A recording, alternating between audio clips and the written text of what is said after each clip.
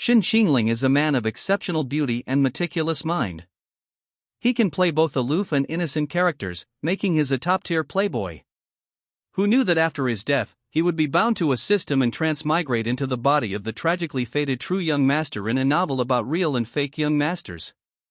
In the original story, his childhood sweetheart treated him like a backup plan and a sycophant. His fiancée vowed to break off the engagement for the fake young master, and his older sister regarded him as a disgrace to the family. He was a rat that everyone wanted to beat. 077, your mission is to change the original owner's fate and win over the goddess.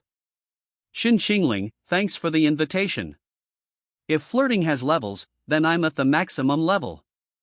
His childhood sweetheart knelt down and begged for his forgiveness. Qingling, I know I was wrong, please give me another chance. His fiancée insisted on marrying him. Shen Qingling, I was blind before.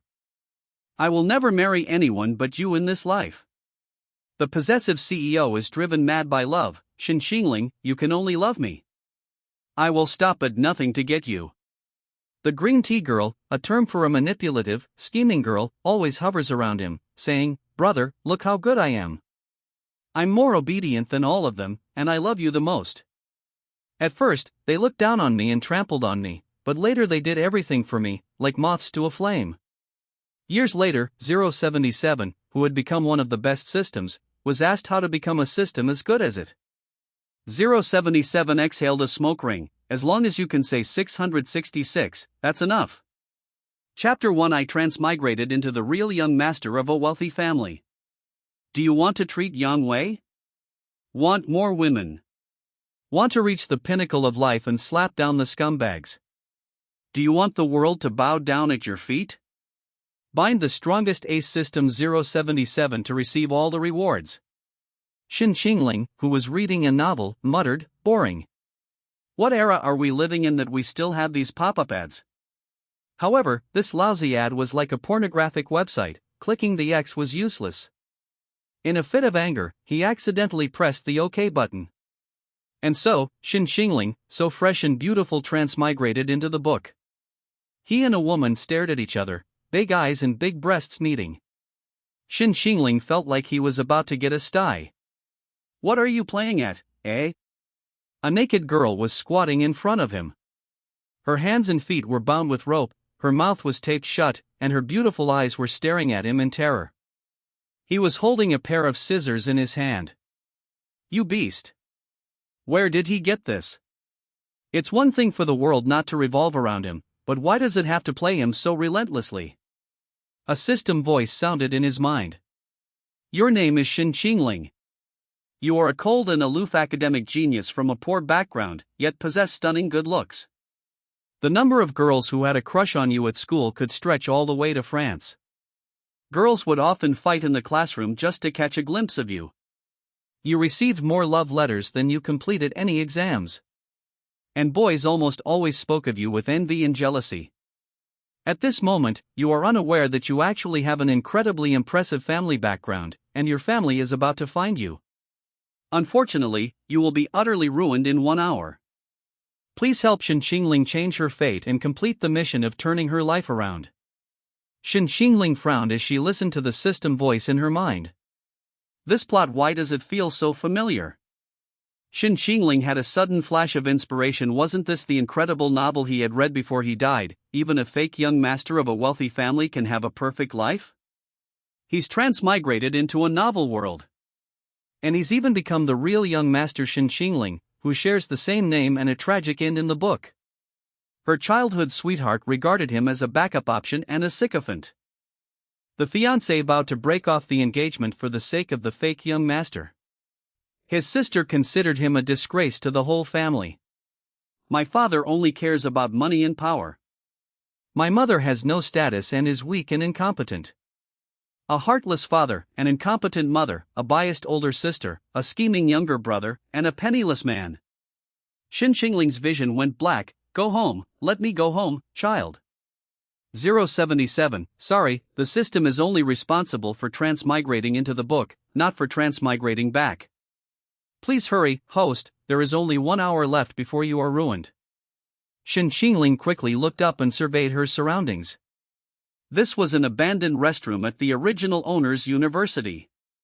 Toilet. He still remembered this part of the plot. When the Gu family was about to find the original owner, the male lead, Gui Jin, framed the original owner in order to ruin her reputation. Gui Jin sent someone to lure the original owner to the restroom and then knocked her unconscious. A naked girl was tied up in a cubicle, with signs of abuse on her body. According to the original plot, someone would arrive here with police and reporters in an hour. The original owner was falsely accused of kidnapping and attempted rape. Because there was no actual evidence, the original owner did not go to jail, but her reputation was ruined, which was also the result Gui Jin wanted. The original male god fell from grace and became a rat that everyone wanted to kill. Because of this incident, the Gu family also disliked the male lead very much, which was the beginning of Shen Qingling's tragic life, so this incident must not happen under any circumstances. As Shen Qingling looked at the innocent girl in front of him, whose eyes were filled with terror, an electronic screen appeared in his mind. Looking at the bound girl before you, what would you choose? A. Laughing, he threatened her, Miss Song, you don't want anyone to see you like this, do you? Just cooperate with me. B. He flashed a domineering smile and grabbed her chin, woman, you've successfully piqued my interest. C. Extending a sinful hand to a young girl, showing no mercy to this delicate flower, completely turning into a villain. D. Be a Sigma man, ignore the beautiful women in front of you, and walk away without hesitation. Shen Qingling, I choose E. Shen Qingling felt that this was definitely not a legitimate system. But coincidentally, he wasn't exactly a respectable person either. The ABCD cards don't feel very good to the touch, he prefers a bigger one. So he chose E. Shen Qingling reached out her hand. Her eyes were filled with terror, her beautiful eyes brimming with tears. She closed them in fear when Shen Qingling reached out her hand. But the expected slap didn't come. Instead, the tape over her mouth was ripped off, and a coat fell onto her naked body, covering her bruises. She looked at Shen Qingling in surprise, the fear in her eyes turning into confusion. Shen Qingling calmly said, there's only 1 hour left. To make a long story short, I didn't do the injuries on you. I was lured here and knocked unconscious. The person behind this has only one goal, to frame me for kidnapping you. If I really wanted to do something to you, I wouldn't do it at school. I'm not that stupid. Miss Song, you wouldn't want anyone to see you like this, would you? You know who I am. Shen Qingling knew, of course, that the girl in front of her was the eldest daughter of the Song group. If it hadn't been exposed by reporters afterward, no one at the school would have known her identity. On the street, Song Jining encountered a girl who lied about having her period and needed help. The naive Song Jining went to the bathroom with her without any suspicion. When she woke up, the woman had disappeared, and Song Jining herself was tied up. In the original novel, Song Jining knew that Shen Qingling was not the one who kidnapped her, but no one believed her no matter how she explained. Instead, a reporter bribed by Gui Jin exposed a fabricated photo of her and Shen Qingling. It was precisely because of the unscrupulous reporter's exposure that those photos were spread everywhere, causing Song Jining to be talked about and gossiped about at school. Even though the Song family later blocked those posts and photos, Song Jining still couldn't get over it. She shut herself away at home and never went to school again. Eventually, she developed depression and jumped from a high-rise building, ending her life. I know, so you should also understand that I have no reason to kidnap you unless I'm tired of living. Song Jining's eyes flickered slightly as she quickly began to think. She recognized the person in front of her. He was Shen Qingling, the famously aloof and academically gifted student at the university. Almost every girl in the university knew him.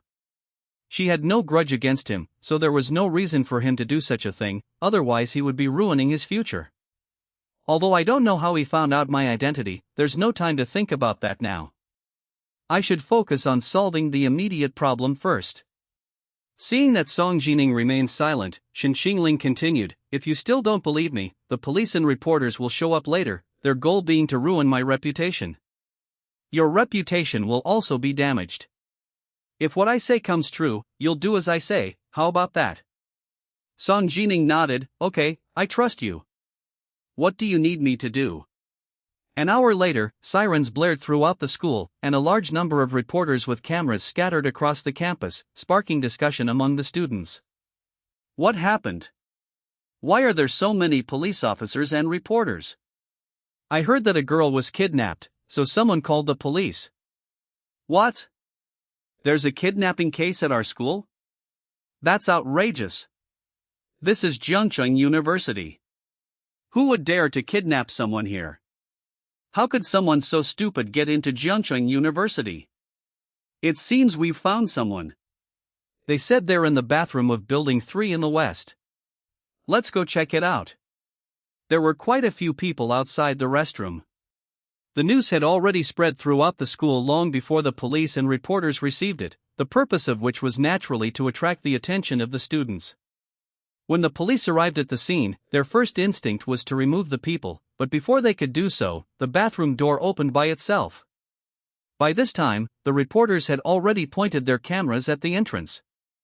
They were all prepared to get the latest news, as the kidnapping case at Jiangcheng University was definitely explosive news. A tall, strikingly handsome young man in a white shirt emerged, carrying a girl in his arms. Chapter 2: Incredible Values. The girl, dressed in a full black coat, leaned against Shen Qingling's chest, her face pale, her hands wrapped around Shen Qingling's neck with great trust and reliance. A gentle breeze brushed against his hair, as if even the wind favored him. The boy's deep, handsome eyes were filled with solemnity, which made him appear even more aloof and ascetic. His incredibly long legs were particularly eye-catching, and the hands holding the girl had distinct knuckles, like slender bamboo. The camera can't magnify a person's flaws, but this young man was exquisite and perfect in every way. The reporter kept pressing the photo button, and if you didn't know better, you would think it was a red carpet event. The police rushed over immediately, but Song Jining refused to get off Shen Qingling. She looked at Shen Qingling and said softly, "I want him to stay with me." "I'm scared."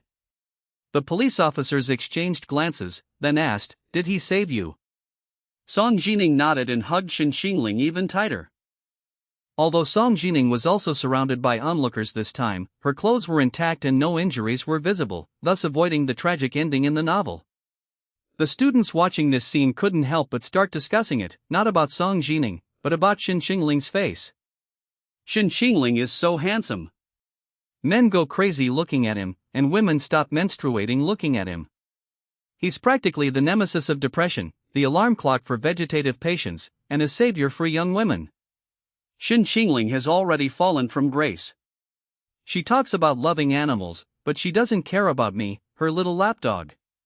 Damn, Shen Qingling is so handsome. He's just like the male protagonist in a novel. If I were that girl, I would never forget him for the rest of my life. He's so handsome. I used to think Shen Qingling was handsome, but he was like a flower without fragrance. I couldn't understand his charm. But today, I fell in love with him at first sight. Shen Qingling is not only handsome and academically excellent, but also so kind. I wonder how he found this girl and saved her. I guarantee this photo will definitely go viral online. Shen Qingling is about to become famous. Outside the police station. Sigh, why didn't I finish reading this book back then? I still don't know how it ends, what bad luck. Shen Qingling finished giving his statement and came out early. He sat on a bench outside, thinking about what to do next. Shen Qingling's biggest regret now is that she didn't finish reading that book. The main problem was that the plot was too outrageous, and he didn't like the male lead's personality, so he stopped reading halfway through. Who knew he would end up being bound to this unlucky system and transmigrated into the book? The male protagonist of this book, Gui Jin, is a typical villain. He is selfish and ruthless in his pursuit of power, and has killed countless people. Shen Qingling is just one of the many unfortunate victims. Although he has now changed the original owner's fate of being disgraced, Gui Jin will certainly not let him off easily. When he returns to the Gu family, he will likely be met with even more traps. The plot may change because of his arrival and may not follow the original plot of the novel, so everything is unknown to him. Now, besides his handsome face, he has practically nothing left. Host, don't worry. You have now successfully taken the first step and changed the original owner's fate. You are hereby rewarded with 3,000 points. Speaking of which, I haven't even had a chance to ask yet, what kind of system are you? What are the points for? I am Goddess System 077. You can call me Chi-Chi. As long as you can gain the heart-fluttering value of the opposite sex, the system will provide corresponding points. These points can be exchanged for various cheat codes in the shop to help you complete your tasks better. 077 was Shen Qingling, who was specially chosen. Shen Qingling is a woman of exceptional beauty and meticulous mind. She can play both aloof and innocent characters, making her a top-tier playboy. Shen Qingling was an actor in his previous life. He was handsome and had great acting skills. He dated so many goddesses that they could fill a room, and countless women admired him. She's practically the perfect host born for the goddess system. So it's not surprising that 077 chose him. A panel appeared in front of Shen Qingling. Name, Shen Qingling. Age, 18. Height, 188 centimeters. Appearance, 94. XX, 25. Health points, 60. Combat strength, 65. Reputation value, 20. Heartbeat value, 50. Points, 3,805. Cheat code, none. Goddess conquest, 0. Comeback progress, 10%. Main story progress, 1%. Side quest, not yet available. Shen Qingling was immediately drawn to the number 25. Chi-Chi, this 25 isn't the one I'm imagining, is it? Yes, host, the one you're thinking of. This is too much. Not only that, the host also has the ability to have sex 18 times a night. So this book should be for female readers, right? You'd need a master writer to come up with a story about having sex 18 times in one night. With host Chi-Chi, you can even surpass the number 18. Stop, let's get down to business. Just explain the rest to me. Okay, the host's main mission is to reverse the original owner's fate and help the original owner achieve a life reversal. Side missions will be opened randomly, and you will receive corresponding rewards for each side mission completed. Winning over goddesses means that the host needs to acquire the heart points of the opposite sex. The heart points provided by ordinary opposite sexes can be ignored by the host and will basically be directly converted into points. However, the goddesses designated by the system must be won over and their heart points towards you must be maximized. What if I don't play the game?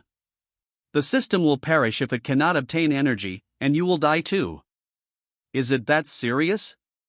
Because these goddesses are all closely related to the plot of the novel, a host's strategy of winning them over is also changing their fate.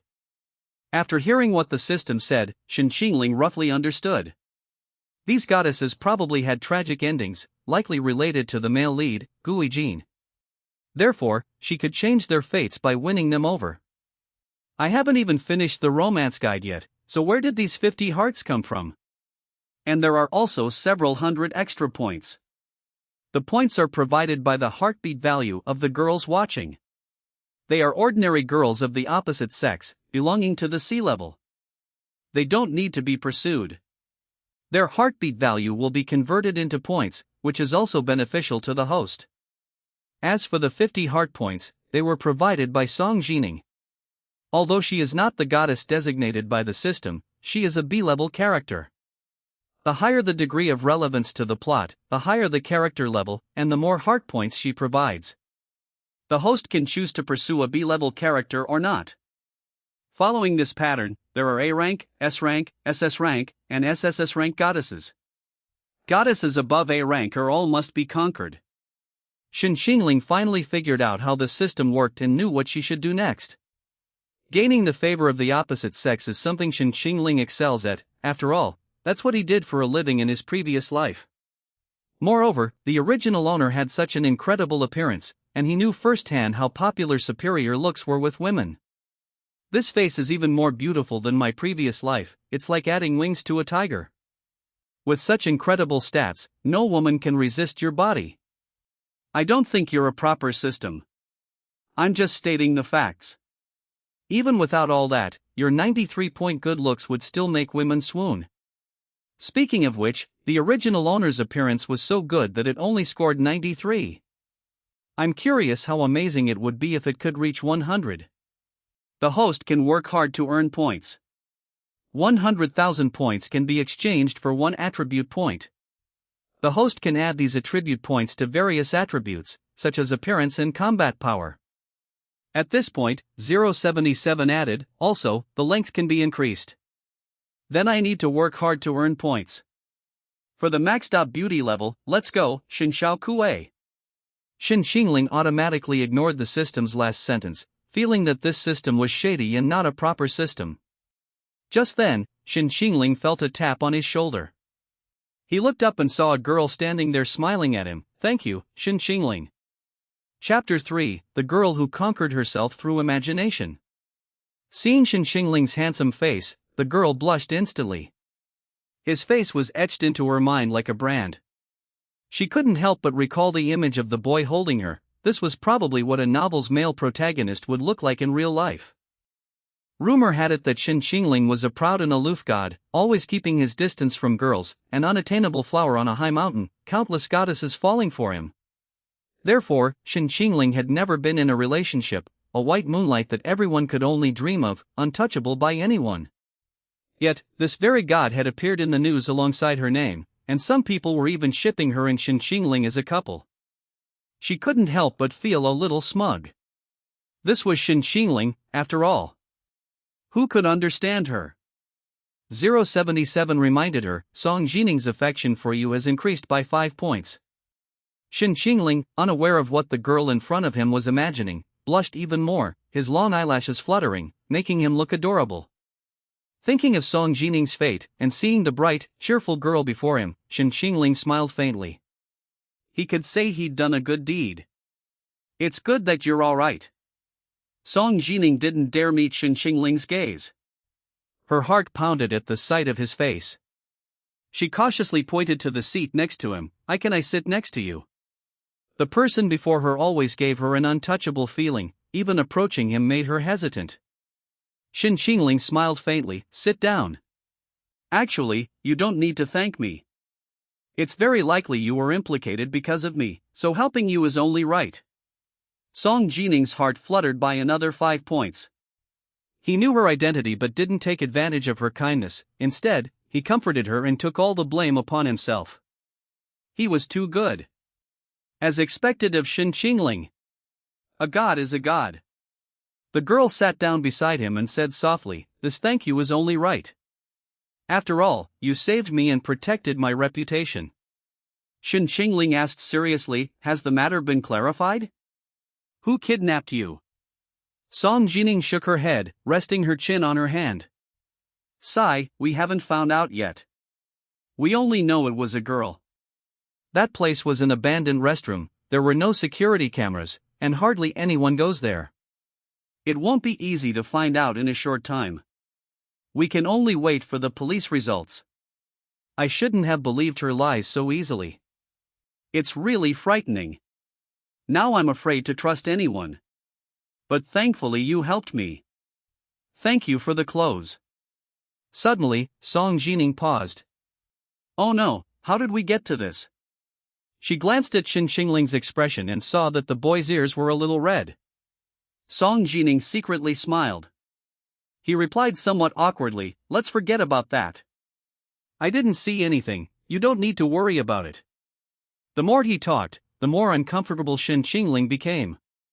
Song Jining suddenly found him adorable, her eyes crinkling into crescents. She hadn't expected Shen Qingling to be so innocent, he must be shy. She had just witnessed this unknown side of the aloof academic genius. How interesting. 077's voice rang out again, Song Jining's heart-fluttering value increased by 5. No, this girl is a total overthinker, isn't she? I suspect she's about to fall in love with you. That's not surprising. The original owner's public image was that of a cold, aloof god. Seeing this contrasting side of her, she'd naturally find it interesting. No woman can resist a handsome and innocent man like me, right? Especially a rich heiress who's seen countless playboys. Host, you should thank the original owner for creating such a flawless persona for you. It's alright. Even if the original owner was a womanizing scumbag, I could still win them over. I can even pretend to be what they like. Just then, Song Jining's phone rang. She told Shen Qingling and went to answer it. Song Jining's father, who was abroad on business, immediately booked a flight back home after learning about Song Jining's accident. A few minutes later, Song Jining sat back down. My dad said he'd like to invite you over for dinner this weekend to thank you for saving me. Are you free? Song Jining looked at him expectantly. She wanted Shen Qingling to come over, but she was also afraid he would refuse. I'm sorry, Miss Song, I'm not sure if I'm free this weekend. A cool, aloof guy needs to maintain his cool demeanor. If he were too approachable, girls would think he was easily attainable. The more unattainable he is, the more unforgettable he becomes. A white moonlight is white moonlight precisely because it's untouchable. He had already shown Song Jining enough gentleness today, any more would be cheap. Song Jining was, after all, a young lady from a wealthy family. Being rejected was rare for her.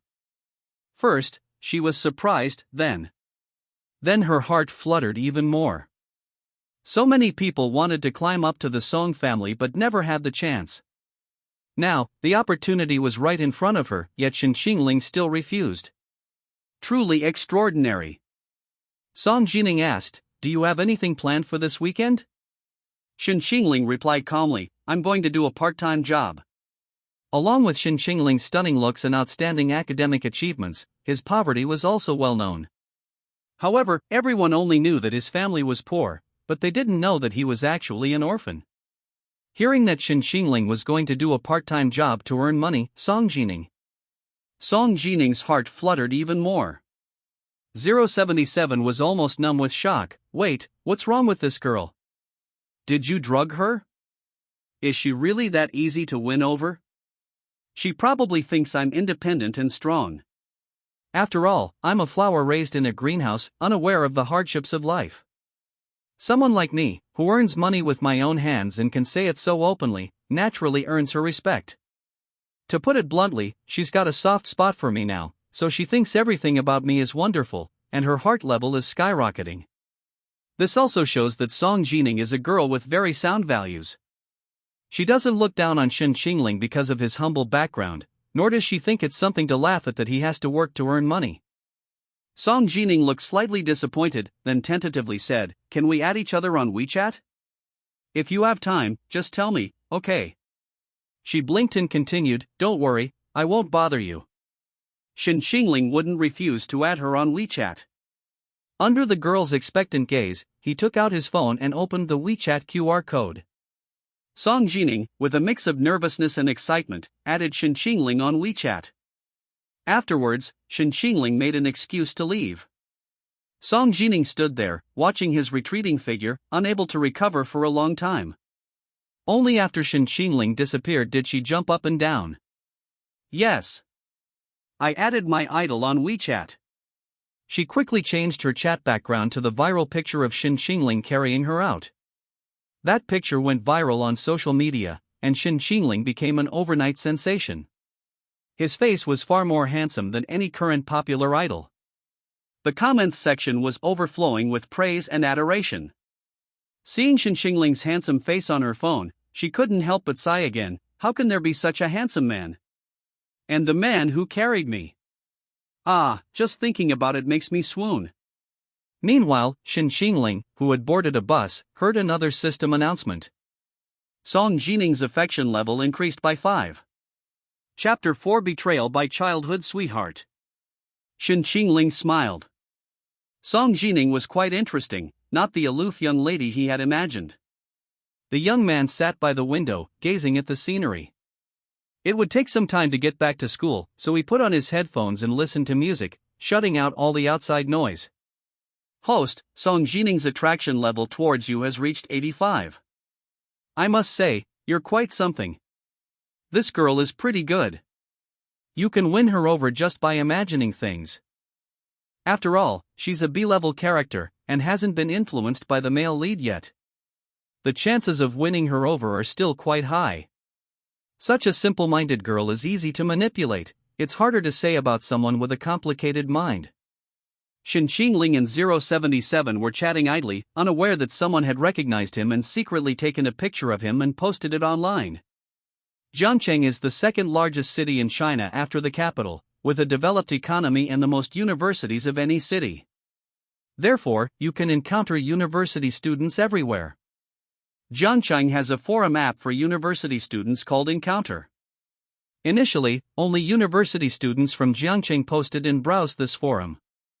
Now, it has become a nationwide app for university students to gossip, chat, and make friends. Occasionally, people also discuss the entertainment industry and paranormal events. This app is somewhat like a combination of Shen Qingling's online forum and Tianya. OP, guess who I met? Shen Qingling, who's trending today, is right next to me. L1, wow, it really is him. He looks even more handsome than on camera. Did you use a beauty filter? L2, as we all know, cameras can make people look bad. This picture of the poster was probably taken with the original camera. Shen Qingling's good looks are undeniable. L3, strange, why haven't I heard you guys mention this person before? Someone this handsome shouldn't only be famous now. L4, Jiangnan University students here, raises hand. Actually, quite a few people have posted about him before, but they were always accused of being heavily photoshopped, haha. L5, if I hadn't seen the photo on the trending topics today, I would have found it hard to believe that someone could actually look like this. Shen Qingling's phone suddenly rang. He opened it and saw a message from someone named Chu Jiaojiao. Chu Jiaojiao. Shen Qingling remembered her. In the original novel, she was his childhood sweetheart. Both were once children in an orphanage. Later, a couple came to the orphanage wanting to adopt a child, and Shen Qingling gave up her opportunity to Chu Jiaojiao. Chu Jiaojiao was adopted and began a normal life, but their connection didn't end. Chu Jiaojiao's new home wasn't far from the orphanage, and Shen Qingling would wait for her every day to go to school together. Chu Jiaojiao's adoptive parents also knew Shen Qingling, and the two grew up together, supporting each other. Shen Qingling treated her very well, showing her all the tenderness she had, but she didn't appreciate it. In the original novel, she accepted bribes from Gui Jin and, after Shen Qingling was framed, stood up to accuse the original owner of sexually assaulting her, and more than once. She claimed to be timid and cowardly, and because the original owner was a top student with excellent grades, she feared no one would believe her, so she kept quiet. The Shen Qingling she described was a hypocritical, selfish, two-faced, and twisted rapist. Chu Jiaojiao's tearful outburst on camera garnered immense sympathy, but also deepened everyone's disgust for Shen Qingling. Chu Jiaojiao and Shen Qingling attended the same elementary and middle schools, and then high school together, only separating completely in university.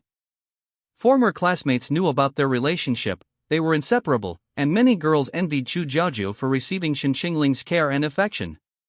Therefore, everyone readily believed Chu Jiaojiao's words, because she had no reason to slander Shen Qingling, who would doubt childhood sweethearts. Because of Chu Jiaojiao's wanton fabrication, this rumor became widely believed to be fact, and everyone's suspicion about the original owner's kidnapping and attempted rape of Song Jining turned into conviction. Shen Qingling didn't know, nor did he care to know, Chu Jiaojiao's true feelings towards the original owner of this body. In the original story, what she did was unforgivable. This time, it was only because of his arrival that the original events didn't occur, but that didn't mean she hadn't been secretly colluding with Gui Jin. Given the chance, she would still choose to betray the original owner. In his eyes, Chu Jiaojiao was already sentenced, there was no possibility of forgiveness. Shen Qingling checked her messages. She was still pinned to the top of his WeChat. His brow furrowed, and he quickly unpinned Chu Jiaojiao's messages. She didn't deserve it. Jiaojiao, Qingling. You're number one on the trending topics for chance encounters. My college classmate took a picture of you on the bus, everyone's saying you're so handsome. Shen Qingling lowered his eyes and gave a cold smile. If one didn't know what happened in the original story, Chu Jiaojiao was truly a master of disguise, making it difficult to see her true colors. On the surface, she's a lively and adorable innocent girl, full of adoration and dependence on Shen Qingling. In reality, 100,000 could buy away her childhood sweetheart bond with the original owner, making her utterly destroy Shen Qingling. This childhood sweetheart affection is truly cheap. At this moment, the system's voice sounded, detectable romanceable character, Chu Jiaojiao. Chu Jiaojiao's character panel appeared before Shen Qingling's eyes. Name, Chu Jiaojiao. Goddess level, A. Identity, Shen Qingling's childhood sweetheart. Personality, selfish, vain, two-faced. Plot relevance, 30%. Ending, insufficient points, cannot unlock. Ding. Side quest triggered, gain Chu Jiaojiao's regret points, reward 100,000 points. Host, do you wish to activate the side quest? Chu Jiaojiao's regret points, 100,000 points. Shen Qingling frowned. Conquering a woman like Chu Jiaojiao was already unpleasant enough, why was there a side quest about her? Yes, Chu Jiaojiao and the original owner had an inseparable relationship.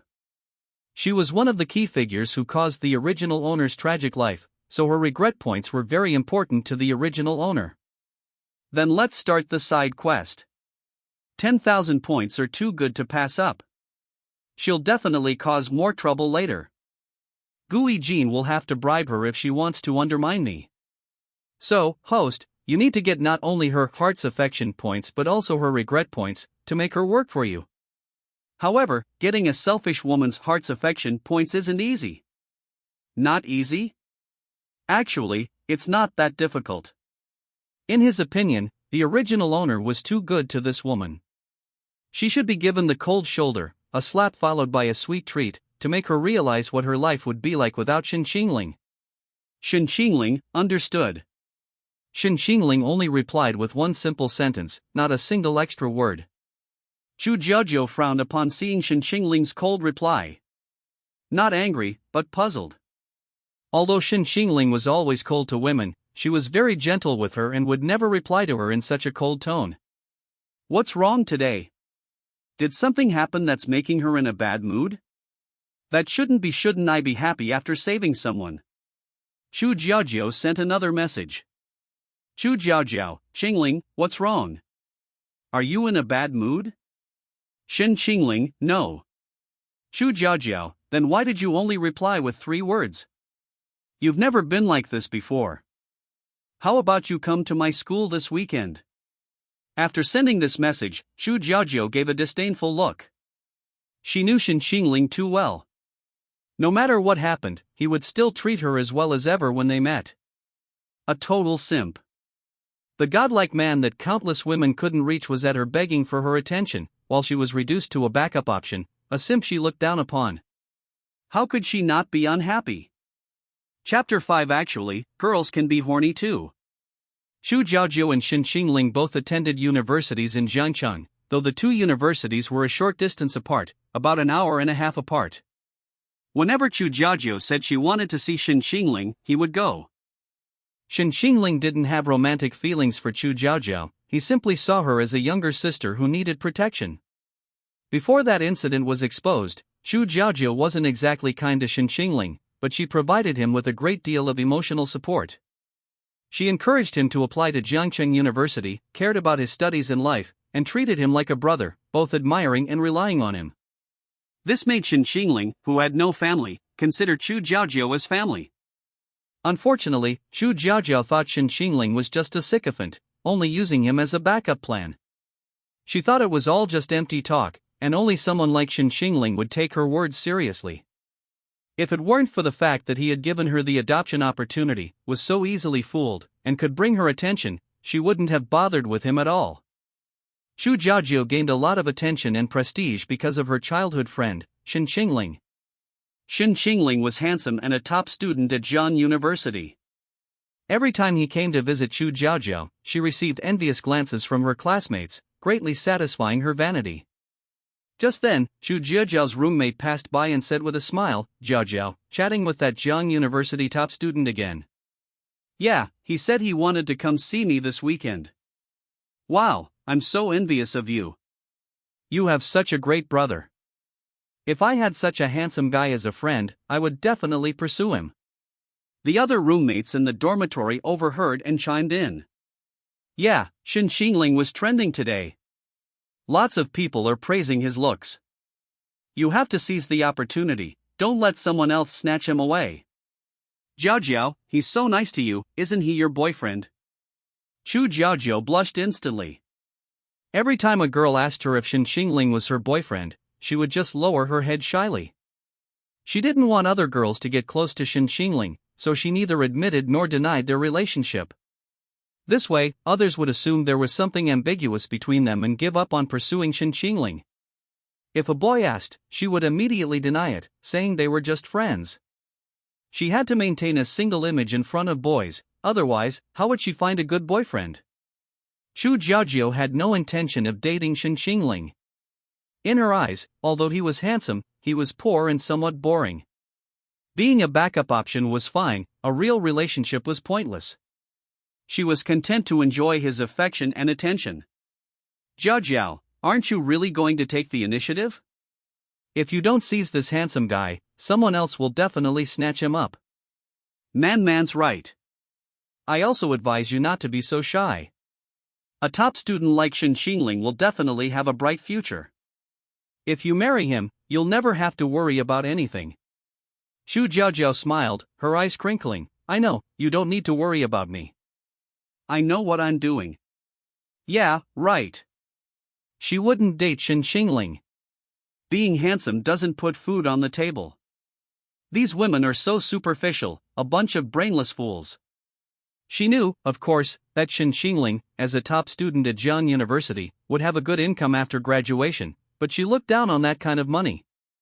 She was aiming to marry into a wealthy family. Could Shen Qingling, no matter how capable, compare to a rich young master?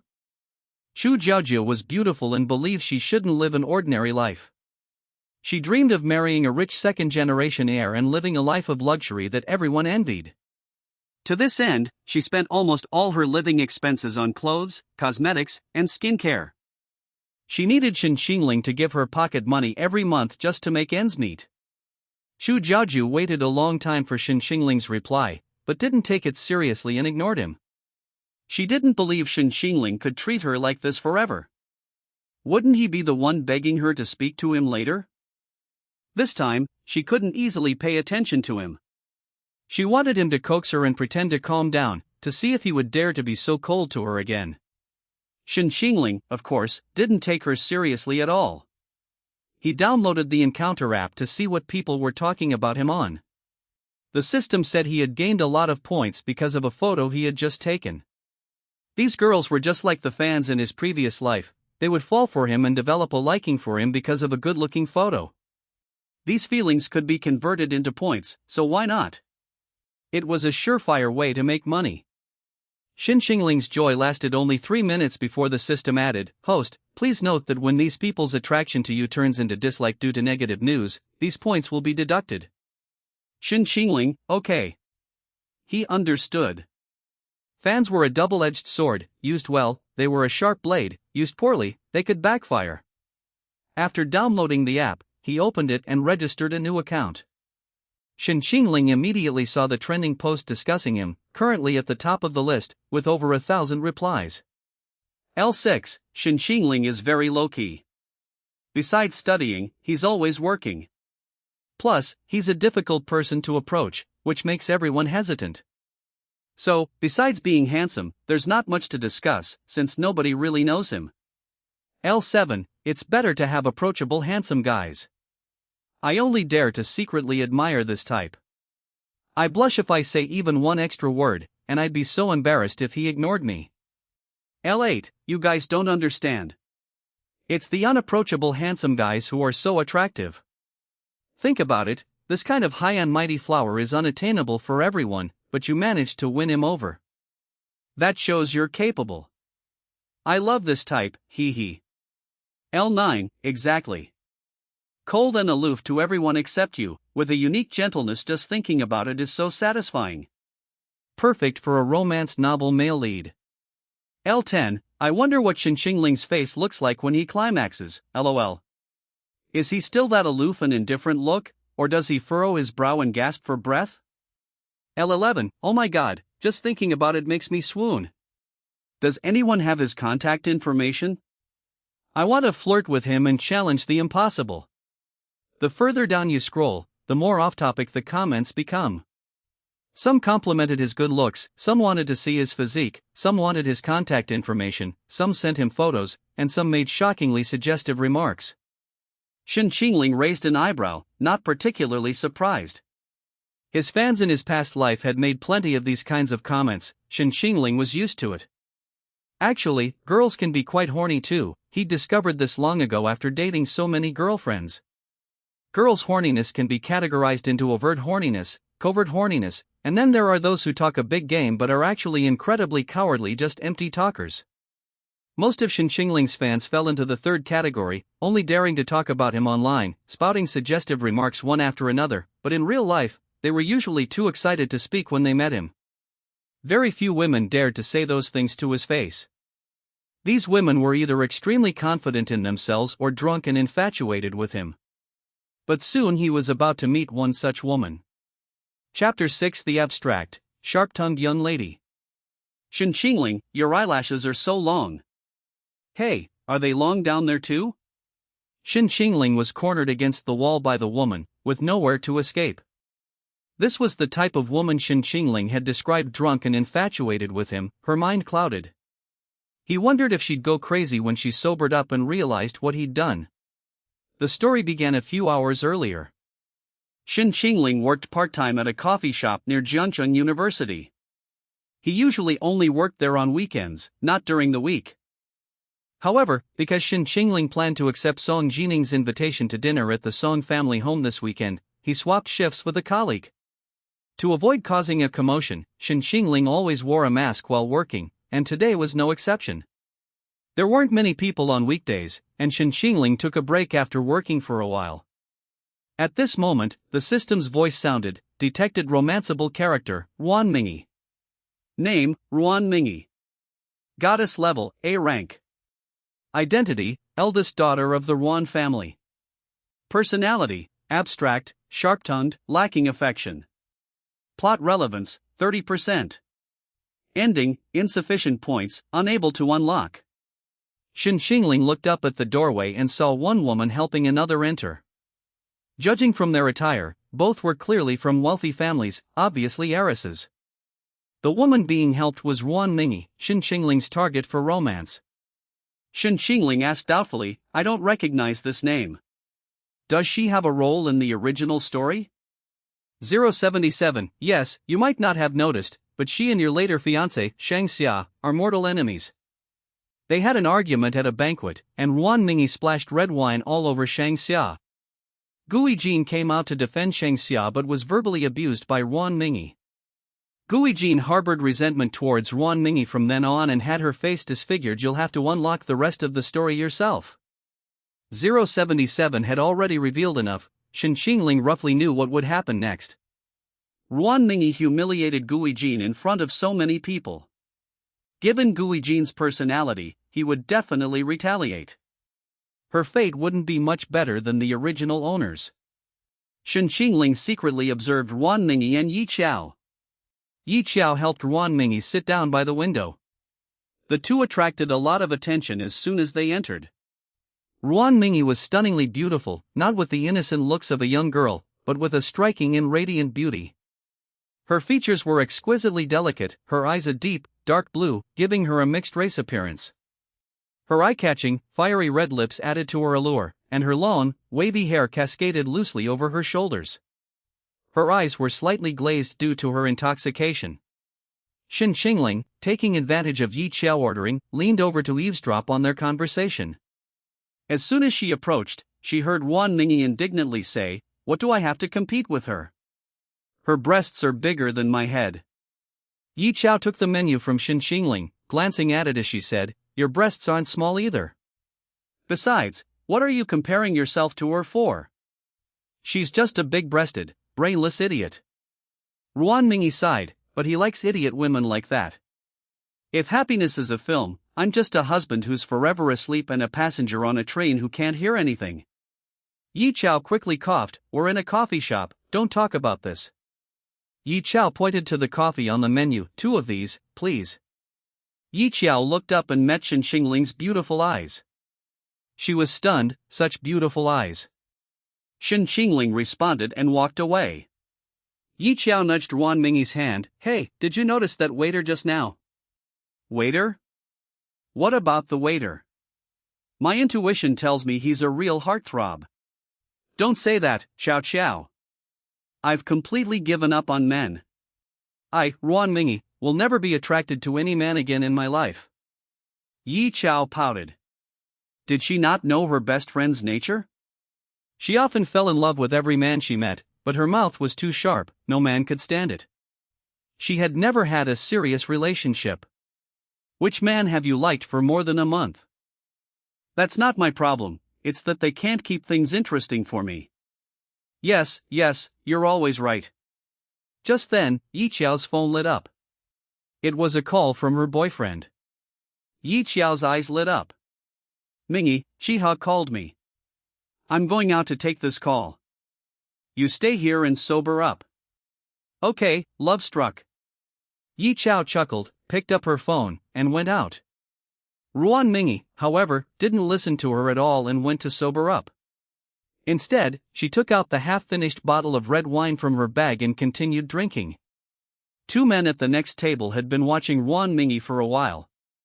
Seeing her sitting there drinking alone, they couldn't help but approach her. Beautiful lady, why are you drinking alone here? Are you in a bad mood? Want us to drink with you?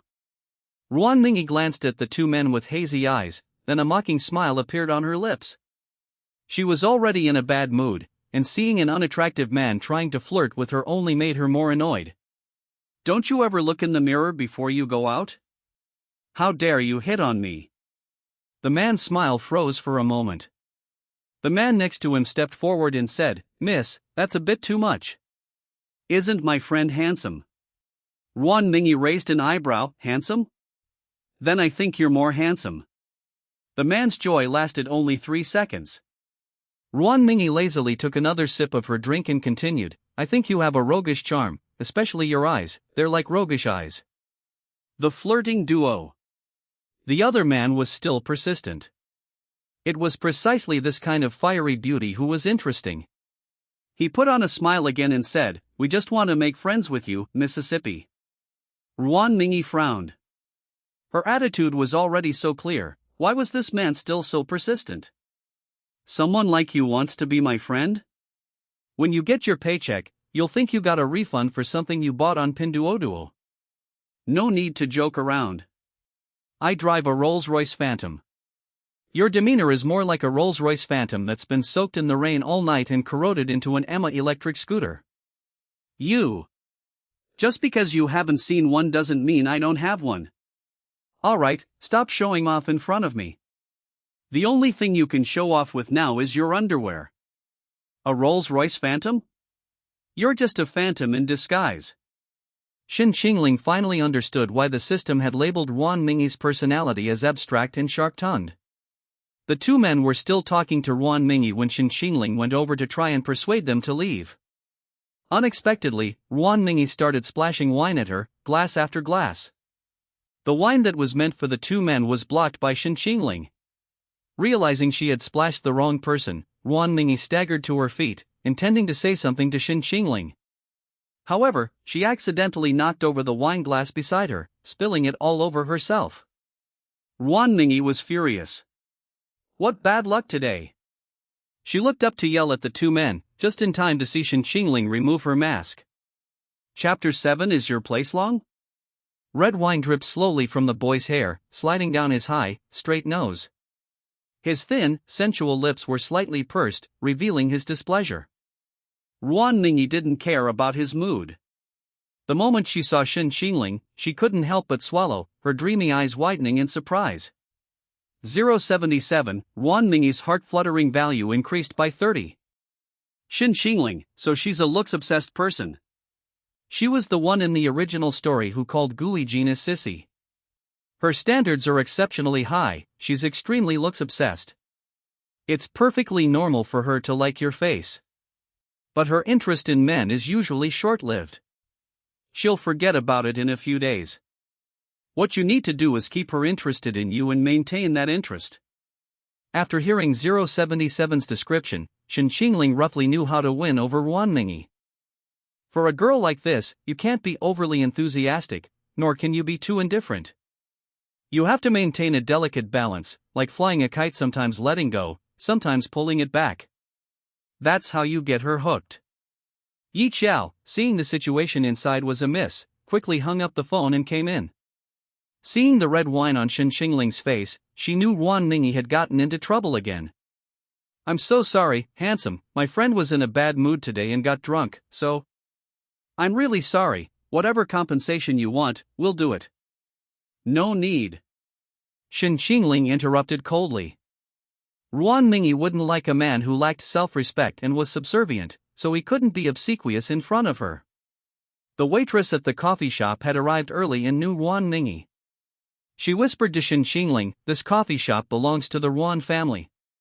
She's the eldest daughter of the Ruan family, and I heard she has a terrible temper." Another girl who liked Shen Qingling also advised, "Yes, Shen Qingling, you shouldn't argue with her, lest you cause trouble." The waitress, fearing a conflict between Shen Qingling and Wan Mingyi, smiled and went over, saying, "Miss Ruan, let me take you to change your clothes." Wan Mingyi pointed at Shen Qingling and said, "No need for you, I want him to come with me." Shen Qingling looked at the waitress beside him and said, "Never mind, you don't need to worry about me, lest she make things difficult for you. I'll go myself. I'd feel bad if my actions affected the entire shop's performance." The girl looked at Shen Qingling with surprise, then blushed. She had previously thought Shen Qingling was too cold and arrogant, and dared not approach him, but she hadn't expected him to be such a gentle person, and quite considerate of them. This kind of cold on the outside but warm on the inside god was the most attractive. Yi Qiao tugged at her sleeve. "What are you doing, Mingyi? You spilled red wine all over her and haven't apologized yet." Wan Mingyi swayed and grabbed Shen Qingling's arm. "Shen Qingling, right? I'll apologize, I'll go to the restroom to apologize to you." She was almost unsteady on her feet and collapsed into Shen Qingling's arms. Shen Qingling frowned. Yi Qiao went over and supported Wan Mingyi's hand, saying to Shen Qingling, "I'll help her in. You come in with us, is that all right?" Shen Qingling nodded and followed the two into the restroom. Thankfully, the restrooms here were individual stalls, otherwise it would have been quite awkward. Yi Qiao dragged Wan Mingyi into a stall to change clothes. Shen Qingling stood in front of the sink and washed the red wine off his face, but the red stains on his clothes wouldn't come off for a while.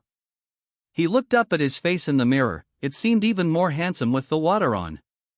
All that could be heard was Wan Mingyi's grumbling, "Are my breasts bigger than that woman's?" You're bigger." "She's flat-chested." "You're the biggest." "Then why is he with that woman and not with me?" "You mocked him like that, of course he'd be angry." "What did I say?"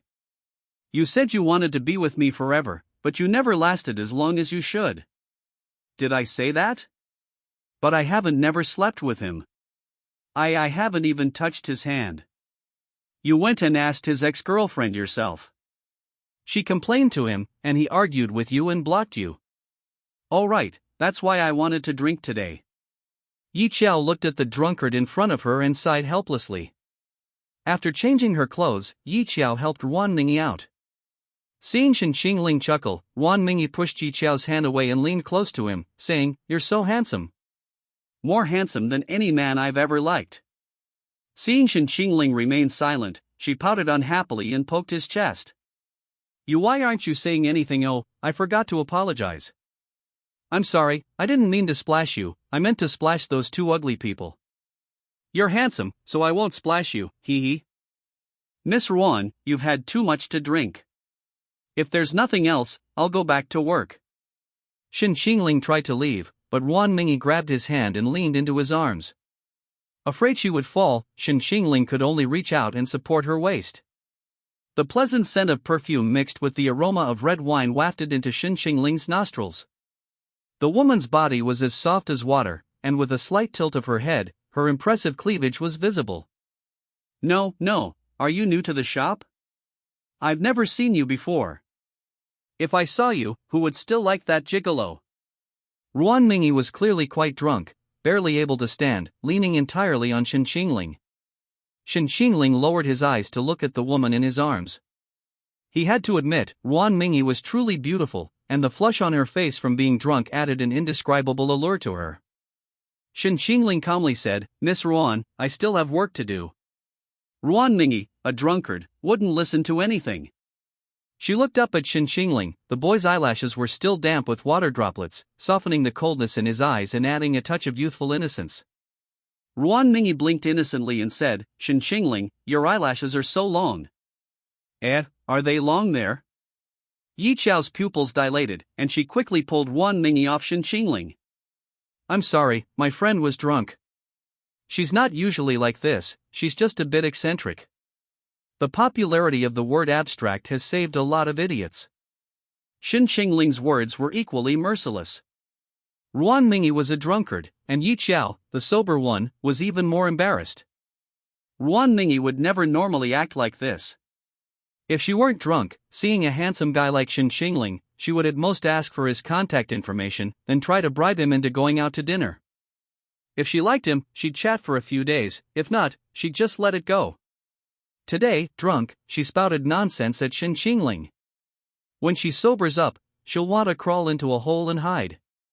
Ruan Mingyi is extremely proud. In her eyes, face is more important than anything. If someone displeases her, even if she previously liked that person a lot, she'll instantly back down. Shen Qingling glanced at the wine stain on her clothes, frowned, and said, Miss, I have to go back to work now. You'd better take your friend home, otherwise who knows what might happen. Yi Chao, I'm sorry for the trouble. We'll be going now. I'll have the shop compensate you for what happened today. Shen Qingling, no need, it's just work. Shen Qingling didn't want their compensation, which made Yi Chao feel even more guilty. Yi Chao took Ruan Mingyi back to the Ruan family home. Ruan Mingyi's father called, and she answered the phone groggily while lying on the sofa. Hello, Dad, call me if you miss me. It's still that China Construction Bank number. Ruan Mingyi hung up after saying that, and Yi Chao sighed helplessly. Ruan Mingyi's parents divorced when she was very young. Afterwards, Ruan Mingyi's father was always busy with company affairs and rarely cared about Ruan Mingyi. Even now, Ruan Mingyi's relationship with her father is not good, they have almost no contact except for money. After a long day, Yi Chao was exhausted and fell asleep on the sofa. When Ruan Mingyi woke up, it was already dark. She rubbed her head and frowned, ouch. Why does my head hurt so much? What happened? Today, that gigolo blocked her, then she drank some wine with Yi Chao, then went to a coffee shop, then drank more wine, and then Ruan Mingyi sat up abruptly. She flirted with a handsome guy. Chapter 8, Is Shen Qingling really that tall? Ah! A scream of utter despair echoed through the 500-square-meter living room. She nudged Yi Chao beside her. Xiao Xiao, wake up. Yi Chao groggily opened her eyes. Mingyi, you're awake. Are you hungry? Do you want the kitchen to make something to eat? Ruan Mingyi had no appetite right now. Staring blankly ahead, she asked, Did I do something unforgivable to a handsome guy today? Yi Chao lazily stretched. You remembered? I thought you'd forgotten. You were being incredibly rude to him, hugging and touching him. Luckily, he's good-natured and didn't hold it against you. Ruan Mingyi buried her face in the 80,000 yuan pillow, her muffled voice tinged with shame. My God, how could I say such a thing? She actually asked how tall he was? But was Shen Qingling tall or not? Judging by his height, he shouldn't be too short. She hadn't bothered to test him at the time, she only dared to tease him verbally, and chickened out when it came to actually doing anything. Ruan Mingyi was a very reserved person, and everything she did to Shen Qingling yesterday could only be described as crazy. Ruan Mingyi wished she could travel back in time and slap her younger self when she thought about how infatuated she had been in front of Shen Qingling during the day. Yi Chao comforted her. Hey, don't worry about it too much. Just apologize to him sometime. Anyway, he works at your family's coffee shop, it's not a big deal. No, it's a big problem. Thinking of Shen Qingling's handsome face, her heart raced again. Even the way the young man frowned and coldly refused was so handsome. Xiao Xiao, I really like that face. If these embarrassing things hadn't happened, I could still maintain the aloofness and dignity of a beautiful young lady in front of him. Now, in his eyes, I'd probably just be a lovesick pervert harassing him. That's true. I couldn't even bear to look at you then. What should I do? Do you think I still have a chance? You're so beautiful and rich, what man could refuse you? As long as you don't have such a sharp tongue, I believe there's still hope. After all, you were drunk then, which is understandable. But what? I think Shen Qingling is quite aloof, and doesn't seem like the kind of man who would live off money. He's probably different from the men you used to like. Ruan Mingyi raised an eyebrow, so what? That's even better. I wouldn't like a man who can be easily swayed by money for more than a few days. Ruan Mingyi quickly got Shen Qingling's WeChat, intending to use her old tricks to approach him. However, although she got the WeChat, Shen Qingling didn't accept her request. Ruan Mingyi frowned. Was she busy or had she forgotten? So she added a note with the nickname Ruan Mingyi, saying she was there to apologize, and sent Shen Qingling another friend request. Unfortunately, Shen Qingling still didn't accept. Meanwhile, Shen Qingling's phone lit up. He recognized it at a glance as a friend request from Ruan Mingyi. 077, host doesn't intend to accept Ruan Mingyi's friend request. Shen Qingling, I didn't say I couldn't agree, it's just not right now. You can't let Ruan Mingyi get close to you too easily. Otherwise, if you get her too easily, she'll find it boring, won't cherish it, and won't give you genuine feelings. Ruan Mingyi's personality is characterized by a lack of love. She falls in love with everyone she meets, but this kind of liking in love is shallow and not genuine. She only needs someone to give her feelings because she lacks love, she wants an outlet for her emotions. For her, it doesn't matter who the other person is, that's not true love. Shen Qingling doesn't want to be one of Ruan Mingyi's previous disposable prey.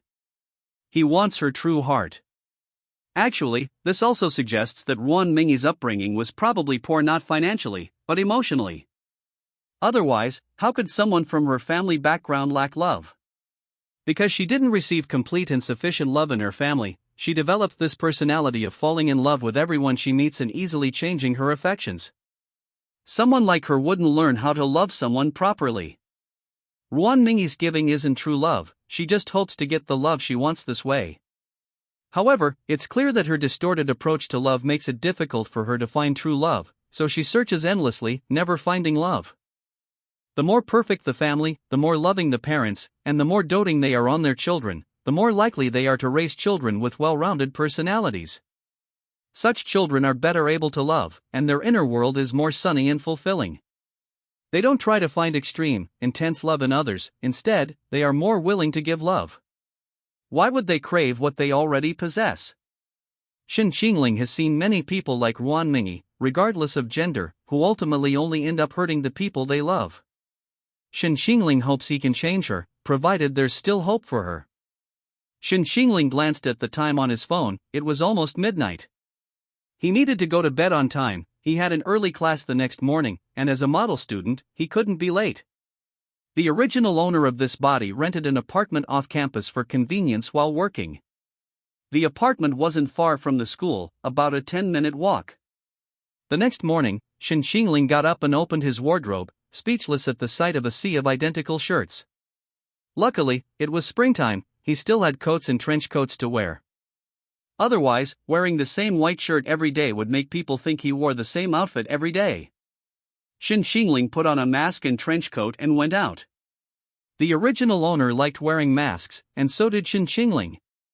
The original owner did it to keep a low profile, he didn't want to attract too much attention. Shen Qingling, however, had developed this habit from his past life as a celebrity. To avoid being recognized and to prevent paparazzi and obsessive fans from taking photos, he habitually wore a mask when going out. Shen Qingling arrived at the classroom early, and everyone's attention was immediately drawn to him. In his past life, Shen Qingling was a top-tier actor, possessing both popularity and acting skills.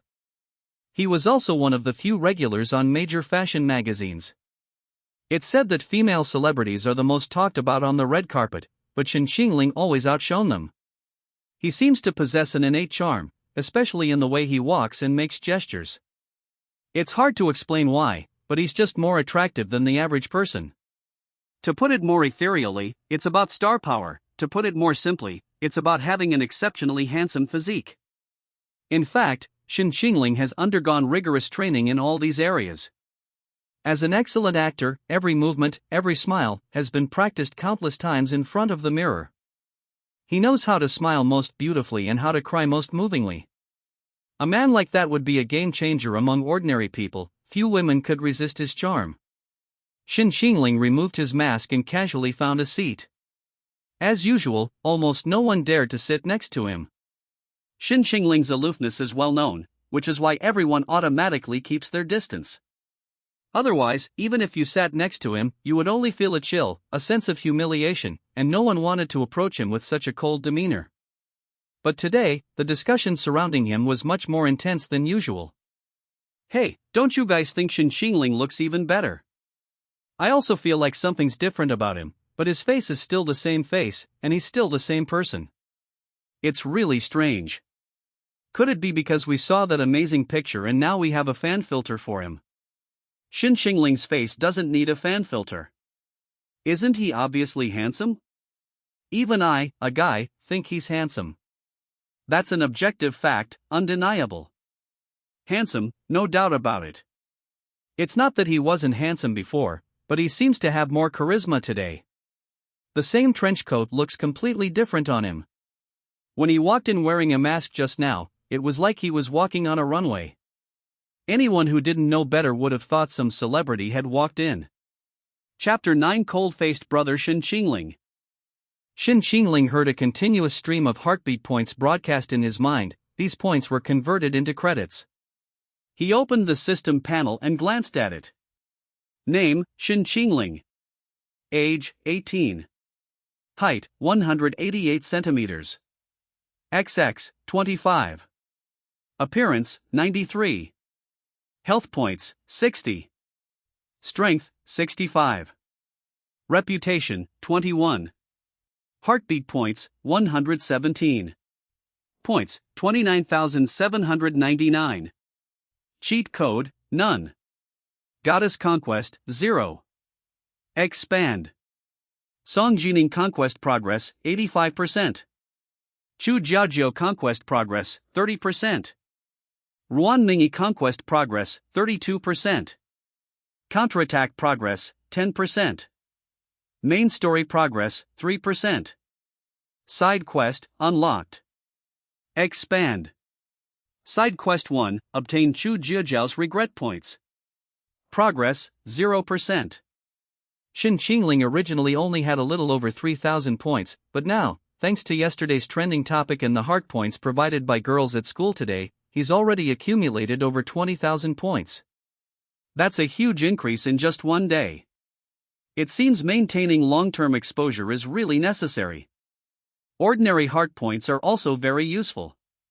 As long as I can keep maintaining exposure, I should be able to accumulate 100,000 points quickly. Yes, once the host accumulates enough points, they can unlock some plot points and character endings. There are also many items in the system shop. Host, would you like to take a look? Are the items you're talking about legitimate items? Of course they're legitimate items. Of course, there are also some less legitimate ones.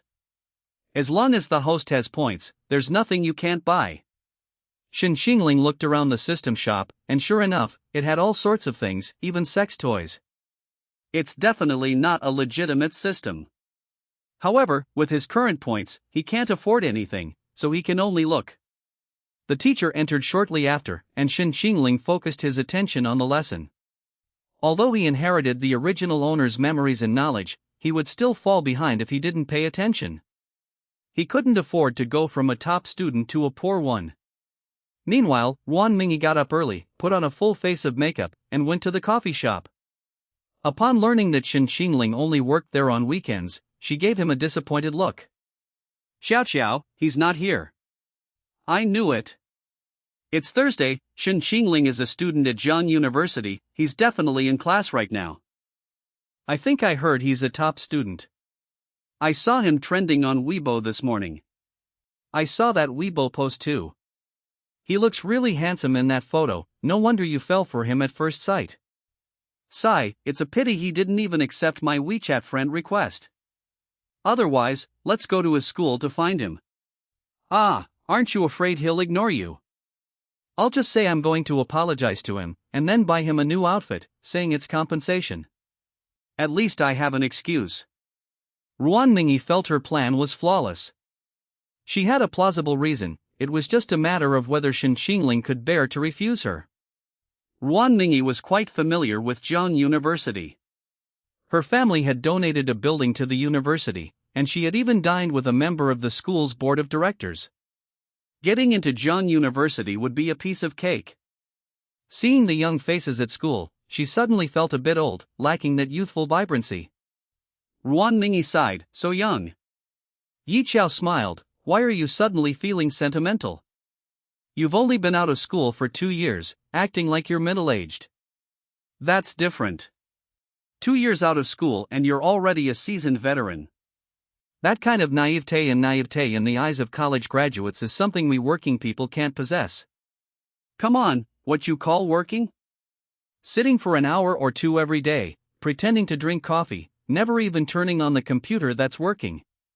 Ugh, can't I even be sentimental? If I had to live like that, I'd rather jump off a building. Ruan Mingyi and Yi Chao chatted as they walked to Shen Qingling's classroom. Ruan Mingyi immediately spotted the boy sitting upright inside. Yi Chao, how can he be so handsome even in class? It's like an idol drama filming set. Ruan Mingyi, none of those pretty boys are nearly as handsome as him. Cold-faced guy is the most handsome. Cold-faced guy was a nickname Ruan Mingyi gave Shen Qingling. Although Ruan Mingyi was somewhat abstract, she knew it wasn't good to disturb others' class, so she and Yi Chao chatted while leaning against the corridor railing. Even so, they still attracted the attention of many people in the classroom. For example, the boy and girl in front of Shen Qingling. Wow, there are 2 stunning beauties outside. Such a great figure, such fair skin, such long legs, I'm so envious. What department are they in? Someone with that kind of looks shouldn't be unknown. They're probably not from our school. Look at their clothes, they're obviously rich, unlikely to be students. I'm a country bumpkin, I can't tell what luxury brands they're wearing. I remember that bag cost over $1 million. Shen Qingling didn't even glance at them, still immersed in his studies. On the surface, that's how it seemed, but in reality, he already knew who had come from outside. He remained calm and unmoved by the gossip, immediately earning praise from the girls in his class. Look at those guys in our class, they're practically drooling, but Shen Qingling didn't even glance at him. Looks like pretty girls don't appeal to him, the fragrance of knowledge is much more alluring. My idol doesn't even care about the school beauty, to him, even the prettiest woman is just an empty shell. Then another boy retorted, doesn't he know he has no redeeming qualities except for his face? What woman would want to look at that deadpan face every day? Exactly, he probably doesn't even have enough money to buy his girlfriend clothes. Someone who has to work to earn tuition, how could he possibly date a beautiful woman like that? She probably wouldn't even look at a poor loser like him. Those 2 beauties combined are his entire life's wealth. I think he's afraid to date purely because he's afraid of losing face. If you girls knew how stingy he is in private, who would still idolize him and swoon over him every day? His sense of superiority would be gone. Shen Qingling may not have money now, but that doesn't mean he won't have money in the future. You lot are just jealous, be jealous to death. Several boys giggled, while the girls who had been discussing Shen Qingling earlier blushed with anger. Damn it! All they did was attack Shen Qingling with her poverty, what a bunch of spineless cowards. Soon after, the bell rang, and students began to leave the classroom. Some even tried to talk to Ruan Mingyi, but she remained aloof. The students whispered among themselves about who Ruan Mingyi and her companion were looking for. Who do you think they're here to see? Chang Chuan? Xia Jiao? Or Shen Qingling? It can't be Shen Qingling. Who would dare do that? Aren't they afraid of being humiliated? It must be Xia Jiao. Anyway, he has plenty of beautiful girls chasing after him. Xie Zhiyao can talk to girls like that? I don't believe it. It must be Cheng Chuan. Cheng Chuan is quite handsome too. Shen Qingling got up and walked out of the classroom, immediately spotting Ruan Mingyi. The two exchanged a glance. He turned to leave, but Ruan Mingyi blocked his way. Hi, Shen Qingling, do you remember me? Chapter 10, The Poor God Loses His Dignity for Money. Shen Qingling's face remained largely expressionless. He lowered his eyes to look at Ruan Mingyi, his expression as cold as ever. The young man's slightly pursed lips revealed a hint of impatience. Miss Ruan, is there something you need? Ruan Mingyi wasn't intimidated by his cold expression at all. Instead, she smiled brightly and said, so you still remember me? Shen Qingling's words carried a sarcastic tone. Miss Ruan has left a very deep impression on me. I'm here to apologize for yesterday's incident. I'd like to invite you to dinner as an apology, is that alright? No need, it's already good enough that Miss Ruan isn't bothering my life. It's just a dinner, you don't want to lose your part-time job at the coffee shop, do you? Shen Qingling frowned, are you threatening me? Ruan Mingyi blinked innocently, how can this be called a threat? It's just a little trick to make friends with you. Shen Qingling said calmly, then fire me. Ruan Mingyi could see his indifference. To Shen Qingling, it was just a part-time job, he could always find another one. He couldn't be bothered to deal with her. Ruan Mingyi didn't back down. She raised an eyebrow and said, you don't want everyone at that shop to lose their jobs because of you, do you? Ruan Mingyi could tell that Shen Qingling had been quite protective of those girls yesterday. It seemed he wasn't as cold as he appeared, he was probably warm-hearted beneath his cool exterior. A guy like that, once he entered her heart, would definitely receive all her tenderness and affection. Ruan Mingyi wanted love that was intense and extreme. If it was love like everyone else's, she'd rather not have it. Sure enough, Shen Qingling wavered because of those words. He opened his lips, but ultimately didn't say no. Just this once. Okay. I hope Miss Ruan keeps her word. I can't deceive a man. Yi Qiao glanced at Ruan Mingyi, it would be a miracle if she believed her. Shen Qingling glanced at her phone at the time, but I still have a class. Miss Ruan, why don't you find somewhere to kill time? Ruan Mingyi's fox-like eyes curved into a smile. Although she disliked her, she still politely addressed her as Miss Ruan. Actually, Shen Qingling was quite easy to bully. As long as you weren't afraid of his cold attitude and insisted on being a rogue, he really couldn't do anything to you. Can I go to class with you? Miss Ruan, please. It's not like I own the classroom. Okay, let's go together then. The two beautiful women followed Shen Qingling away. The few people who had previously mocked Shen Qingling immediately fell silent. So, she really came looking for Shen Qingling.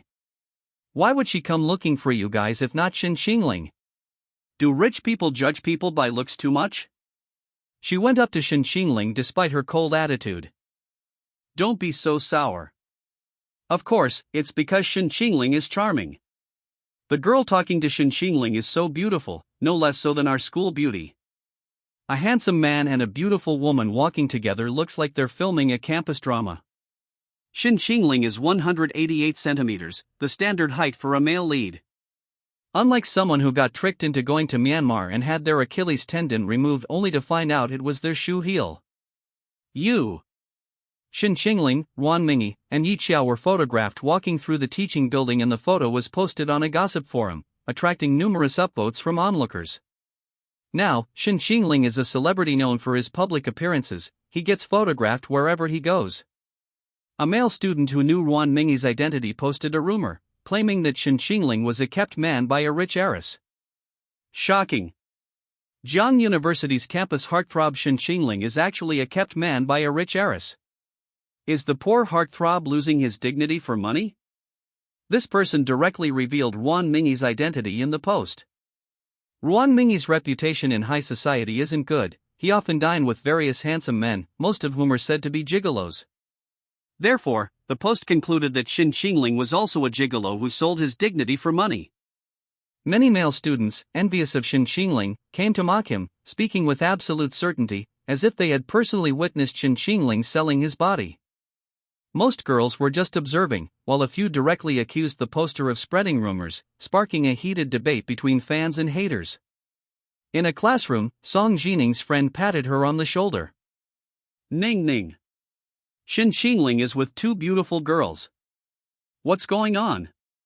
The post says Shen Qingling is being kept by a rich girl." Song Jining frowned, glanced at the post, and sneered, "No way. Even though Shen Qingling isn't well off, he would never do something like that. How can you be so sure? Just because he saved you. You don't understand. I just know he's not that kind of person." But Shen Qingling has never been this close to girls before. Maybe those two girls are pursuing Shen Qingling.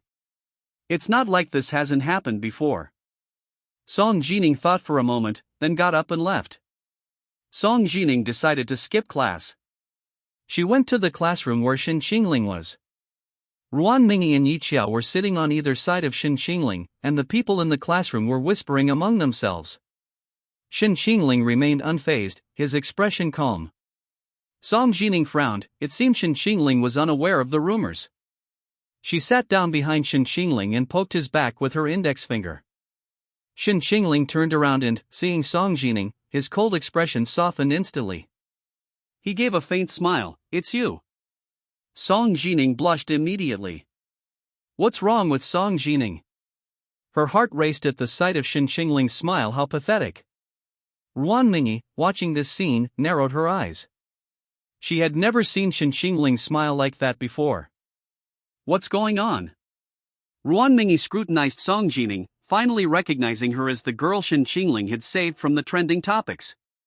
She felt a mix of resentment and envy towards Song Jining. So he wasn't always so cold to everyone. Shen Qingling had never smiled at her like that before. 077, Ruan Mingyi's heart-fluttering value increased by 5. Song Jining's appearance provoked Ruan Mingyi, who narrowed her eyes unhappily, scrutinizing the two of them. Shen Qingling asked, "Is there something you need?" Song Jining almost forgot what she was originally going to say. She put away her infatuated thoughts and said seriously, "There was someone in the chance encounter spreading rumors about you and the lady next to you." After speaking, she looked at Ruan Mingyi. Ruan Mingyi raised an eyebrow. "What rumors are you spreading about him and me?" "You're saying Shen Qingling is your kept man." Ruan Mingyi chuckled. "I'd like to, but someone doesn't want that."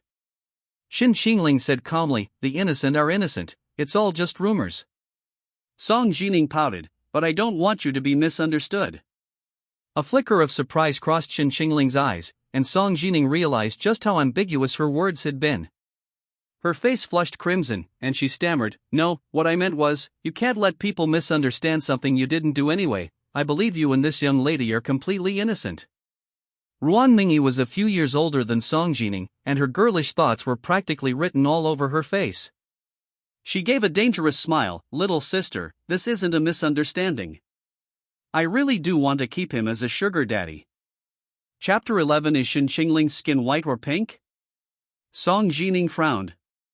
"Miss, whatever your thoughts, this will negatively impact Shen Qingling, even though he's not that kind of person." Ruan Mingyi knew this wasn't right. She held out her hand, saying, "Let me see the post." Song Jining opened the post and handed her phone. The woman's red nails slowly traced across the screen. The more she looked, the deeper her smile grew, her face brimming with interest. She read aloud as she read. Shen Qingling succumbed to the young lady's tyranny for money. The young lady has probably already devoured him completely. Shen Qingling's disappearance over the weekend is likely because he's working as a gigolo. How much did the young lady pay Shen Qingling? If you'd said you were willing to do this, I would have paid you. Does it have to be Ruan Mingyi?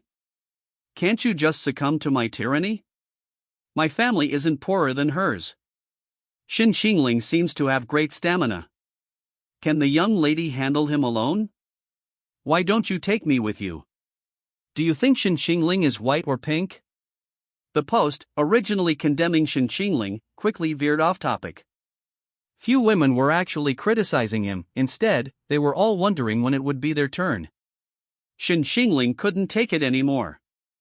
He snatched the phone and turned off the screen. Stop reading. Ruan Mingyi looked at him and saw that Shen Qingling's ears were red. The usually aloof boy was now filled with shyness, a faint blush spreading across his fair skin. She suddenly became curious too. Was Shen Qingling white or pink? Shen Qingling, are you white or? Shen Qingling reached out and covered her lips. His embarrassed and angry expression, however, was incredibly endearing and charming to Ruan Mingyi. 077, Ruan Mingyi's heart-fluttering value increased by 10. Shen Qingling gained a deeper understanding of Ruan Mingyi's preferences, so this was the type she liked. Ruan Mingyi smiled and pushed Shen Qingling's hand away. Are you shy? No. Shen Qingling's stubbornness was particularly amusing, and the comments discussing what positions she and Shen Qingling should use were also quite entertaining. Ruan Mingyi sighed, I'm miserable too. I haven't gotten anything, yet they act like I've got everything. Shen Qingling, that's enough, let's not talk about this anymore. These posts will disappear in a couple of days. Ruan Mingyi, but you're going to eat with me later, won't the rumors just get worse? Since you know that, then let's not eat together. No way, how can you go back on your promise? Song Jining didn't expect Ruan Mingyi to be so bold. Every word she said was practically teasing Shen Qingling. She mustered her courage and said, then take me with you. What's there to say if the four of us eat together? Shen Qingling, but I don't want to drag you into this. This has nothing to do with you. You saved me, so you're my savior. Anyway, I've been talked about a lot these past few days. It's okay, let me go with you. Ruan Mingyi was a little annoyed, but Shen Qingling had indeed been the target of rumors because of her, so she couldn't refuse. Fine, let's bring her along. It's just one more person eating, no big deal. Okay. After that, Shen Qingling ignored Ruan Mingyi and focused intently on the lesson. Ruan Mingyi propped her head up and turned her head to look at him, her captivating fox-like eyes mesmerizing. That burning gaze was impossible to ignore. Shen Qingling sighed, do you have to look at me like that? Ruan Mingyi, I came here to see you. What else would I be doing sitting here? Shen Qingling was speechless. Ruan Mingyi got sleepy after a while, mainly because the teacher's lecture was so drowsy. She eventually fell asleep on her desk.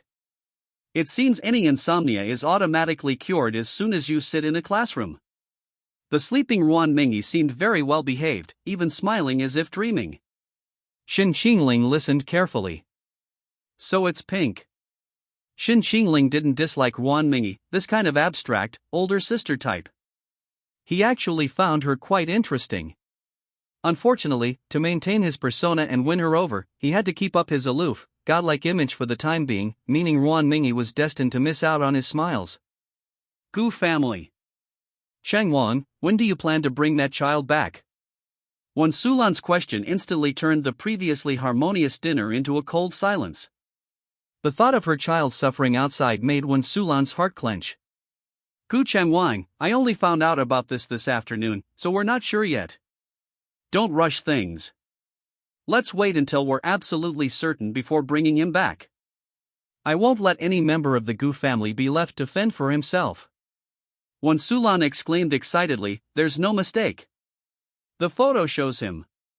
This child is a spitting image of his maternal grandfather. Why bring up someone who's been dead for so many years? Let's eat. Gu Chengwan's expression darkened at the mention of his father-in-law. Wen Sulan lowered her head dejectedly, not daring to speak further. Gu Yutong sneered, "And Wen, you've raised this child for so many years and you're still sitting here eating. Why are you already thinking about that one who hasn't come back yet?" Wen Sulan was Gu Chengwan's second wife, and Gu Yutong had never been kind to her stepmother, speaking without any restraint. Gu Yijin sighed, "Sister, don't talk to mom like that. It's all my fault. If it weren't for me, my brother wouldn't have been wandering outside all this time, and he wouldn't have suffered so much. I'll leave when he comes back. As long as the family is harmonious, I'll be at peace." Gu Yutong really liked her thoughtful and obedient younger brother, Gu Yijin. Hearing him say he wanted to leave, she naturally disagreed. "What are you saying, Yijin? The Gu family can afford to support you. We've lived together for so many years, even without blood ties, there's still affection. Don't worry, even if he comes back, you'll still be my brother. There's always a room for you in the house, Aunt Wen, don't you think? Gu Yutong looked at Wen Sulan. Wen Sulan forced a smile, her gaze towards Guijin filled with complex emotions. Wen Sulan knew Guijin was a good child, it was all his mother and grandmother's fault, and Guijin was innocent. However, because it was their family that her child had been orphaned, she no longer felt as close to Guijin as before. Guijin's grandmother, He Fangmei, was the Gu family's nanny. The Gu family had hired her to care for Wen Sulan during her pregnancy. Wen Sulan was never well liked in the Gu family and had little status. He Fangmei was very kind to her, so Wen Sulan naturally trusted her completely. Who knew that He Fangmei, seeing the Gu family's wealth, harbored evil intentions? Furthermore, her daughter's unmarried pregnancy was a scandal in the village. He Fangmei decided to go all out and switch Wen Sulan's babies after she gave birth. He Fangmei initially wanted her daughter to drown Wen Sulan's son, fearing exposure. However, her daughter, seeing Shen Qingling's innocent face after giving birth, couldn't bear it and ultimately abandoned Shen Qingling at an orphanage. Shen Qingling suffered greatly at the orphanage. Guijin, on the other hand, was pampered and spoiled in the Gu family. Especially He Mei Fang, who devoted herself to Guijin, caring for him even more than Wen Sulan. Everyone assumed it was out of gratitude towards Wen Sulan, but in reality, it was because Guijin was her grandson. This year, He Mei Fang suddenly went insane for some unknown reason, recounting everything that happened years ago. Wen Sulan wanted to strangle her. Guijin kept apologizing to He Sulan, hoping she would forgive He Mei Fang. In a fit of anger, Wen Sulan slapped him. This led to a huge argument between Gu Changwang and Wen Sulan, leaving Wen Sulan feeling very awkward about Guijin. Guijin was Gu Changwang's heir, on whom he had placed high hopes, but then this happened. Gu Changwang still valued blood ties. As long as his own son wasn't an incompetent fool, he wouldn't hand the Gu family over to an outsider like Guijin. After all, they had been father and son for many years, and Gu Changwang wasn't entirely without affection for Guijin. Therefore, he wouldn't be so heartless as to kick Guijin out of the Gu family. Giving him a small company to manage in the future wouldn't be a big problem. The Gu family had everything planned out perfectly, but unfortunately, they underestimated Guijin's ambition and resentment, as well as his cold-blooded ruthlessness. Guijin knew from a young age that he wasn't a child of the Gu family. He Fangmei's kindness towards him was too abnormal, she even called him her darling grandson in private.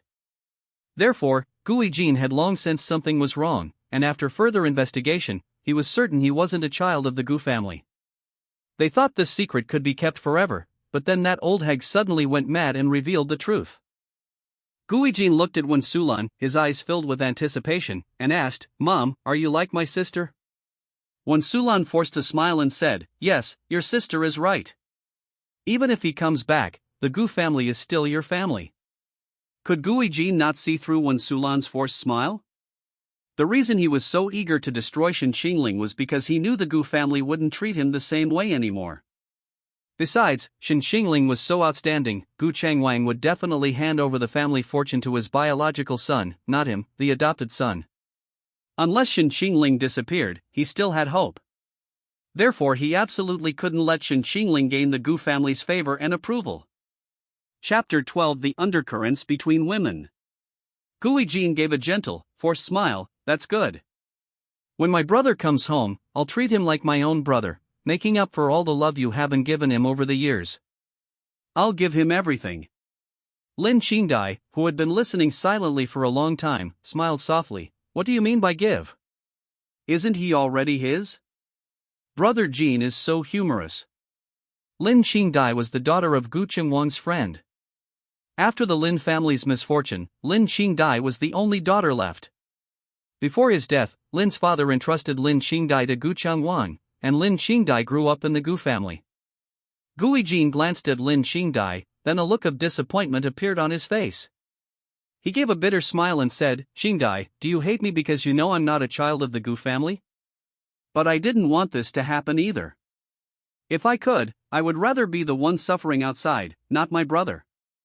At this point, Gu Yijin's eyes reddened, looking guilty and tormented. Gu Yutong patted his head. Jin is so sensible. Where can you find such a good younger brother? Don't worry, your sister will always be on your side. As for the new 1-inch. A cold smile curled her lips. How good can a child raised in an orphanage be? Probably no better than a wild child from the countryside. He's definitely not as good as our Jin. It's good enough if he doesn't bring shame to the Gu family. Lin Qingdai frowned and coughed. Sister, I'm going to school now. I'll come back to see Zhengij when he gets home. Zhengij, that word was like a stab to Gu Yijin's heart. He didn't understand why Lin Qingdai had been targeting him lately. She used to be just a quiet, unassuming nobody. Why? Gu Chengwang had no desire to discuss these things.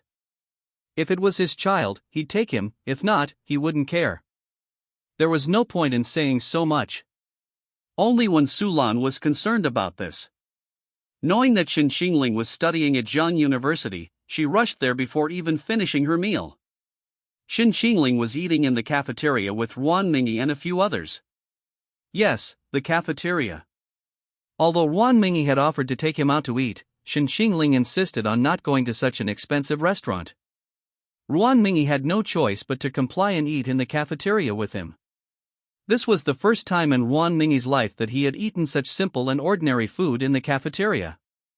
Looking at the two unappetizing dishes and soup in front of him, Ruan Mingi frowned. Is this what you usually eat?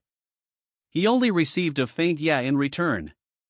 Ruan Mingi had invited Shen Qingling to dinner hoping to flirt with him in a fancy restaurant, not to eat vegetarian food in a crowded cafeteria. It was utterly unromantic. Song Jining chuckled at the sight, thinking, let's see how you flirt with Shen Qingling in the cafeteria now.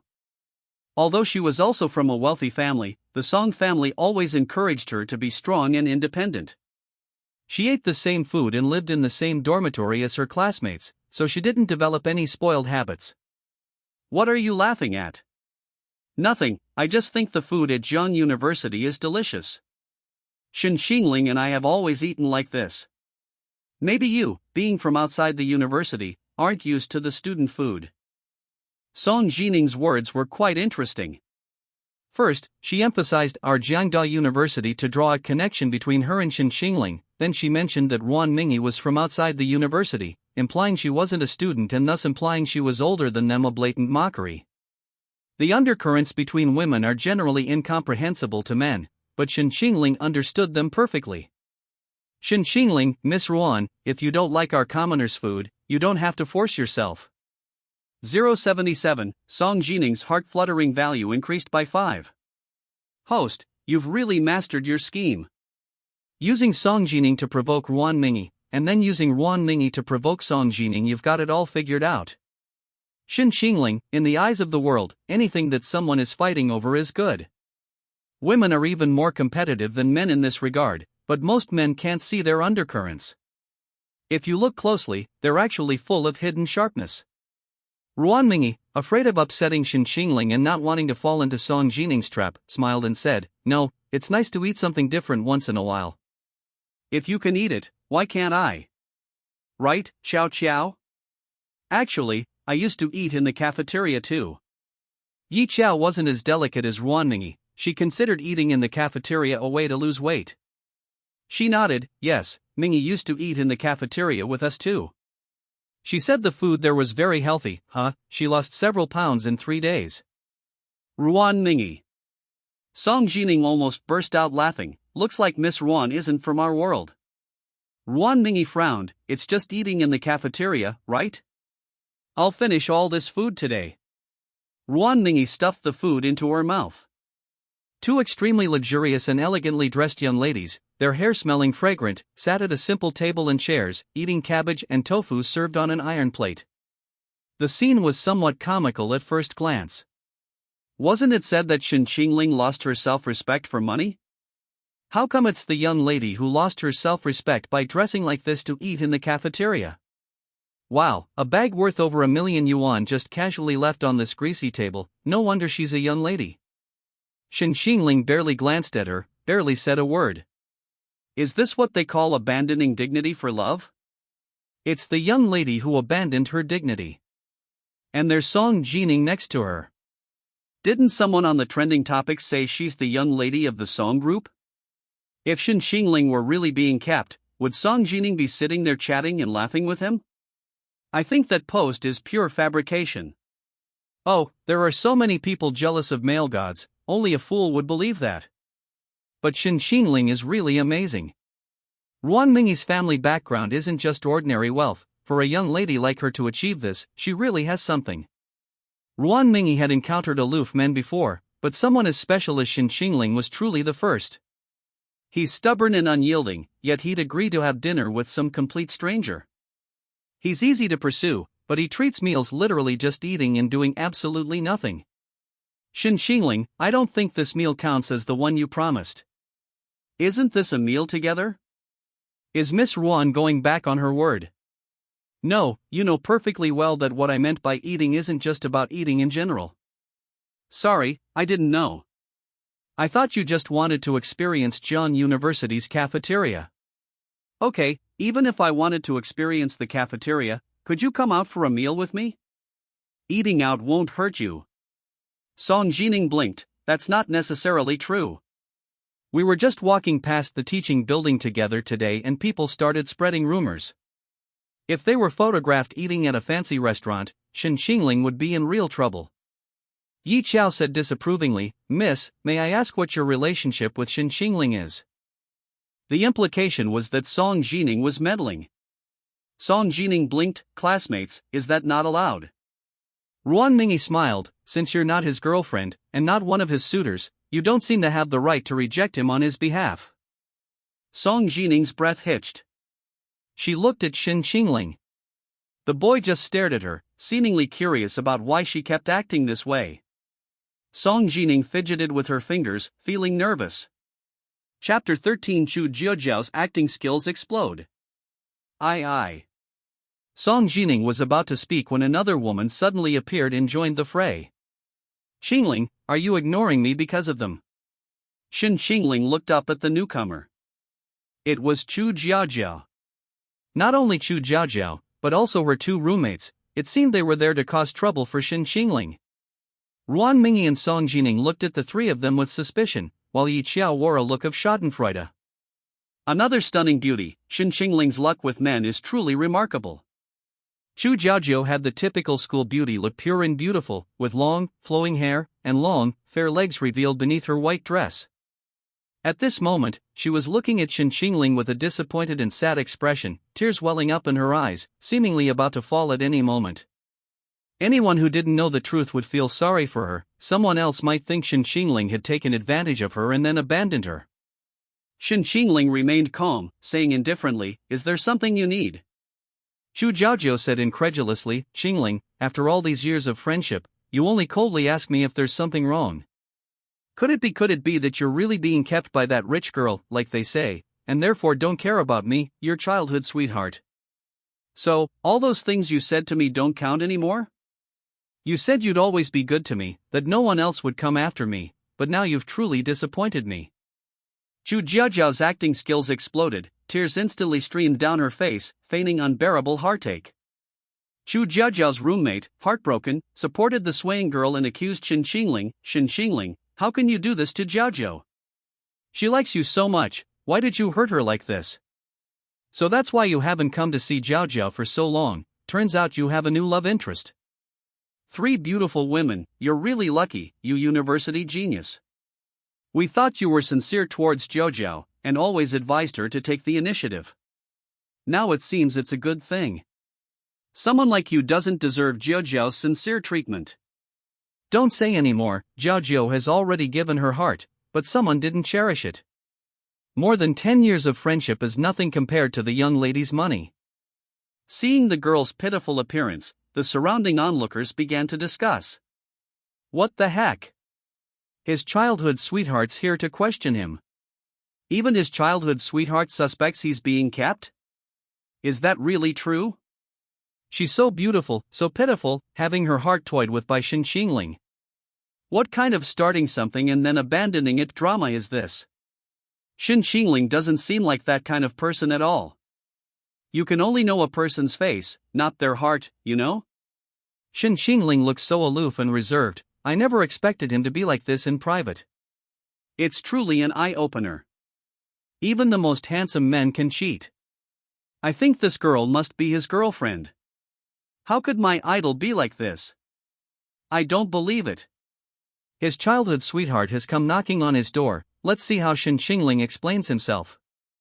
Unexpectedly, Shen Qingling smiled.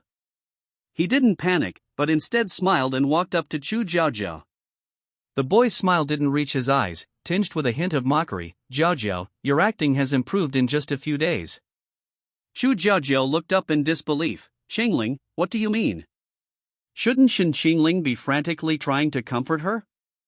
He was most afraid of her crying. Whenever she cried, he'd do anything for her, even get the moon. These past 2 days, Shen Qingling had not only ignored him but was also involved in rumors with other women. Shouldn't he be explaining things to her properly? She naturally didn't believe a single word written in those posts. She knew Shen Qingling better than anyone. Unfortunately, to get that money, she had to slander Shen Qingling. I'm sorry, Shen Qingling. Anyway, as long as she apologized to him later, he would forgive her. That's what you call being spoiled and fearless.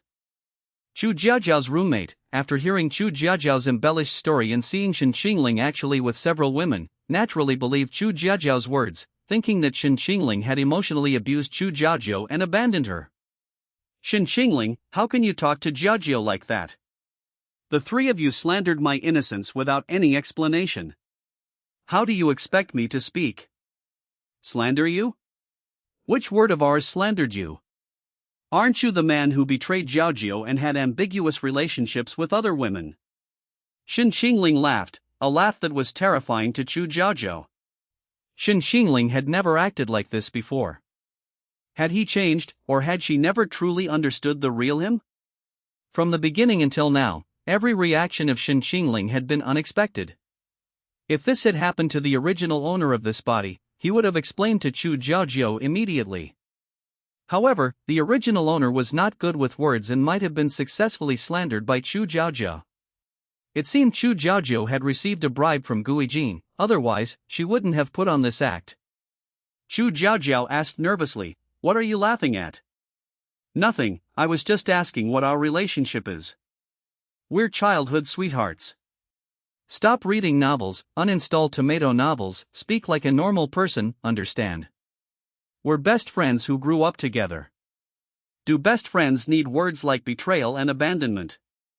Chu Jiaojiao's breath hitched, a hint of panic in her eyes.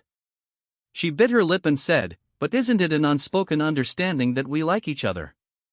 Exactly. You come to our school to see Jiaojiao all the time, bring her so many things, and spend so much money on her. Do you care about other women as much as you do about Jiaojiao? What else could this be but liking her? Shen Qingling nodded. I am indeed very good to her. I give her whatever she wants, and I even send her living expenses every month. You admit it. So? Are we boyfriend and girlfriend? From childhood to adulthood, I've only ever seen her as a younger sister. Everything I've done for her is because I consider her family. I have absolutely no romantic feelings for her, otherwise she wouldn't keep telling you that I'm just her brother. She never admitted to any other relationship between us in front of you, did she? I know perfectly well whether she liked me or not. In her heart, I'm just a decorative object to show off, an ATM to withdraw money from at any time. Chu Jiaojiao, did you ever have a shred of sincerity towards me? Shen Qingling lowered his eyes to look at Chu Jiaojiao. The sadness and disappointment in his eyes completely stunned her. 077, Chu Jiaojiao's heart-fluttering value plus 10, regret value plus 10. Shen Qingling's eyes were too moving. Chu Jiaojiao could act, and so could he. He was a professional actor, his acting skills were only superior and more convincing than Chu Jiaojiao's. No one could remain unmoved by those eyes. Even the onlookers could see his sadness, let alone Chu Jiaojiao, who was facing those eyes directly. If she had even a shred of feeling for the original owner, she wouldn't have been indifferent. Chu Jiaojiao was foolish, she was wicked, but her heart wasn't made of stone. Chu Jiaojiao's eyelashes trembled. Why did seeing Shen Qingling's eyes make her feel sad? This shouldn't be happening. She didn't like him. She found him rigid and boring. She hated his concern. She only used him, she had no genuine feelings for him whatsoever. The words she had prepared were stuck in her throat. Chu Jiajiao felt guilty. He knew everything. He knew her vanity, knew she was only using him, yet he still foolishly treated her well. Why was she so foolish, Shen Qingling? Tears fell unexpectedly from Chu Jiajiao's eyes. She refused to answer the question. She should say she had genuine feelings for him, that she liked him, that they were mutually attracted, childhood sweethearts, innocent and carefree. But at this moment, she couldn't say anything. Shen Qingling took out his phone and showed his chat history with Chu Jiajiao to his two roommates. See this? This is the truth you wanted. Chapter 14 Shen Qingling, number 1 on Zhang University's must-eat list. Shen Qingling scrolled through the records bit by bit. There was never any ambiguous content in them, only his familial care and various chat records and money transfers. Chu Jiajiao, on the other hand, often used various methods to ask Shen Qingling for money, or she would ask Shen Qingling to come to the school to see her and bring her things, all in order to satisfy her vanity and make her the envy of other women. Chu Jiajiao's roommates were furious that they had been used by Chu Jiajiao, and they slapped Chu Jiajiao in anger. This woman never utters a single word of truth. She acts one way in front of Shen Qingling, but another way in front of them. They had joked before that they wanted to add Shen Qingling on WeChat, but Chu Jiajiao said that Shen Qingling was aloof and unwilling. But they saw in the records that it was Chu Jiajiao who said they were too clingy and bullied her in the dormitory, which is why Shen Qingling was cold to them. You're saying we bullied you in the dorm? We've been so good to you, and you're just slandering us like this. No wonder you always hesitated when I asked you if you and Shen Qingling were together. Turns out she doesn't like you at all. What were you thinking? I've finally seen through you. Wang Ke told me before that you denied your relationship with Shen Qingling in front of guys, but acted all ambiguous in front of us. So that's because you were afraid of affecting your relationship with the rich second generation, and you didn't want other women to get close to Shen Qingling. What a scheming woman. You always get angry every time Shen Qingling meets a new woman, and you use all sorts of excuses to make him keep his distance from other women, afraid that he will be snatched away by someone else. You really know how to use PUA. After hearing so much, the onlookers probably understood. Chu Jiajiao only used Shen Qingling completely, using him as a source of pride and an ATM for withdrawals. She was also afraid that Shen Qingling would be taken away by other women, so she always tried to isolate herself from other women when it came to Shen Qingling. Chu Jiajiao's face turned pale. She never expected that Shen Qingling would so ruthlessly expose the persona she had maintained for so many years. Shen Qingling put away her phone and said coldly, "Jiajiao, this is the last time I'll call you that. From now on, we are no longer friends. This is the price you pay for betraying me. You'd better watch yourself." 077, Chu Jiajiao's heart-fluttering value increases by 10, and her regret value increases by 10.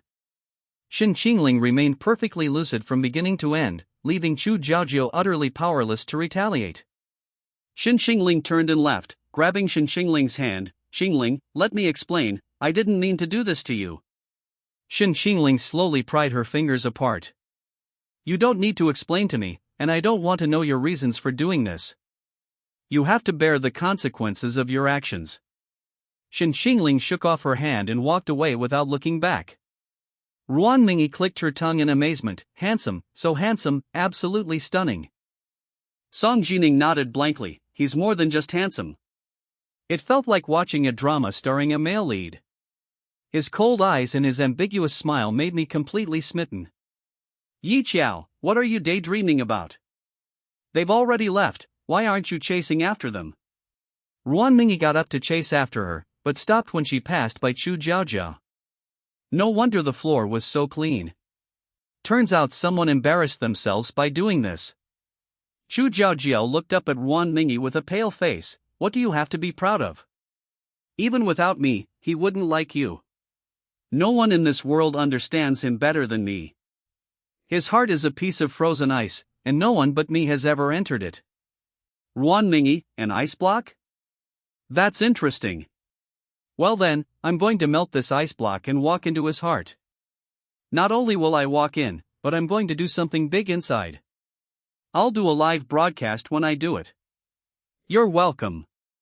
Bye-bye. Yi Qiao raised an eyebrow and said, why waste time talking to someone like her? Let's go. Song Jining glared at Chu Jiaojiao fiercely, bad woman. You'll get your comeuppance for taking advantage of Shen Qingling's naivety, humph. The three of them, each saying something, made Chu Jiaojiao blush with anger. She turned around and walked away with a gloomy expression. This whole drama was live-streamed and became the top trending post on social media. Shen Qingling's every move, even the smallest expression, was captured and saved. How can someone's face be flawless from every angle?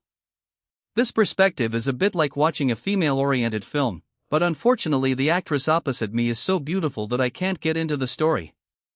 I would call Shen Qingling the #1 must-eat at Zhengde University. Shen Qingling is incredibly handsome, he's even better than any idol drama. This is the price you pay for betraying me. What a line from a romance novel. If it were anyone else, I'd say they were just being pretentious, but since it's Shen Qingling, it's not, okay. I really want to live with Shen Qingling, even as a cockroach. When Chu Jiaojiao came out and saw the extra 100,000 on her phone, she didn't feel particularly happy. Was it worth betraying Shen Qingling for 100,000? At that moment, she suddenly felt lost. The phone rang, and Chu Jiaojiao answered it. Hello. I've transferred the money to you. Keep your mouth shut, or your life will be in danger. I want to know why you're targeting Shen Qingling. That's not your question. After saying that, the person hung up the phone. Chu Jiaojiao left, dejected and heartbroken. At this moment, when Sulan came out from behind the tree, her brows furrowed in deep thought.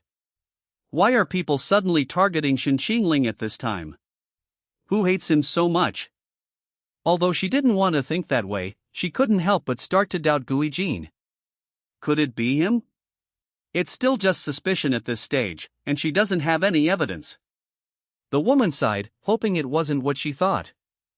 Thinking of how Shen Qingling had been used and betrayed by Chu Jiaojiao in the past, she felt even more guilty and heartbroken for Shen Qingling. He grew up in an orphanage, and his only childhood sweetheart accepted bribes and hurt him. How heartbroken he must be. The boy appeared calm throughout, but his sorrowful eyes broke her heart. He's a child who's cold on the outside but warm on the inside, just like his maternal grandfather. When Sulan's eyes softened, she was now certain that Shen Qingling was her child. She had to protect Shen Qingling no matter what, and not let anyone hurt him again. When Sulan made a phone call, she needed to find 2 people to protect Shen Qingling, in case someone suddenly attacked him. She hopes his child can return to the Gu family soon, and she wants to make up for all the love she lacked before. Gui Jin and her friend were drinking at a private club.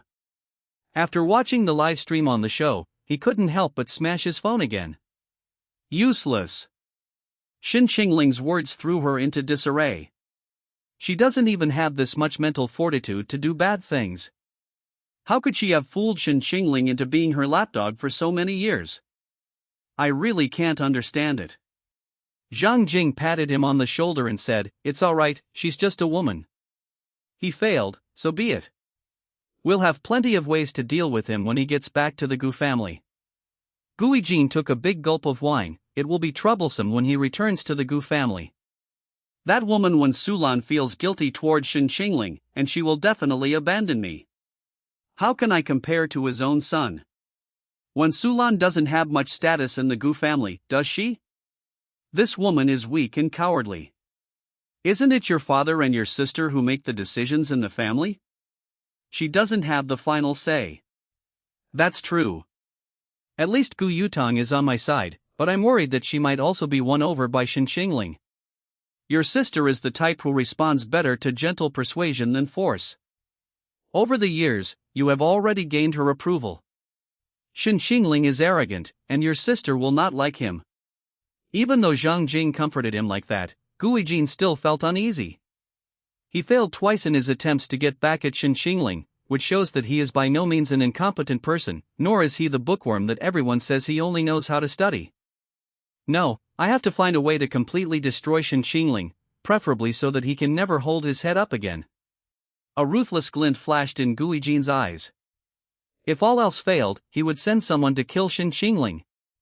Zhang Jing's eyes lit up, and he clapped his hands, saying, "Young Master Gu, I have an idea."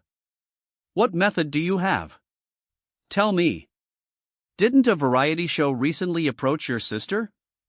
Why don't you get her to agree to participate? Then you can find a way to get Shen Qingling in front of the camera. That way you can also build up your fan base, so that if Shen Qingling makes even the slightest mistake, she will be attacked, and the Gu family won't want an heir with a tarnished reputation." Gui Jin narrowed her eyes and smiled. "That's a good idea." Gu Yutang originally planned to turn down this variety show, but it seems I have to persuade her to participate. The variety show Zhang Jing mentioned is called Walking with Family X, where the production team will select families from the entertainment industry and various sectors to participate in a live broadcast. Gu Yutang is a very popular actress in the entertainment industry. She rarely participates in variety shows, and her private life is very mysterious to the public. That's why the director wanted to invite her to participate in this program, to put it bluntly, to uncover her unknown side. This show loves to create drama, and it's almost always trending on social media. Many celebrities have become famous through it, though mostly through controversy. But as long as there's traffic, they don't care. In this era where traffic is king, as long as they can make money, that's all that matters. However, this variety show is known for its many outrageous practices, so Gu Yutang originally intended to refuse. Gui Jin wanted to use this show to ruin Shen Qingling, and then play the victim on the show to gain sympathy. Gui Jin had a good plan, but he didn't know that the person he was going to face was Shen Qingling, a queen who had been working in the entertainment industry since childhood and had integrated acting into her daily life. Chapter 15. Can I wear gray sweatpants? Ladies, could you please stop following me? Shen Qingling had only taken a few steps when Wan Mingyi and her companion caught up with him. Shen Qingling was clearly in a bad mood, and Song Jining, following at a distance, didn't dare approach. Wan Mingyi noticed his displeasure and smiled, saying, "Sure, as long as you accept my friend request, I won't bother you anymore." Shen Qingling took out his phone and accepted the request in front of her. Wan Mingyi, knowing her place, relented, saying, "Okay, then I won't bother you anymore. I'll leave now, but..." "But what?" "That meal doesn't count, you still owe me a meal. If you don't say anything, I'll take that as a yes." Shen Qingling's lack of rebuttal was considered a reluctant agreement, which pleased Wan Mingyi greatly. Before leaving, she turned back and patted Shen Qingling's shoulder. "And also, don't be sad over that unworthy woman. There are countless women in the world, and even more who like you. But you should think of me more. Everyone else has X-shaped or O-shaped legs, but with me, there are only M-shaped and V-shaped legs." Wan Mingyi has seen more movies than most people have eaten meals, and some of her words just come out of her mouth. While others speak eloquently, she speaks crudely. Shen Qingling understood, but he pretended not to, showing a puzzled expression. Wan Mingyi smiled, her eyes crinkling. "I didn't mean anything by it, just wanted to comfort you. Don't be sad. If you're really feeling down, just call me on WeChat, I'm always online." After speaking, the woman winked at him, a playful and adorable gesture. Shen Qingling rarely smiled, and Wan Mingyi's heart instantly filled with sweetness. Wan Mingyi's heart-fluttering value increased by 5. It seemed that receiving a smile from Shen Qingling was a rare and precious thing. The more unapproachable a person is, the more exciting it is to see a side of them rarely seen. Wan Mingyi felt that way now. Even if the men she liked before smiled their faces to her heart's content, she might not have felt this excited. Now Wan Mingyi knew what a smile that melts an iceberg meant. Wan Mingyi, her eyes glazed, watched Shen Qingling's departing figure and murmured, "He's so handsome it's impossible not to swoon." Yi Chao advised, "You should stop saying such dirty things. People who don't know you'll think you're a wild, promiscuous playboy, but you're still a virgin. Aren't you afraid of being laughed at?" Wan Mingyi stubbornly retorted, "You don't understand. I'm too intense. Most men can't handle me. Only someone like Shen Qingling can give me the energy. You know this without even trying. I'm very good at judging people. Hey, I have an idea. Ruan Mingi took out her phone and sent Shen Qingling a message. Ruan Mingi, can I wear gray sweatpants next time we meet? Shen Qingling, reason. Ruan Mingi, I think you'd look really handsome in gray. Just kidding, actually it's because gray sweatpants show your shape. But I won't tell you, hee hee. She could even imagine Shen Qingling's expression if she said that. The boy would definitely frown, hesitant to speak, unable to say anything too harsh, and disliking the feeling of being offended, so he could only secretly blush. Just thinking about it makes me think how cute he is. Ruan Mingi chuckled to herself. Yi Qiao waved her hand in front of her, watching her giggle foolishly. What are you giggling about? Shen Qingling is so cute. I don't understand you. How is an iceberg cute? He's handsome, but besides being handsome, I don't see anything else about him. You don't understand. Okay, I don't understand again. But let me tell you, don't get too obsessed with him. He's not from our world. Don't get too deeply involved. Don't worry, sister, this time I really won't be fooled by a man. I'm just pretending to be head over heels for him. This is all part of my plan. Don't say anything more, I have my own rhythm. Shen Qingling didn't have classes in the afternoon, and he didn't have to work a part-time job today. He planned to rest at home and then deepen his relationship with his target on WeChat. Unsurprisingly, Shen Qingling received Ruan Mingi's message first. Although he didn't know what she meant by gray sweatpants, it certainly wasn't anything serious. Shen Qingling ignored her. Being too proactive would only cause Ruan Mingi's enthusiasm to fade quickly. He needed to keep her in check, letting her emotions be dictated by his every move.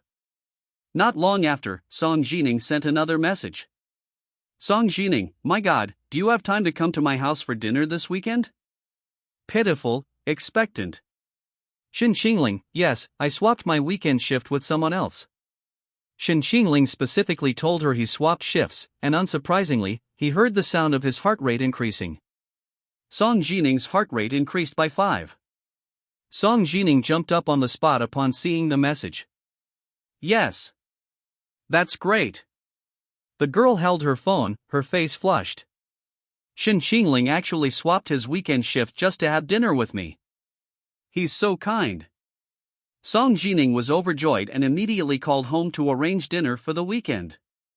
Shen Qingling predicted that Song Jining's heart-fluttering value would likely reach its maximum by the weekend. This girl was too naive and prone to overthinking, making her easy to win over. However, Ruan Mingi was different. Although she was very proactive and enthusiastic, her heart-fluttering value didn't increase quickly. She needed to be touched on a specific point to gain traction. Therefore, with Ruan Mingi, either a big shock was needed, or a slow, gradual approach was best. Shen Qingling was pondering how to quickly win over Ruan Mingi when her phone rang again. Chu Jiaojiao, I'm sorry. Shen Qingling narrowed her eyes and sneered. Was she apologizing now because of a sudden pang of conscience or another act to gain his forgiveness? Shen Qingling ignored her. After Chu Jiaojiao returned to the dorm, everyone gave her strange looks. She knew she couldn't stay in the dorm any longer and planned to rent an apartment off campus. She had enough money. She had no real feelings for these roommates, it was all just pretense and feigned affection. Chu Jiaojiao glanced at WeChat, that familiar profile picture was no longer lit up. Could it be that Shen Qingling really wouldn't forgive her? She gripped her phone tightly, staring blankly at the profile picture frame. She told herself, it's okay. Even without Shen Qingling, my life won't be affected. She was a hypocritical and selfish person. She only wanted to marry a rich man, and Shen Qingling was never on her shortlist. Chu Jiaojia kept telling herself that the heartache was only temporary, that money could heal all wounds in the past, including her memories with Shen Qingling. Finally, she gritted her teeth and deleted her chat with Shen Qingling. As long as she didn't see it, she wouldn't be sad, she wouldn't think about it. She had to control her emotions and not send Shen Qingling any more messages. He had already seen through her and would never forgive her. But on the other side, Shen Qingling heard the system announcement. Chu Jiujiao's affection value increased by 10, regret value increased by 10. Chapter 16 Icebergs have their own fun. Shen Qingling didn't take Chu Jiujiao's strategy to heart. For Shen Qingling, as long as he returned to the Gu family, Chu Jiujiao would inevitably regret it. Besides, she had long been accustomed to Shen Qingling's care. Without him, like a fish out of water, she would inevitably swim back. Shen Qingling would make her realize one thing: she simply couldn't live without him. That evening, Shen Qingling posted something on his WeChat Moments, something he never did before. The original owner rarely posted on Moments, but Shen Qingling liked to use it to create a persona and attract attention. For the original owner's aloof personality, there were many things and feelings he couldn't express to a single person, so Moments became the best way to do so. To lose something means you never had it in the first place. The caption was simple, but the meaning was immediately clear. Soon, many people liked his post and comforted him, telling him not to be sad. Shen Qingling posted this not to garner sympathy, but to establish a persona while simultaneously sharing his photo. Matching the caption was a picture of him. This photo was taken by Chu Jiujiao long ago. The aloof, godlike figure in others' eyes seemed to come alive in Chu Jiujiao's phone. His cold face, bathed in the setting sun, revealed a faint smile, the perfect embodiment of the term white moonlight. This was a side of Shen Qingling rarely seen by most. Chu Jiujiao froze the moment she saw the photo. She remembered it was taken outside her high school after the college entrance exams. Shen Qingling stood at the end of the road, waiting for her, just like every ordinary day before. He was always waiting for her. How did Jiujiao do on the exam? Not so good. I'm not a top student like you. Sigh, I'll probably only get into a second-tier university. It's okay. Even if Jiujiao doesn't know anything, I'll take care of you. Alright, you got into Zheng University through a special program. Your future is definitely limitless. I'll have to take advantage of your success. That's not taking advantage. Jiujiao is in my future. Wherever you are, I'll be there. Chu Jiujiao thought Shen Qingling liked her because he always told her that no matter what happened, no matter what the future held, he would stand firmly by her side. Unfortunately, she didn't want that. Seeing this photo now, and remembering Shen Qingling's words, Chu Jiujiao actually felt sad. She opened her phone's photo album, which was full of photos of her and Shen Qingling, overflowing with memories. Chu Jiujiao, what are you sad about? You already gave him up for 100,000, what right do you have to be sad now? He will never forgive you. Shen Qingling's photo reignited Chu Jiujiao's feelings of attraction and regret. Chu Jiujiao's attraction points increased by 10, regret points increased by 10. Seeing the photo reminded Chu Jiujiao of Shen Qingling's good qualities. But for Ruan Ningyi, this was blatant temptation. She, true to her abstract nature, commented below. Little brother, guess what I'm doing with your photo? Not replying? Then guess what I used to like your post? The hand proportions are all wrong, it should be like mine. I kept losing at games, but after seeing you, I won every game. Shen Qingling immediately deleted her comment. Ruan Ningyi felt a sense of accomplishment in teasing her. She then sent another WeChat message to harass Shen Qingling. Ruan Ningyi, I want to understand your childhood, your past pain and joy. I secretly listen to your favorite songs, silently remember every hobby and habit you inadvertently reveal, pay attention to your zodiac sign, your favorite flowers, go to see the movies you like, screenshot and save everything about you, buy you what you want to eat, research good restaurants or photo spots near your house. I love you, along with your vulnerability, vulgarity, and dark side. By the way, is your thing big? Shen Qingling, where did you copy this joke from? Ruan Ningyi, you can copy jokes, but can you? Shen Qingling. Ruan Ningyi, you seem to love using 6 dots in your posts.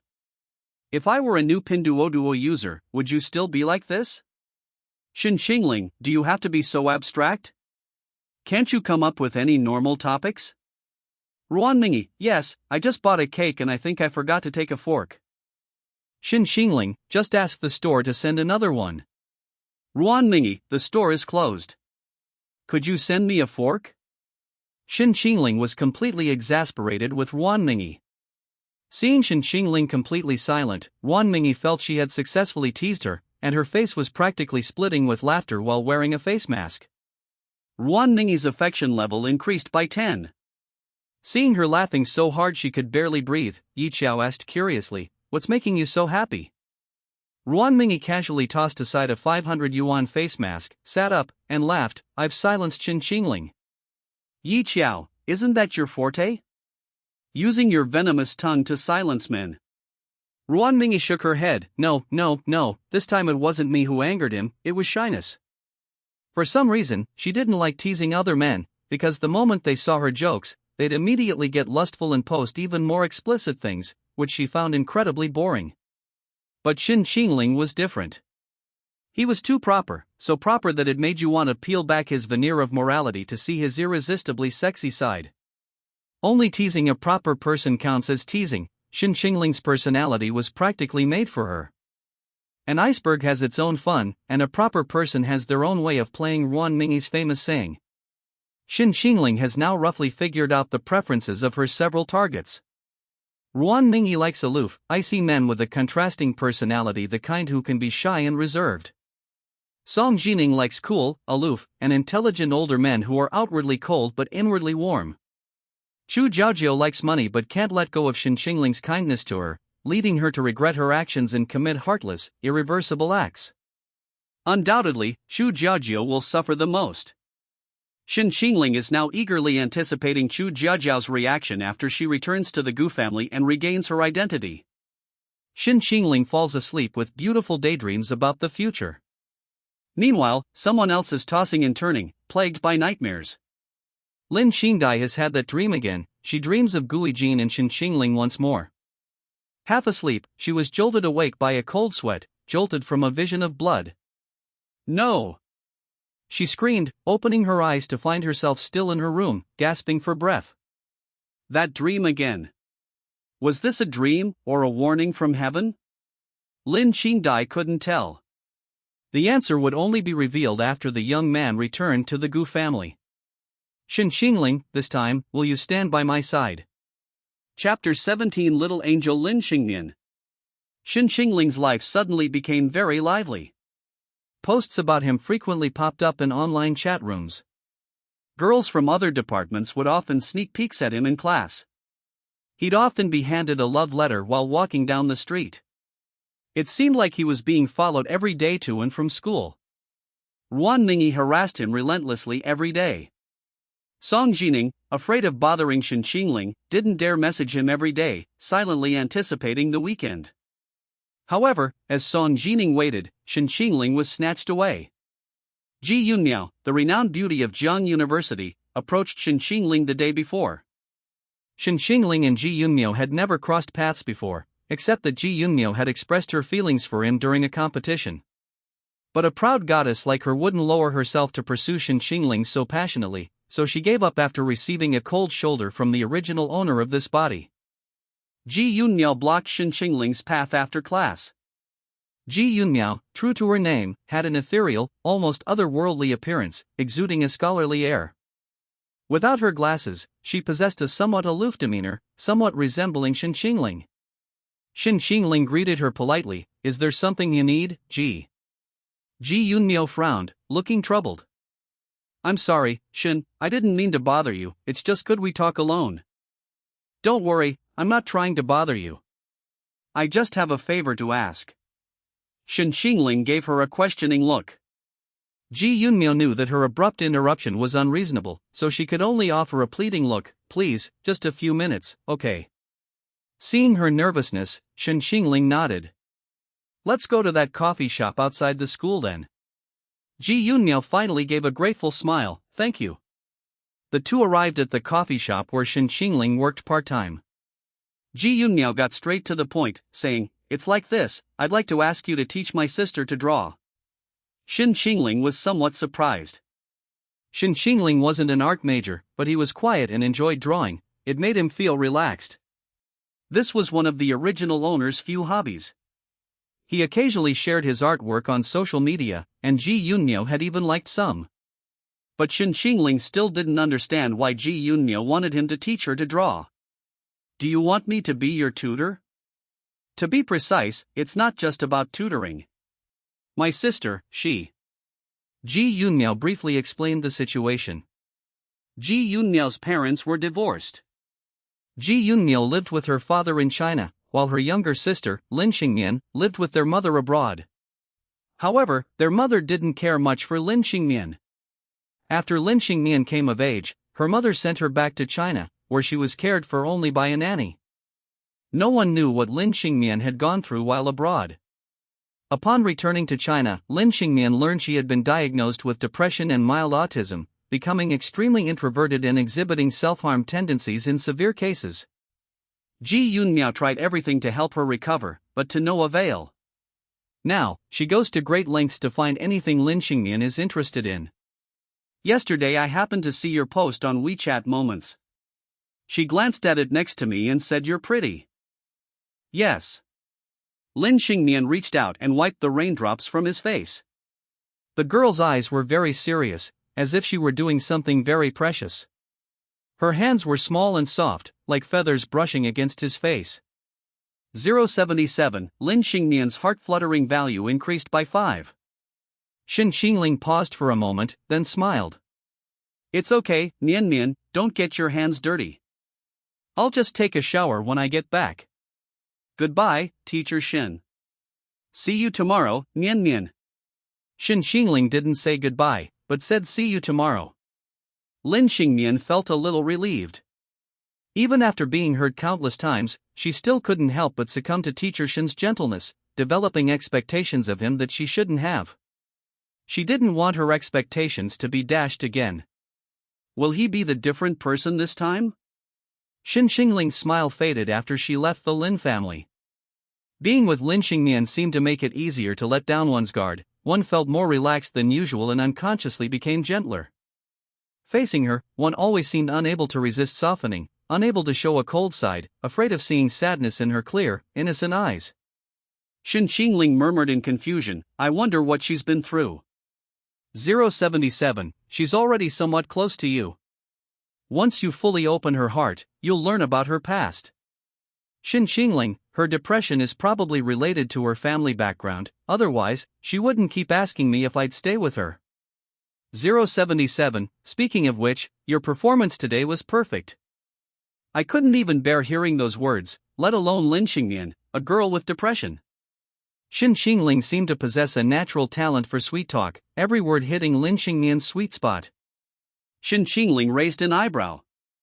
I just genuinely want to save her. That's why he treated her with exceptional seriousness, not perfunctorily. A girl like Lin Xingmian is exceptionally sensitive, she can sense whether you're truly sincere towards her. So don't try to appease her with a facade of insincerity. It was almost dinner time, so Shen Qingling first went to the nearby market to buy some groceries, then returned to his rented apartment. He planned to cook a simple meal, some restaurants don't cook as well as he could. Shen Qingling served plate after plate of delicious-looking dishes. 077 exclaimed in surprise, I didn't know you could cook, host. Women always say that the way to a man's heart is through his stomach. That applies to men too, and for women, being a good cook is a plus. You don't even need to be a great cook. Just having the attitude will earn you points. Women are sometimes complicated, sometimes simple. Then wouldn't you have to cook for them every day? Wouldn't that be exhausting? Shen Qingling laughed and denied it, no. For women, it's just a skill I need to show occasionally. Just knowing I can cook will earn me points. Anyway, with my and my ex's financial situation, I don't need to cook every day. If I really cooked for them often, they'd actually feel sorry for me. So it's like a medal, everyone knows you have it, and seeing it once is enough. You don't need to compete for it every day. Shen Qingling had a habit of getting up early in the morning to make breakfast for the women, which always touched them. Actually, this was just a cheap gesture for Shen Qingling, but women are always moved by these small, thoughtful gestures. 077, I see. Host, you're cooking today to post on social media and build your persona. Won't that increase the girl's attraction to you? Am I right? Shen Qingling, congratulations on getting the answer right away, but unfortunately, your answer is wrong. I won't post it on social media. Once everyone knows, my target won't be surprised to see me cook anymore. They'll only be moved when they see it for themselves. And it's best to establish the persona that I don't actually love cooking, but I'm willing to cook for her and hope she'll be happy. That way, she'll be more touched. 077, I see. Then why did you cook today, host? Shen Qingling, it's been so long since I've cooked. I was afraid I'd be rusty, so I practiced beforehand. 077, I think you're just dreaming. I must say, host, you're a truly hard-working man. It seems being a male god requires more effort than the average man. Shen Qingling, of course. Just like goddesses become goddesses because they put in the effort. They pay more attention to skincare than ordinary girls, doing skincare routines morning and night, and frequently going to beauty salons for treatments. To maintain their figure, they go to the gym or practice yoga. They can't eat many fattening foods, as they'll get acne and gain weight. Many delicious foods are simply out of their reach. To put it bluntly, a goddess with a flawless face and figure from every angle requires money and hard work. Truly naturally beautiful goddesses do exist, but to maintain beauty without any effort, you either need to spend money and time, or you need to have the genes to be like the lottery for life. Most are the former, the latter is extremely rare. Becoming a male god is the same. Like him in his previous life as a male celebrity, maintaining his glamorous appearance required these same efforts. For example, he needed to go to the gym, learn about fashion and style, and even learn to curl his hair and do his own makeup. So the first step to becoming a male god is not to be lazy. Being both poor and lazy means you can forget about ever becoming a male god. Once you're reduced to a beast of burden, all that's left is hardship. Fortunately, in this life he has a system, so he doesn't need to bother with any of that. The original owner's face was like winning the genetic lottery, he could maintain his handsomeness without doing anything. 077, with me, host, you don't need to worry. I can give you anything you want, including the cooking skills you mentioned. These cheat codes can all be bought in the system shop. System products are never ordinary, Shen Qingling trusted 077 about that. After chatting with the system for a while, Shen Qingling checked his phone. Ruan Mingyi and Song Jining had both sent him messages. Ruan Mingyi invited him to dinner tomorrow. Song Jining mentioned having lunch at the Song family home tomorrow. Unfortunately, Ji Yunmiao also messaged him. Qingling, thank you so much for being Nian Nian's teacher. My sister likes you a lot, but she's not good with words. If it's convenient for you, I'd like to invite you to have lunch with Nian Nian tomorrow, is that alright? Ji Yunmiao made this decision naturally because she sensed a change in Lin Xingnian. After class, Ji Yunmiao bought some small cakes to visit Lin Xingnian. The girl wasn't playing the piano in the music room, nor was she drawing. She sat at her desk in the bedroom, looking at the painting Shen Qingling had drawn for her. There were sailboats in the sea of clouds. What did that mean? Ji Yunmiao placed the cakes on the table. I bought Nian Nian's favorite little cakes when she was little. Nian Nian, have a taste later. Lin Xingnian blinked and looked at the cakes. Would teacher Shen like cakes? Ji Yunmiao, used to her silence, smiled and looked at the painting, asking, this was painted by teacher Shen, right? Yes. So, what does Nian Nian think of the new teacher Shen? Should we have him teach Nian Nian? Lin Xingnian looked at the painting on the table and said softly, teacher Shen is very good. She really liked teacher Shen. Chapter 21 Sincerity versus Lies. Ms. Gu, the audience really wants you to participate in our program. Please reconsider. This was the third time Gu Yutong had received an invitation from the Walking with X family program team. Gu Yutong lay on the sofa, her delicate and charming eyes slightly narrowed, looking somewhat impatient. She mouthed, decline. Hello, her assistant Wenwen nodded and said, hello, I'm Yutong's assistant. We do indeed. Wait. Guijin suddenly appeared, interrupting Chow Chow. Wenwen looked at Gu Yutong, the woman made a gesture, and she didn't continue. Wenwen whispered, wait a minute, something's come up here. I'll give you an answer later. Guijin leaned against the edge of the sofa, speaking with a slightly ingratiating tone. Sis, why don't you participate in this program? It won't hurt. Gu Yutong blinked. It won't do me any good either. It'll expose our family to the cameras, and if there's any negative publicity, it won't be good for the company. Guijin smiled bitterly. Sis, actually, I have a selfish motive. Gu Yutong frowned worriedly at his pitiful look. What's wrong? What happened? Once the paternity test results are in, Dad wants to bring Shen Qingling back to the Gu family. After all, I'm an outsider. I'm about to graduate and start my internship. Someone like me definitely can't work at Gu's, otherwise Dad and my brother will be suspicious. Gu Yutong immediately understood what he meant. You want to enter the entertainment industry? Yeah, I feel safest with my sister. I don't know why, but these past few days I keep having dreams about my brother. I dream that I'm being kicked out of the house and have nowhere to go, and even my sister ignores me. Gu Yutong sighed, feeling a headache coming on as she thought about her family's situation. Don't overthink it. I told you, no matter what happens, you'll always be my brother. Wanting to enter the entertainment industry is a good idea. I have resources and connections. The Gu family is involved in the entertainment industry too. With your looks, it'll be easy for you to make it.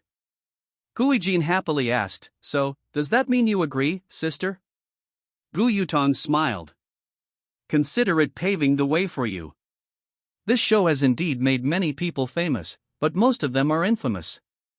If you want to make it in the industry with a clean reputation, you need to be very careful about your words and actions. At this point, Gu Yutong frowned again. But this means Shen Qingling will inevitably be on camera when he goes home. Won't his background bring shame to the Gu family? Guijin lowered his eyes. This was the effect he wanted. The better he performed, the worse Shen Qingling would appear in comparison. Anyway, the entertainment industry was his fallback plan. Even if he lost his place in the Gu family, he could still make a living in the entertainment industry in the future. Sister, Dad said that if Shen Qingling is truly a member of the Gu family, he will announce it to everyone.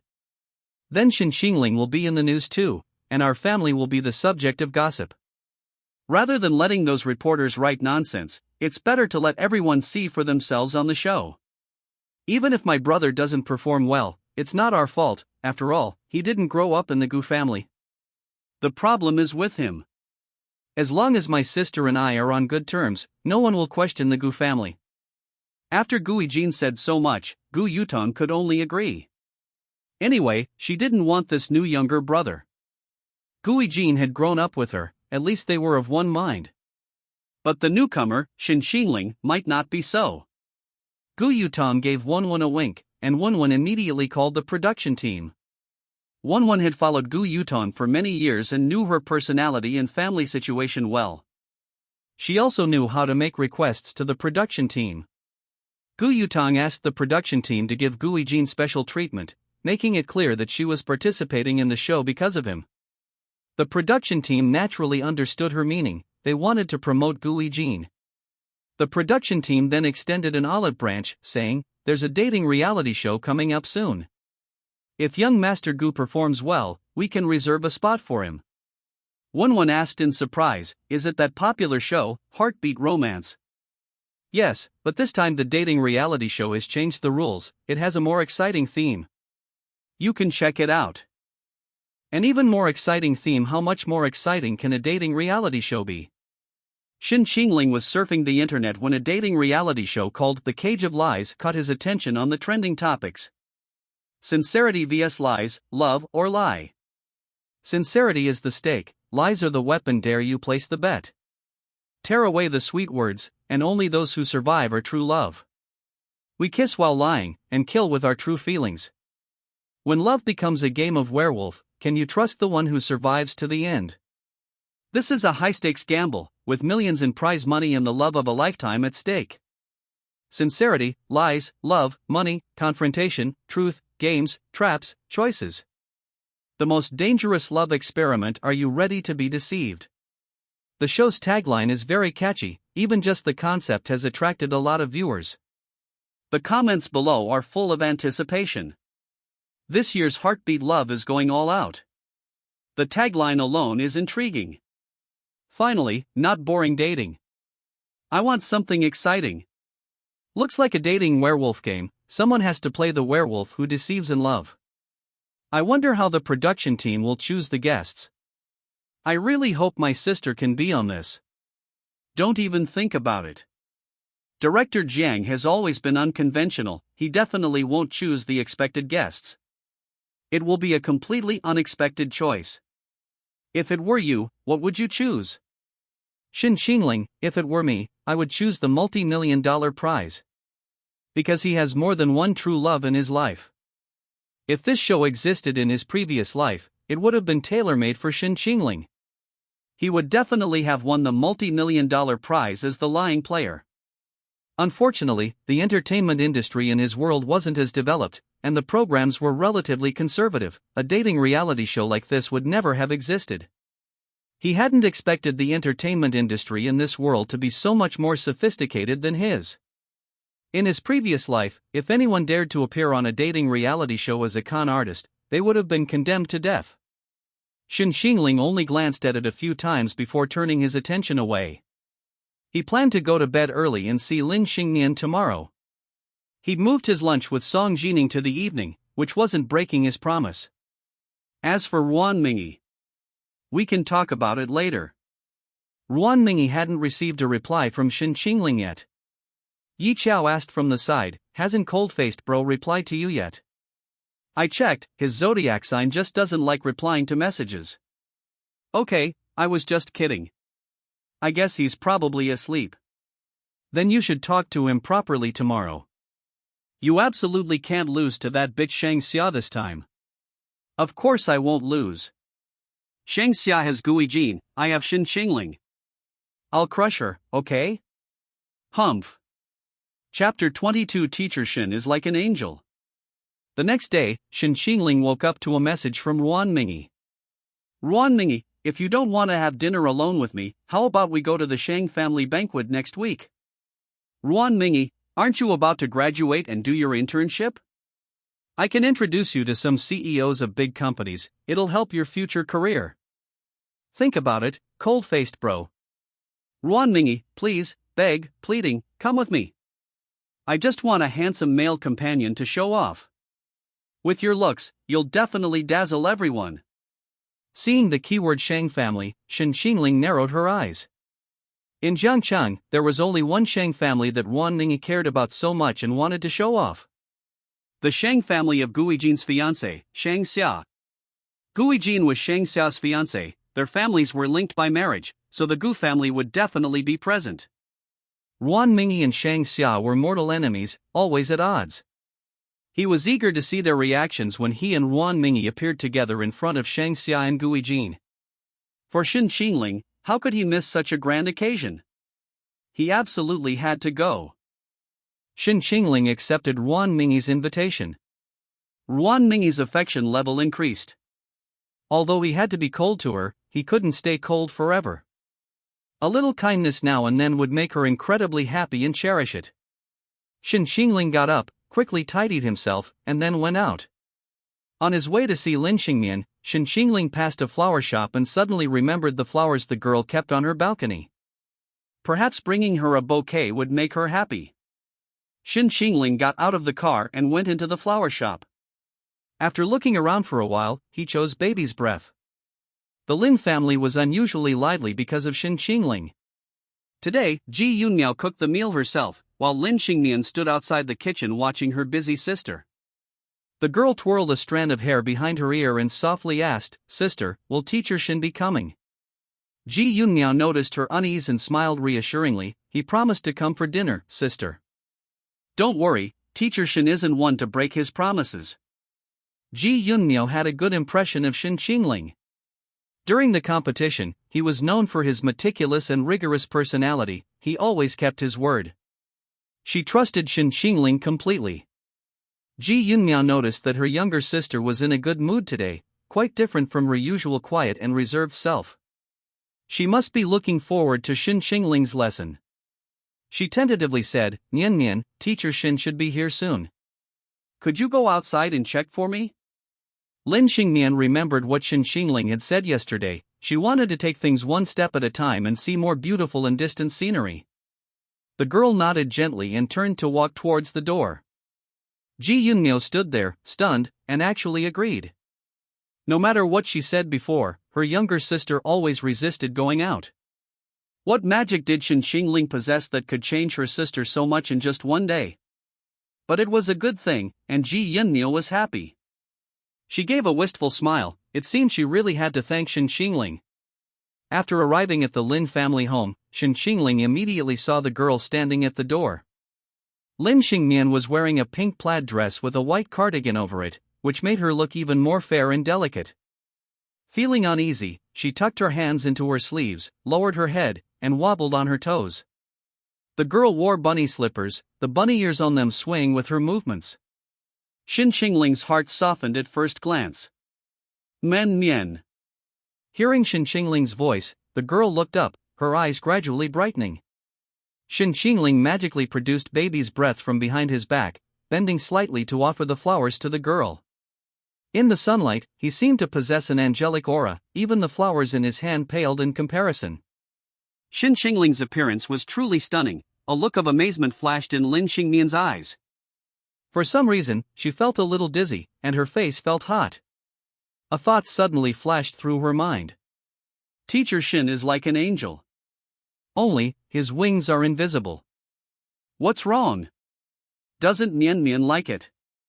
Lin Xingnian shook her head, carefully taking the baby's breath from Shen Qingling's hands.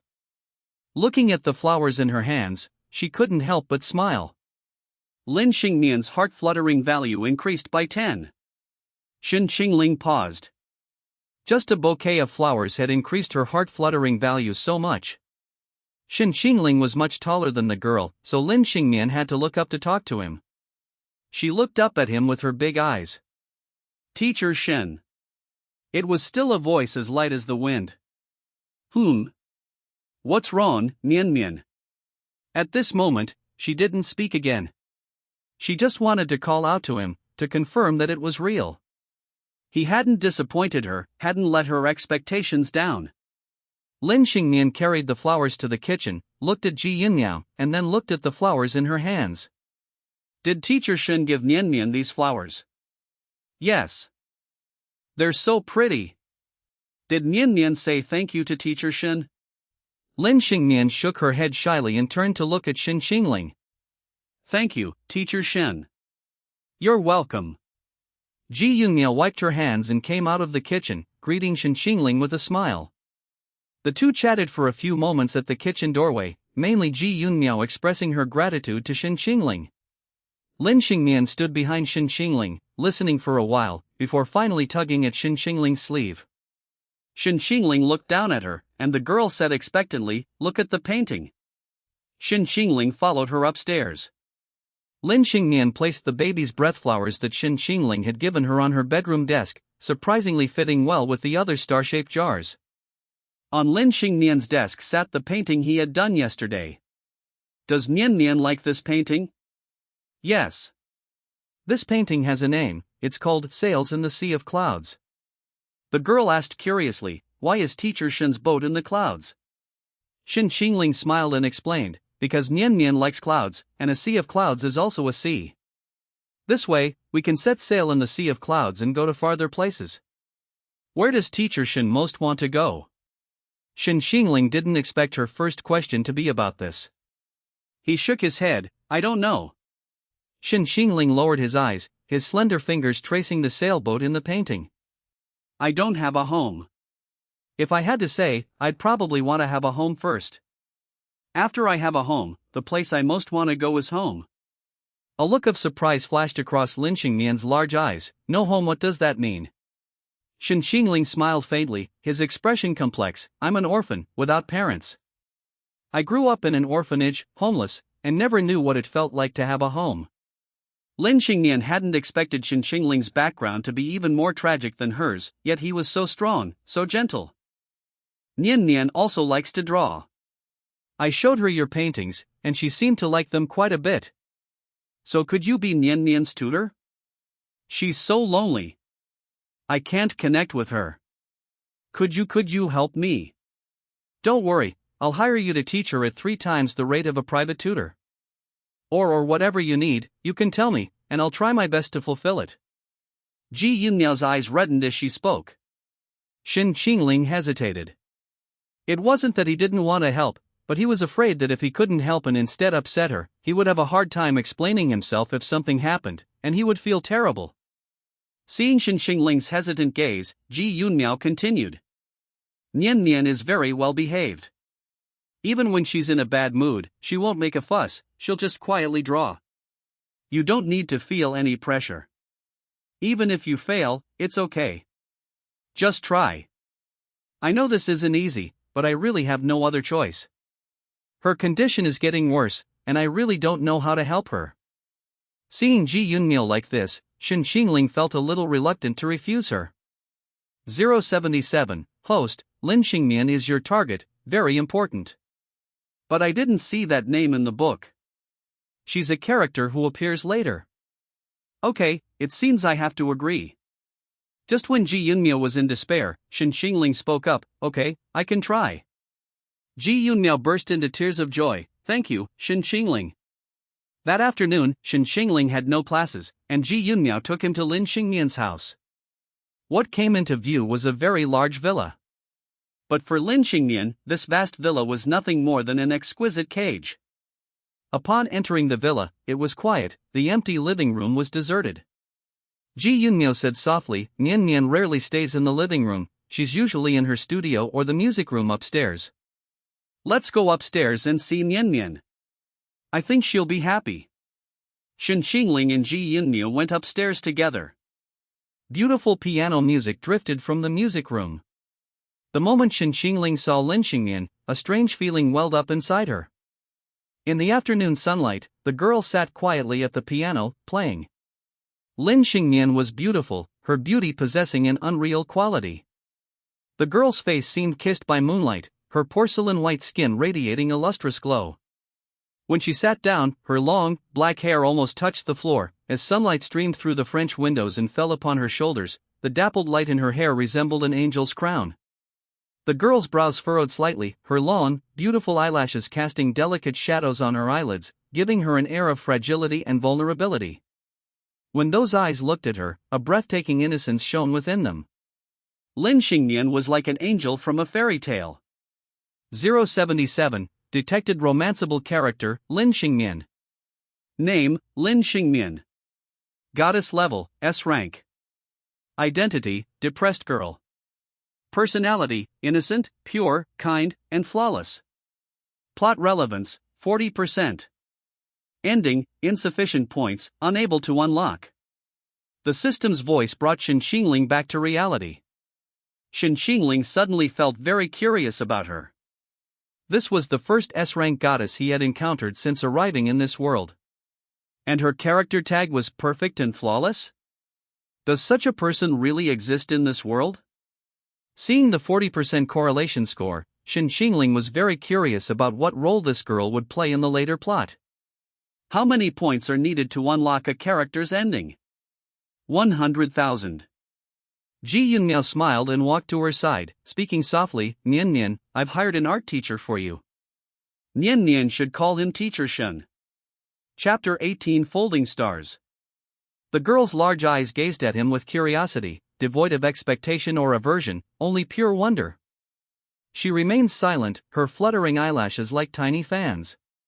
Shen Qingling thought her eyes were like crystal, pure and clear, possessing a healing power that prevented any ill will from arising. Lin Xingmian looked up at Ji Yunmiao, the brother on the phone. The girl's voice was soft and delicate, as gentle as a cloud, like a feather lightly brushing against your ear. Ji Yunmiao smiled and patted her head, yes, didn't Nian Nian say she liked his paintings? So, I'll ask him to teach Nian Nian to paint.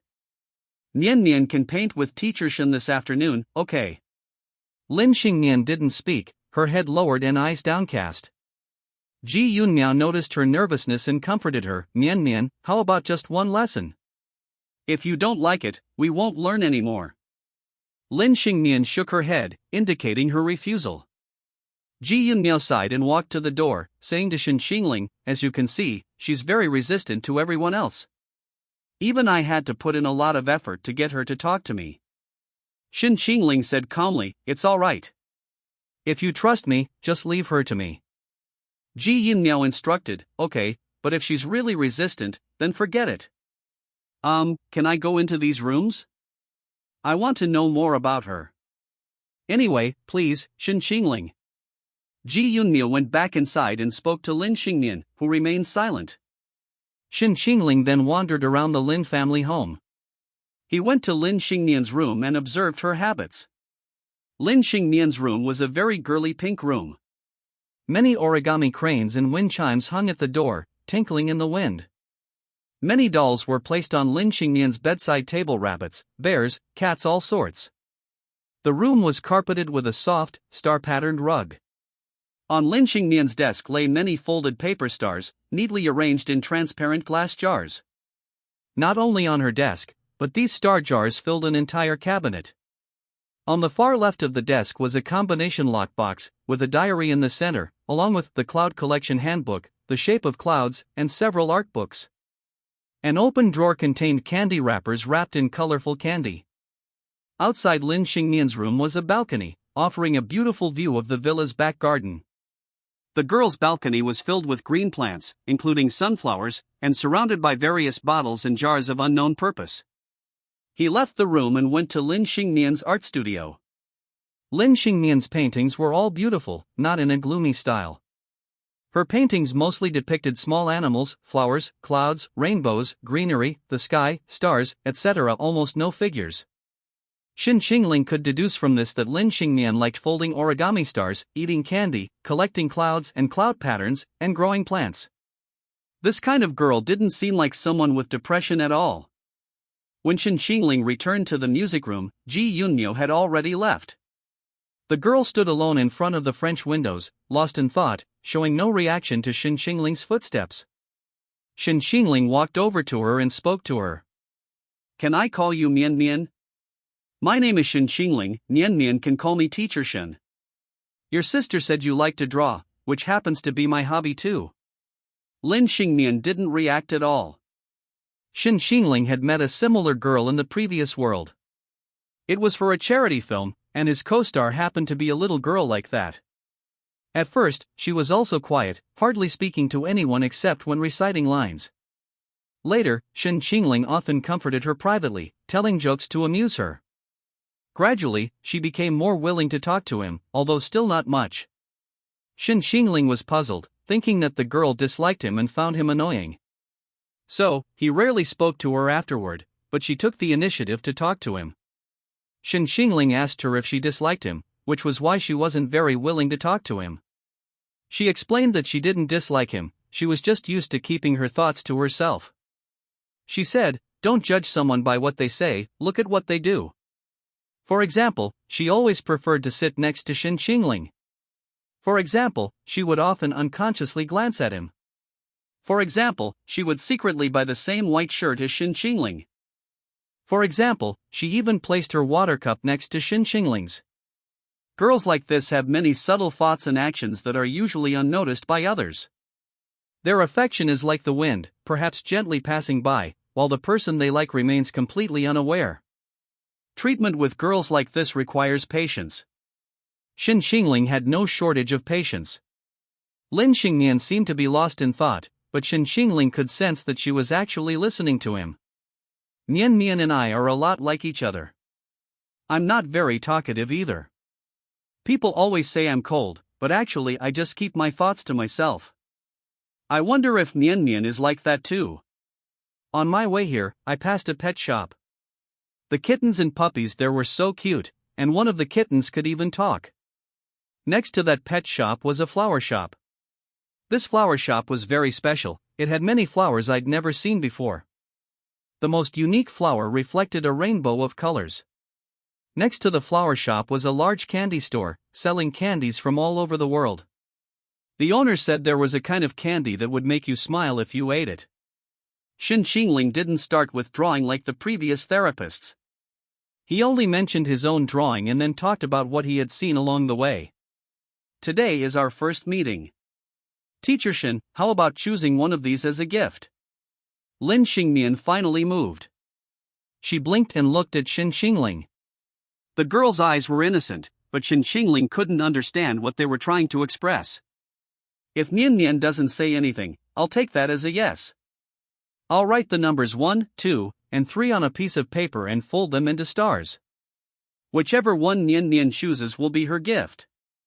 Before Lin Xingmian could speak, Shen Qingling took out a piece of paper and wrote down the numbers. But Teacher Shen isn't very good at folding stars, so Mian Mian, you can fold one. Lin Xingmian didn't move at first, but Shen Qingling wasn't discouraged.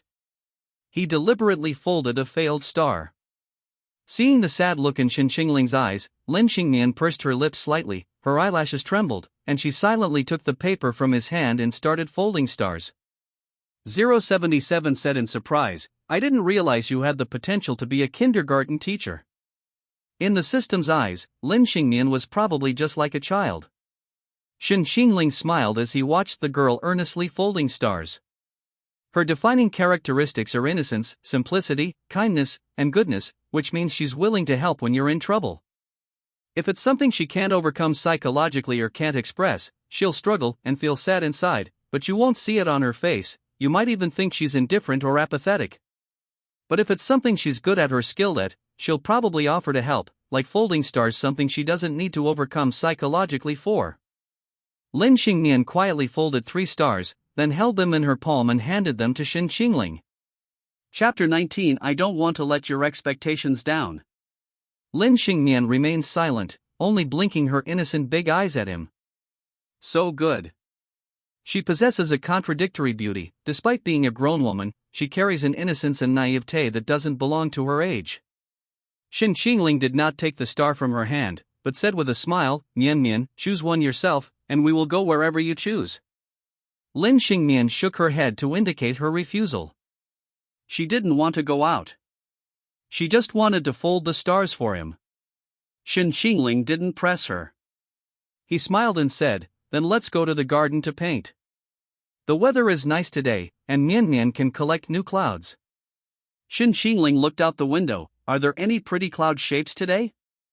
Let's draw them and see. Lin Xingmian was somewhat surprised that he knew what she liked, but then she guessed that it was probably her sister who told him. She lowered her eyes and remained silent. It's strange that she doesn't want to paint with strangers. Shen Qingling didn't press her. He stood up and said, then Mian Mian, wait for me here. I'll go downstairs to draw. Nian Nian can come back to see it when I'm done. Lin Xingmian watched Shen Qingling's departing figure with a bewildered look in her eyes. This new teacher seems quite different. And he has a very handsome and gentle smile. The girl was a little curious about him. 077, Lin Xingmian's heartbeat value increased by 2. As she reached the door, Shen Qingling suddenly turned around and met the girl's curious gaze. Her eyes darted away, and she clutched the white dress beside her tightly. Nian Nian, may I borrow your art supplies?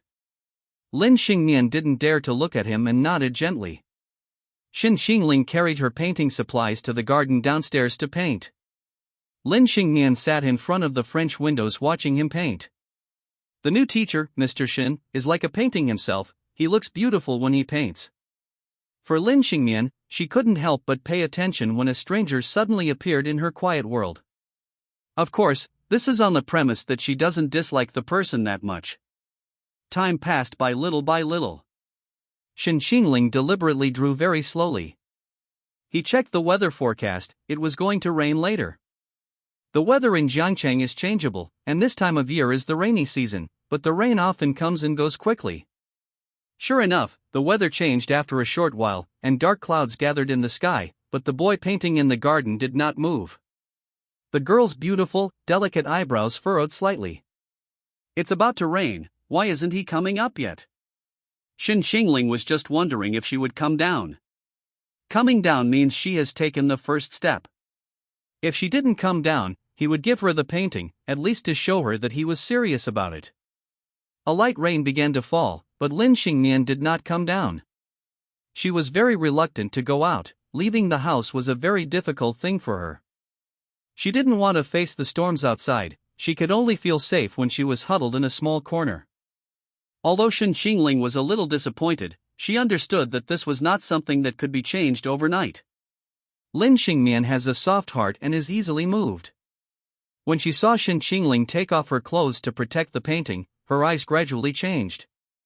Lin Xingmian bit her lip and walked out of the music room. Shen Qingling returned to the living room on the first floor. He did not go upstairs. The boy standing in the living room was soaked to the bone, the only thing intact was the painting in his arms.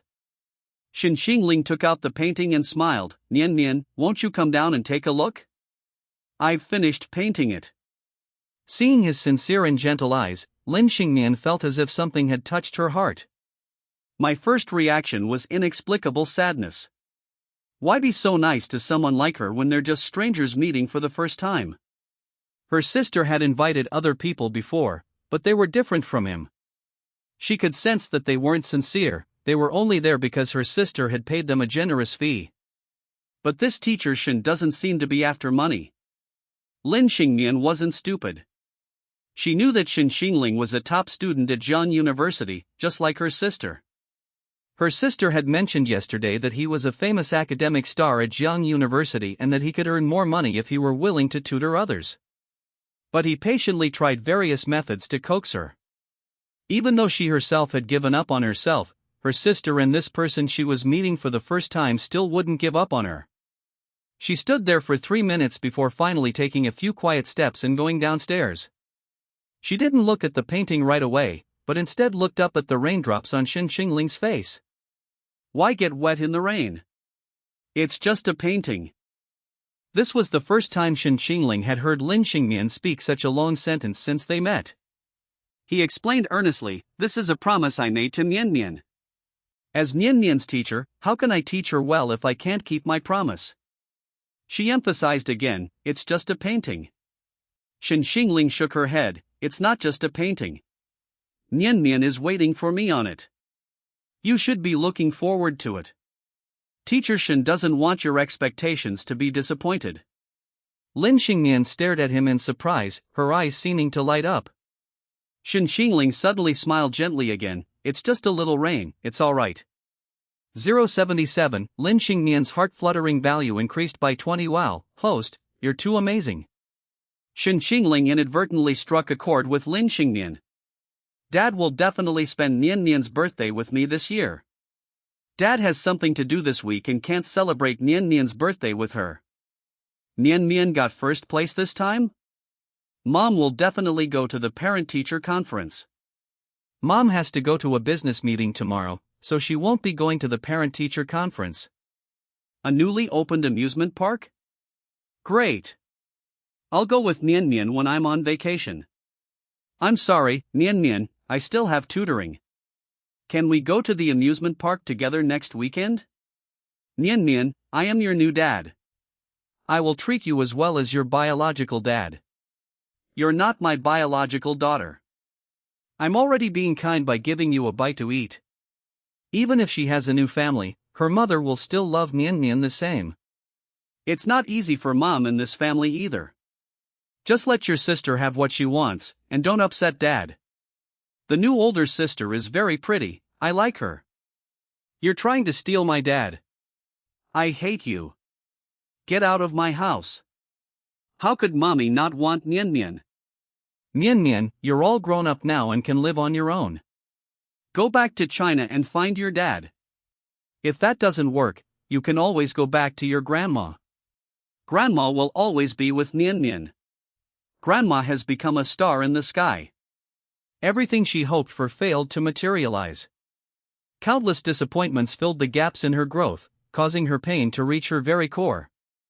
This person, however, said he didn't want her expectations to be disappointed because of a painting. Seeing that she was standing there in a daze, Shen Qingling decided to let her calm down first. It was already good enough that she made a good impression on them on their first meeting. Shen Qingling gently placed the painting on the table. He smiled sheepishly and said, "I'm not in a good position to teach Nian Nian now, so I'll head back." Shen Qingling turned and walked to the door. Lin Xingmian finally couldn't help but speak up. "Teacher Shen." Shen Qingling turned to look at her. Will you come again tomorrow? Chapter 20. She really likes Teacher Shen. Shen Qingling finally won her over. He smiled gently. Come on, Nian Mian calls me Teacher Shen, how could I not come? Lin Xingmian gave a shy, flustered smile. Her dimples were incredibly sweet. Shen Qingling looked up at the sky. The previously overcast sky was now clear and blue, with a rainbow appearing on the horizon. A single glance seemed to cleanse the soul.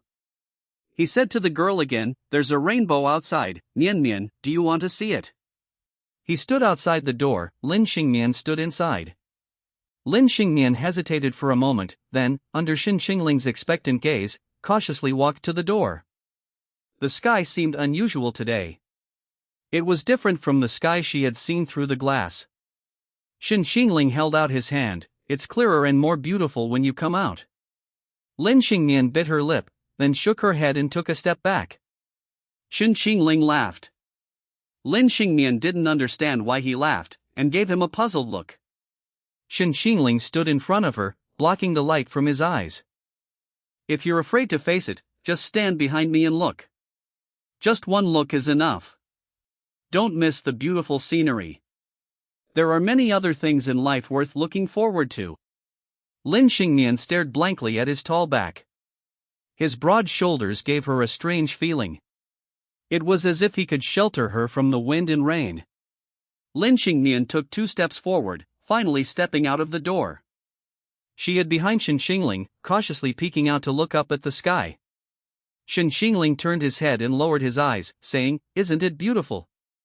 Lin Xingmian's gaze fell from the rainbow to Shen Qingling's eyes. Not as beautiful as Teacher Shen's eyes. She nodded gently. Shen Qingling squatted down and said softly, Nian is very brave. It's already wonderful that you came out to see the rainbow today. Let's walk out step by step and see even more beautiful scenery together. Lin Xingmian asked that question again. Will Teacher Shen stay with me the whole time? A hint of sadness appeared in the girl's eyes. 077, Lin Xingmian's heart-fluttering value increased by 10. This little girl either doesn't increase her heart-fluttering value at all, or she increases it by 10 or 20 at a time. Could it be that her heart-fluttering value is rising faster than Song Jining's? Shen Qingling, because she's very similar to me. Having similar experiences makes her empathize. Lin Xingmian comforted him softly, Teacher Shen is very good. Teacher Shen will have a home.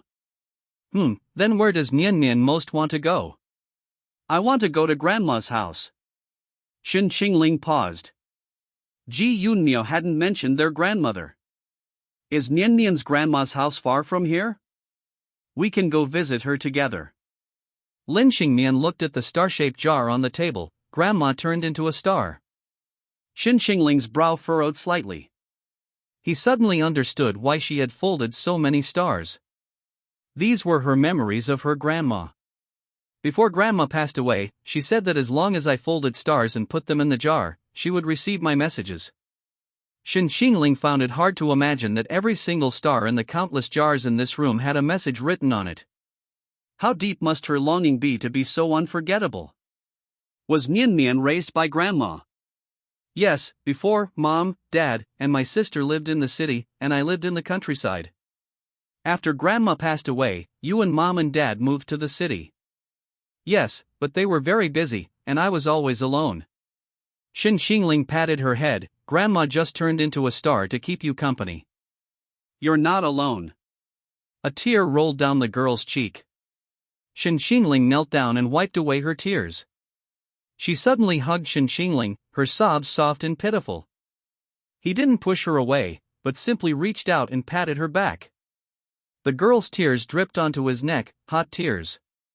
Shen Qingling said softly, Where is Grandma's house? I'll take you there, okay? Lin Xingmian fell silent. For many years, she hadn't had the courage to face it. She didn't want to accept the fact that her grandmother was gone. She was afraid that seeing that little courtyard would remind her of everything about her grandmother, and then she would miss her even more, and suffer even more. Since Nian folded so many stars and has so much to say to her, why don't you go see her? Lin Xingnian looked up at him, her eyes blurry with tears. Teacher Shen, am I really bad? Grandma told her to live well, to face life positively, but she hadn't done any of that. Nian Nian is doing well. But I haven't done anything. I haven't made Grandma happy. For Grandma, Nian Nian's existence is already a blessing. Lin Xingnian completely broke down in tears, clutching Shen Qingling's clothes and sobbing uncontrollably. Her long-suppressed emotions finally erupted at this moment. But all she could do was cry. There was nothing more she could do. Because she couldn't see the people who had left, couldn't change the separation of life and death, and couldn't bring anything back. Her entire life had been spent facing longing and separation. Come out with me, Nian Nian. Okay, I want to see Grandma. Chapter 23 Sails in the Sea of Clouds. Ji Yunmiao stood outside the door, listening to everything. After hearing it all, she couldn't help but cry, her heart filled with guilt. Her parents had wanted a second child, hoping for a son, but instead had a daughter. They were very disappointed, and her mother harbored a subtle dislike for her younger sister because of it. When they were young, the family was poor. She was older than her sister, and her parents, wanting her to attend a better school, left her sister with her maternal grandmother. Her sister was always closer to her grandmother and felt a distance from the rest of the family, resulting in a distant relationship. After her grandmother passed away, her parents wanted to bring her sister back to the city. She still remembered how her sister clung to her grandmother's coffin, refusing to let go, crying her heart out. After her sister came to the city, her parents were busy making money, and she was busy with her studies. No one cared about her sister's feelings. Then her parents divorced, and her sister went abroad. Her mother had never cared about her sister, so it was easy to imagine what kind of life she was living. Before, she could do nothing, powerless to influence her parents' decisions. Now that she's grown up, she wants to make amends, but it's too late. Lin Xingnian never blamed anyone, she always attributed everything to herself. She felt superfluous because her birth made her grandmother's life difficult, and because she wasn't a boy, her parents' relationship soured and they divorced. Even after going abroad with her mother, she still felt superfluous because her existence caused her mother to suffer in her new family. Later, in her new family, she was bullied by her younger sister and abused by her stepfather. Her mother said it was all her fault. She kept asking herself why she wasn't good enough. She felt she wasn't obedient enough, smart enough, or perfect enough. She never blamed Ji Yunmiao. Ji Yunmiao was just an older sister. She couldn't take on the roles of parents, couldn't make up for the lack of paternal and maternal love she received. Lin Xingnian's happiest moment was the day her grandmother passed away. After that, life left her only with endless pain. Ji Yunmiao came downstairs and sat quietly at the dining table. Around noon, Shen Qingling brought Lin Xingnian downstairs. The girl obediently ate her meal, pretending nothing had happened. She didn't want Ji Yunmiao to be sad, nor did she want her to be upset because of her. The more Lin Xingnian acted this way, the more guilty Ji Yunmiao felt. Shen Qingling looked at the two sisters, her feelings complicated. They clearly loved each other and cared deeply for each other, yet both had unresolved issues they couldn't express. Shen Qingling sighed, some things, if left unsaid, would become eternal regrets. In the afternoon, Shen Qingling suggested taking Lin Xingnian out, and Ji Yunmiao agreed without a word. Lin Xingnian hadn't been out for a very long time. Shen Qingling held her hand and said, "Don't be afraid, just stay with Teacher Shen." Lin Xingnian smiled gently, her beautiful dimples appearing at the corners of her lips. Shen Qingling gave her an unprecedented sense of security. "Do you remember the way? I'll take you there on my bike." "On a bike? On a motorcycle, are you brave enough to ride?" "Yeah, I'm not afraid with Teacher Shen here." Shen Qingling patted her head. He found a rental shop and rented a motorcycle. Shen Qingling put on his helmet, hopped on the motorcycle, and turned to the girl, saying, "Come on, get on." Lin Xingnian inexplicably felt. Teacher Shen is so cool. Without hesitation, Lin Xingnian climbed onto the back of Shen Qingling's motorcycle. And so, the two embarked on their journey to the countryside. To be precise, Shen Qingling had rented a motorcycle, and the speed was unlike anything Lin Xingnian had ever experienced in her life. If you're scared, hold on tight to me. I would have done it even if Teacher Shen hadn't said anything. Lin Xingnian clung tightly to Shen Qingling on the back seat, too frightened by the speed to even open her eyes. Her hair fluttered in the wind, the rush of air giving her a thrilling yet liberating feeling. Shen Qingling suddenly slowed down. Look ahead. Hearing Shen Qingling's voice, Lin Xingnian slowly opened her eyes and looked ahead. A sea of flowers came into view. Shen Qingling parked the motorcycle by the roadside and lifted Lin Xingnian off the back seat. Her legs were weak as soon as she got off, and she collapsed into Shen Qingling's arms, too afraid to move, her legs still numb. I'm sorry, I was driving too fast earlier. I wanted you to experience the feeling of freedom and speed, to forget a lot of your worries. In her past life, Shen Qingling would ride a motorcycle when he was stressed. Her eyelashes were still trembling, but she still whispered, It's okay, I was just too timid. She straightened up, leaning on Shen Qingling's arm, looking at the sea of flowers, breathing in the fresh air. Her mood was better than ever. What a beautiful sea of flowers. Yes, it's very beautiful. So, Mian, there are still many things in this world worth loving. Closing yourself in a small corner will make you miss many beautiful sights. Shen Qingling's words were meaningful. Lin Xingnian looked at him and said, But I don't want to go alone. You're not alone. You have me, you have your sister, and you will make many friends in the future, and there will be people who love you. Shen Qingling's words warmed her heart.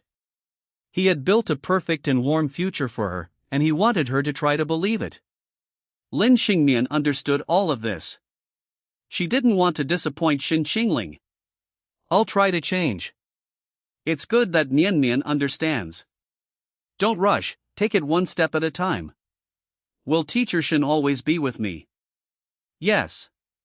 Lin Xingnian's eyes crinkled, a smile she'd never shown before. She tilted her head, shyly lowering her eyes, and asked, Teacher Shen, am I your first student? Yes. Teacher Shen is also my first teacher. Don't your teachers from your school days count? In my life, Teacher Shen is truly my first teacher. She gave a tentative, shy smile, tinged with the innocent confusion of a young girl's love. Shen Qingling smiled. Let's go, let's continue. Shen Qingling drove for a while longer and then arrived at Lin Xingnian's hometown. Upon arriving, both fell silent. Nian, are you sure this is it? It's here, I can't be wrong. Before them stood a place devoid of houses, nothing remained of the past, only endless fields of rapeseed flowers. Lin Xingnian sniffed, a bittersweet feeling welling up inside her. I'm too late. Before, she dared not look, dared not face, now, even if she wanted to, she couldn't see it. The two gazed at the endless flower field in silence for a while. Lin Xingnian was trying her best to control her emotions. She didn't want to cry, afraid of affecting Shen Qingling's mood. Shen Qingling pulled her to sit down on the small hill. I'll sing a song for Mian. Once she learns it, she can sing it to her grandma. What song? It's called Sails in the Sea of Clouds. You are like a candlelight, illuminating my heart. You are like a vast ocean, supporting my oars. Until the day you stopped speaking. Your sleeping face is frozen in time. You turned into a wisp of smoke, drifting into the distance. You once told me not to be afraid, that the road ahead was uncertain. There will always be light to guide the way. Every time I fell, your warm shoulder was there. Now I have grown up, learned to be strong. Learned to be as tenacious as wild grass. Carrying your weight, I head towards the distance. I ask the wind that winds through the valley, where are you? Where have you gone? I ask the water that flows across the sky, are those your tears? I ask the falling stars, which one in the sky is you? I speak to you, waiting for your answer. I speak to you, why are you silent? I chase after the spring of all things growing, and I see you there. I cross the wilderness of another time and space to run towards you. Your soft hands gently caress my tear-streaked cheeks. Tell me not to worry, you will still protect me. The moon boat docks, the wind stops, the fog dissipates. The sail of longing rises in the sea of clouds. The lotus root is broken, but the threads remain, my heart longs for you, in a single glance. We will meet again someday, on the other shore. We will meet again someday. Chapter 24 Unique Tenderness. A gentle song drifted through the flower field, carried on the wind, and carried longing to those far away. Shen Qingling sang beautifully, like a walking CD. In his past life, although he was an actor, he had received professional singing training, and coupled with the original owner's naturally gifted voice, his singing was even better than that of professional singers. However, more moving than these qualities was the story told in the song. The lyrics of this song resonated deeply with Lin Xingnian. It felt as if every word was something she wanted to say to her grandmother. Her grandmother had turned to smoke and drifted into the distance, but the love she had given had never left. Shen Qingling taught Lin Xingnian to sing this song only a few times, and she had memorized almost all the lyrics. When she sang this song, she couldn't help but choke up, and tears streamed down her face. Memories flooded her mind: an aged face, soft and loving, a warm hand holding her small one, a hunched figure providing shelter for her. Shen Qingling thought she sang even better than herself. When she sang, "I speak to you, why do you remain silent?" a butterfly landed on Lin Xingnian's hand. Lin Xingnian stared at it, stunned. Shen Qingling said softly, "Someone once told me something. Deceased relatives merely transcend time, becoming the most primordial components of the universe, molecules and atoms slowly reconstructing into the other things around you. The tree that shelters you from the wind and rain is her, the sweater that warms you is her, the ornament on your desk when you're tired is still her. Her identity as your relative has disappeared, but in truth, she is everywhere. She left, yet she is scattered all around. Like this butterfly before you, it is also her." Lin Xingnian took his words to heart. She closed her eyes and kissed the butterfly.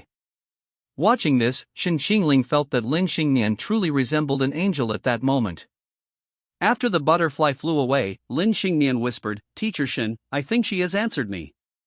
Shen Qingling smiled gently. He seemed to understand the system's purpose in having him win over the goddess.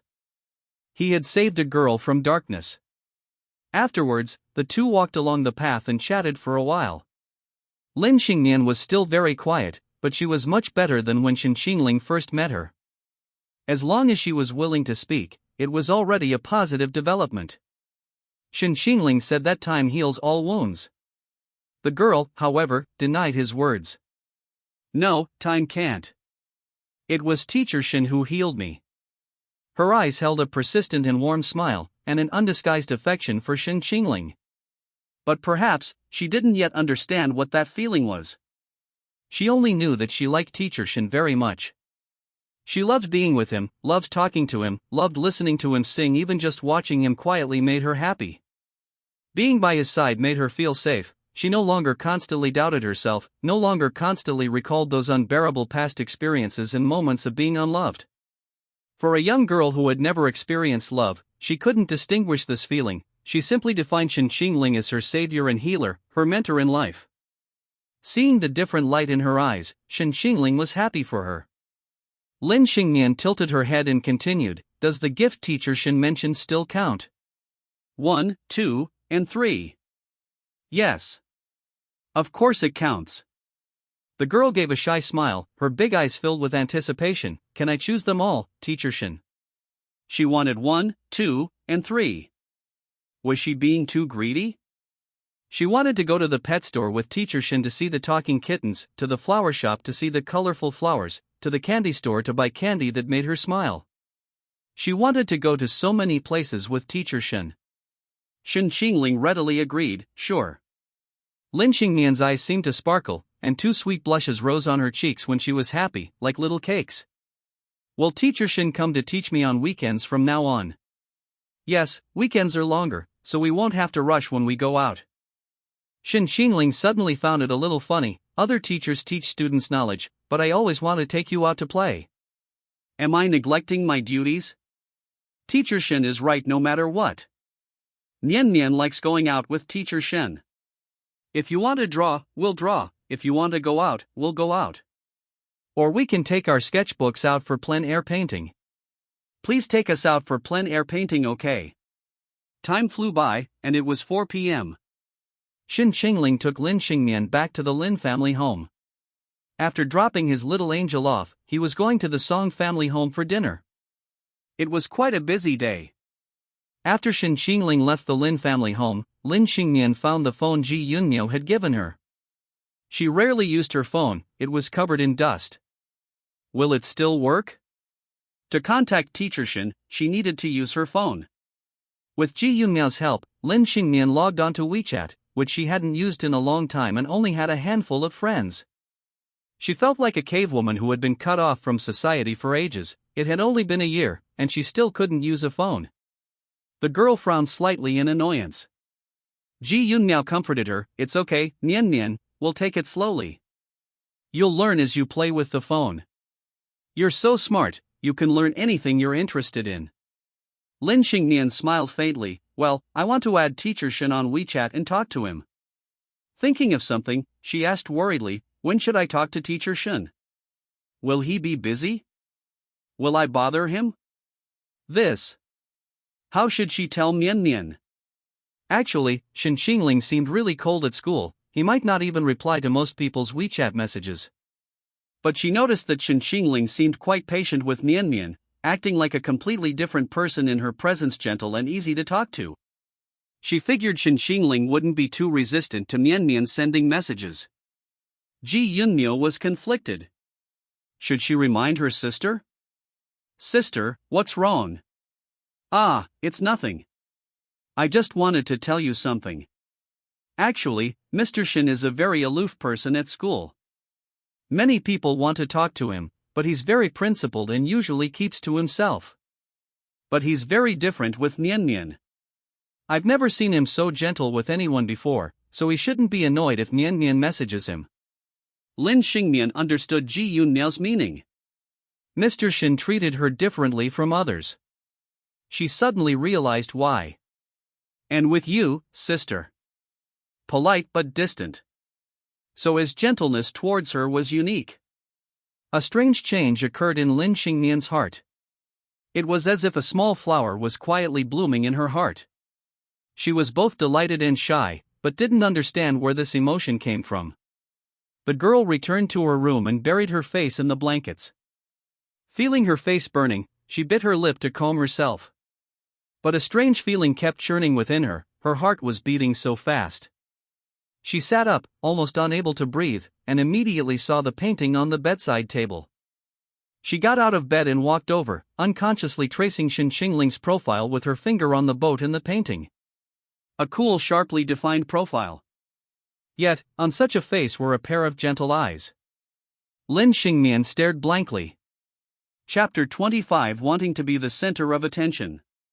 Before going to the Song family for dinner, Shen Qingling bought a gift as a token of their greeting. He arrived just in time, neither too early nor too late. Shen Qingling finally understood why Song Jining had such a cheerful personality. Song Jining came from a harmonious family, her parents were loving. Although Song Jining's father was a businessman, he gave off an intellectual air, wearing glasses and appearing refined. During their conversation, Shen Qingling learned that he had been a university professor in his youth before going into business. Song Jining's mother was a dancer, elegant and witty, her speech always carrying a hint of a smile, giving people a warm and welcoming feeling. Song Jining was clearly a child who had grown up surrounded by love. Since entering wealthy circles, Song Jining's parents had seen too many spoiled rich kids, so they were very strict with Song Jining's upbringing. Aside from having better food and clothing, Song Jining had never received any special treatment growing up. She was unassuming and cheerful, and even worried about not having enough pocket money. No one could tell she came from a wealthy family. Like the other children in her class, she experienced setbacks and grew up. Song Jining's parents never bribed teachers at school to ask for special treatment, nor did they consider sending her abroad to study. She attended whatever school she was admitted to based on her grades. Ironically, Song Jining excelled and was admitted to Zhejiang University. If it weren't for Qingling this time, who knows what might have happened. As parents, we are truly grateful to you. This is a small token of our appreciation, please accept it. These parents, who disdained bribing teachers, thanked Shen Qingling with money. They weren't arrogant, they knew how important money was, especially for a child like Shen Qingling. Shen Qingling could see their sincerity. From her parents' perspective, other forms of gratitude might not have been necessary, only money could truly help her. Shen Qingling, however, still chose to refuse. Shen Qingling smiled faintly and said, "Thank you, uncle and aunt. I appreciate your kindness, but this is too much for me. I've only done my duty. I'm already very happy that you invited me to your home for dinner." Having said this, Song Jining's parents didn't try to persuade her further. They could see that Shen Qingling was a young man of principle, humble and polite, and spoke with great tact and discretion. His future was limitless.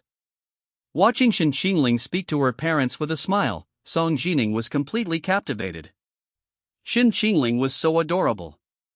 Song Jining had a very special feeling towards Shen Qingling. She admired him like a male god, and also felt a mother's love for him, wanting to see him grow, to see him reach greater heights, and to achieve the future he desired. In the entertainment industry, fans like this are generally called mommy fans.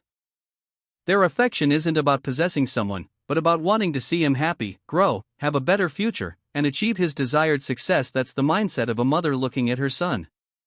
Song Jining is now a fan like that. He's completely become a fan of Shen Qingling.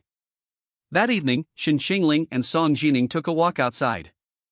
Song Jining chatted more and more enthusiastically, practically wanting to praise Shen Qingling from every angle. Like a mother watching her child, the more she watched, the more satisfied she became. Shen Qingling returned the compliment with a few words, causing Song Jining's heart to flutter rapidly. Her already overflowing progress bar now maxed out. Before Shen Qingling left, Song Jining asked him what he wanted to do in the future. Under the starry sky, the boy's eyes held a gentleness different from usual. "I want to be the center of attention." Song Jining paused, suddenly understanding. Being the center of attention meant he wouldn't belong to just one person. She only paused briefly before smiling brightly. "You can definitely do it. You are Shen Qingling, born to be admired and adored, so I believe you can definitely become that center of attention." Even if others don't remember, she will always remember the boy who rescued her from the dark cubicle, the center of attention. That photo is still her phone's wallpaper, and she will never change it. She knew they weren't from the same world. He would fly to a farther, whiter sky. But as long as she could still look up to him, that was enough. Song Jining didn't care about gaining anything. She only wanted to see him, to be his friend. That was enough for her. "Jining. You're the most cheerful person I've ever met. I envy you." Shen Qingling envied her honesty, envied her willingness to give her love so freely, without any careful pretense, without calculating gains or losses, only the pure admiration of a young girl and a clear self. Having grown up surrounded by love, she was more willing to give her sincere love. As long as the person she liked was happy, she wouldn't be the clingy one that would only trap herself in a cage. Song Jining wouldn't do that. Because she also loved herself. She wouldn't let herself become a prisoner trapped in emotions. She had a clear self. The girl laughed in surprise. "Wow, you're so outstanding and you envy me? But I don't seem to have anything you could envy. You have many good qualities, you just don't realize it because you possess them." Song Jining blushed and asked shyly, "Does that count as a compliment?" "It is a compliment. I hope you can always keep this happiness." "Since my crush said that, I definitely will. It's getting late, I should go back." "You should rest early too."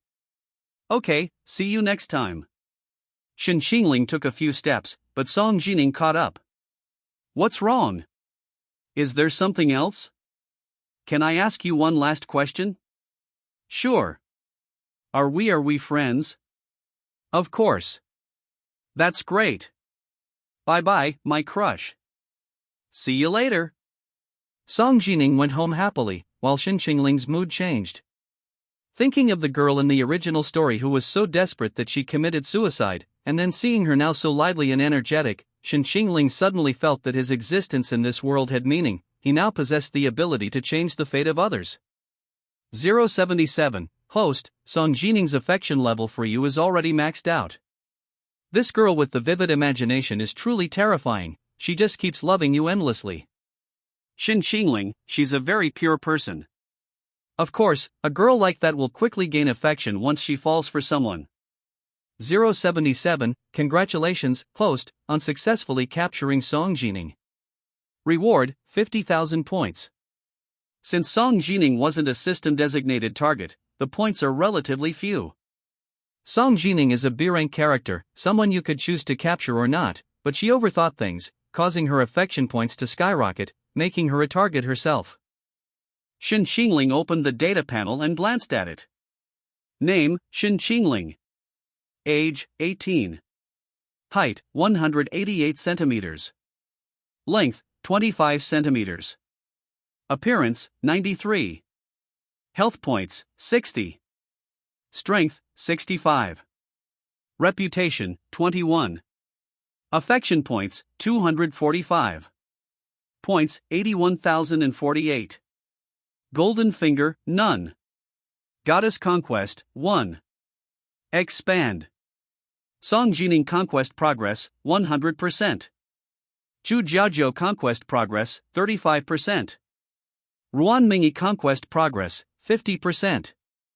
Lin Xingnian Conquest Progress, 70%. Counterattack Progress, 12%. Main Story Progress, 4%. Side Quest, Unlocked. Expand. Side Quest 1, Gain Chu Jiajiao's Regret Points. Progress, 20%. After reviewing the progress bar, Shen Qingling raised an eyebrow. Ruan Mingi's affection points are only slightly higher than Chu Jiajiao's. This woman. 077, after all, you haven't given her much of a friendly look, host. Compared to other characters you're trying to win over, she's a bit more complicated, so winning her over won't be so easy. Shen Qingling smiled. It's alright, the Shang family's banquet is coming up soon. I'll make her affection points rise. This banquet was destined to be anything but peaceful. Chapter 26 is just a tool you use to compare yourself to others. If we were to use the entertainment industry as an analogy, Song Jining would be a mommy fan, while Ruan Mingi would be a dream girl and a toxic stan. She wanted Shen Qingling to have only her in his eyes and heart, and hated other women coveting him. At this moment, in Ruan Mingi's eyes, Shen Qingling was merely prey. She didn't care much about his feelings. This was the key to Shen Qingling's strategy for winning over Ruan Mingi. She didn't understand what true love was. To understand it, she would inevitably have to pay a painful price. 077 had already booked a chasing after her husband scenario for Ruan Mingi. The day before the banquet, Ruan Mingi arrived at Zheng University. The exquisitely dressed woman outside the classroom once again attracted the attention of the students. Some recognized her as the woman who had sought out Shen Qingling last time. Look, Miss Ruan is here again. Shen Qingling is so calm, her eyes are fixed on the gray-haired professor. Are all the beauties outside less attractive than the professor? Shen Qingling has seen countless beauties, how could she not be calm? I saw our school beauty Ji Yinmiao having coffee with Shen Qingling last time. I wish I could have that kind of treatment someday. I'm not greedy, just give me one of the goddesses beside Shen Qingling. Come on, look in the mirror first. The bell rang, and Shen Qingling walked out carrying her books. Ruan Mingi was the first one to arrive today. Shen Qingling asked casually, "Why are you alone today?" Ruan Mingi smiled and teased, "What, do you like my chow chow?" Shen Qingling pursed her lips and didn't speak. Ruan Mingi chuckled, "Oh, just kidding. Why can't you take a joke? Xiao Xiao's off on her date, so it's perfect timing for us to have some alone time." I don't like being the butt of jokes.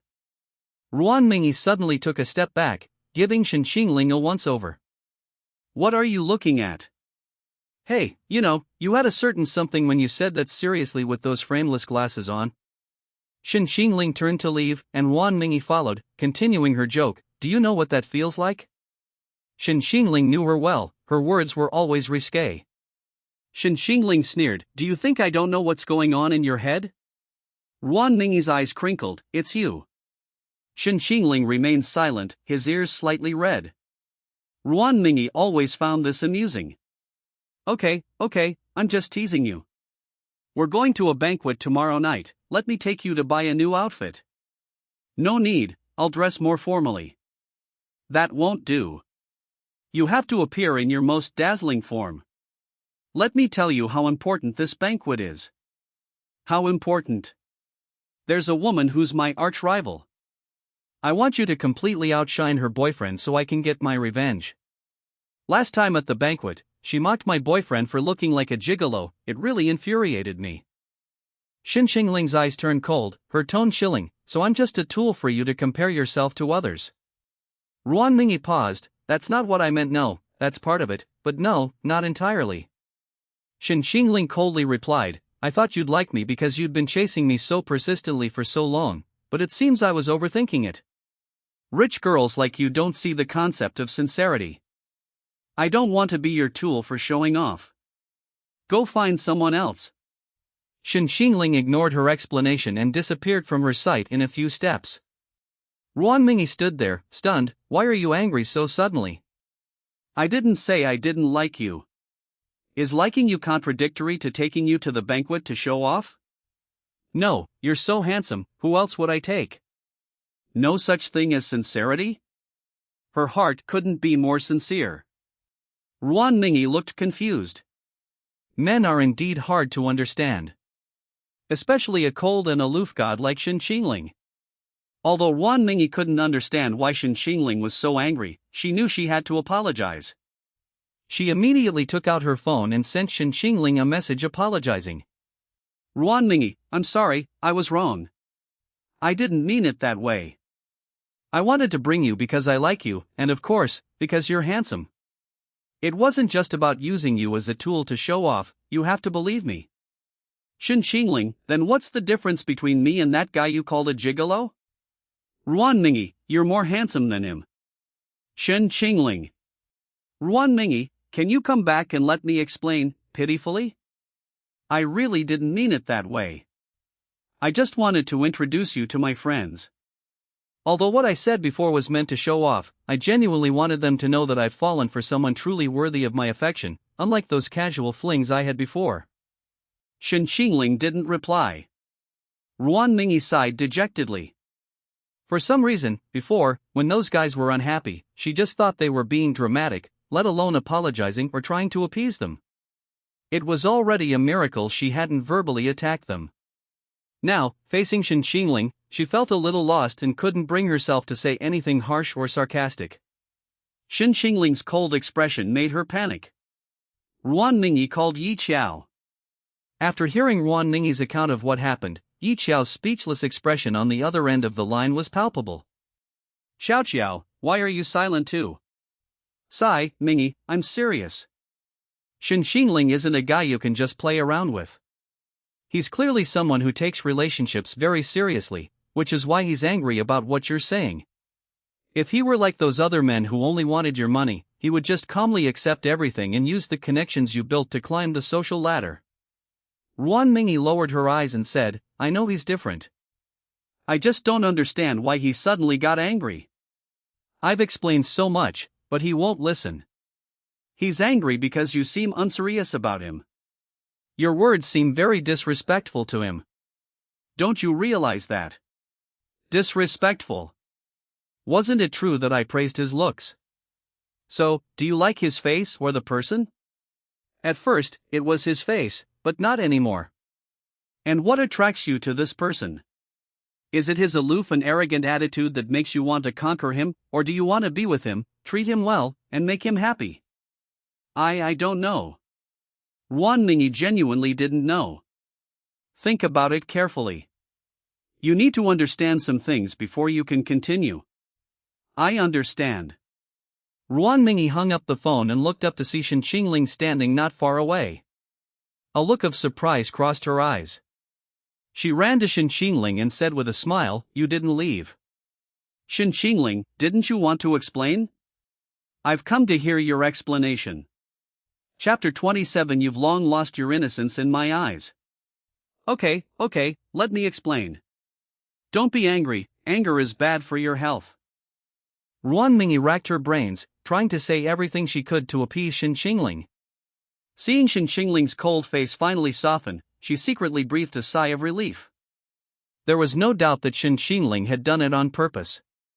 He absolutely couldn't let Wan Mingi treat him like one of those casual playmates she used to have. If she did, she would inevitably look down on him, and look down only breeds arrogance, not love. He wanted Wan Mingi to know that some lines couldn't be crossed, and some things couldn't be said carelessly. She had to learn to respect him. Wan Mingi cautiously probed, then shall we go shopping for clothes? When Shen Qingling looked over, her heart tightened. She blinked and continued, no need to be dazzling. Just wear what you like and what's comfortable. Wan Mingi had finally changed his tune. Shen Qingling nodded, okay. Wan Mingi led Shen Qingling to a custom-made suit shop. Wan Mingi instructed the shop manager to do everything according to Shen Qingling's preferences, without interfering at all. The shop manager took Shen Qingling's measurements and couldn't help but compliment her. Is Miss Rawan's friend a model? He has a great figure. No, I think he's even more handsome than a model. That's true, huh? This gentleman is handsome and has a great physique. Miss Rawan is very lucky. After saying that, the shop manager went into the back room to fill out the forms. Wan Mingi's heart tightened, afraid Shen Qingling would misunderstand. She quickly explained to Shen Qingling, I've never taken a man shopping for clothes before, you're the only one. Shen Qingling found her a bit amusing. He lowered his eyes and said, I didn't say anything. I was just afraid you'd misunderstand. I haven't put any effort into them. The shop manager is my father's friend, so. Well, you don't need to explain so much. I'm not your boyfriend. Then I have to explain, otherwise it'll be hard to appease you if you're angry. You mean I'm being difficult? No. Oh dear, why are you misunderstanding me again? You don't need to explain. Really not. I really didn't mean that. Seeing Wan Mingi's anxiety, Shen Qingling found it amusing. Seeing the slight smile on the boy's lips, Wan Mingi realized Shen Qingling was deliberately teasing her. She bit her lip. I didn't expect you to have such a wicked sense of humor. Shen Qingling raised an eyebrow. You're the only one allowed to tease me. This was the first time Wan Mingi had seen this side of Shen Qingling, and she was immediately captivated by his raised eyebrow. 077, Wan Mingi's heart-fluttering value increased by 5. Wan Mingi was indeed a woman who was very honest about looks. She leaned closer to Shen Qingling and said, I didn't say that, but seeing you like this makes my mind wander again. She didn't dare imagine how handsome Shen Qingling would look in a suit. She licked her lips. Shen Qingling pressed his index finger against her forehead, refusing her approach. Don't think about it, leave me some innocence. Wan Mingi smiled and stood on tiptoe, whispering softly in his ear, You've long lost your innocence with me. I've done everything I could think, dream, and act on. Shen Qingling pushed her away, his ears burning red. This woman is really something. Wan Mingi laughed heartily. How can she be so easily embarrassed? So innocent. Is this the joy of being a man? Just then, the shop manager came out, interrupting their romantic moment. The clothes will be ready tomorrow.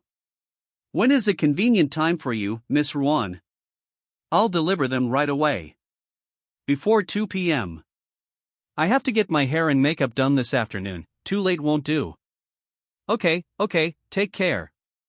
After settling the clothes matter, Wan Mingi smiled and said, It's almost evening. Since we're already out, how about we have dinner together? Wan Mingi was prepared to pester Shen Qingling for a positive response. To her surprise, Shen Qingling readily agreed, Okay, I'll treat you to dinner today. Wan Mingi was astonished. She hadn't expected Shen Qingling to offer to treat her to dinner. Why does it feel like winning the lottery? When a cold person shows their soft side, it makes others feel flattered. 077, Wan Mingi's heart-fluttering value increased by 3. Wan Mingi asked with a beaming smile, Okay, so what should we eat? French, Japanese, or something else? Shen Qingling, the Shaxian snack shop outside our school is pretty good. Wan Mingi had never heard of it before. She looked puzzled. What's Shaxian? Local specialty food. Fast food. Wan Mingi paused for a moment. Shen Qingling smiled slightly. You're allowed to joke? I can't tell, you're just teasing. Ruan Mingi tossed her hair and said, even if we really ate fast food, I'd be willing. After all, I have your handsome face to feast my eyes on. Shen Qingling, where did you learn all this from? I've never seen a young lady like you. Ruan Mingi, abstraction is a talent flowing in my blood. Others can't learn it even if they try. You should be secretly happy to have a young lady like me chasing after you. Ruan Mingi made up her mind as she spoke. She really wanted to go eat at Shaxian with Shen Qingling. Come on, Shen Qingling, let's go eat at Shaxian Snacks today. Miss Ruan, I was just kidding. It's okay, if you can eat, I can eat too. We ate at the cafeteria last time, so let's try Shaxian this time. Under Ruan Mingi's insistence, Shen Qingling had no choice but to take her to Shaxian Snacks. Almost everyone eating at Shaxian Snacks was a student from Jian University. Fortunately, it wasn't the weekend, so it wasn't crowded. 4 girls were chatting at a table near the door. A girl, chin in hand, said, Mumu, do you think it's possible that one day in the future, Shen Qingling will suddenly walk into the Shaxian snack shop and fall in love at first sight with me, who loves chicken leg rice? Roommate 1, what's wrong? There are mushrooms in today's chicken leg rice. Roommate 2, I think you've eaten until you're stuffed. Roommate 3, you're probably just having a ton of too much. What's the difference between this and the domineering CEO falls in love with me during menopause? Shen Qingling could never. Before she could finish, her eyes went blank. What's wrong? You turn around. Holy crap, Shen Qingling. Her voice wasn't quiet, immediately attracting the attention of Shen Qingling and Ruan Mingi, who had just entered. Shen Qingling looked over, and the girls at the table quickly looked down at the chicken leg rice in front of them. Today's chicken leg is especially good, right, Mumu? Yes, and the soup is also very delicious. Shen Qingling chuckled at the girls' antics, then smiled and went with Ruan Mingi to order. The girls seemed a little confused. Holy crap, didn't Shen Qingling just smile at me? We must have been so embarrassing that we made him laugh. So handsome. Is this the smile of a cold, aloof god melting like an iceberg? I'm drooling. I'm going to put making Shen Qingling laugh on my resume. Then I'll have it engraved on my tombstone after I die. Chapter 28 The Battle of Shaxian. Shen Qingling's appearance in Shaxian with Ruan Mingi was incredibly conspicuous, and the topic quickly became a hot topic in the online chat. The discussion was surprisingly stingy. Shen Qingling is so poor he brought the young lady to eat at Shaxian. The original poster intended to see Shen Qingling criticized, but the thread went completely off topic. Few of the comments below were criticizing Shen Qingling, the top-rated comments were all insults directed at the poster. I don't need to think too much about who posted this, just say you're jealous of my idol. Wait, what's wrong with eating at Shaxian? What did Shaxian do to you? Does being handsome mean you're deprived of the right to eat at Shaxian? That's interesting. Does that mean someone with my looks can't even go to the cafeteria? Wait, what if this young lady wants to eat at Shaxian with Shen Qingling?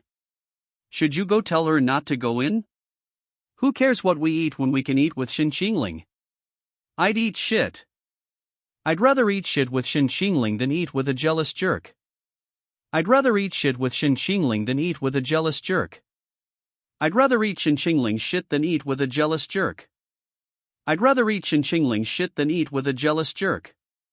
+1. +1. Song Jining showed the post to Shen Qingling, who was eating. Seeing the comments below, she couldn't help but cough. Ruan Mingi was drinking soup.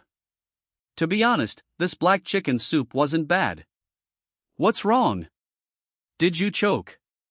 No, Jining sent me a post about a chance encounter. Oh, you call me Miss Ruan, but call me Jining, such a clear difference. You're older than me, it's not nice to call you by your first name. Then you can call me sister. Ruan Mingi's eyes lit up, she really wanted to hear Shen Qingling call her sister. I refuse. You're so stingy. You have the nerve to say that? People in the post said I was too stingy taking you to Shaxian snack shop. See, you've made me get misunderstood again. Haha, really? Let me see. Ruan Mingy took Shen Qingling's phone and laughed uncontrollably at the comments. You're really popular, huh? Lots of fans, campus heartthrob. I'm not campus heartthrob. Your popularity is practically the same as campus heartthrobs. I don't want everyone paying too much attention to me. If someone else said that, I'd call them a show-off, but with you, it's not like that. Maybe this is the sorrow of a handsome guy? Most people can't understand. Ruan Mingy and Shen Qingling were still happy eating at the Shaxian snack shop, without a trace of reluctance. It seemed Ruan Mingy was more proactive, Shen Qingling only responded half-heartedly. Ruan Mingy didn't usually play the chance-encountered game, but seeing Shen Qingling being criticized, she went straight in and posted a thread. The one eating at Shaxian with Shen Qingling is me, Ruan Mingy. Welcome to debate. Reply to it stingy. Shen Qingling is so poor she brought the rich girl to eat at Shaxian. Do you know that your appearance is an apology letter from the condom company? Your sensitivity is like a visual novel. If you choose the wrong option, you'll be found hanged in your bedroom the next day. Just kidding. You're not as gentle and beautiful as the protagonist. Actually, you look like a piece of cured meat hanging from the ceiling, the kind that's all fat. I understand why you posted this. It seems like you're the kind of person who gets tired of watching videos, exits, clears the background, swipes a couple of times on your desktop, and no one messages you, but then subconsciously opens them again. You painstakingly cultivate your Weibo account, only to find 0 messages. You painstakingly cultivate your Twitter account, only to find 0 messages. You painstakingly cultivate your WeChat account, only to find 0 likes. Nobody cares about you. You realize you're living worse than a cockroach. At least cockroaches have girls screaming for them, but you don't. How pathetic. Well, actually, you're already pretty amazing. Most people living like you would have jumped off a building long ago. After Ruan Mingy posted, it quickly became the top trending post, with many onlookers below. Ah, miss, you're so good at cursing. Your attack power is off the charts. Oh, this is an unparalleled thrill. This feeling of being completely seen through is like being suddenly streaked across the dark night sky by a shooting star, mesmerized and unable to extricate myself. This feeling of being hit right in the head makes me feel like the Titanic, which has been hit by an iceberg and is sinking into the darkness of the deep sea, yet it's so exhilarating. Give me more, let me stay immersed in this thrill of being illuminated by the light of truth. It's so good, like a mouse hiding in a dark underground passage, suddenly exposed by a searchlight, so exhilarating. Can you be my miss? I think you have a lot of potential. The original poster deleted the post. I'm dying of laughter, ha ha ha. It's not that my brother messed with Shen Qingling. Doesn't he know she has so many female admirers that the classroom can't even accommodate them all? He should say he shouldn't have messed with Ruan Mingy. Ruan Mingy is notoriously sharp-tongued in the industry. My brother has hit a brick wall. Ruan Mingy became famous overnight after their chance encounter, with some even posting online asking for insults. Ruan Mingy simply called them crazy. Now she finally understood how Shen Qingling felt about her harassment. Shen Qingling, seeing her constantly fiddling with her phone, asked curiously, "What are you doing? Are you busy?" Ruan Mingy smiled, "Nothing much, just getting revenge for you." Shen Qingling opened their dating app and saw a screen full of posts asking for insults. He couldn't help but laugh when he saw Ruan Mingy's posts insulting others. Shouldn't you, miss, be mindful of your image? They don't even know if I'm really Ruan Mingy. It's good that I got to vent for you. Who gave them the courage to gossip about my private affairs? Good, your strengths have finally come in handy. I see you're just as good in this room. Likewise. After eating at a Shaxian snack shop, Ruan Mingy suddenly felt that she and Shen Qingling seemed to have become a little closer. It seems romance isn't limited to Western restaurants. Shaxian snacks have their own charm.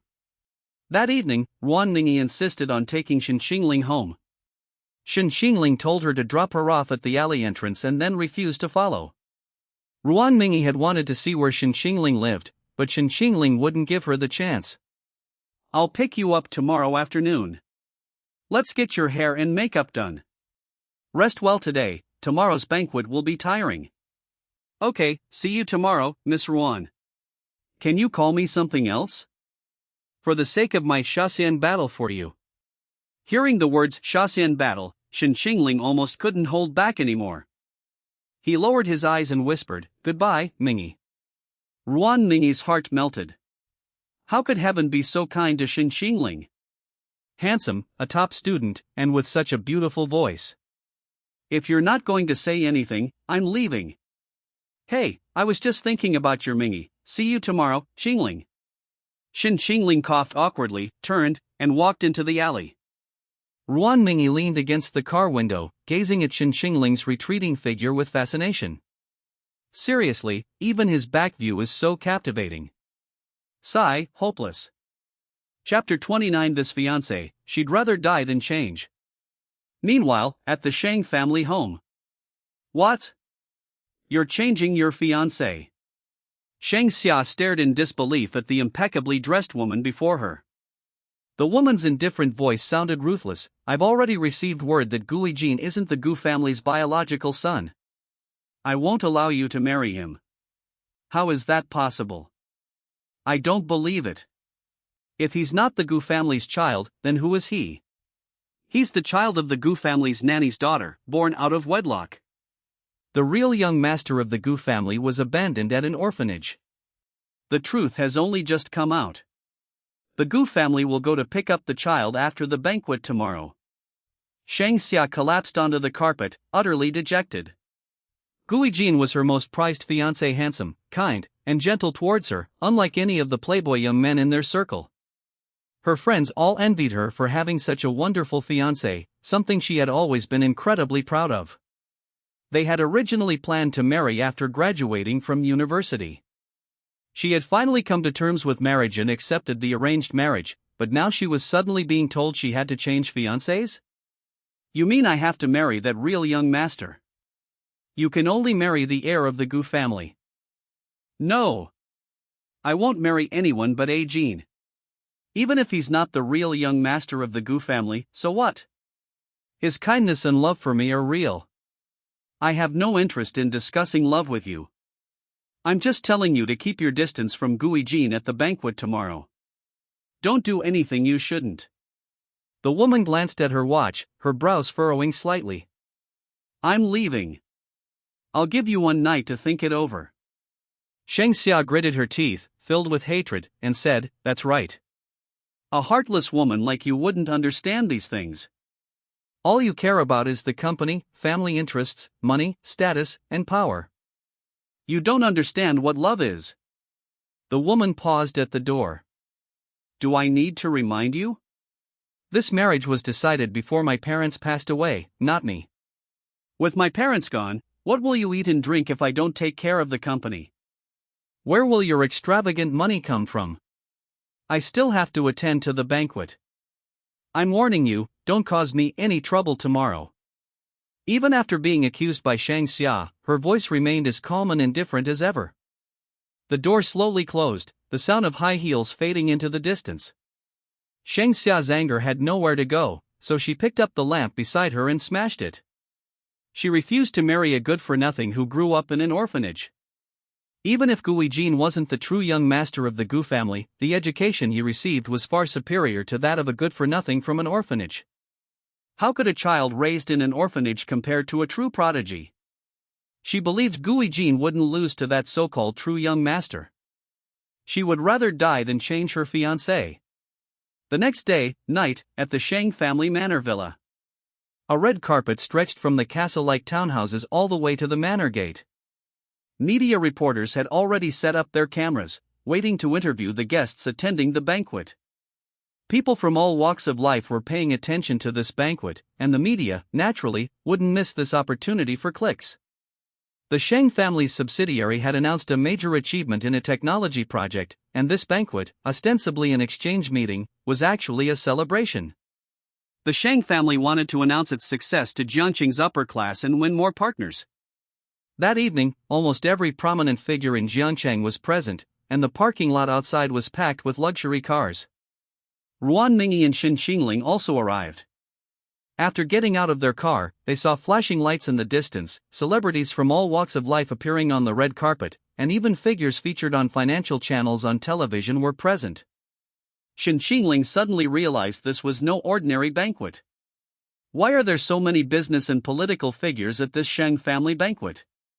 This isn't just an ordinary high society event, is it? Shen Qingling looked at the radiant woman beside her. Ruan Mingyi was wearing 15 cm Jimmy Choo patent leather shoes with red soles, and a bright red velvet dress with a 3-meter-long train that flared out from her waist. The woman's stunningly beautiful face was like a bottle of intoxicating red wine, her full red lips slightly upturned, and her eyes, outlined with gold glitter, were captivatingly curved upwards when she smiled. Her skin, as white as snow, peeked out from the deep V-neckline, a Van Cleef & Arpels diamond brooch clinging precariously to the fabric, and a pigeon blood ruby adorned her collarbone, dazzling even Shen Qingling. Ruan Mingyi casually tossed aside the curls that fell to her collarbone, causing her rose-gold tassel earrings to tinkle softly. Of course. My dad told me that the Shang family's company is undergoing a transformation, with Shangs heavily investing in technology research and development. Many people see the potential in this area and want to cooperate with the Shang family, so strictly speaking, this is a business exchange meeting. But, well, these are all irrelevant to me, so those who don't care can just treat it as a regular banquet. What, are you nervous? In Ruan Mingyi's view, this was Shen Qingling's first time attending such a banquet. As a college student who hadn't yet entered the workforce, he would naturally feel a little apprehensive. But she didn't know that Shen Qingling had grown up in front of the camera. Cameras, flashing lights, and lavish banquets were all part of his daily life. The glitz and glamour of the entertainment industry wasn't much different from that of these wealthy families, so why would he be nervous? Shen Qingling gave a faint smile. I'm all right. Ruan Mingyi assumed he was just trying to maintain his dignity, so she didn't laugh. Instead, she said gently, if you're nervous, hold my hand tightly. You're my date today, we're one. Besides, you look so handsome today, I don't want you to be snatched away by another woman. Shen Qingling was so handsome today that even a passing dog would take a second look. That afternoon, when he finished his styling and came out in a suit, Ruan Mingyi's heart immediately fluttered. Her eyes were wide with amazement. Ruan Mingyi didn't know if it was just her eyes seeing things or if Shen Qingling was simply unreasonably handsome, but she felt he was the most handsome and charismatic man she had ever seen. I'm not that kind of man, don't worry. Shen Qingling adjusted his cufflinks, revealing a dark blue pattern on his dark suit. It was made of a rare fabric woven from the pearl layers of black mother of pearl, making it seem as if he were wearing the waves of the night. That one gesture alone made Ruan Mingyi's legs go weak. Despite being a university student, she possessed an air of effortless, refined elegance befitting someone from high society. Strange. Very captivating. She loved it. Ruan Mingyi took Shen Qingling's hand and walked onto the red carpet, letting the media's flashbulbs illuminate them. In fact, the reporters' flashes hadn't stopped since Ruan Mingyi and Shen Qingling arrived. While such high society events are never short of strikingly beautiful people, the pair of Ruan Mingyi and Shen Qingling, dazzling everyone with their presence, were truly unique. Moreover, both were exceptionally handsome. Shen Qingling's attire and demeanor made him appear no different from any other wealthy young master, perhaps even more like a genuine heir from a prominent family. His skin had a cool, jade-like sheen, and the lines from his brow bone to his nose seemed etched with icicles. Beneath his sharp brow bone were a pair of cold, aloof eyes that, even when not smiling, exuded a sense of oppressive power.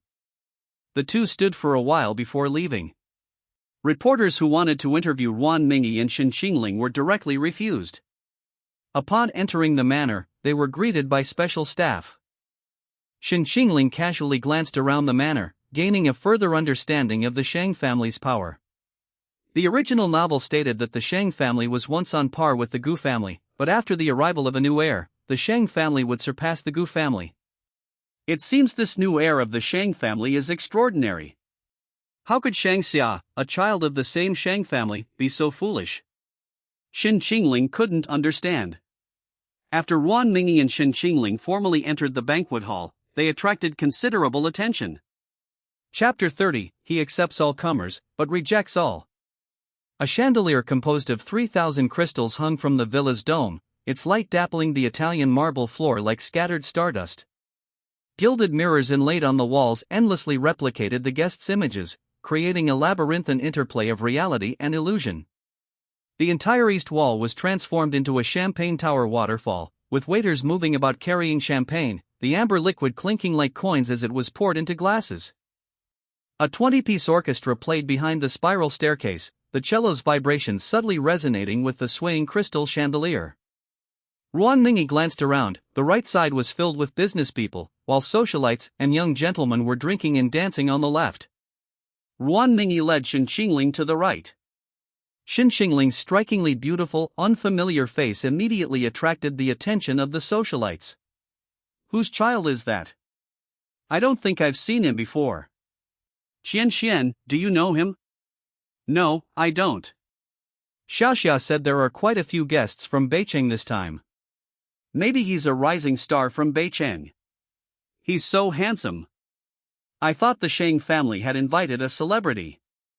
Those minor celebrities don't have his charisma. He looks like he's someone important. The woman next to him, however, looks familiar. Hey, isn't that Ruan Mingi? Where did she get to know him? Come on, let's go find out. 3 women carrying champagne suddenly approached. Ruan Mingi glanced at them and recognized them as old acquaintances. Sheng Xia's group of girlfriends, the group of women she disliked the most. One of the women, with curly hair, asked with a smile, Mingi, is this the marriage prospect your father arranged for you? Aren't you going to introduce him to us? Ruan Mingi knew exactly what these women meant. They probably thought Shen Qingling was some rich young master and were incredibly jealous. She smiled deliberately and said, yes. Lu Qianxian smiled gently at Shen Qingling, raised an eyebrow, and extended her hand to Shen Qingling. Hello, may I ask your name? Ruan Mingi blocked Shen Qingling's path, leaning down to Lu Qianxian and saying, your male companion seems to be over there, right? Excuse me, we have other matters to attend to, so we cannot keep you company. Ruan Mingi took Shen Qingling's arm and walked away. She had no need to give these women any face. Lu Qianxuan's hand awkwardly froze in midair. After Ruan Mingi left, she sneered, what's so smug about? Just because he's a bit handsome?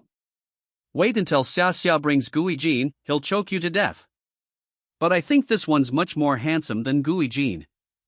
I just wonder if his family background can compare to the Gu family. That's hard to say. Judging by appearances, his family isn't low class. How can Ruan Mingi have such good luck? With her temper, how can this man tolerate her? She'll be dumped sooner or later for finding someone so outstanding. I bet she doesn't have the ability to keep a man like that. Ruan Mingi and Shen Qingling went to get drinks. Shen Qingling asked curiously, you seem to really dislike those people. Ruan Mingi gripped her cup and gritted her teeth, dislike? We're practically exchanging insults every time we meet. Such a deep grudge. They're the Summer Sisters, one a green tea bitch, one cunning, one arrogant. They used to tease me when I was little because I didn't have a mother, and now they always mock my boyfriend at parties. No wonder, they really went too far. But actually, I'm a little curious why you would bring that kind of man to an event like this. Part of the reason is that many people are friends with the Summer Sisters, and I can't be with them.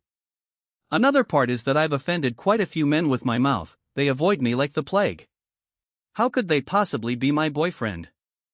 Ruan Mingi has a notorious reputation, even arranged marriages don't consider her. In the words of those young masters, Ruan Mingi is a terrifying creature that appears to be a thorny rose but is actually a man-eating flower. Shen Qingling said with a hint of amusement, haven't you thought about changing? Ruan Mingi blinked. Why would I change? I just like to speak the truth. They're too fragile, they can't handle the truth and their defenses crumble. It's not my fault.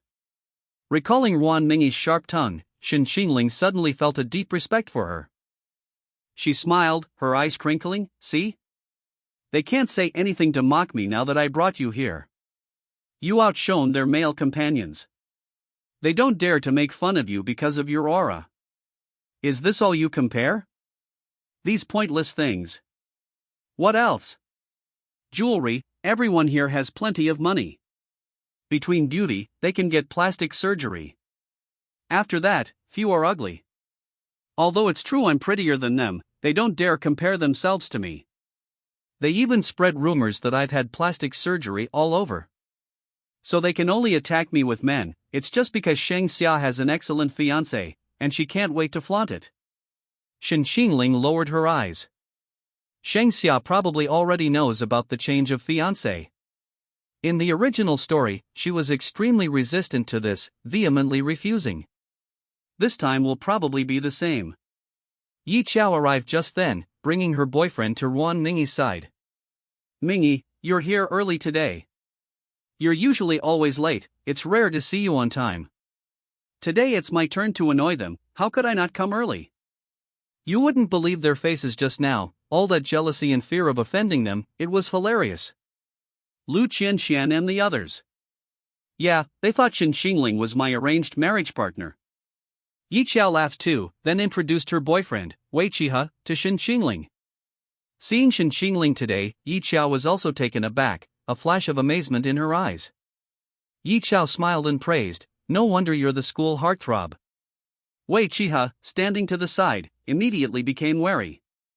He used the excuse of chatting with Shen Qingling to separate her from Yi Chao. He couldn't let this man steal his young lady. Shen Qingling was too terrifying.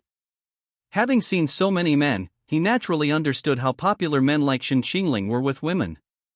Wei Qiha was a typical gigolo, but he was a very tactful one.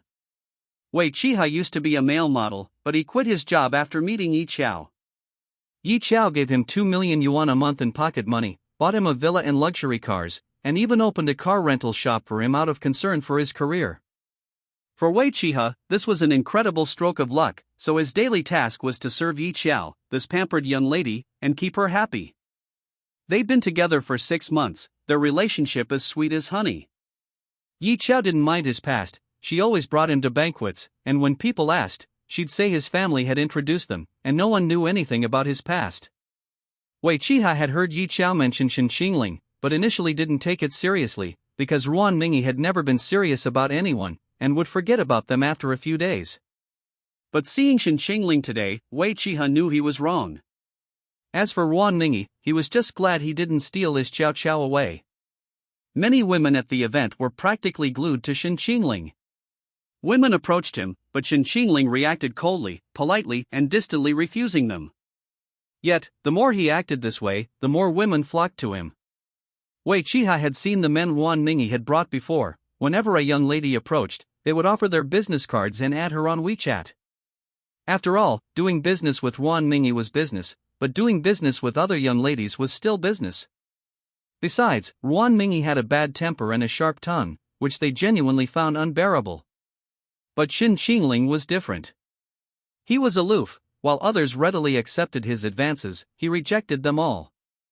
Wei Qiha told Ruan Ningyi all this, and Ruan Ningyi smiled, that's Shen Qingling, after all. 077, Ruan Ningyi's attraction level increased by 5. Shen Qingling, looks like she's quite satisfied with my performance today. But something's still missing. The main character hasn't arrived yet, it's a bit boring. A moment later, a commotion arose, and Shen Qingling followed the gazes of the crowd. The Gu family had finally arrived. Chapter 31, A Two-Faced Man. In Jianchang, the Gu family wouldn't usually attend all banquets, but the Sheng family was their marriage partner, possessing considerable power, so this level of respect had to be shown. Upon seeing the Gu family, Shen Qingling understood that the descriptions in novels were accurate. None of the Gu family members were ugly, their arrival attracted everyone's attention. Gu Changwang had the classic CEO look, with sharp and domineering features. Mrs. Gu, Wen Sulan, was a classical beauty, elegant and poised. Shen Qingling's appearance was a combination of the best features of both Gu Changwang and Wen Sulan. Gu Yutong, needless to say, was a major star, her appearance was captivating, stunning everyone present. Gu Yijin was slightly less striking than the others. His looks weren't the type to be immediately breathtaking, his features were gentle and refined, with a touch of youthful charm. His most attractive feature was his eyes. However, even more captivating than his appearance was his aura. A smile played on his lips, his eyes were gentle, giving off a warm and welcoming feeling. Shen Qingling narrowed her eyes. In the original novel, Gu Yijin used this very face to deceive everyone, making them believe he was innocent, harmless, gentle, and kind of pitiful and innocent victim. Gu Yijin used to have an excellent reputation in Jiangqing's high society circles, especially among the socialites and heiresses, who practically considered him the epitome of a marriage partner. Unfortunately, he wasn't as clean as he seemed. Ruan Mingyi snorted coldly, "Hypocrite." Shen Qingling asked in surprise, "Who are you talking about?" Ruan Mingyi raised an eyebrow, "The one on the far left, see him? That's Shang Xia's fiancé, a hypocrite with a sanctimonious facade." Shen Qingling deliberately said, "Hypocrite? Why do you think that? He doesn't seem like what you describe. You can know a person's face but not their heart. In front of Shang Xia and these ladies, he's a virtuous, devoted, and affectionate person, but an old friend of mine told me he saw Gu Yijin flirting with other women at a club. He's a womanizer behind the scenes, not a good man. Aren't you afraid I'll become a two-faced man like him?" Ruan Mingyi realized he was joking and started being irreverent again. "It's okay. You can be two-faced with others, but with me, it'll be 14 lies in 13 hours. Here we go again." A woman in a black dress stood in front of the floor-to-ceiling window on the second floor of the villa. The dress revealed two prominent shoulder blades, like the closed blade of an obsidian sword. The woman's arms were wrapped in black lace, and the serpentine emerald at her neckline gleamed captivatingly in the cold light. Her beauty was strikingly aggressive, her brows were sharply arched with an eyebrow pencil, and the natural upturn of her eyes, which should have been alluring, was frozen in an icy gaze.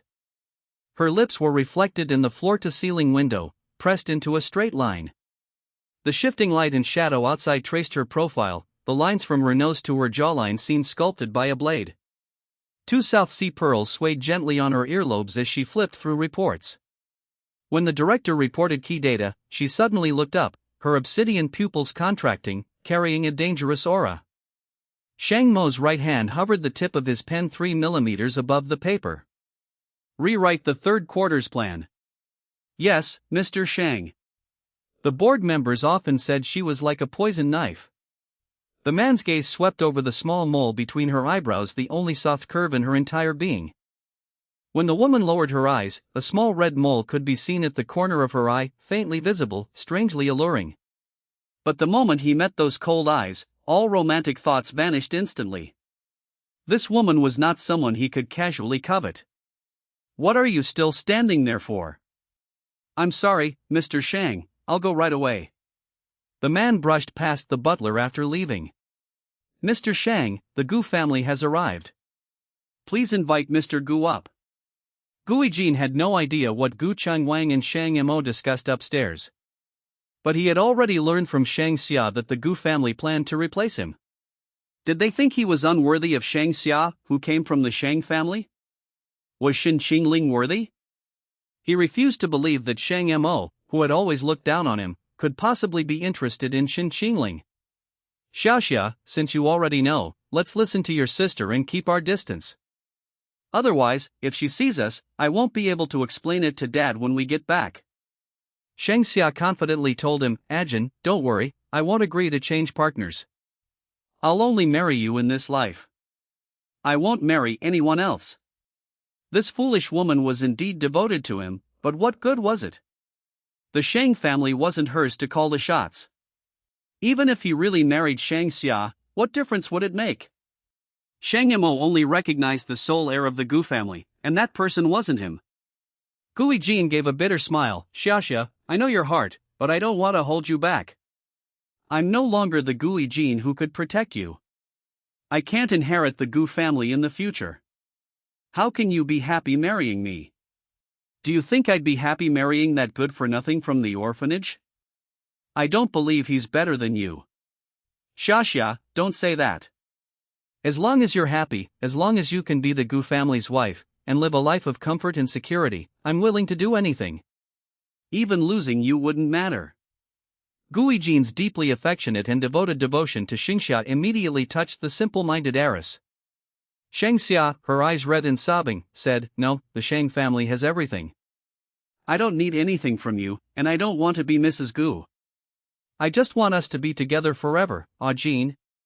Don't worry, I'll definitely find a way to persuade my sister." Then her eyes narrowed, and she coldly snorted, "As for that newcomer, I don't even like her. In my heart, Jean is the best, no one can compare to you."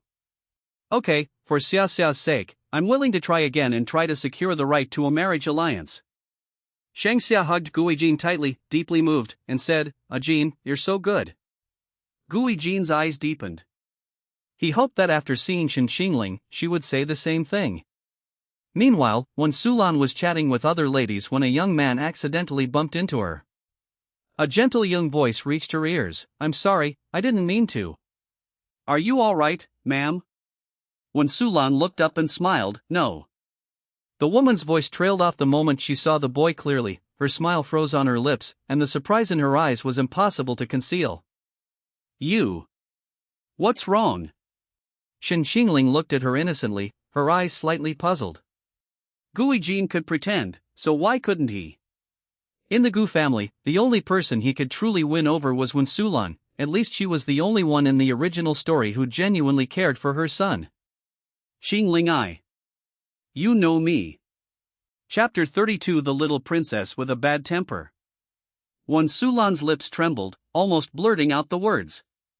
The paternity test results were already in, and Gu Changwang had promised to bring Shen Qingling back after the Shang family banquet. Who knew she would see him at the banquet ahead of time? Why was Qingling at the Shang family banquet? Wen Sulan controlled her emotions, calming her agitated feelings with a smile, "I know you. I've seen you on the news. You're a brave and righteous young man." She had read about Shen Qingling's past countless times, hoping every day that he would return to her side. Shen Qingling smiled faintly, "I see." Shen Qingling wanted to leave, but Wen Sulan couldn't help but continue talking to him. Did you come alone? No, I came with a friend. She's waiting for me. If you're not busy, I'll go over there first. Wait. Is there anything else? Seeing the young man's polite but distant manner, Wen Sulan felt a pang of sadness. She gave him a gentle, loving smile, "Could you do me a favor?" What favor? I'm not feeling well. Could you please help me to a seat? Sure. Although Shen Qingling was a man of few words, he was indeed a polite and well-mannered young man. As he helped Wen Sulan over, the woman's eyes never left him. The more she looked at him, the more guilty and sad she felt. Her hand supporting Shen Qingling trembled slightly. Not far away, Ruan Mingyi saw Shen Qingling helping Wen Sulan to the edge and couldn't help but feel strange. Strange, why is Mrs. Gu talking to Qingling? She followed. Shen Qingling half squatted beside her, asking something. It seemed Mrs. Gu wasn't feeling well. Qingling, so you're here. I've been looking for you for so long. Wen Sulan looked over curiously and was immediately stunned by the girl before her. In terms of appearance, this girl was actually comparable to Gu Yutong. She couldn't quite place the girl, she just couldn't place her. Young lady, you look familiar. Mrs. Gu, I'm Ruan Mingyi. Oh, you're Mr. Ruan's daughter. No wonder you looked so familiar. You two are boyfriend and girlfriend. Wen Sulan inwardly groaned. Gu Changwan was just thinking of changing the marriage proposal to Qingling. If Qingling already had a girlfriend, there would be no way to proceed, and if Qingling liked her, she couldn't force them apart. Wen Sulan knew very well that if Gui Jin married Shang Xia, it wouldn't be a good thing for Shen Qingling. She didn't want Gui Jin to join forces with the Shang family against her child. Ruan Mingyi smiled generously and said, "Not yet, but who knows in the future."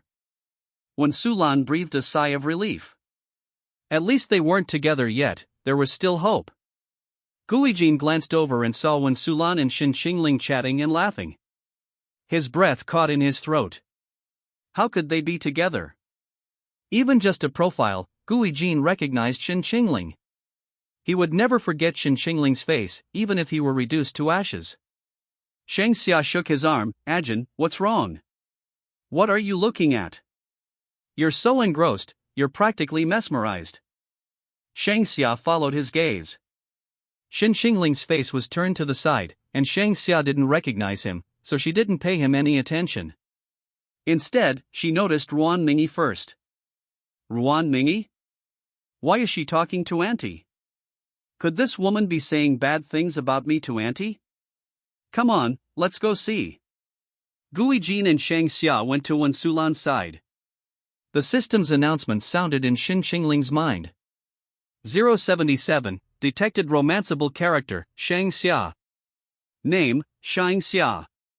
Goddess level, A rank. Identity, Shen Qingling's fiancée. Personality, simple-minded, big-breasted but brainless, spoiled and arrogant. Plot relevance, 40%. Ending, insufficient points, cannot unlock. Ding. Side quest triggered, gain Shang Xia's regret points, reward 100,000 points. Host, do you wish to activate the side quest? Activate it, might as well take the 100,000 points. Shen Qingling sized up the woman who might become his fiancée. As the male lead's fiancé, Shang Xia's appearance was naturally undeniable. Shang Xia had a sweet face, with large features on a small oval face, dark and bright eyes like a cat's, a delicate nose, and full cherry lips.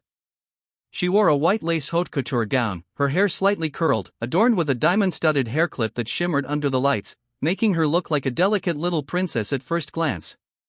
Unfortunately, this princess had a terrible temper. She was clearly spoiled by her family.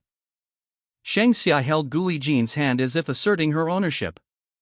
Auntie, I've heard about what happened, but my engagement with A Jin cannot be changed. I won't marry anyone but A Jin. Wen Sulan's expression changed, and she quickly looked at Shen Qingling. The young man remained calm, practically unresponsive. Well, Qingling doesn't know anything yet, so of course he won't react.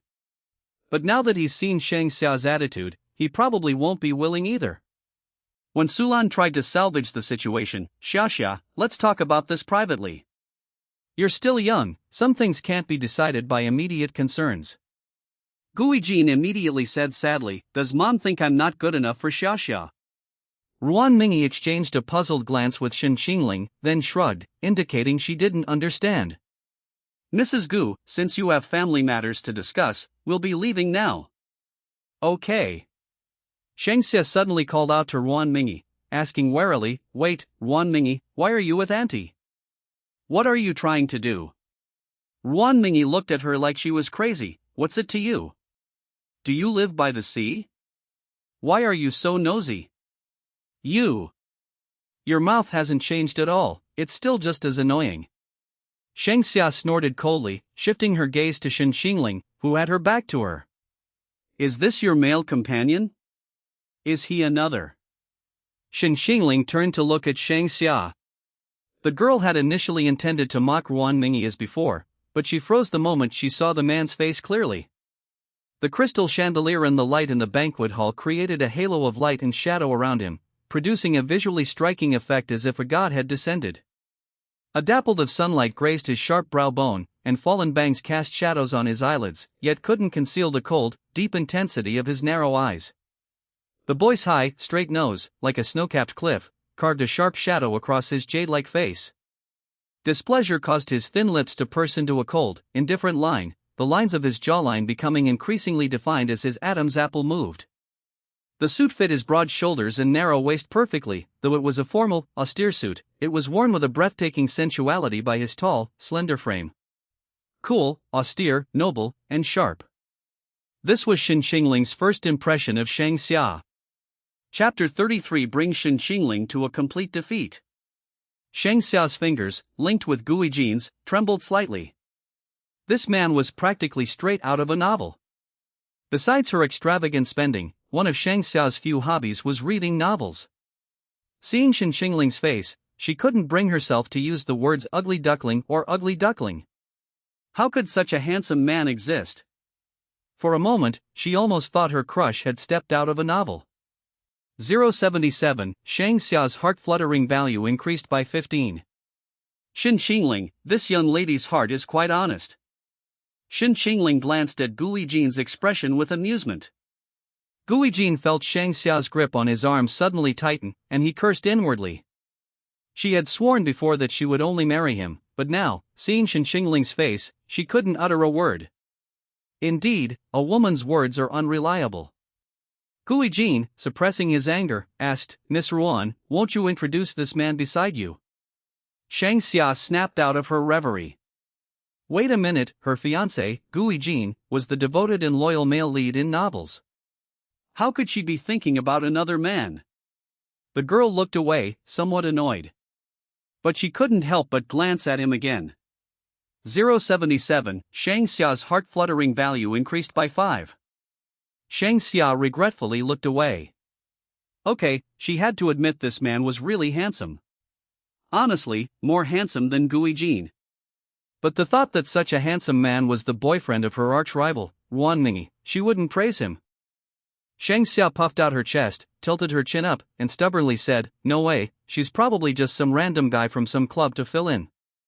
Do you think I don't know her? Which respectable upper-class family in Jiangcheng would want to attend a banquet with her? Ruan Mingi's retort was already on the tip of her tongue when Sulan spoke first. Xia, how can you say such things to someone you've just met? Auntie, I'm not making this up.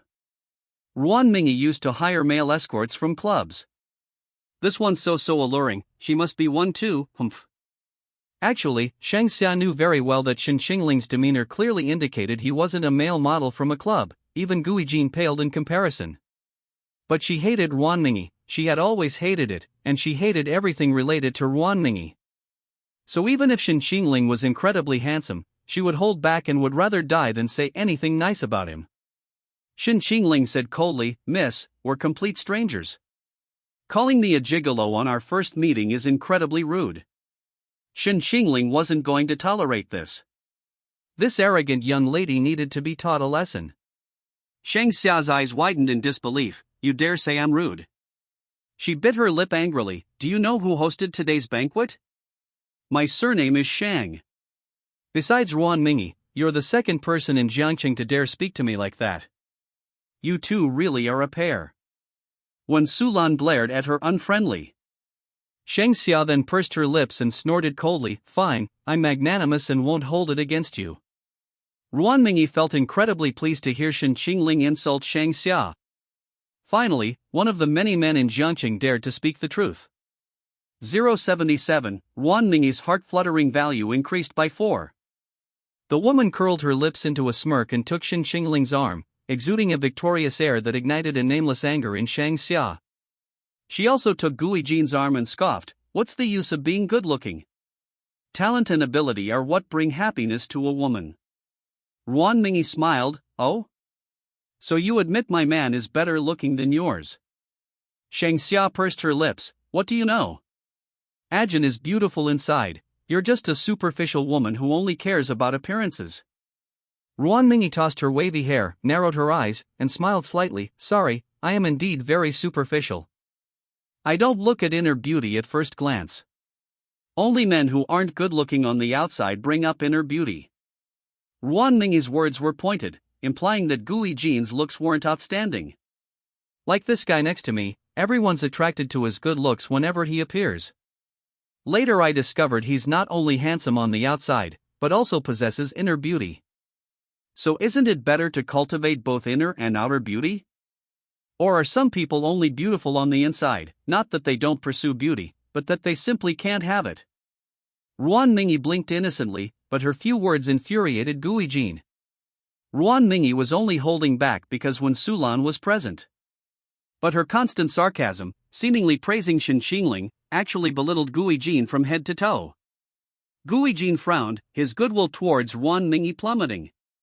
Previously, although Ruan Mingi always seemed to be at odds with Shang Xia, he felt quite satisfied seeing her argue with the temperamental young lady, finding her interesting and beautiful, and his overall impression of her was quite good. But seeing her so close to Shen Qingling today, and even mocking him so openly, he secretly hoped that Shen Qingling would cruelly abandon her. "Ruan Mingi, what do you mean? I was just praising my partner's good looks. But you, saying your fiancé only has inner beauty, are you implying he's ugly? Don't twist the truth. I didn't mean that."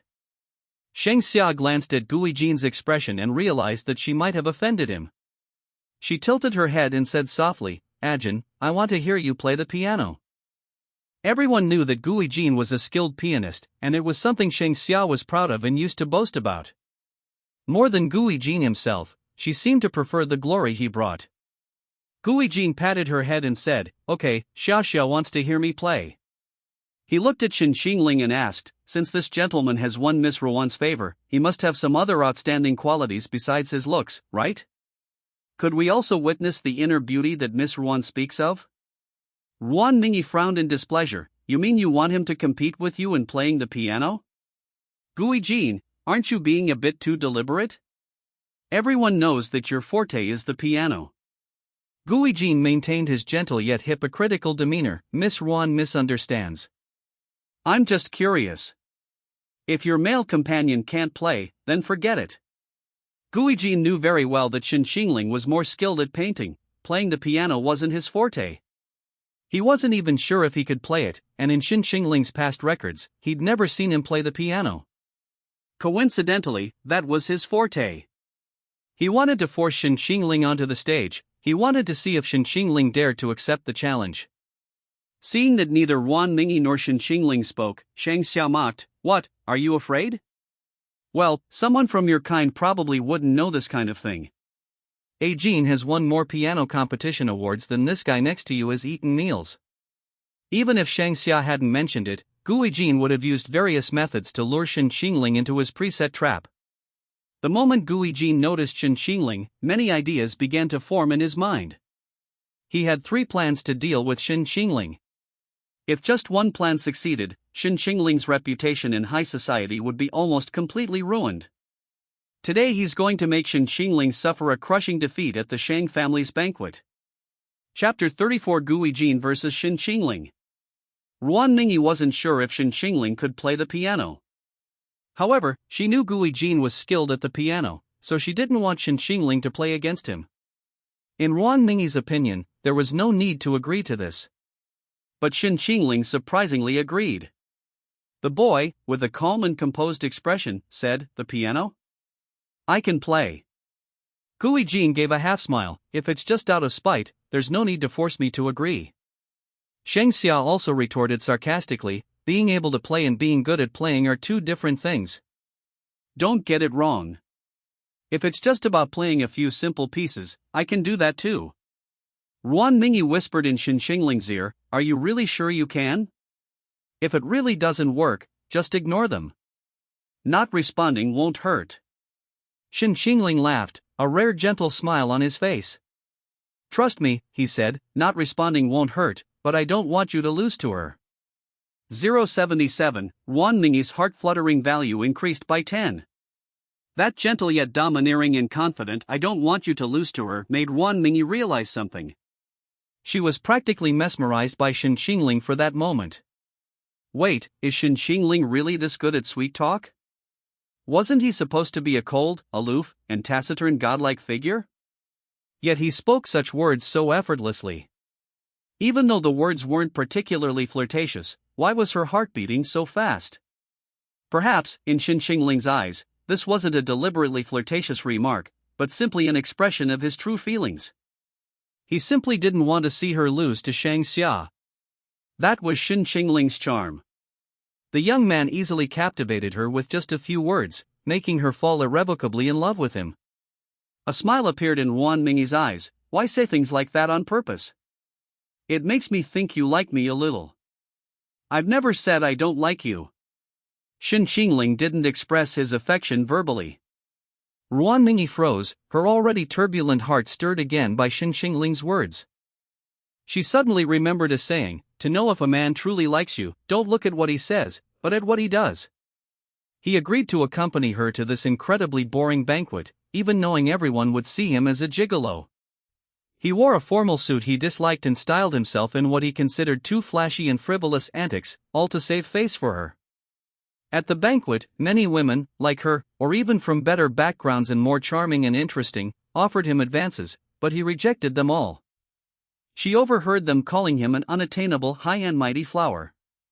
But this high and mighty flower was gradually plucked by her.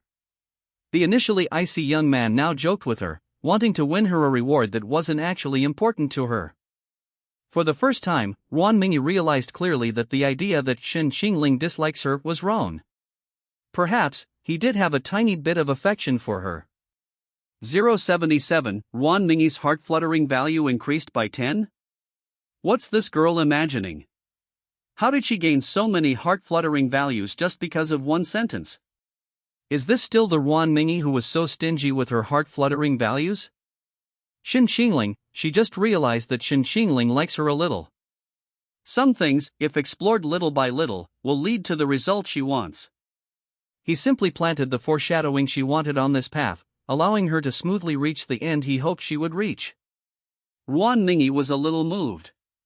Compared to the countless I like yous from men, this kind of affection that she suddenly realized was more shocking to her.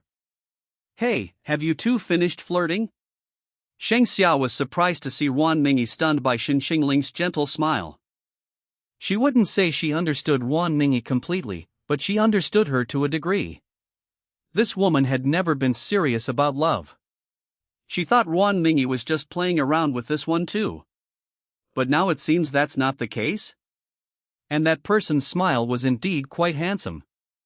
077, Sheng Xia's heart-fluttering points increased by 3. Your heart is more honest than your words, Mississippi. Shen Qingling looked at Sheng Xia. I said I could play. Is there anything else, Miss Shang? Then I'll take that as a yes. Jean, you go first. Gui Jean felt like he was being treated like a dog kept by a young lady. Oh well, Sheng Xia was always like this. Gui Jean was already used to it. He smiled gently. Then I'll go first. Xia should enjoy it. This piece was specially played for you. Sheng Xia nodded somewhat perfunctorily. Okay, Jean, you go ahead.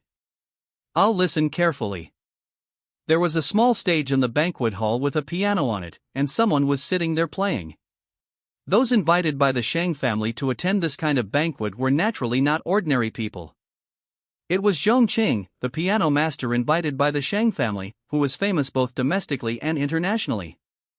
Gui Jean walked over and said something to her. Zhong Qing smiled and gave up her seat. Gui Jean's skill on the piano was indeed not an empty boast. While his technique couldn't compare to top masters like Zhong Fan, he was more than capable of easily outshining the young masters and ladies of this circle. Sheng Xia's group of girlfriends quickly surrounded her, showering her with compliments. Xia, your Jean is showing off his piano skills again. It sounds so beautiful. Young Master Gu said he played it especially for Xia. How romantic. When will I find a boyfriend like that? Only Xia can find a boyfriend like Gui Jean. We're not so lucky. Xia, when are you going to introduce us to some of Jean's friends? I heard that the young master from the Tang family is quite nice too, but he doesn't have a girlfriend yet. Ruan Mingi rolled her eyes at this scene. She asked curiously, what did you think of Gui Jean's playing? Shen Qingling gave a dismissive assessment, SOSO. Ruan Mingi laughed in surprise, SOSO? If you say that, I'm really looking forward to your performance later. By the way, when did you learn to play the piano? I've never heard you mention it before, and it's not one of the rumors at Zhejiang University. Shen Qingling's personality and hobbies were easy to find out. For example, he liked painting. But the piano was unheard of. Shen Qingling, when did you learn it? Now, of course. With 077 in hand, what kind of cheat code couldn't I get? Shen Qingling, 77, how many points would it cost to buy a cheat code for a top-tier piano master? 077, since this is your first time buying a cheat code, I'll give you a discount. I'll give you a measly 100,000 points. Shen Qingling, holy crap, what a swindler. Even with a discount, he still wants 100,000 points. 077, you want a top-tier piano master. If it's a high-level one, I can give it to you for 70,000. Actually, a high-level one would be enough to crush Gui Jean. Shen Qingling gritted her teeth, no way. To slap someone in the face, you have to buy the best. 100,000 points, right? I'll buy it. 077, host, your current points are 98,049, not enough. Shen Qingling, our relationship has cooled, hasn't it? You're going to haggle over such a small amount. 077, alright, given the host's excellent performance, consider this point on credit. Pay me back next time. System shop, ding. Congratulations to the host for obtaining the top-tier Piano Master cheat code. 100,000 points deducted. Welcome to visit again. Immediately afterward, Shen Qingling felt a wave of dizziness, as if something had been injected into her body, making her feel refreshed and her entire demeanor different. Shen Qingling opened the panel and saw that her points had been reset to 0, but her character attributes now included a new charisma attribute with a value of 87. This cheat ability can even enhance one's temperament? It's definitely worth the purchase. Of course. If the host purchases a top-tier cheat ability in the talent category, the boost to temperament is very high. If they purchase a martial arts category, it can increase health and combat power. Sounds reasonable. Shen Qingling pondered the piece she was about to play. 077 told him he could directly enter the system space to practice. That's the wonder of the system. Shen Qingling appeared to be sitting to the side, resting with his eyes closed. Shang Xia pouted and said, "Don't think you can get away with pretending to be asleep." Shen Qingling completely ignored her. Shang Xia bit her lip, feeling both angry and embarrassed. Shang Xia was like a primary school student, wanting to talk to Shen Qingling while also wanting to tease him. All she really wanted was his attention. Unfortunately, someone was oblivious to her feelings and completely ignored her, making the young lady even more resentful, determined to see him bow down to her. A strange primary school student mentality. A while later, Gui Jin came down from the stage. Unsurprisingly, he received a standing ovation. Ruan Mingyi couldn't help but worry, did he really fall asleep? Shen Qingling slowly opened his eyes. No, I just mentally rehearsed the piece I'm going to play later. Shang Xia muttered speechlessly, what are you pretending for? Mentally rehearsing? Who do you think you are, a piano master? Shen Qingling stood up, preparing to go on stage. He straightened his suit jacket and turned to Shang Xia, saying smugly, you'll find out soon enough. It's not too late to apologize now. Shang Xia snorted coldly, look how arrogant you are, even apologizing to you. Just don't play too badly later and apologize to everyone. Chapter 35 Shen Qingling is a genius. As Shen Qingling went on stage, he brushed past Gui Jin, their gazes locked in a playful exchange. The moment Shen Qingling stepped onto the stage, the surrounding lights seemed to dim, drawing everyone's attention to him. On stage, Shen Qingling seemed like a born protagonist. In this game, I am the protagonist. Shen Qingling stood on stage, meeting Gui Jin's gaze from below.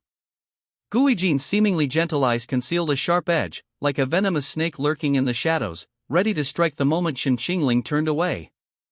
The audience below was unfamiliar with Shen Qingling's face, and they were all curious about his identity. A newly debuted pianist? So handsome. I've never seen him before. He's not a pianist, he seems to be Miss Ruan's arranged marriage partner. He's really handsome. Such a handsome man as Ruan Mingyi's arranged marriage partner? No way. Really? Ruan Mingyi found a man like that? I don't believe it. He's too handsome. My God, even celebrities are overshadowed by him. Shang Xia and Ruan Mingyi moved from the back to the front row to watch.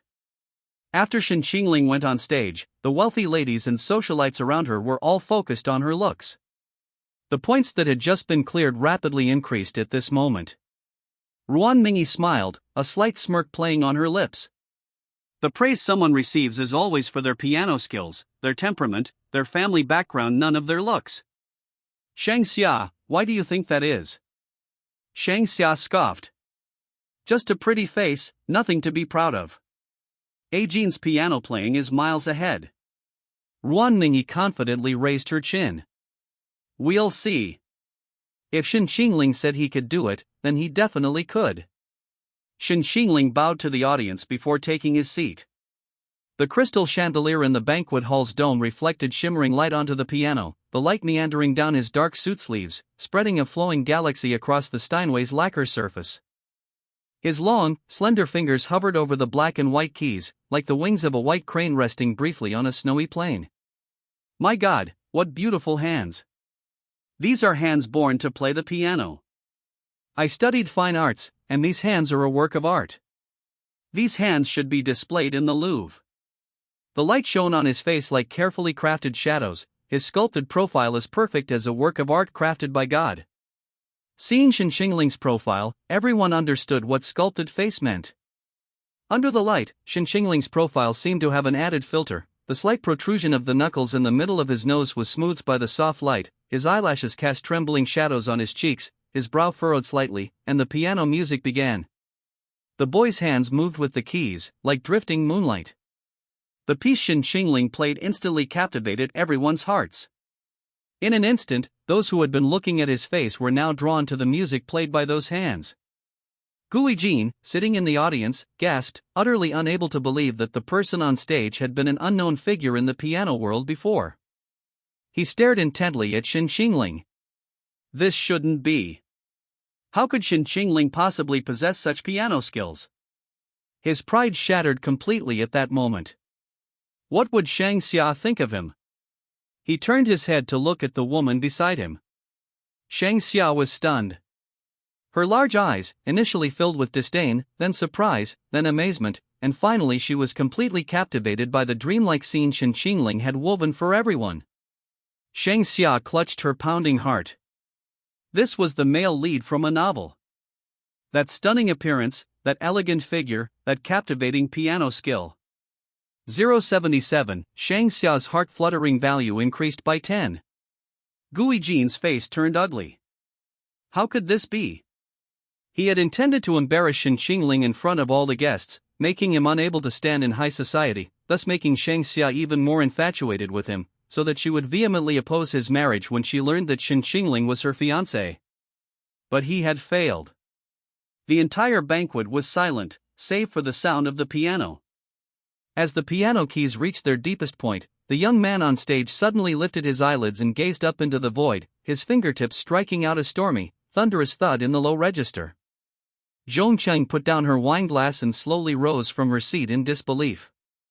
On the second floor of the villa, a woman stood opposite Shen Qingling, having watched him for a long time.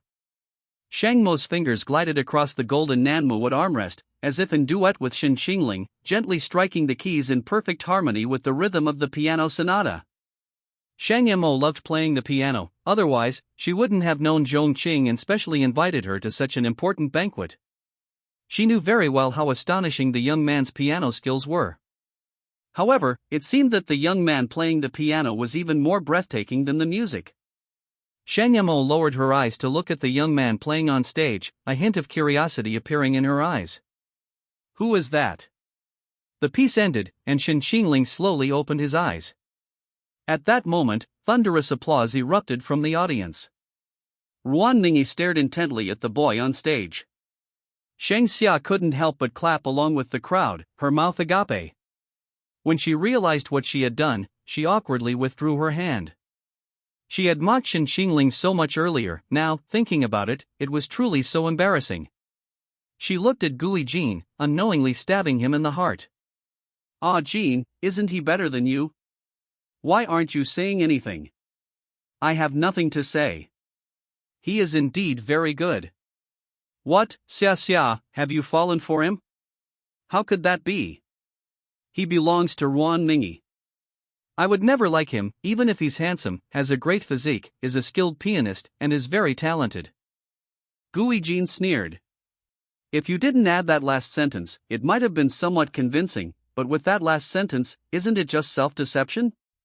Shen Qingling stood up and bowed to the audience. The girls in the audience were practically going crazy. Is he really Ruan Ningyi's arranged marriage partner? Do I have no chance? So what if he's Ruan Ningyi's arranged marriage partner? They're not married yet. We still have a chance if they're not married. So what if they are married? It's not like they can't get a divorce. I don't think I'm any worse than Ruan Ningyi. Exactly. He's even interested in Ruan Ningyi, so his standards probably aren't too high. What's so attractive about Ruan Ningyi besides her face? Secretary Zhang, go find out his identity. I need all his information within 3 minutes. How could someone like this have been completely unknown before? What were people in the piano world doing? Instead of praising those rich young masters, specifically referring to Gui Jin, they were letting such a talent slip by. There's such a person in the piano world? Judging from Zhong Qing's reaction, she seems quite shocked. This must be her first time performing in public. Zhong Qing walked onto the stage, clapping, her face filled with awe as she looked at Shen Qingling. The more knowledgeable someone is, the more they know Shen Qingling's talent. He is a genius. A genius with both technique and emotion. What's your name? Just a nobody. Chapter 36: The Lost Diamond Necklace. Shen Qingling left the stage with a very humble answer. Many people surrounded him, trying to find out his identity. Those who couldn't get his identity asked for his contact information, but Shen Qingling refused them all.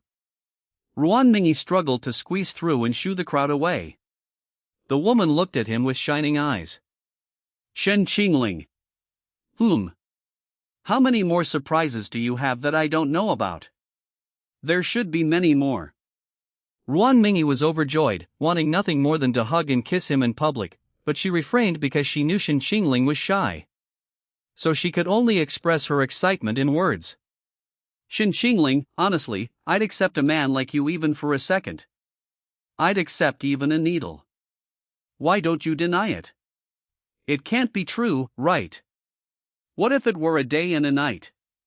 Hearing Shen Qingling's response to her joke, Ruan Mingyi laughed with a mixture of surprise and delight. You finally caught my charm.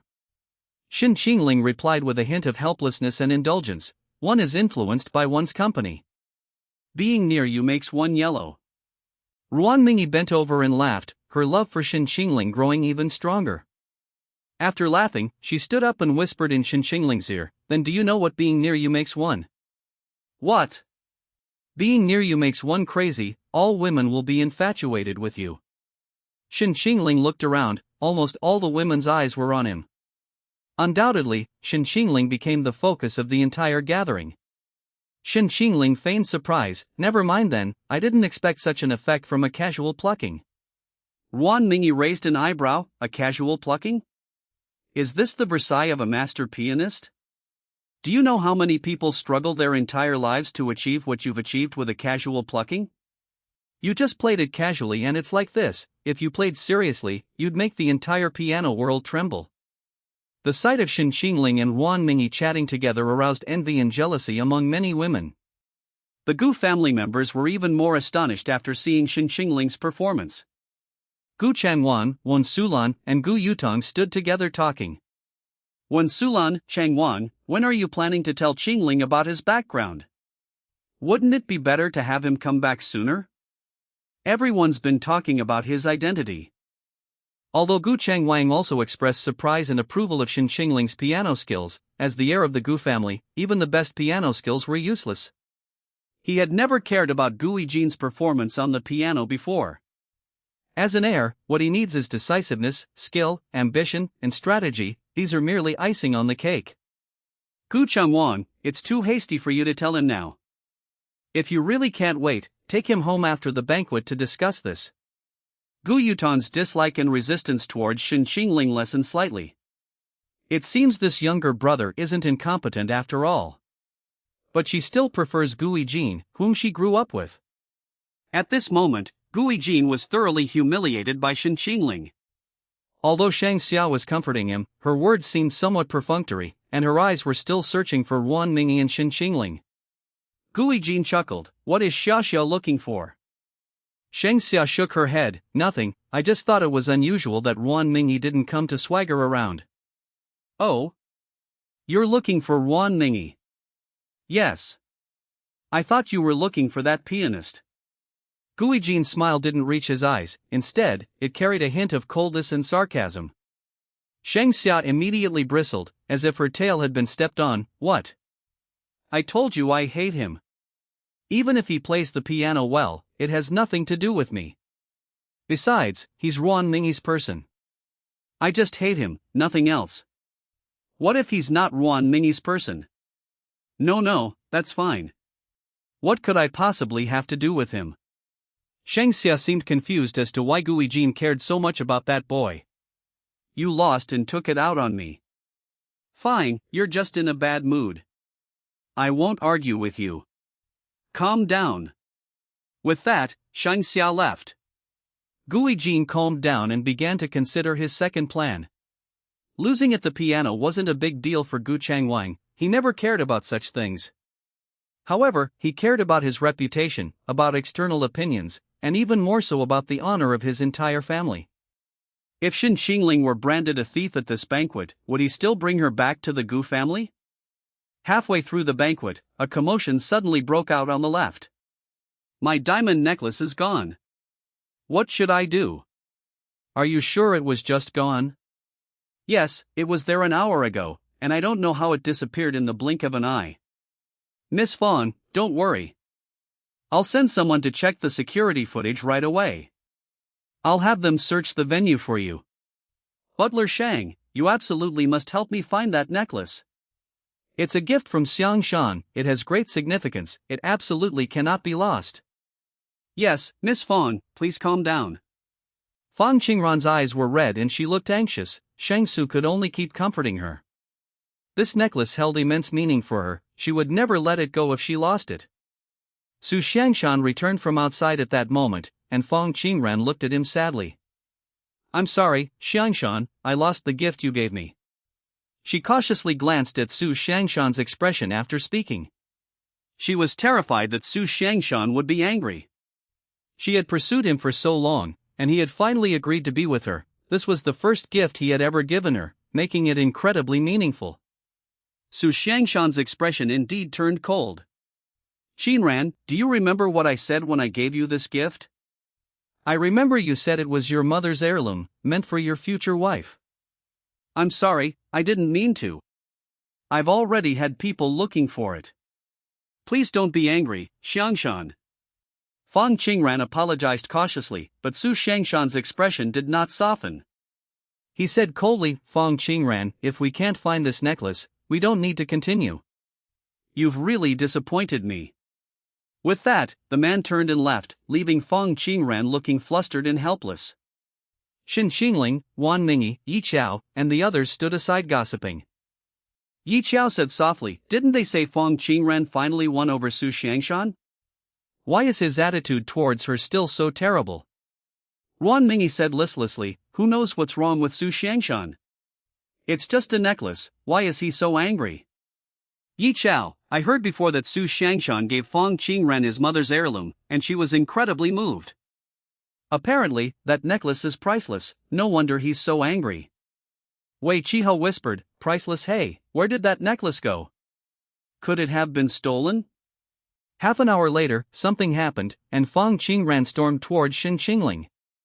The woman rushed over and raised her hand to hit Shen Qingling, but Shen Qingling grabbed her arm. Wan Mingyi reacted and pushed her aside. What are you doing, Fang Qingran? Are you crazy? Fang Qingran's eyes were filled with madness and hatred as she stared at Shen Qingling. It's you! You stole my necklace! You thief! Chapter 37, is he looking for something or does he have ulterior motives? Wan Mingyi knew Shen Qingling wouldn't do such a thing and prepared to argue with Fang Qingran. Shen Qingling shielded Wan Mingyi behind her, her eyes coldly fixed on Fang Qingran. I don't know you at all, and I know nothing about your so-called necklace. What evidence do you have to prove I took it? I checked the security footage. I only bumped into you at the banquet today. No one else came near me. Is this your so-called evidence? What else could it be? Who else could it be but you? Everyone at this banquet is someone of status, except for you, who was brought by Wan Mingyi. Fang Qingran sneered, giving Shen Qingling a disdainful once-over. I've heard that you're not Wan Mingyi's arranged marriage partner, nor are you a family heir. You're just a poor student from Jiang University. The onlookers began to murmur amongst themselves. I was wondering why Wan Mingyi always brought such low-class stuff. This time she's changed her style. Looking at his face, maybe Wan Mingyi paid for it too. No wonder we couldn't find out his identity. We thought he was from Beicheng, but it turns out we're not even in the same social class. I was wondering why I'd never seen him before. Turns out he's Wan Mingyi's kept man. He's supposed to be a student at Zheng University, yet he's doing this kind of thing that tarnishes the school's reputation. But there's no evidence to suggest he did it.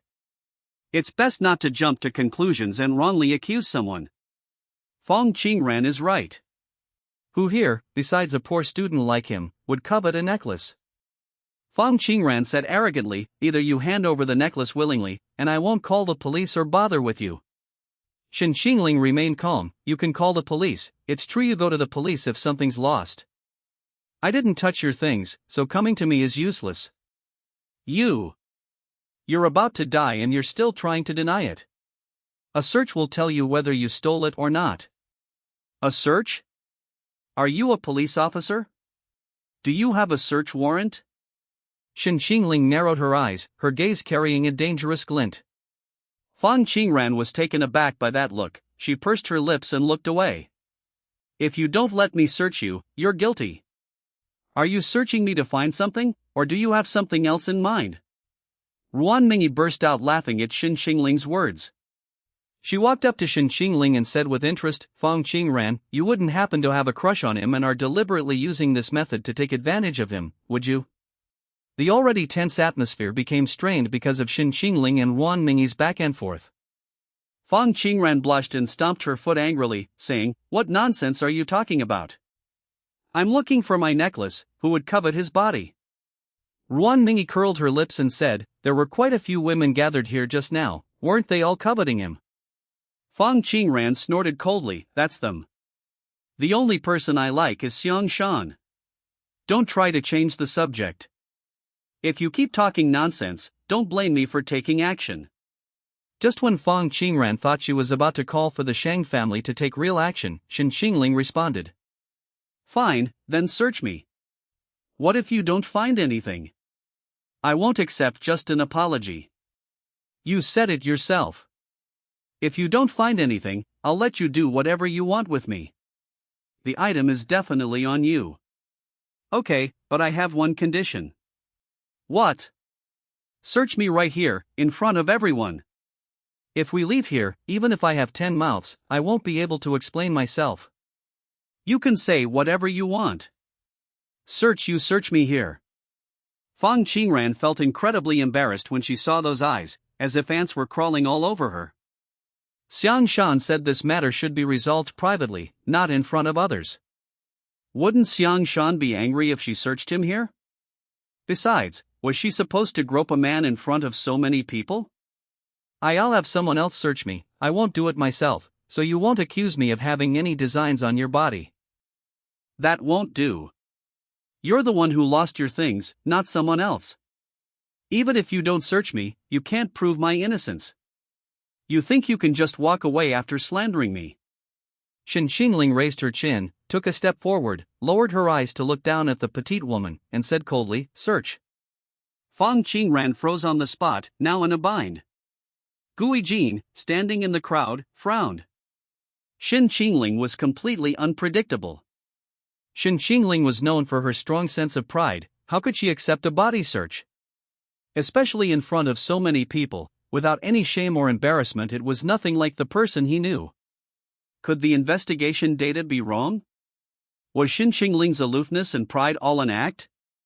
If that's the case, then this person is probably more difficult to deal with than he imagined. Originally, Gui Jin thought Shen Qingling would definitely not accept a public search, so he would have the Shang family intervene and take Shen Qingling away to deal with her. Once she was out of everyone's sight, his men could easily find the necklace on Shen Qingling. As long as Shen Qingling was out of everyone's sight, everything would be easy. After all, the necklace was in his hands, he could do whatever he wanted with her. But Shen Qingling refused to leave and was even willing to be searched in public. Now it seemed like he was forcing Fong Qingran to search him. Gui Jin sensed something was wrong. Seeing Shen Qingling's calm expression, the opinions of those around him began to change. What's wrong with Fong Qingran?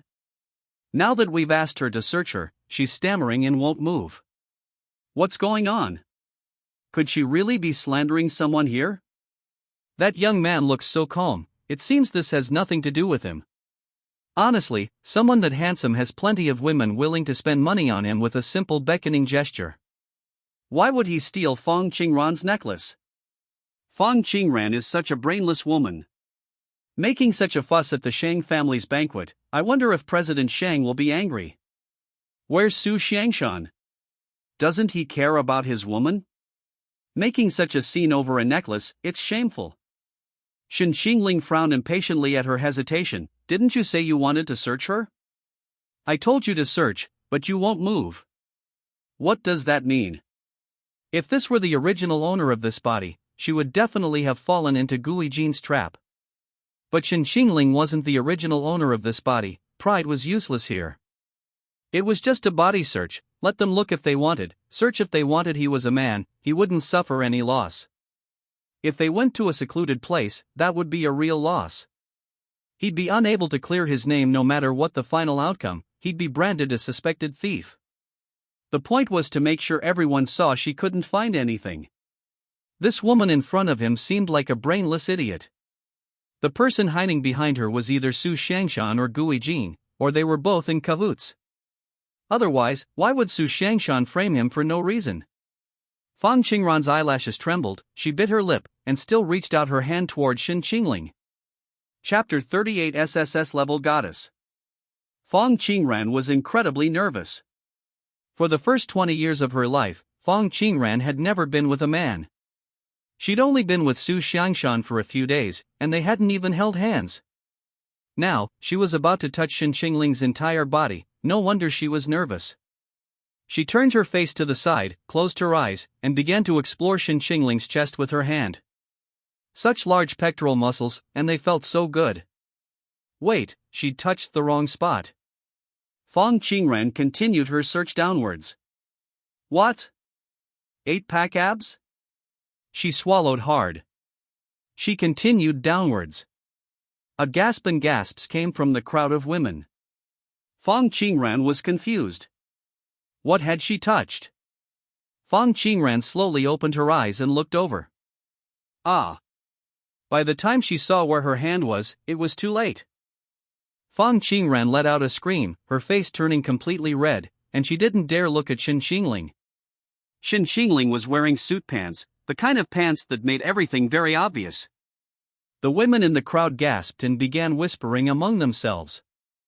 As for the content of their whispers, Ruan Mingyi skipped over the details.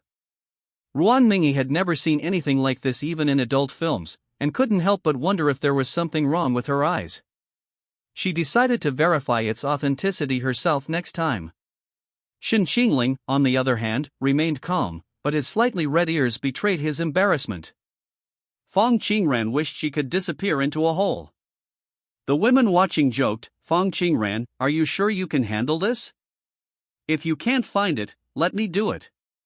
Fong Qingran finally looked at Shen Qingling. I am sorry, I didn't mean to. You should open your eyes and search. Okay.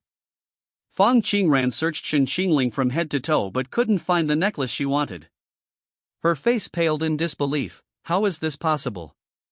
Her breathing became heavy, and she muttered to herself, this is impossible. Besides Xiangshan and you, there's no one else. But why isn't it with you?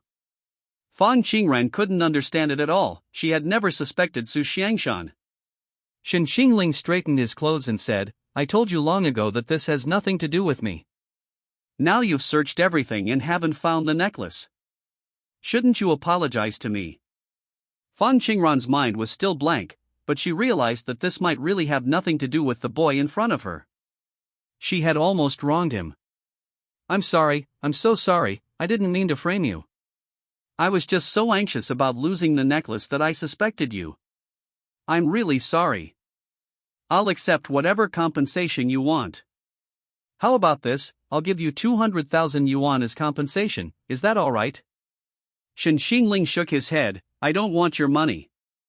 Come here, I have something to say to you. Fong Qingran looked puzzled, but still obediently followed Shen Qingling to the side. What the two said, of course, remained unknown to the others. But Shen Qingling's theft had been proven to be a fabrication, and Gui Jin's plan had failed once again. The Gu family watched the whole thing unfold. Originally, Wen Sulan was so angry when Shen Qingling was mocked for his identity that she was about to rush out and reveal it, but Gu Changwang firmly stopped her. Sulan felt a chill run through her heart towards Gu Changwang, and even more guilt towards Shen Qingling. Her eyes reddened as she questioned, "Are you going to let my child be mocked and humiliated like this? He's your child too. Gu Changwang, how can you be so heartless?" The man warned with his eyes, "Going out now won't solve anything. It will only let people know that the son the Gu family found is a suspected thief. Do you think his life will be any better when he returns to the Gu family with such a tarnished reputation?" Sulan was taken aback, then understood his meaning. "You mean this whole thing is aimed at Qingling?" Gu Chengwang's gaze was calm, carrying the scrutiny of a superior. "If my son can't even handle something this small, do you expect him to inherit the Gu family?"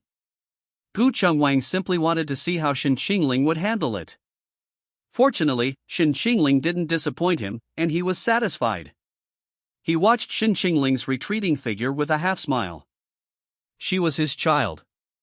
No wonder he always felt Guijin wasn't like him. So clumsy and stupid was it because of their bloodline? Sulan could tell from his eyes that he had developed a fondness for Shen Qingling, but it wasn't the affection a father has for his son, it was more of an appreciation and satisfaction with his heir. Sulan breathed a sigh of relief. No matter what, as long as Gu Chengwang accepted the child, that was fine. She hadn't expected Gu Chengwang to possess any fatherly love. She dreaded what would happen if the necklace were found on Shen Qingling. The Shang family had witnessed the whole thing. Sulan looked for Shang Xia but couldn't find her. Instead, she saw Shang Mo in a black tuxedo on the second floor. It seemed Shang Mo had been observing the whole thing from the second floor. Shang Mo had always been somewhat dissatisfied with Guijin, and Sulan had worried that she might also have reservations about Shen Qingling, but now it seemed that wasn't the case. She saw the faint smile on Shang Mo's lips when he looked at Shen Qingling. After Shen Qingling resolved the matter, even more women gathered around her. It seemed that Shen Qingling's status as a poor male college student excited them even more. Because it meant they had a greater chance to get close to him. Shen Qingling was very distressed and went to a corner to avoid them. Just then, a waiter approached with a glass of wine. "Sir, would you like a drink?" Shen Qingling picked up the glass, swirled it in his hand, but hesitated to drink. Guijin, who was secretly observing from a distance, was getting impatient. Why wasn't Shen Qingling drinking the wine? Shen Qingling picked up the glass and put it down repeatedly, like a monkey being toyed with. Guijin was getting increasingly angry. Was Shen Qingling really not doing this on purpose? But he couldn't possibly know that he had spiked the wine. This was Guijin's third plan. Although it was low level, if it succeeded, the effect would be excellent. Shen Qingling would be utterly ruined. Under Guijin's expectant gaze, Shen Qingling finally drank the wine. The young man sneered. "Guijin, is this all the tricks you have? So pathetic it's laughable. Fine, I'll play along." Shen Qingling disappeared from Guijin's sight for a while. Guijin assumed Shen Qingling had gone to the restroom and didn't think much of it. A short while later, Shen Qingling returned, his face flushed as if he were drunk, and a feverish heat made him frown. A waiter approached. "Sir, you seem drunk. Let me help you to a guest room to rest." Shen Qingling nodded, and the waiter helped him upstairs, seemingly intending to take him to a room. Just then, 077's excited voice rang out. 077 detected a 3S level romanceable character. 1 million points. Name, unknown. Goddess level, SSS level. Identity, unknown. Personality, unknown. Plot relevance, 70%. Ending, insufficient points, cannot unlock. Shen Qingling instantly sobered up. How much? 1 million points. He will rewrite the ending of chapter 39. Yes. A 3S level goddess is a rare goddess. If you can successfully win her over, you'll receive many rewards. But I don't even know her name. How can I win her over? That requires your own effort. Everything about her is unknown, including no heartbeat value notifications. Without heartbeat values, how can I be sure she's my target? You can see the progress bar for the unknown goddess in the Goddess Conquest section. Changes in the progress bar are essentially the same as heartbeat values, just without immediate effects, increasing the difficulty of the conquest. Shen Qingling opened the panel and glanced at it. The unknown goddess's progress bar showed 8%, meaning this person must have witnessed everything he did at the banquet and developed feelings for him. Although that feeling was pitifully low. Even Feng Qingran's heartbeat value for him today was more than 8. It seems she's not a woman who falls in love easily. That's true, the higher the level, the harder it is to win over, it's always challenging. So who could she be? There are at least several hundred people at today's banquet. How is he going to select them? Shen Qingling frowned, stopped, and looked around, her gaze settling on the nearest door. Is this all the guest rooms? Maybe we can use this 1 inch. Excuse me, sir, this is President Shang's office. The guest rooms are further ahead. Oh. President Shang. There's only one President Shang in the Shang family. Shang Xia's older sister, Shang Mo. Could it be her? Shen Qingling remembered that the original novel didn't describe Shang Mo much. She appeared only a handful of times, either focusing on the achievements of the Shang family or her subtle dislike and disdain for Gui Jin. In the original novel, Shang Mo wasn't very satisfied with her sister's marriage prospect, but because it was an arranged marriage by their parents and the Gu family was powerful, she didn't say much for the sake of cooperation. But she never gave Gui Jin a kind look from beginning to end, and even told Shang Xia that Gui Jin wasn't as good as he seemed on the surface, making Shang Xia suspicious of him. Gui Jin harbored resentment because of this. He not only wanted everything from the Gu family, but also secretly coveted the Shang family's assets, attempting to brainwash Shang Xia. But Shen Qingling didn't know the final outcome. Because he hadn't finished reading. Damn it, if he had known he would transmigrate into this book, he should have read it dozens of times from beginning to end. Unfortunately, it was too late to regret it now. He would rewrite the ending of this book. Sir, are you all right? The waiter called him twice when he didn't speak. Shen Qingling rubbed his forehead, frowning uncomfortably, and said, I'm fine, let's go. The waiter helped Shen Qingling to the guest room and then considerately helped him to the bedside. After collapsing, Shen Qingling tugged at her bow tie. Do you need me to help you take off your clothes? No, you can leave now. Okay, then please rest. I'll wake you before the banquet ends.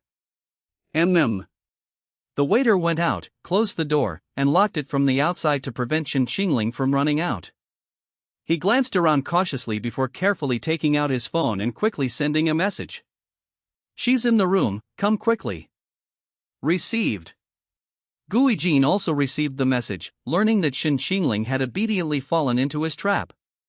He picked up the red wine beside him, took a sip, and revealed a confident smile. Gui Jin didn't directly arrange for a female waitress to approach Shen Qingling. Although directly arranging for a woman might be easier, she could just go in after Shen Qingling lost her temper. This was contingent on Shen Qingling following the woman. Gui Jin knew that Shen Qingling was notoriously aloof and abstinent, he would be wary of women. If a female waitress had approached Shen Qingling initially, he probably wouldn't have come up at all. Therefore, he waited until the male waitress successfully brought Shen Qingling up before sending another woman into the room. The result would be the same anyway. Lying on the bed, Shen Qingling immediately opened her eyes after the waitress left. He got up and hid behind the door, listening to the commotion outside. The drug's effects were intensifying, and he could only grit his teeth and endure it. For the points, he had to endure. It had to be said that Gui Jin's drugs were indeed potent. He must have frequented those kinds of places. Shen Qingling's forehead veins bulged from the effort. He felt parched, his body growing increasingly hot, a fire surging within him, burning ever stronger. He was afraid he might lose his mind. Luckily, he had 077, his cheat code, which prevented him from completely losing his senses, otherwise, he wouldn't have dared to go all out with Gui Jin.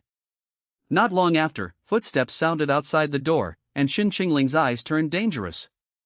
A waitress entered, and before she could react, Shen Qingling knocked her unconscious. Looking at the woman lying on the ground, he sneered. With looks like that, she thought she could sleep with him? Dream on. He searched the woman, found her phone, and then turned it off. Shen Qingling peeked through the crack in the door. The waiter outside was nowhere to be seen. Shen Qingling guessed he had gone downstairs to bring someone up. If Shen Qingling was really drugged and lying here unconscious, the next thing he would do was to this woman do unspeakable things to him, leaving obvious marks on his body, and then screaming to attract attention. When the waiter brought someone up, she would then turn the tables and claim that she had been raped by Shen Qingling, making everyone think that Shen Qingling was a rapist who acted indiscriminately. Gui Jin's tactic was low, but it was also ruthless. Even if Shen Qingling explained, it would be useless then. Regardless of whether people believed he was innocent, his disheveled appearance had been seen, and his image was completely ruined. Sometimes the truth doesn't matter, and Gui Jin understood this. Once the photos were leaked, it would be very difficult for him to recover. Will the Gu family still acknowledge him as their biological son then? Given Gu Qingwan's personality, it's unlikely. Trying to ruin his reputation in front of everyone? That's hardly enough. Shen Qingling walked to the mirror, ruffled his hair, and loosened his clothes. His face was flushed, his whole body was burning hot, and his eyes were glazed clearly. He was in an abnormal state. He did all this before opening the door and leaving. Following his memory, he arrived at Shang Mo's door and pushed it open. Thankfully, the door wasn't locked. The room was dark, with only the dim light of a floor lamp illuminating the woman. She stood by the window, lost in thought. Hearing the sound, she assumed it was a subordinate coming to report, but usually no one would just barge in like that. She turned, frowning, and looked up. Who is it? Don't you know how to knock? Chapter 40, Provoking the Wrong Madman. Only after the man approached did Shang Mo reveal a look of surprise and confusion. How could it be him? Shang Mo still didn't know his name. The boy's eyes were glazed, his face flushed, his clothes disheveled, and his hair messy. Cold sweat dampened his hair, and even his eyelashes were drenched with a mixture of water and sweat. In short, something was definitely wrong with him. But this appearance was inexplicably alluring.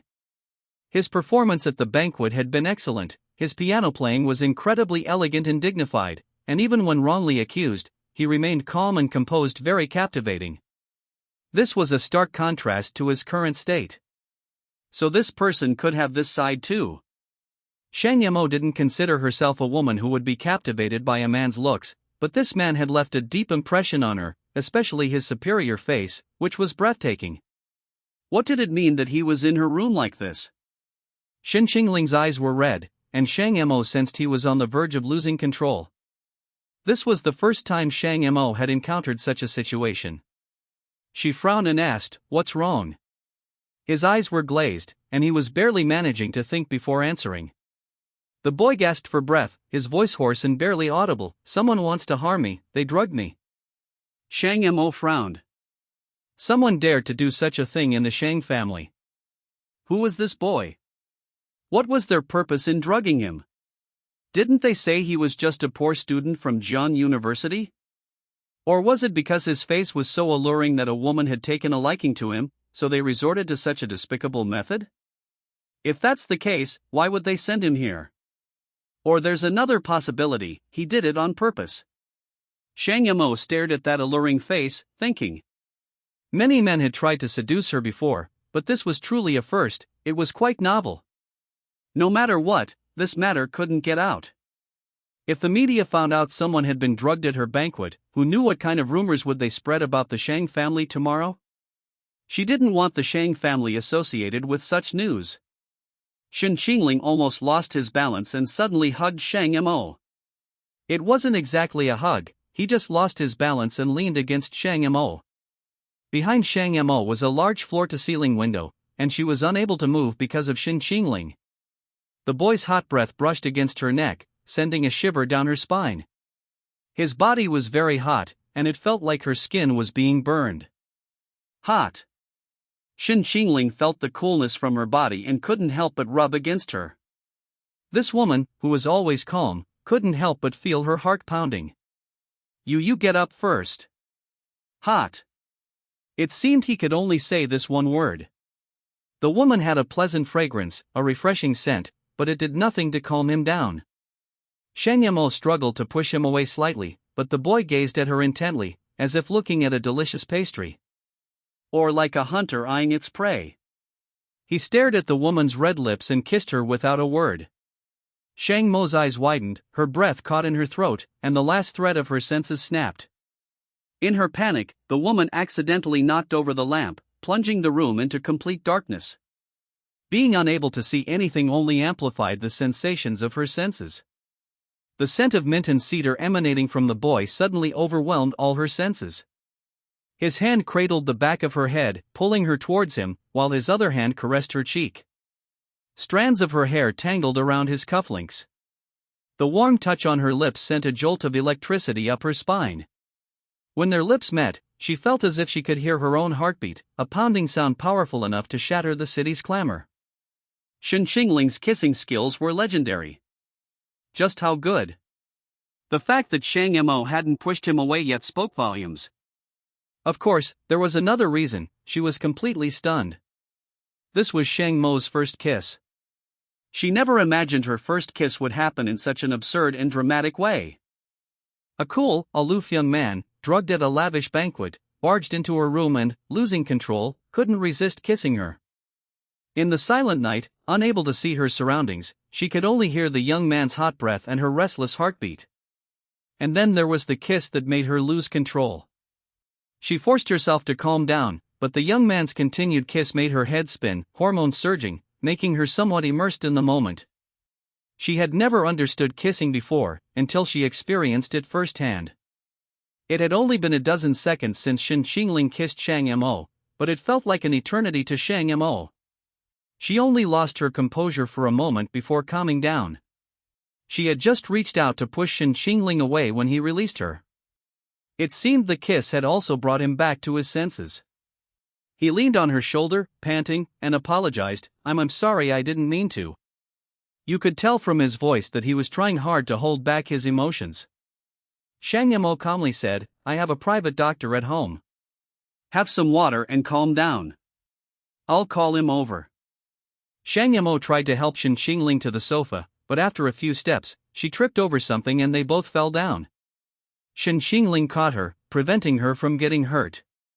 She was held tightly by the young man, her ears ringing with his urgent heartbeat. "Are you all right?" "I'm fine." Actually, she was. She was very confused. Everything that happened today was beyond her control. "Could you let go of me first?" "Sorry." The young man's tone was slightly embarrassed as he gently released her. Shang Mo didn't blame him now, she just wanted to find her phone quickly and call Dr. Qin. After getting up, she reached for her phone on the sofa. "Come to room 3 on the second floor. Someone's been drugged." It looks very potent." "Come right away." After hanging up, she looked up in Shen Qingling's direction. She saw his figure by the light of her phone and went to help him to the sofa. But for some reason, as if sensing something, she shifted her gaze to the window. The woman narrowed her eyes, went over, and drew the curtains.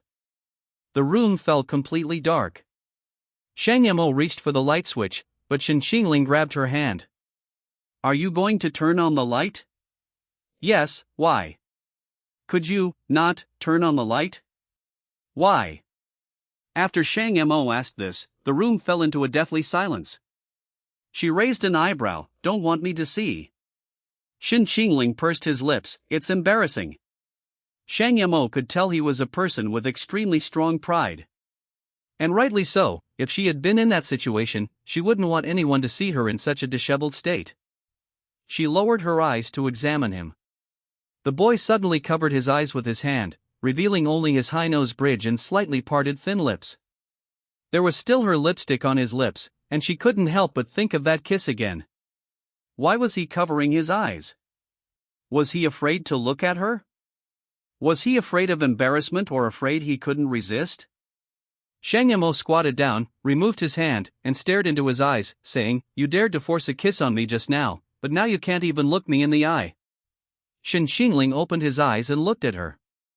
The boy's brows were furrowed, his eyes hazy with suppressed desire, and his labored breathing made Shang Mo smile. Shen Qingling couldn't decipher her smile. He had no idea what kind of madwoman he had provoked. Chapter 41 President Shang kisses a man in the room. A knock came at the door, and Shang Mo looked away and stood up. "Come in." Dr. Qin was taken aback by the darkness of the room. The woman stepped out of the darkness and into the light at the doorway, seemingly not intending for Dr. Qin to see the boy inside. The usually meticulous woman now had slightly disheveled hair, smudged lipstick, and slightly red eyes. She was clearly. Qin Zhou was filled with astonishment. Who was that person inside? How dare they be so audacious, daring to provoke such a powerful figure? Qin Zhou felt like he'd stumbled upon a juicy story. However, out of professional ethics, he didn't ask any further questions. "Mr. Shang, just have him take this." "Okay." Shang Mo took the pills from his hand and shooed him out. She then knelt down again beside Shen Qingling, holding the pills. "Before I give you the pills, answer one question." "Okay. Have you kissed any other women before this?" Shen Qingling couldn't see the woman's expression. He didn't know her eyes held scrutiny and danger. If she didn't get the answer she wanted, the boy wouldn't have left so easily today. "No." Hearing the answer she wanted, Shang Mo smiled with satisfaction and put the pills in Shen Qingling's mouth. After calming down for a while, Shen Qingling felt the heat in his body disappear, and he became completely still. Hearing the boy's breathing become even, Shang Mo asked, "Can I turn on the light?" "Yes." Shang Mo turned on the light, and Shen Qingling had already stood up. He meticulously buttoned his shirt to the top, then tidied his hair. Shang Mo looked at the lipstick mark on his lips and said with a subtle expression, "Aren't you going to wipe off the lipstick mark?" Hearing this, the boy blushed again. Shang Mo found his behavior quite strangely contrasting. He was incredibly elegant during his performance downstairs, composed when wrongly accused, and alluringly sexy when drugged. He had finally regained his usual aloof demeanor, only to blush at a single sentence from her. Is this what a pure-hearted college student is like? Shen Qingling wiped the mark from his lips. Seeing the red stain on his hand, he couldn't help but think of something, averting his eyes to avoid looking at Shang Mo. Shang Mo guessed he was thinking of that kiss. She slowly walked to his side. "What's your name?" Shang Mo wasn't usually a talkative person, unless she found something that interested her. "Why aren't you answering me?" "That's not important." Shen Qingling wanted to give her the impression that he wasn't deliberately approaching her. Once this kind of thing became clearly purposeful, it lost its romance and spontaneity. Sure enough, after calming down, Shang Mo's suspicious nature began to surface. "Then do you know who I am?" "I know, the waiter told me when I passed by." "Then why did you specifically come into my room?" Her question was extremely oppressive, as if she were closing in on Shen Qingling step by step. She tried to see pretense and guilt on his face. If today's incident was meticulously planned, Shang Mo's goodwill towards Shen Qingling would instantly vanish, and he might even feel a desire for revenge for being fooled. But if it were by chance, her interest in the young man before her would only grow stronger. Shen Qingling had acted in so many plays in his past life, this scene was no challenge for him, and he showed no sign of distress. He told Shang Mo the story he had already prepared. "You're a member of the Shang family. I don't know who else to turn to besides you. I don't want anyone else to see me like this. You won't spread it if you see me, because this banquet is crucial, but others might say something different." Shen Qingling regained his cool and rational demeanor. He didn't know if the woman before him believed his story. Shang Mo continued, "Do you know who drugged you?" "I only remember the appearance of a waiter. Also, there was a woman in the room whom I knocked unconscious. I ran out. If I hadn't woken up then, I'm afraid I'd be." Shang Mo naturally knew what would happen next. Such scenarios were commonplace in wealthy families. But who would have a reason to harm him? What would their motive be? Who exactly are you? If you're just an ordinary student, I can't understand why anyone would treat you like this. Shang Mo didn't connect the boy before her to the real young master of the Gu family at all. Shang Mo only knew that a real young master of the Gu family was returning, nothing else. Who would have thought he would appear at the Shang family's banquet and even kiss her? But I'm just an ordinary student. Maybe I offended someone unintentionally today. Shang Mo suddenly thought of Guijin.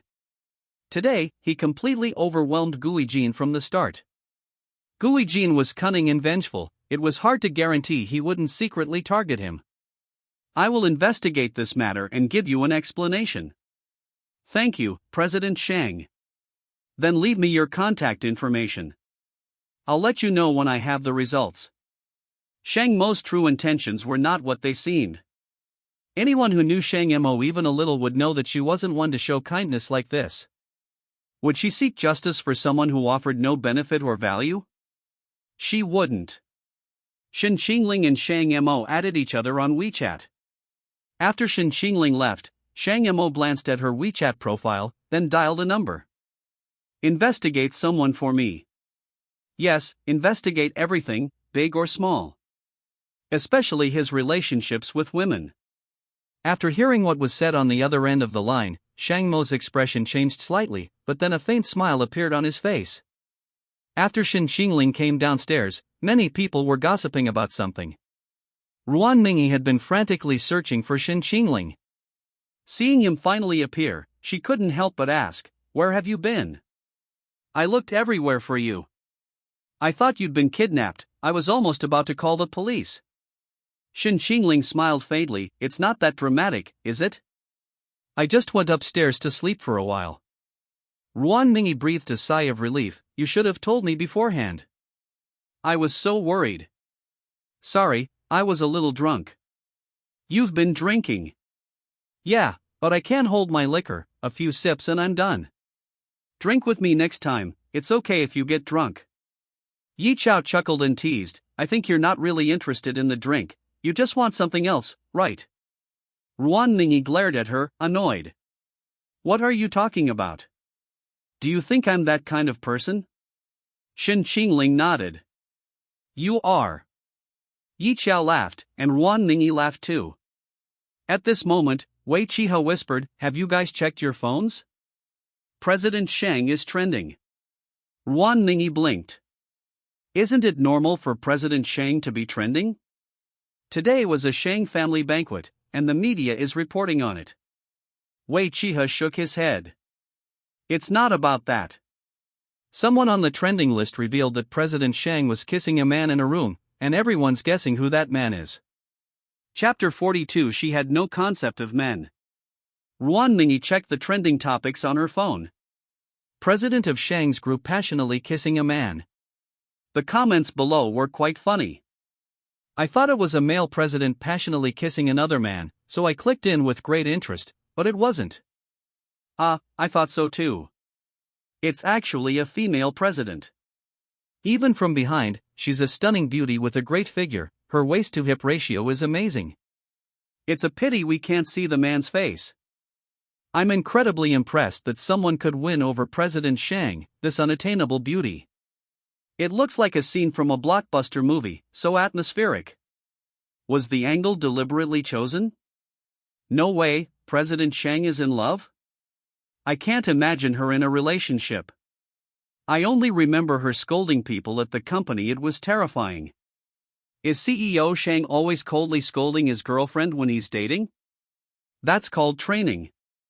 A man who can be trained by CEO Shang is definitely not ordinary looking. CEO Shang's standards must be very high. That man is so tall, and he even has a double-door refrigerator. You don't need to look to know he's a handsome guy. The photo only shows Shang Mo's back and the man's head bowed as he kisses her, neither of their faces are clearly visible. Shen Qingling didn't expect to be photographed so quickly. But then he thought about it, and it made sense. With so many reporters and media present today, many were probably trying to dig up juicy gossip about the wealthy. Shen Qingling remained calm, pretending not to know anything. He glanced at the progress bar of the unknown goddess. Sure enough, it had changed. However, it only went from 8 to 15. He worked so hard, yet he only increased his progress by such a small amount? Or is Shang Mo not the unknown goddess after all? Shen Qingling was a little confused. Chi-Chi, do you think my judgment might be wrong, and Shang Mo isn't that unknown goddess? I don't know, but I feel that if it really is Shang Mo, her heart-fluttering value must be quite high. Other men might be negative for her. Shen Qingling couldn't help but laugh. You're good at comforting people, but what you said does make sense.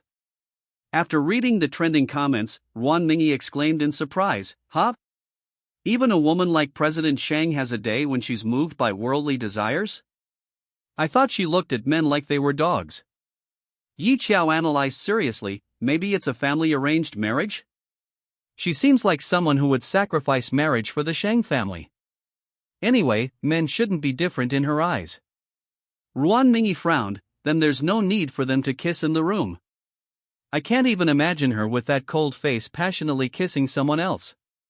Wei Qi has sighed, I'm curious what kind of man can win over a woman like President Shang.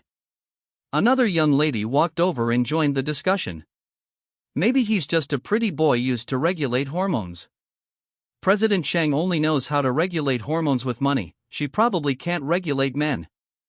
Are you trying to make me laugh to death? Ha ha ha, it's like President Shang only cares about money. Once you've met President Shang, you'll know she doesn't see men or women as beings, she only sees people she can use. Shen Qingling, having overheard their discussion, roughly understood what impression everyone had of Shang Mo. She was aloof from men, obsessed with making money, and willing to sacrifice everything for the family's interests. Upstairs, Shang Mo learned that she was trending on social media. President Shang, should we remove the trending topic? No need. She didn't mind, as long as it wasn't negative news about the Shang family. She silently saved the photo. Suddenly, Shang Xia burst in, looking at Shang Mo with a gossipy expression. I never thought our President Shang would have a moment like this. Tell me, who is this man? Shang Xia used to mock Shang Mo for being heartless and indifferent to love.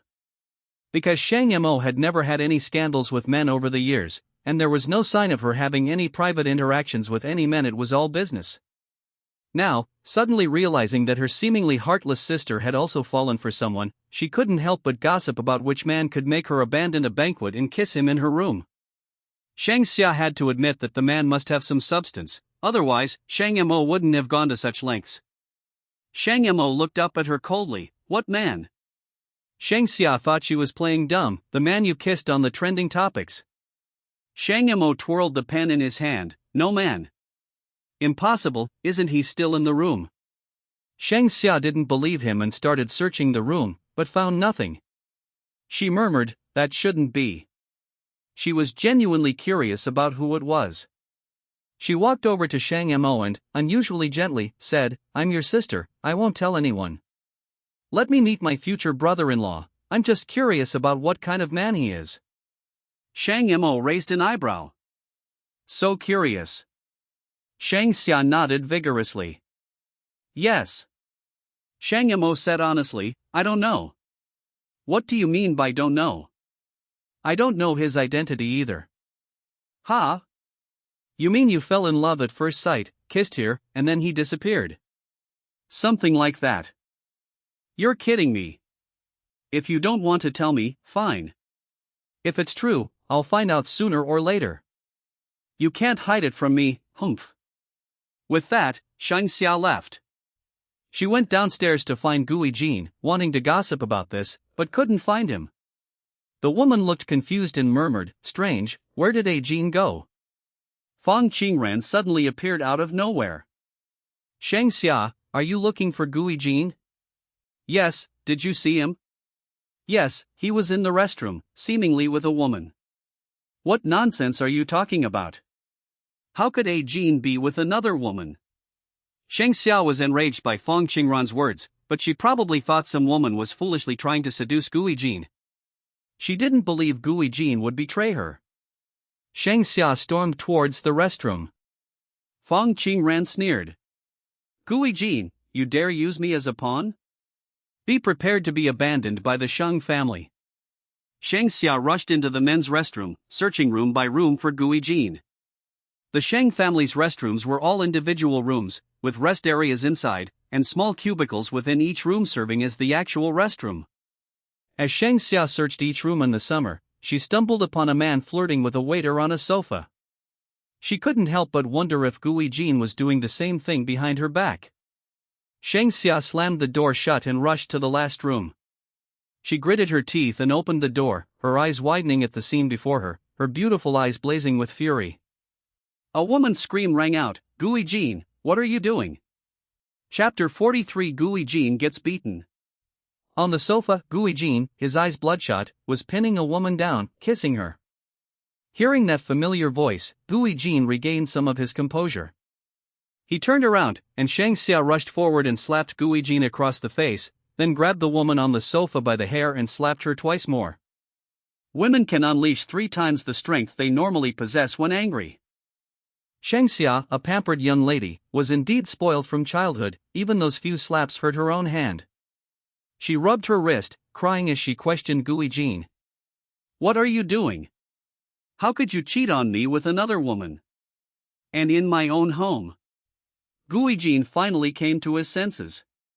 Even though he felt terrible, he had to explain to Shang Xia first. The current situation didn't allow him to lose her support any longer. He grasped Shang Xia's hand and explained, "Xia Xia, listen to me, it's not what you think." Shang Xia pushed him away forcefully, "You're filthy. Just talk, don't touch me." Shang Xia was heartbroken yet desperately wanted to deceive herself. She couldn't believe that the person she had loved for so many years wasn't what she imagined. She couldn't bear the outcome. It would make all those promises she made to Shang Mo seem like a joke. "Someone handed me a drink earlier, and after drinking it, I felt unwell. I wanted to go to the restroom to wash my face and clear my head, and then this woman came in. It was her. She seduced me, and then I lost my mind. If you hadn't come, Xia Xia, I might have really done something to betray you. If that had happened, I wouldn't have the face to see you again." Gui Jin wasn't stupid after all. In this situation, he quickly found a way to explain things to Shang Xia that was in his favor. He realized that he had been drugged, but it was also true that he planned to have a passionate encounter with this woman here. This woman was hot, sexy, and passionate, completely unlike Shang Xia, the pampered young lady who needed to be pampered. Shang Xia wouldn't let him touch her at all. No man could have tolerated that for so many years. Shang Xia also felt that Gui Jin's hand, which had been holding her earlier, was very hot, and his face did indeed appear quite red. She wiped away her tears, choking back sobs, "You mean someone drugged you?" And then arranged for this woman. Gui Jin frowned and nodded, "Yes, that's what I meant." "I suspect your ability to find this place was also arranged, with the aim of making you stumble upon this, causing a rift between us." Shang Xia looked on in astonishment, "Who's so insidious?" Gui Jin lowered his eyes, his gaze turning dark. "Who told you I was here?"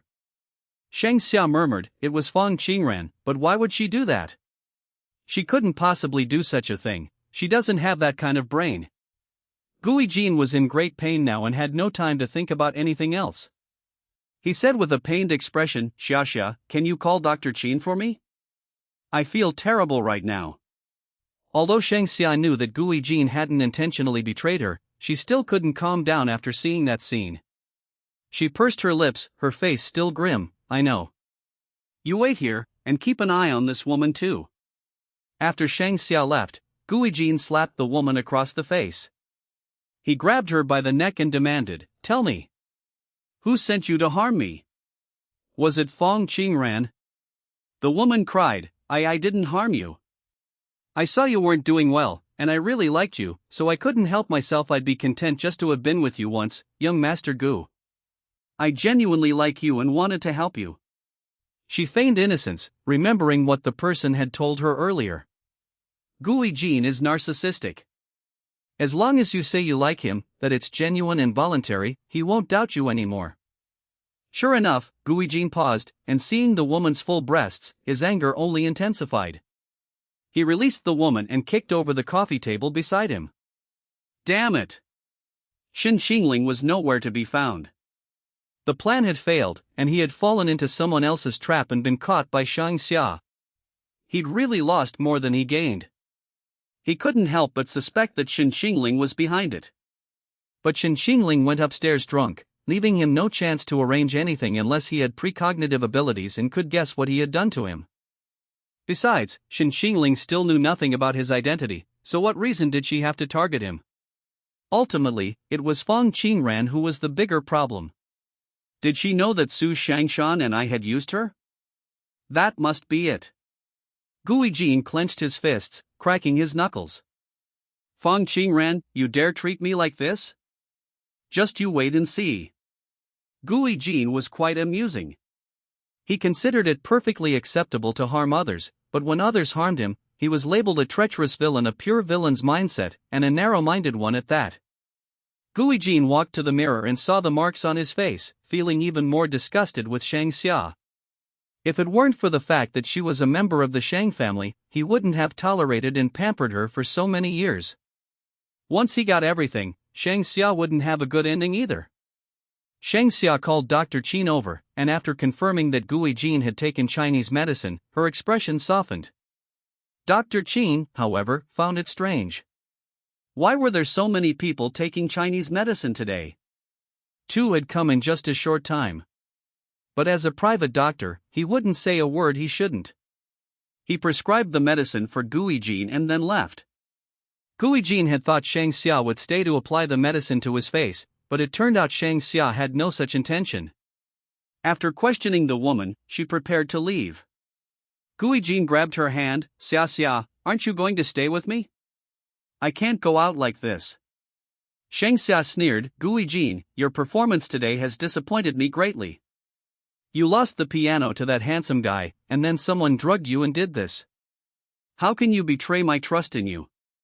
Gui Jin. Wait, saying his piano skills were inferior is one thing, but emphasizing that Shen Qingling was handsome is another? What does that mean? Gui Jin gave a wry smile and said, Xia Xia, I already told you I'm taking traditional Chinese medicine, and Dr. Qin also said so. Since you already know, why are you still bothered by it? I didn't do it on purpose. Shang Xia frowned and said, can't you just put up with it for me? Are you willing to do anything for just any woman? And another thing, as the young master of the Gu family, you're so shallow-minded. I really don't know how you're going to protect me in the future. You should just go home. I don't want to see you.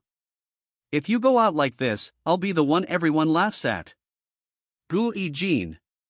Where's the woman who said she'd stay with him no matter what, even if she lost everything, and that she didn't need anything else as long as she could be with him forever?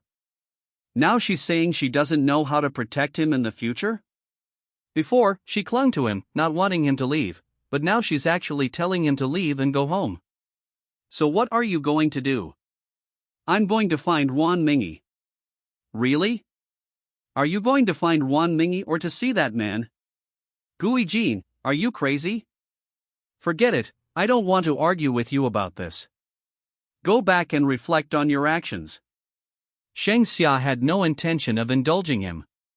She suddenly began to doubt whether she could endure such hardship with Gui Jin. The Gui Jin of the past was smart, considerate, and sensible, always willing to pamper and coax her. Now, he seemed like a completely different person. More importantly, he actually lost to the people Wan Mingy brought. How could her man be inferior to Wan Mingy's man? Shang Xia left with a frustrated expression. Gui Jin felt a pang of anger in his chest. He felt like the one who had been betrayed. What's even more ridiculous is that Shen Qingling hadn't deliberately done anything to her, yet she couldn't forget him. Don't think he couldn't see it, she was definitely interested in Shen Qingling. This wasn't good for him. When she found out that the arranged marriage partner was Shen Qingling, would she still stand firmly by his side? Chapter 44 Gui Jin, I'm back. After Shang Xia went outside, she found Shang Mo had also come down. Shang Mo, holding a wine glass, chatted with guests in the crowd. Many men surrounded her, trying to get her attention and win a smile from the beauty. In truth, Shang Mo was an extremely beautiful woman, but unfortunately, she was too outstanding, so outstanding that many men hesitated to approach her. Also known for her outstanding qualities were her domineering, ruthless, and profit-driven nature. She was a woman difficult for men to control. Most men wouldn't choose such a woman as a partner, and of course, they knew they could never win Shang Mo's heart. A joke circulated in Zhengqing's social circles about Shang Mo. Shang Mo is more likely to marry money than a man. But this didn't stop men from flocking forward to display themselves, trying to get her attention. The more unattainable a woman is, the more people want to conquer her. Surrounded by the crowd in the center of the banquet, the woman held a wineglass, her eyes indifferent. Even the faint, almost imperceptible smile she offered out of politeness felt cold. She glanced around the crowd and her eyes met Shen Qingling's. She noticed the young man was also secretly watching her. After noticing her gaze, he quickly looked away, his ears flushed slightly. Shang Mo hadn't expected him to be so easily embarrassed. Come to think of it, she was probably the first woman he'd ever been with? Thinking about it that way, his shyness seemed understandable. Just as a woman might still cherish memories of her first man, a man might also feel a sense of nostalgia for the first woman he was intimate with. The woman picked up her wineglass and took a sip of red wine. Her lips, which had been smudged by Shen Qingling's kisses, were now back on, leaving a faint trace on the rim of the glass. Her gaze was intensely piercing, impossible to ignore. What is Mr. Shang looking at? Looking at the next target. Mr. Shang is still so focused on work. Why don't we relax and have some fun today? You all have fun. I have something to attend to. Sorry. Shang Mo walked towards Shen Qingling, wineglass in hand. Ruan Mingyi and Yi Qiao felt inexplicably nervous upon seeing Shang Mo. Although Shang Mo wasn't much older than them, her aura and achievements always made them feel like good-for-nothings. Compared to Shang Mo, they felt like good-for-nothing rich kids. While they truly were. Your father didn't come today. Shang Mo gave a faint smile, but to Ruan Mingyi and the others, it only sent a chill down their spines. Ruan Mingyi felt a cold sweat run down her spine, because Shang Mo was a person who rarely smiled. She had never seen her show such a gentle smile before, not even towards her own younger sister, Shang Xia, where she always appeared indifferent. Could it be that she was going to acquire her family's company? Ruan Mingyi said nervously, President Shang, my father he's abroad on business and hasn't returned yet. I'm sorry. Don't be nervous, I was just asking. Shang Mo turned his gaze to Shen Qingling, and who is this lady next to you? I haven't seen her before. Shang Mo's act of pretending not to know Shen Qingling felt like he was playing a game in front of everyone.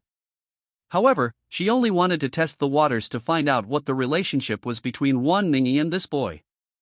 Ruan Mingyi explained, he's my friend. I couldn't find a male companion, so I had to ask him to come. After all, Shang Xia always mocks me, and I didn't want to be laughed at by her again. Ruan Mingyi's subtle tattling was caught red-handed by Shang Xia, who walked over. Shang Xia gritted her teeth and said, You, Ruan Mingyi, you're tattling to my sister while I'm not around, aren't you? Ruan Mingyi feigned innocence, no, I was just stating the facts. Didn't you previously mock my friend for being a gigolo at a club? Shang Mo frowned and looked at Shang Xia, how can you be so rude to a customer? Shang Mo thought that Shang Xia's words were practically including her in the insult. Her first kiss was with this boy, if he called her a gigolo, then what was she?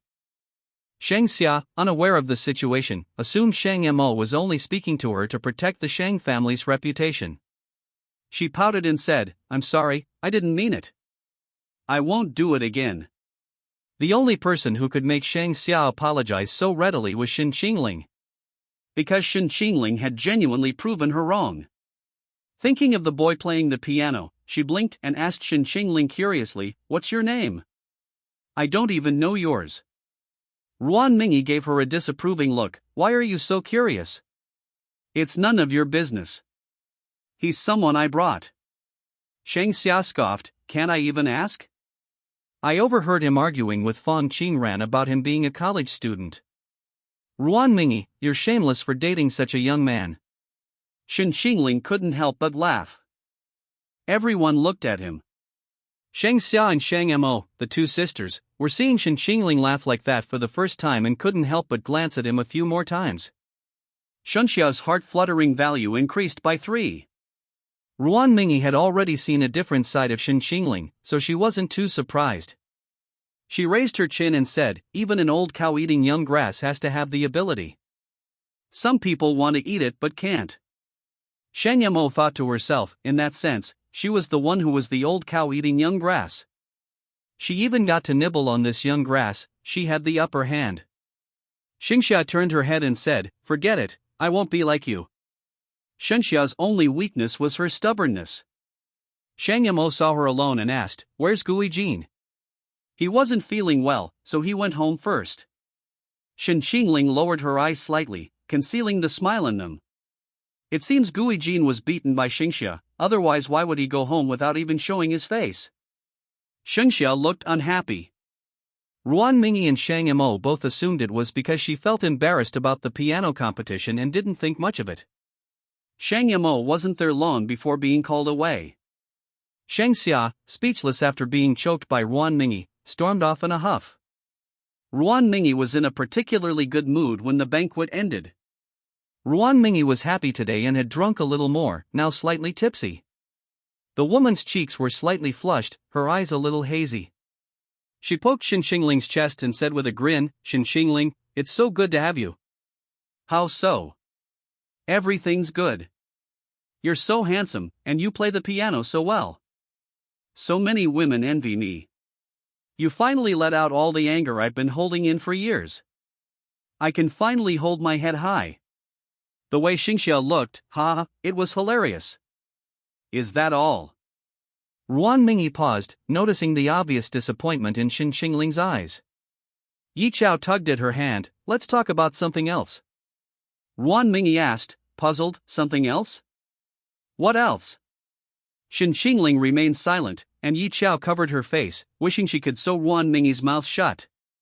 Just then, Wen Sulan suddenly appeared and called Shen Qingling away.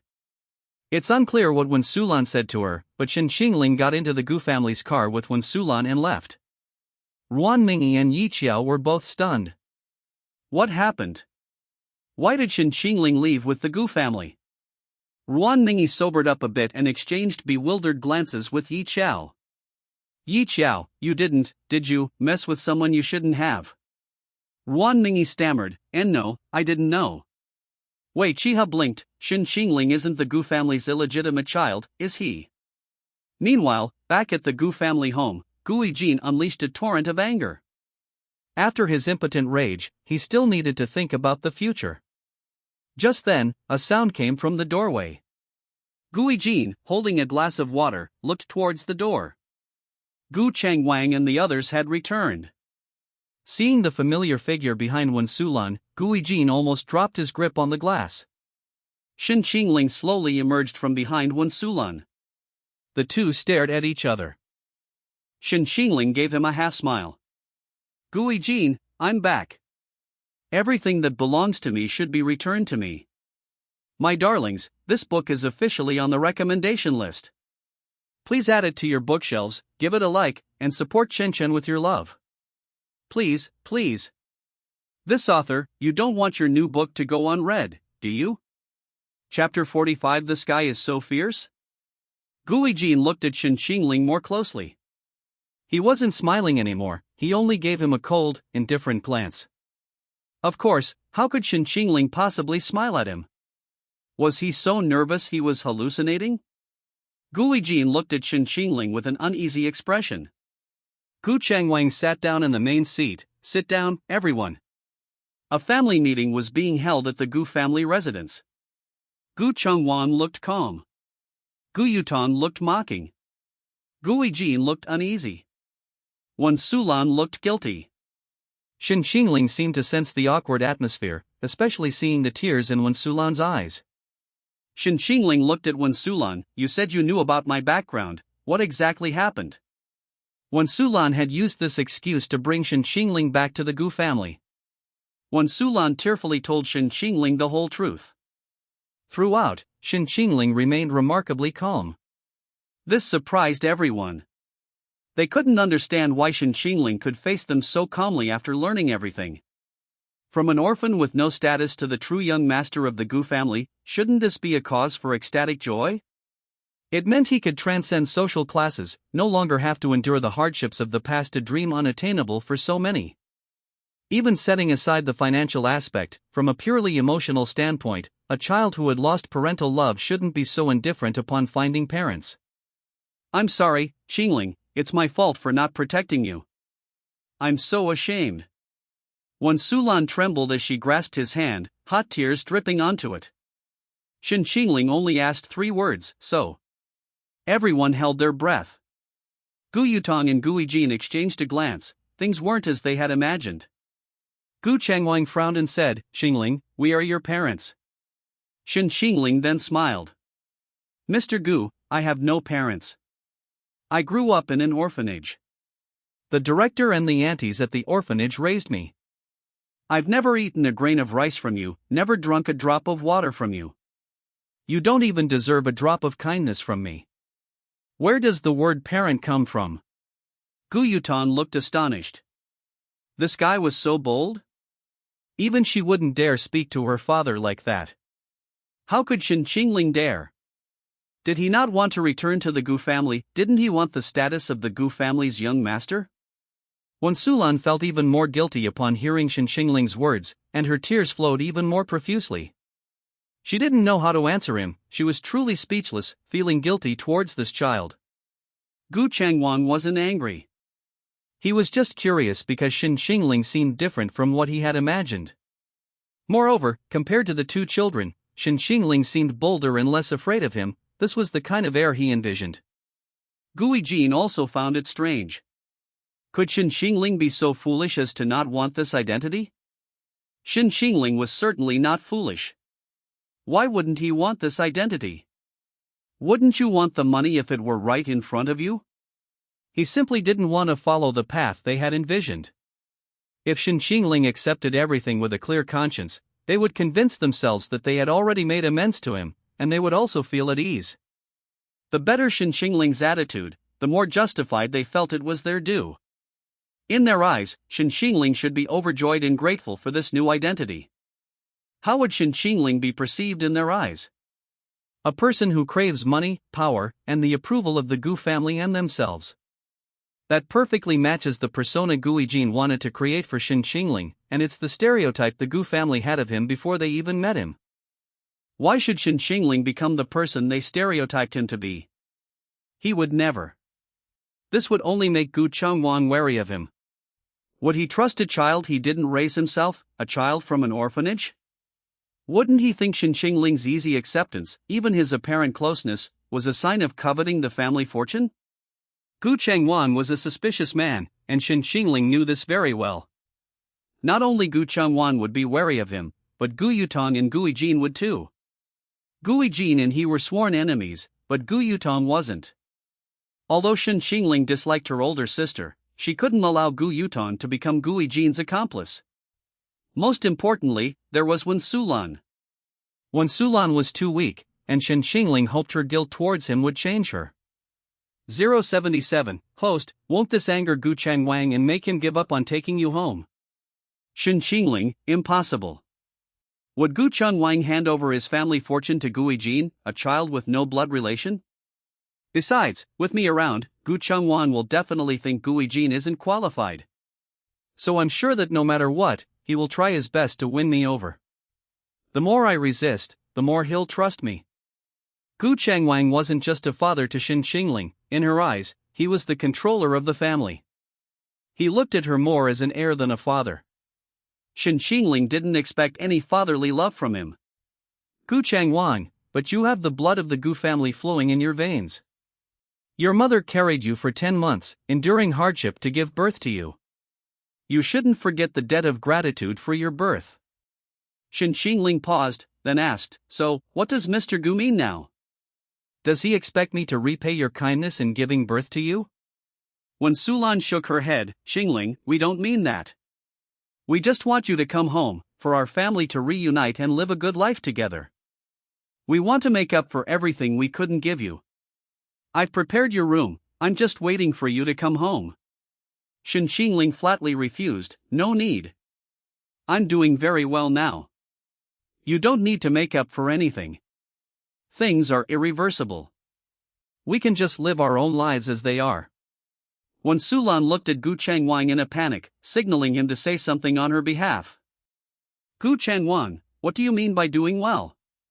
Do you mean the leaky rented room you live in for 700 a month, the part-time job you work hard for 1200 a month, or the banquet invitations you have to get from a woman? Shen Qingling looked him straight in the eye. Anything can be created with your own hands. I study to get ahead. After graduating from Jiang University, I won't live in a leaky rented room anymore. I won't earn 1,200 a month. How do you know what the future holds? Are you so sure I'll definitely do badly? Gu Yutong and Gu Yijin didn't dare to breathe. Shen Qingling is brave, truly brave. Wen Sulan tensed up, fearing that Gu Changwang might abandon Shen Qingling in a fit of anger. But to her surprise, Gu Changwang laughed. His eyes gleamed with a strange light. He really was his son. Shen Qingling was very much like him in his youth, a naive and foolishly idealistic man. Gu Changwang didn't deny his courage and persistence, because that's how it is when you're young and haven't faced setbacks. He thought he could change everything, create his future, and obtain everything he wanted through education and knowledge. But in the end, he would discover that these were nothing but wishful thinking, lies and illusions woven for him by the world. No matter how hard you try, it's no match for a word from someone with power and influence, or even a word from their lackeys. Shen Qingling knew Gu Chengwang's background, knew how he had risen to his current position, and his words were naturally intended to gain Gu Chengwang's appreciation and trust, so that Gu would entrust him with everything in the family. This was a long process, not something that could be achieved in a short time.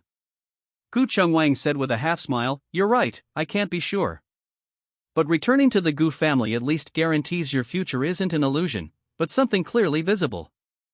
You can get into the best companies, have the best resources and connections, things you couldn't get just by graduating from Jiang University, could you?"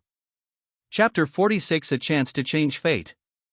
So all you've said is an attempt to sway me with benefits. I don't need any of that. Then what do you want? Your mother's eyes are almost blind from crying because of you. If you don't come back, she'll be restless day and night. Shen Qingling glanced at the weeping Wen Sulan, remaining silent. Wen Sulan suddenly hugged him, her words earnest and even pleading. "Qingling, just consider it finding a place to stay, okay? Mom doesn't need you to do anything, just come back. You can work wherever you want, do whatever you want, Mom will never force you. Mom just wants to see you every day, to see you eat and sleep well, and not sleep in a leaky house anymore. Just thinking about how you're living breaks my heart." Hearing Wen Sulan pour out her longing and guilt word by word, the boy's stubborn gaze became somewhat unnatural, as if the hard ice had melted instantly. He had never experienced such love before, and didn't know how to face it, appearing somewhat helpless. Gu Yutong felt a pang of sadness at the sight. Although she disliked Wen Sulan, her guilt and love for Shen Qingling were deeply moving. If her mother were still alive, she would probably love her just as much.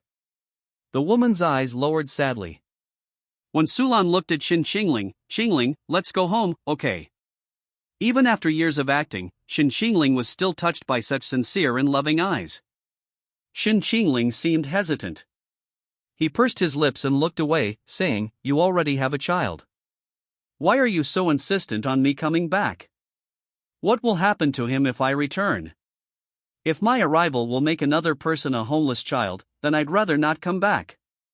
077, 666, what a white lotus. Gu Yijin's face has turned green.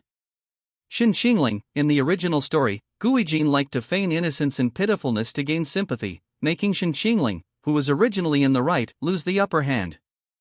I'm just using the same tactic. This is called using magic to defeat magic. Shen Qingling's words softened Wen Sulan's gaze even more. Her child was truly innocent and kind. Gu Yutong's expression also changed. She turned to Gu Yijin and said, "Ajin, he seems different from what we imagined. He shouldn't be that kind of person. You don't need to worry." Gu Yijin's expression wasn't good. He gave an awkward smile. "Yes, my little brother is indeed very good." Why isn't Shen Qingling angry? Why didn't he get angry at him? At least he should have grabbed him by the collar and yelled at him for stealing everything from him. Why act like a saint? Wouldn't that make him even more unreasonable? Gu Yijin even wanted Shen Qingling to hit and yell at him so he could play the victim and gain sympathy. Gu Yutong would definitely hate Shen Qingling. But why was Shen Qingling like this? Gu Yijin felt this was even more troublesome. Compared to someone who pretends, someone with genuine kindness is much harder to deal with. Because pretense can be exposed, and it can even make someone dislike you even more. But someone who is naturally kind and perfect can only be constantly framed with schemes and tricks. And he has never succeeded even once. Gui Jin felt like he was facing a formidable enemy. When Sulan said gently, "Qingling, don't worry. Ajin also wants you back. Your return will prevent him from becoming homeless. The Gu family can afford to raise another child." Shen Qingling frowned but still didn't agree. Gu Changwang said, "I'll give you one night to think it over. The Gu family welcomes you back anytime." Shen Qingling said, "I'll consider it. I'll head back now."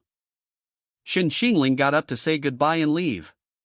When Sulan insisted on taking him home, and Shen Qingling couldn't refuse, so he agreed.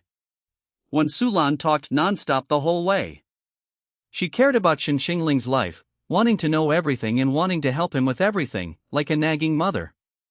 When Shen Qingling was silent, she took the initiative to talk about the Gu family and her father, saying that Shen Qingling was most like him. When she mentioned Shen Qingling's maternal grandfather, she became a different person, like a chattering lark, and it was clear that she greatly admired her father. Shen Qingling found it hard to believe that the drab woman in the original novel could have such a side. Time passed quickly, and the luxury car, so out of place in the alley, pulled up at the entrance. Even though when Sulan had pretended to have taken the wrong turn and deliberately delayed her, they had arrived. "You can park here." "It's alright, it's just a few steps." "I'll walk you downstairs." "Okay." "Qingling, would it be convenient for me to come to your place?" "Okay." When Sulan got out of the car and went upstairs with Shen Qingling. It was a dilapidated apartment building, and Shen Qingling lived on the 5th floor. Pushing open the door, everything inside broke when Sulan's heart. Gui Jin lived in the best room in the Gu family home, enjoying the sunshine and warmth, basking in everyone's pampering, while her child had to live like a rat in this dark, damp rented room. When Sulan tried to convince herself that it wasn't Gui Jin's fault, but she couldn't help feeling angry. Her grip on the doorframe tightened suddenly, her nails digging deep into her palms, drawing blood. Only by seeing it with her own eyes could she truly understand the kind of life Shen Qingling had lived before. "What's wrong? Qingling, how long have you lived here?" "I forgot, about 2 years, why?" "The environment here isn't good for your health. There's mold on the walls, this won't do. This is already much better. The place I used to live was even better." He stopped himself, as if remembering something. When Sulan understood, he was afraid she would feel sad and guilty. His hesitation made Wen Sulan imagine even more. "It's not good inside. You shouldn't come in." "It's alright." Wen Sulan looked around the room. Although the house was old, Shen Qingling had kept everything very clean. When Sulan silently began cleaning the room for him, neatly folding and placing his hanging clothes on the sofa, Shen Qingling just stared at her. The boy suddenly spoke up, "Don't bother, I'll go back with you." When Sulan paused in folding the clothes, her eyes widening with surprise as she looked at him, "Really?" "Yes." Okay, then Mom will help you pack your things, and we'll go home together." When Sulan's joy and gratitude were palpable. She opened Shen Qingling's wardrobe and her eyes dimmed. It was almost entirely filled with white shirts. She bit her lip and closed the wardrobe door. Shen Qingling had very few belongings, mostly books. He had nothing else. When Sulan, fighting back tears, said, "It's okay, don't worry about these. Mom will buy you new ones. Come on, let's go home." The two returned to the Gu family home at 11 p.m. Lin Qingdai had just finished her evening self-study and returned home when she bumped into the mother and son returning home. The girl, wearing her school uniform and carrying books, stood at the door. Hearing the sound, she turned around. The moment she saw Shen Qingling, her eyes widened. Everything that happened in her dream was real. Shen Qingling was back. Her chance to change her fate had finally arrived. Chapter 47. Will my brother be angry with me? 077, Detectable Romanceable Character, Lin Qingdai. Name, Lin Qingdai. Goddess level, S rank. Identity, daughter of Gu Chengwang's friend. Personality, intelligent, cute, cunning. Plot relevance, 60%. Ending, insufficient points, cannot unlock. Shen Qingling couldn't help but find her personality summary strange. Can cuteness and cunning coexist? Besides, he clearly remembered that Lin Qingdai in the original novel wasn't like this. He scrutinized the girl before him. She possessed a face as clear and pure as a tender bud on a branch in early spring, her features like a watercolor painting blurred by the misty rain of Jiangnan, combining purity and gentleness. Her eyebrows were like light smoke veiling the moon, her eyes were almond-shaped with a watery sheen, her nose was as delicate as jade carving, and her lips had adorable dimples, exuding a natural sweetness even when she wasn't smiling. It was a face so pure and untouched by the world. She stood there in her school uniform, her long, straight black hair flowing, holding books, exuding a pure and innocent girlish charm. The essence of youth. Lin Qingdai was currently a senior in high school, commonly known as a repeat student. Shen Qingling remembered that in the original novel, she chose to repeat a year because she failed her college entrance exam. The reason for her failure was largely related to the male lead, Gu Yijin. Simply because Lin Qingdai had excellent grades, Gu Chengwang had compared the two of them in front of Gu Yijin. The year Lin Qingdai took the college entrance exam, Gu Yijin had already been admitted to university, a top-tier university, but Gu Chengwang was very disappointed. In Gu Chengwang's view, with the educational resources the Gu family had provided him, he shouldn't have only gotten into a top-tier university. Lin Qingdai, on the other hand, simply attended school normally, without renowned teachers or special attention from her instructors. Gu Chengwang had never put any effort into her, her excellent grades were simply due to her own hard work. In Gu Yijin's view, if Lin Qingdai performed better than him on the exam, Gu Chengwang would only be more disappointed in him. Simply for this reason, Gu Yijin put sleeping pills in Lin Qingdai's milk on the day of her college entrance exam, causing her to fall asleep in the exam hall. Lin Qingdai was devastated when she woke up. She couldn't find the reason, only assuming that she was unwell or had suffered from severe insomnia the night before due to excessive nervousness. She never suspected Gu Yijin, because in her memory, he had always been a gentle older brother. Lin Qingdai was essentially living under someone else's roof in the Gu family, only when Sulan and Gu Yijin treated her kindly. She never imagined that her respected older brother would betray her. But for Lin Qingdai, this wasn't the most tragic part. In the original novel, Lin Qingdai continued to work hard after repeating a year, achieving top grades. Her teachers all thought she could get into Jiang University. Gu Yijin, however, didn't want her to get in. He hadn't expected Lin Qingdai to choose to repeat a year of high school, so he was determined to utterly destroy her hope. Gu Yijin's cruelest act was giving her hope only to plunge her into despair again. This time, Lin Qingdai successfully took the college entrance exam, but was hit by a car on her way home afterward. Lin Qingdai became disabled. She received her acceptance letter from Jiang University while in the hospital. Gu Yijin thought she would give up, but even with a prosthetic leg, she was determined to go to school. This was the first time Gu Chengwang noticed Lin Qingdai. In his memory, she was just a gentle and obedient girl, but this time, her indomitable will moved him. Gu Chengwang promised to let her study at the Gu Corporation after graduation, seemingly intending to mentor her. After that, Shen Qingling stopped reading. It was obvious that Gu Yijin wouldn't let her go. He would stop at nothing to destroy anyone who displeased him, especially when their interests were threatened. The original owner was like that, and so was Lin Qingdai. Qingdai's back. Wan Sulan's voice interrupted Shen Qingling's thoughts. Lin Qingdai smiled, yes, Aunt Wan. Then she pretended to look curiously at the young man behind Wan Sulan. Aunt Wan, who is this brother? This is Qingling, you know him. Lin Qingdai's eyes widened in sudden realization, this is brother Qingling. Just as I imagined, an outstanding and excellent brother. She leaned closer to Wan Sulan and said, I knew this one was more like Aunt Wan's child. Wan Sulan was both pleased and felt this was inappropriate. She smiled and poked Lin Qingdai's forehead, saying, you little rascal. Shen Qingling heard this and felt that the Lin Qingdai before him was different from the one in the original story. In the original story, Lin Qingdai was gentle and obedient, rarely discussing the Gu family's affairs. Most of the time, she was silent and well-behaved. It was impossible for her to mock Gu Yijin like this. Why is she different? Shen Qingling wondered. Lin Qingdai smiled and poked her little head out to greet Shen Qingling behind Wen Sulan. Hi, brother Qingling, my name is Lin Qingdai, you can just call me Qingdai. Shen Qingling seemed a little uncomfortable here, only nodding somewhat awkwardly.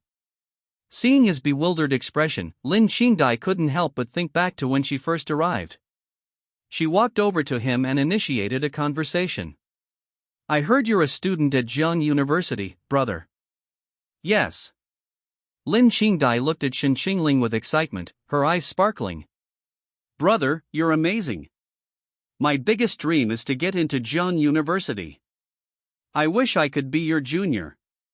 Shen Qingling was a little overwhelmed by her enthusiasm, and relaxed a bit when they talked about his area of expertise. He gave a faint smile. You'll succeed if you work hard. Lin Qingdai's expression changed. Work hard? A liar. She worked so hard, so desperately, and yet she ended up like that. She smiled and said, then I will definitely work hard to get into Zhejiang University. I want to become as outstanding as my brother. When Sulan patted her hand, all right, let's go inside and talk. After entering, Gu Changwang and the others were still sitting in the living room, chatting about something. Gu Yijin's expression wasn't good, and Gu Yutong was also very quiet. Seeing Wen Sulan return with Shen Qingling again, they were all surprised. Gu Changwang seemed quite happy, patting Shen Qingling's shoulder and saying a few words. Gu Yutong glanced at Shen Qingling but didn't speak. Lin Qingdai, on the other hand, chattered around Shen Qingling like a little bird, calling him brother this and brother that. Gu Yijin smiled. Qingdai seems to really like Qingling. It's rare to see you talk so much. Lin Qingdai blinked innocently and said, yes, I really like Qinglingage. You really want to talk to someone you like. Gu Yijin's smile faltered. What did that mean? Who was the person he didn't like? She spoke to Wen Sulan and Shen Qingling after coming in, implying that they were all people he didn't like. Lin Qingdai wasn't like this before. She used to admire him a lot.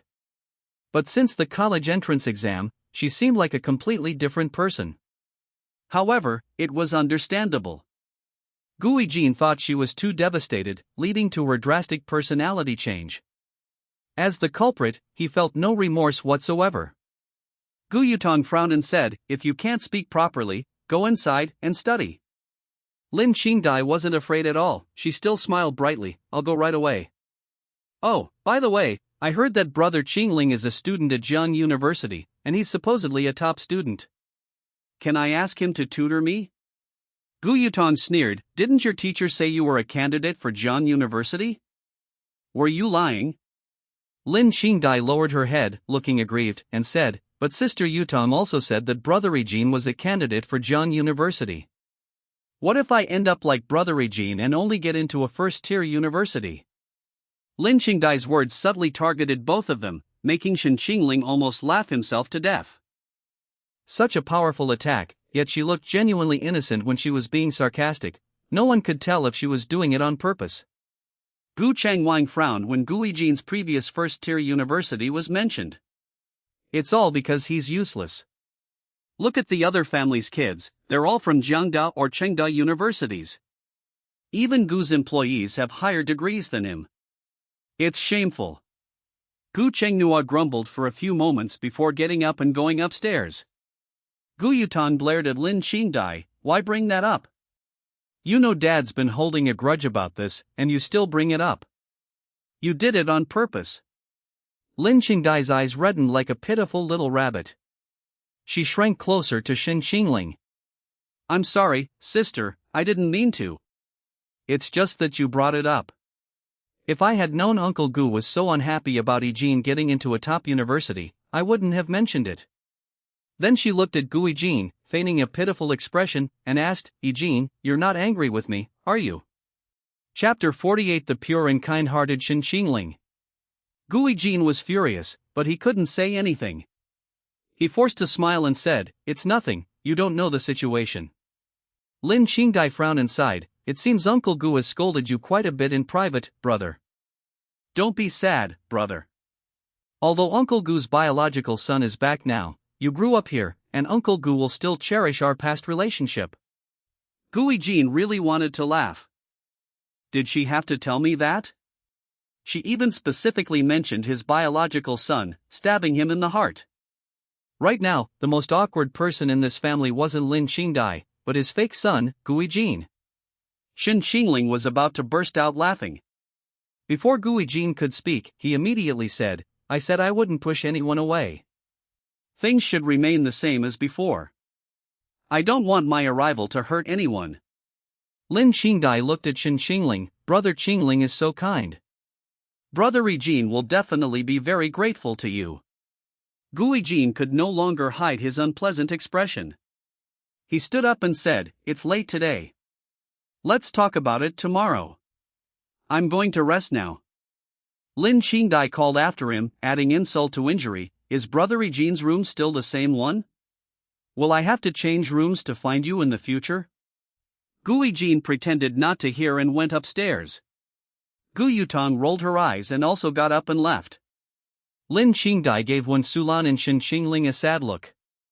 Did I say something wrong? Why is Brother Jean ignoring me? Wen Sulan looked at Gui Jean's retreating figure and shook her head in disappointment. Despite enduring so many years of injustice, Qingling not only didn't blame him, but was also so kind to him, considering his situation in the family. But what about him? He couldn't even handle a few words. Besides, Qingdai didn't do it on purpose.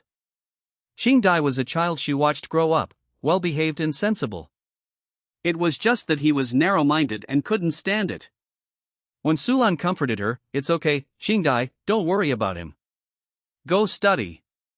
Lin Qingdai looked at Shen Qingling expectantly, Then can I ask you for tutoring, brother? It won't take up much of your time, brother. Just let me ask you questions when you're free. If you don't have time, I'll save it for next time, okay, Brother Qingling? Lin Qingdai was so good at talking, Shen Qingling certainly wouldn't refuse. The enemy of my enemy is my friend. He hesitated for a moment before nodding, okay. Lin Qingdai's eyes crinkled, Brother Qingling is so kind. Before, no one in the family paid attention to me except Aunt One. I didn't dare ask anyone else questions. Who was anyone else? Gui Jean, of course. Forget it, with his grades, she couldn't possibly ask him. Lin Qingdai said goodnight to the two and went back to her room. After Lin Qingdai left, Shen Qingling asked, Who is she? She's the daughter of your father's friend, Lin Chen. Lin Chen's entire family perished in a tragedy, and she was the only survivor. Your father, at Lin Chen's request, took her home, and she grew up in our family. Qingdai is a pitiful child, sensible and well-behaved. Just treat her like a little sister. She seems to like you a lot. I've never seen her so close to anyone, you're the first. I understand. It's getting late. Let me show you to your room, and we can show the house around tomorrow. Okay. When Sulan led Shen Qingling to his room on the second floor.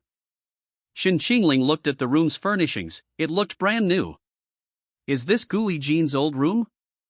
Yes, this is your room from now on. In Wen Sulan's view, this was a signal. She felt that Gui Jean had to be replaced by Qingling, and this room conveyed that meaning. But Shen Qingling didn't accept it. I don't want to take what belongs to others. This room used to be his, let's give it back to him. I'll just have a new room. Wen Sulan was stunned, feeling both moved and saddened. How could her son be so kind? He was the one who had everything taken from him. It's laughable that Gui Jean had the nerve to be angry just now. When Sulan pleaded, Qingling, this is your home. Everything here will be yours in the future, including this room. Don't feel burdened. The more you act like this, the more guilty I feel. Shen Qingling looked into her eyes and said, As long as you care about me, that's enough. I don't want anything else. Wen Sulan was completely stunned. Her eyes welled up with tears. She finally understood that he had only returned to the Gu family for her sake. It wasn't Gu Qinglong's conditions, nor anything else, he only wanted this hard-won love. He cared about her. No one in this family had ever cared about her like this before. It's Mom who's sorry. Actually, I've never blamed you. No child wouldn't love their mother. These words completely broke Wen Sulan. She hugged Shen Qingling and cried again. 077, although I can't detect her inner thoughts, I can still guess. If I could, it would be, Wen Sulan's maternal love is 100, and her guilt is 1000. Oh, and those two hiding in the corner too, their feelings must be quite complicated. Gu Yijin and Gu Yutong, who were eavesdropping, were completely stunned. Gu Yutong never expected Shen Qingling to be this kind of person.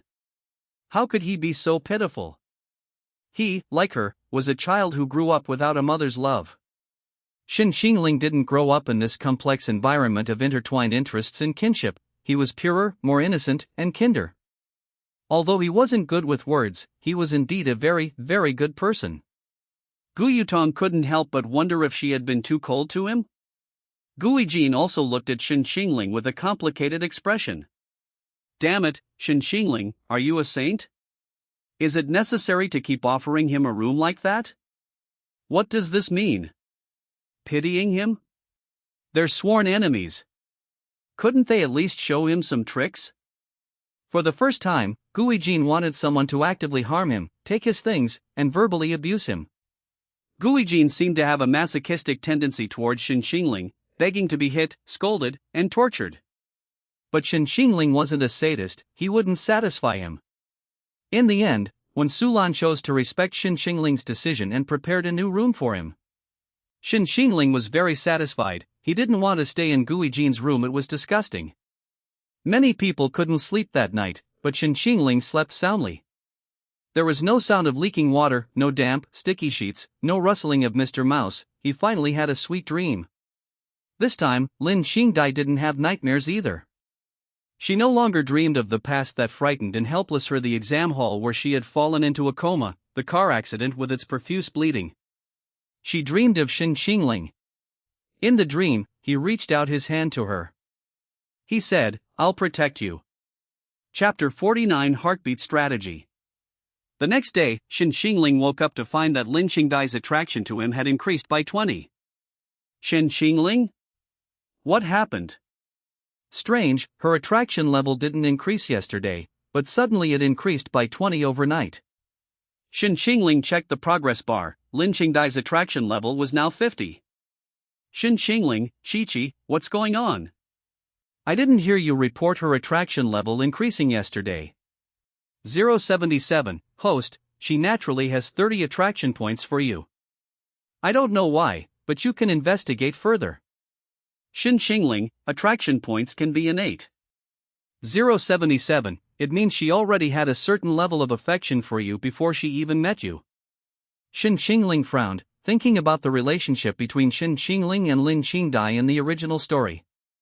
In the original story, Lin Qingdai's feelings for Shen Qingling were mostly curiosity and pity, the two didn't interact much. As originally planned, Shen Qingling returned to the Gu family with a tarnished reputation, and almost everyone in the family disliked him. Only Wen Sulan protected him, but Wen Sulan's status in the Gu family was low, and she couldn't change anything. Lin Qingdai was the most silent person in the family. She always observed everything quietly, rarely speaking. She realized that Shen Qingling wasn't what everyone said he was. In many small details, he was warmer than the rest of the family. He was a kind and gentle person, but silence was his true nature, because he carried an indelible stain. Later, many things happened, and Lin Qingdai witnessed Shen Qingling fall step by step into the abyss. She sympathized with him, understood him, but couldn't help him. They were both at the bottom of the family. She could barely take care of herself, how could she save anyone else? She tried to tell Shen Qingling to escape. Shen Qingling said, "This world has abandoned me, but she hasn't, so I can't abandon her and leave alone." The Shen Qingling was referring to was Wen Sulan. Lin Qingdai understood everything and stopped trying to persuade him. Then, she too fell into the abyss. The difference was that no matter how difficult it was, she would climb out of the abyss. She was alone, and she still had a chance to get out. But Shen Qingling and Wen Sulan were forever trapped at the bottom of the abyss. Shen Qingling didn't know their fate.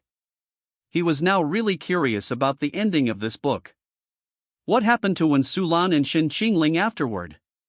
Did Lin Qingdai get the freedom she wanted? Did Gui Jin really get everything from the Gu family? What kind of entanglement did those characters he needed to win over have with all of this? Shen Qingling's mind became a mess, ultimately returning to the initial question. Was Lin Qingdai's natural affection for him because she knew something? Did she already know his identity? And that he would return to the Gu family? Her attitude towards Gui Jin was also quite subtle. According to the original novel, she couldn't possibly harbor such hostility towards Gui Jin. The only explanation was that she knew the truth. Could it be Lin Qingdai was reborn? Shen Qingling suppressed this thought for the time being, waiting for an opportunity to test her further. If she really was reborn, then she should know what happened afterward, and perhaps he could get the answers he wanted from her. Shen Qingling glanced at the time on his phone. It was only 7 a.m. A disciplined god like him goes to bed early, gets up early, and exercises. After getting up and making his bed, he started washing up, checking WeChat while brushing his teeth. Almost all the messages were from Ruan Mingi, interspersed with 2 from Lin Xingmian and Shang Mo. Ruan Mingi, Qingling, I didn't mean to make you angry. I was drunk and talking nonsense. Ruan Mingi, what's your relationship with the Gu family? Are you relatives? Or something else? Ruan Mingi, don't ignore me, I know I was wrong. Ruan Mingi, Shen Qingling, the best Shen Qingling in the world, the most handsome Shen Qingling, the most outstanding and perfect Shen Qingling, please reply to me, okay? There's a simp here waiting for your reply. Ruan Mingi, are you asleep? Good night, I'll come find you at Jiang University tomorrow. Ruan Mingi waited all night for a message, clutching her phone. The woman who said she wouldn't be a simp still fell into Shen Qingling's love trap. Shen Qingling ignored her. Ruan Mingi's heart-fluttering value had reached 80, a level of liking but not yet love. It was time to give her some space. Shen Qingling would decide his strategy and attitude based on the level of heart-fluttering value. 10 to 30 heart-fluttering values mostly indicated liking his looks and talent. 40 to 50 heart-fluttering values were based on the accumulated heart-fluttering value indicating liking his inner personality. A heart-fluttering score of 50 to 60 indicates a strong interest in him as a person, a growing desire to explore him from the outside in, and a wish to get closer. A heart-fluttering score of 70 indicates a slight liking beyond mere attraction, a desire to be in a relationship with him. A heart-fluttering score of 80 or higher signifies true liking. A heart-fluttering score of 90 or higher can be considered love. A heart-fluttering score of 100 goes without saying, one would be willing to die for him. Increasing the heart-fluttering score is relatively easy at the beginning, but becomes increasingly difficult at higher scores, especially after 80.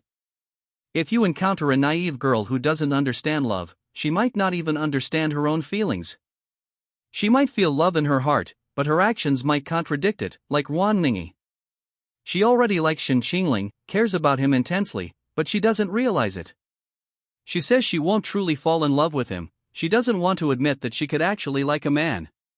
Shen Qingling could see the heartbeat value, allowing him to see through their pretenses, hypocrisy, and insincerity. However, they couldn't discern the depth of their own feelings. The most difficult aspect of the heartbeat value was the transition from 80 to 90, the shift from liking to loving. Of course, Song Jining was an exception. Her love was different from other women's. It wasn't the kind of love that would make her willing to die for Shen Qingling, it was a love that wished him well and for him to be happy. Therefore, Shen Qingling's strategy only worked on certain women, not everyone would follow his expected approach. He could only make a rough guess based on the heartbeat value, he didn't fully accept the data. In his view, human love couldn't be completely judged by numerical values. Love comes in many forms, and romantic love also comes in many forms. Different people love in different ways. The complete opposite of Song Jining's love was Yandra love. That was a twisted possessiveness, a love that disregarded his feelings. The deeper the Yandra's love, the more terrifying it is. Shen Qingling probably didn't want to experience that kind of love, because it would be suffocating. Shen Qingling scrolled down. It was a message from Lin Xingmian. Lin Xingmian, Teacher Shen, I saw you playing the piano on my phone, it sounded so beautiful. Lin Xingmian, will my message bother Teacher Shen? Lin Xingmian, I'm sorry, good night Teacher Shen. Shen Qingling seemed to see the girl's expression in these 3 WeChat messages. The first message was about wanting to praise him, nervous and happy. The second was about being cautious, afraid of bothering him, conflicted and uneasy. The third was about not receiving a response, anxious and sad. Shen Qingling was too tired yesterday, so he went straight to sleep after showering, leaving his phone charging until this morning. He quickly replied to Lin Xingmian's message. Shen Qingling, sorry, Nian, I was too tired yesterday and my phone died, so I didn't reply. Shen Qingling, Nian didn't bother me. If you don't reply, it's because you didn't see the message, not because you didn't want to talk to me. Shen Qingling, next time we meet, we can play the piano together. Lin Xingmian was still asleep at this hour.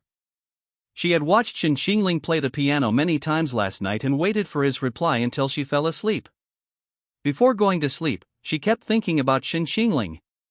She realized that Teacher Shen could play the piano, and he was so good at it. He seemed to radiate light on stage, completely different from her dull appearance. With so many people watching, he wasn't nervous at all, oblivious to everyone else, focused only on the keys in front of him. Even through the screen, she could feel his charm, so many people applauded and cheered for him. The young girl couldn't help but think, Teacher Shen is so amazing. When can she stand on the stage and perform bravely like Teacher Shen? The thought of that scene made her nervous. But then she thought that if Teacher Shen were there, she wouldn't be afraid anymore.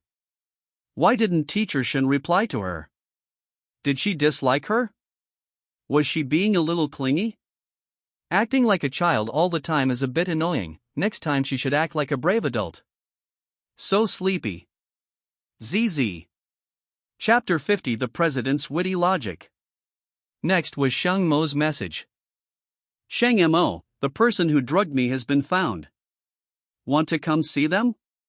Shang Mo could have easily asked first before telling Shen Qingling the result, but she still tried to lure Shen Qingling to her home using a bait-and-switch tactic. This message didn't reveal any information. If Shen Qingling wanted to know, he would definitely go see her. Shen Qingling raised an eyebrow, as expected of the 3S goddess, quite different. He thought about how to reply without seeming too ulterior motive. Shen Qingling, you're home? Shang Mo, who had been busy all night, replied instantly. Shang Mo, yes. The self-disciplined CEO also went to bed early and woke up early.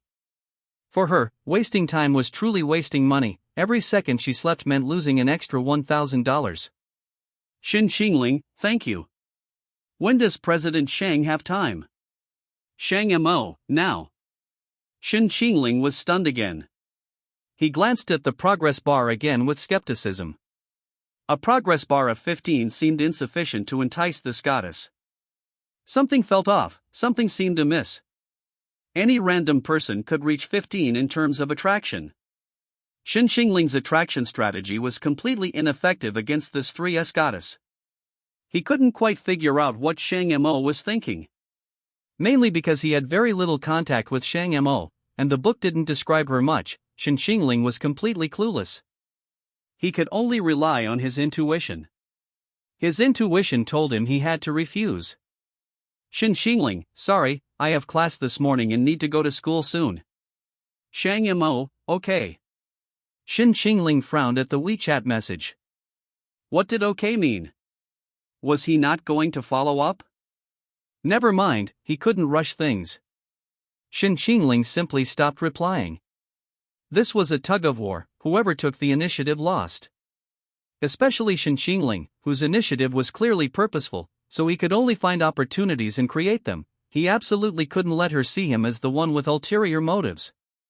Meanwhile, Shang Mo, sitting in the company, narrowed his eyes. She wasn't at home at all, but at the company. If Shen Qingling really went to the Shang family home, he wouldn't see her. Shang Mo still suspected him. The initial excitement had faded, and this female CEO, out of caution, began to suspect Shen Qingling. Moreover, her logic was quite bizarre. Firstly, such a burglary-like romance wouldn't normally happen to her, love shouldn't exist in her destiny. Secondly, Shen Qingling was too attractive to her, too perfect, a perfect persona tailor-made for her, like a trap. Finally, there's no such thing as a free lunch, anything valuable requires an exchange of something precious. She would definitely have to give something to get him. Shang Yimou felt this resembled a pig butchering scam targeting the wealthy, but what was terrifying was that this scam was so perfect, without a single flaw, which was truly frightening. If it was a pig butchering scam, that was frightening; if it wasn't, that was even more frightening. This meant she couldn't find a single flaw. Shang Yimou had also been trying to find a flaw in Shen Qingling today to warn herself, but she failed. She became even more interested in Shen Qingling. She was actually wasting time on a man, this wasn't good. She stared at Shen Qingling's file that had been uploaded to her computer, lost in thought. Shen Qingling went downstairs for a run, then came back to take a shower and change clothes before going to school. It was already 8 o'clock when he came downstairs after changing. Breakfast was to be served at 8 o'clock, a rule set by Gu Changwang. No one was allowed to sleep in. Seeing Shen Qingling come downstairs with wet hair, Wen Sulan quickly asked with concern, "Qingling, did you shower this morning? Why is your hair wet? You'll catch a cold." "I went for a run and sweated, so I showered. My hair will dry in a bit." "That won't do. Mom will help you dry your hair. Come on, let's go upstairs. Let's hurry, don't be late for school." Gu Changwang frowned and said, "You're doing this again. Qingling is an adult now. Don't treat him like a child. A man needs to learn to be independent and take care of himself. A doting mother spoils her son, don't raise him badly." He couldn't let the promising heir he had painstakingly found be ruined by Wen Sulan. Wen Sulan stood there awkwardly, unsure what to say. She was only worried that Qingling would catch a cold. Shen Qingling looked at Gu Changwang. "She's just concerned about me. I won't be offended just because she dried my hair." "You can rest assured." Gu Yutong and Gu Yijin's eyes widened simultaneously. Holy crap, why is he acting so bold again? He actually dares to talk to his father like that? Gu Yutong, biting into his bread, quickly tried to smooth things over. "Oh dear, it doesn't matter if boys dry their hair or not. Hurry up and sit down to eat, or it'll get cold." Gu Yijin secretly hoped that Gu Changwang would get angry and kick Shen Qingling out. Even if he couldn't kick him out, a few scoldings would be nice. He used to be the one getting scolded at home. It was time for Shen Qingling to experience his father's wrath too. The result? Gu Changwang waved his hand, then go. Gu Yutong. Gu Yijin. Wen Sulan. Shen Qingling nodded, said nothing, and took Wen Sulan's hand as they went upstairs. Wen Sulan was still in a daze. She asked, "Why isn't your dad angry?" "That's so strange." Shen Qingling was puzzled. Why would he be angry? Did I say something wrong? Wen Sulan shook her head. "Qingling, you didn't do anything wrong. It's just that your father has a bad temper. He hates it when people talk back to him or don't listen to him." "Why today?" Wen Sulan couldn't understand. Gu Yijin was the same. Why? Why didn't Shen Qingling get scolded? Unable to contain her curiosity, Gu Yutong asked, "Dad, aren't you angry?" Gu Changwang remained calm. What's there to be angry about? If he were to meekly agree, I'd think he'd be quite useless. It seems he cares about your aunt Wen quite a bit. He's a good son who knows how to cherish his mother. Essentially, Shen Qingling wasn't defying him, but rather acting for Wen Sulan's sake, avoiding any of his triggers. If Shen Qingling remained unmoved, it meant his return to the Gu family wasn't for Wen Sulan's sake. Everything before was just an act for him. It was right that he dared to speak up for Wen Sulan. His attitude was neither servile nor arrogant, and he didn't disrespect him. Furthermore, to be honest, he genuinely disliked overly subservient people. Such people couldn't be the heir to the Gu family. Gu Yijin is like that, always meek and submissive in front of him, and outwardly displaying a gentle and mild temperament. How can that possibly intimidate those below him? Shen Qingling's demeanor, on the other hand, suits him quite well. He resembles him in his youth. Who hasn't thought about disobeying their father? He used to be like that too, it's normal. Gu Yutong gave him an interested look. Dad, you seem to really like him. Chapter 51 The Essence of Tea Ceremony. Gu Chengwang stubbornly replied, I wouldn't say I like him, I'm just barely satisfied. Gu Yutong chuckled, you're just being stubborn. That fatherly look you're giving your son is pretty obvious. Gu Yijin's expression darkened. It seemed Gu Yutong had also been changed by Shen Qingling. He nudged Gu Yutong's hand and asked, Sister, what about the variety show? Gu Yutong, let's talk about it together when Anwan and Shen Qingling come down. The whole family has to participate, no one can be missing. Gu Yijin, Shen Qingling is participating too? How are we going to introduce ourselves? Gu Yijin tensed up. Was he going to have to reveal in front of so many people that he was a fake young master? Where would he put his face? Even if he participated in the variety show, wouldn't he still be laughed at? Gu Yutong looked at Gu Chengwang. Dad, how do you plan to explain Shen Qingling's identity? Gu Chengwang, tell the truth. Gu Yijin's pupils dilated. A short while later, Shen Qingling and Wen Sulan came downstairs. Gu Yutong briefly introduced the Gu family's participation in a variety show, and also mentioned that Gu Chengwang planned to hold a banquet to announce Shen Qingling's identity. Wen Sulan was very happy, but Shen Qingling frowned. Gu Yijin, seeing Shen Qingling's expression, felt that his saintly tendencies were about to flare up again.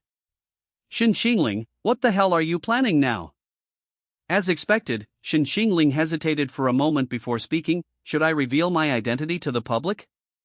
What about Gu Yijin? Won't he be ridiculed because of me? And on a variety show, with so many people watching, it will definitely affect his life. He's still in university like me, how will he face his classmates and teachers? And those people in the industry, everything about his life is intertwined with the Gu family. Without this identity, he'll probably find it impossible to move an inch. Gu Chengwang, why do you care about him? How can you return to the Gu family so easily if you don't tell the truth? Shen Qingling, if all else fails, just say I was lost and found. There's no need to force him away. Anyway, many people know my past, the orphanage and my former classmates all know me. Besides, if those things from back then come out, it won't be good for the Gu family's reputation. A nanny could replace a Gu family child, what will outsiders think? Shen Qingling lowered her eyes, looking like a saintly figure. Her words immediately won everyone's favor, especially Gu Chengwang. Shen Qingling didn't let his own grievances overshadow the Gu family's reputation. Instead, he prioritized everyone in the Gu family, including Gu Yijin, who had taken everything from him. Gu Chengwang thought, he's truly my son. Wen Sulan sighed, marveling at her son's kindness. Gu Yutong's opinion of Shen Qingling also completely changed. But was he really that kind? Of course not. If Gu Yijin's identity had been revealed from the beginning, the audience might initially dislike him, but their feelings might change later. Gu Yijin's greatest strength was playing the victim to gain sympathy. If his identity were exposed, he would definitely face ridicule from his classmates and ostracism from his social circle. Some viewers with a savior complex would sympathize with him, potentially gaining him a large following. They'd say it wasn't Gu Yijin's fault, but her mother's and grandmother's. He was an innocent young man, and he didn't intentionally steal Shen Qingling's identity. Shen Qingling, a veteran of the entertainment industry, understood this perfectly well. He wanted to nip this possibility in the bud, preventing Gu Yijin from playing the victim. If everyone was unaware of Gu Yijin's true identity from the start, allowing him to continue enjoying the aura of the Gu family's young master and gain a large fan base, only to later reveal that he wasn't actually the Gu family's young master, but a fake who stole Shen Qingling's identity, what would those fans think? Fan backlash is the most terrifying thing. The more they loved you before, the more they will hate you after learning the truth. 077 understood Shen Qingling's intentions immediately upon hearing his words. How vicious! Shen Qingling deliberately suggested not revealing Gu Yijin's identity yet, saying he was also a son of the Gu family. First, he wants Gu Yijin to be portrayed as someone everyone likes, giving him hope. However, Gu Yijin will live in constant anxiety, fearing his true identity will be revealed. Furthermore, knowing Gu Yijin as he does, Shen Qingling knows he won't simply record the show honestly. If Gu Yijin attacks Shen Qingling and the incident comes to light later, Shen Qingling will gain more sympathy, while Gu Yijin will receive more criticism and disgust. He wants to send Gu Yijin plummeting from heaven to hell. He wants to give him hope only to let him despair again, using Gu Yijin's own methods against him. On the contrary, Shen Qingling will gain a good reputation. The Gu family will see him as kind and benevolent, and the audience will love him because of this contrast. Gu Yijin will probably never guess Shen Qingling's true purpose. He'll only curse him behind his back for his saintly behavior, while simultaneously hoping Shen Qingling will become more wicked, experiencing a complex mix of love and hate towards him. In terms of tea ceremony skills, Gu Yijin was still too rudimentary. He had only learned the superficial aspects and hadn't grasped the essence of tea art at all. Gu Yijin was stunned after Shen Qingling said this. He had initially suspected that Shen Qingling's defense of him might be an act, but after today's incident, that was no longer possible. If Shen Qingling really wanted to harm him, she should have agreed to reveal her identity instead of choosing to endure it and saving his face. Well, Gu Yijin had to admit that Shen Qingling was truly unexpectedly kind. Gu Yijin gave her a complicated look. Thank you for considering me like this. Really, you are the kindest person I've ever met. But Shen Qingling, your kindness won't make me soften my heart. Once I'm on this variety show, I'll show you how terrifying the internet can be. When Sulan frowned, her heart aching. But Qingling, this is too unfair to you. I'm afraid people who don't know the truth will misunderstand you. Shen Qingling replied, it's all right. An upright person has nothing to fear. I've done nothing wrong, I'm not afraid of those rumors. Gu Yutong, unusually, spoke up for Shen Qingling. With me in the entertainment industry, you don't need to worry about anything. Even if someone wants to target you behind your back, they'll have to see if they have the ability. Gu Yijin thought darkly, but my dear sister, you wouldn't know that person is right beside you. It's only with you that I can make my move against him. Shen Qingling's next words stunned everyone.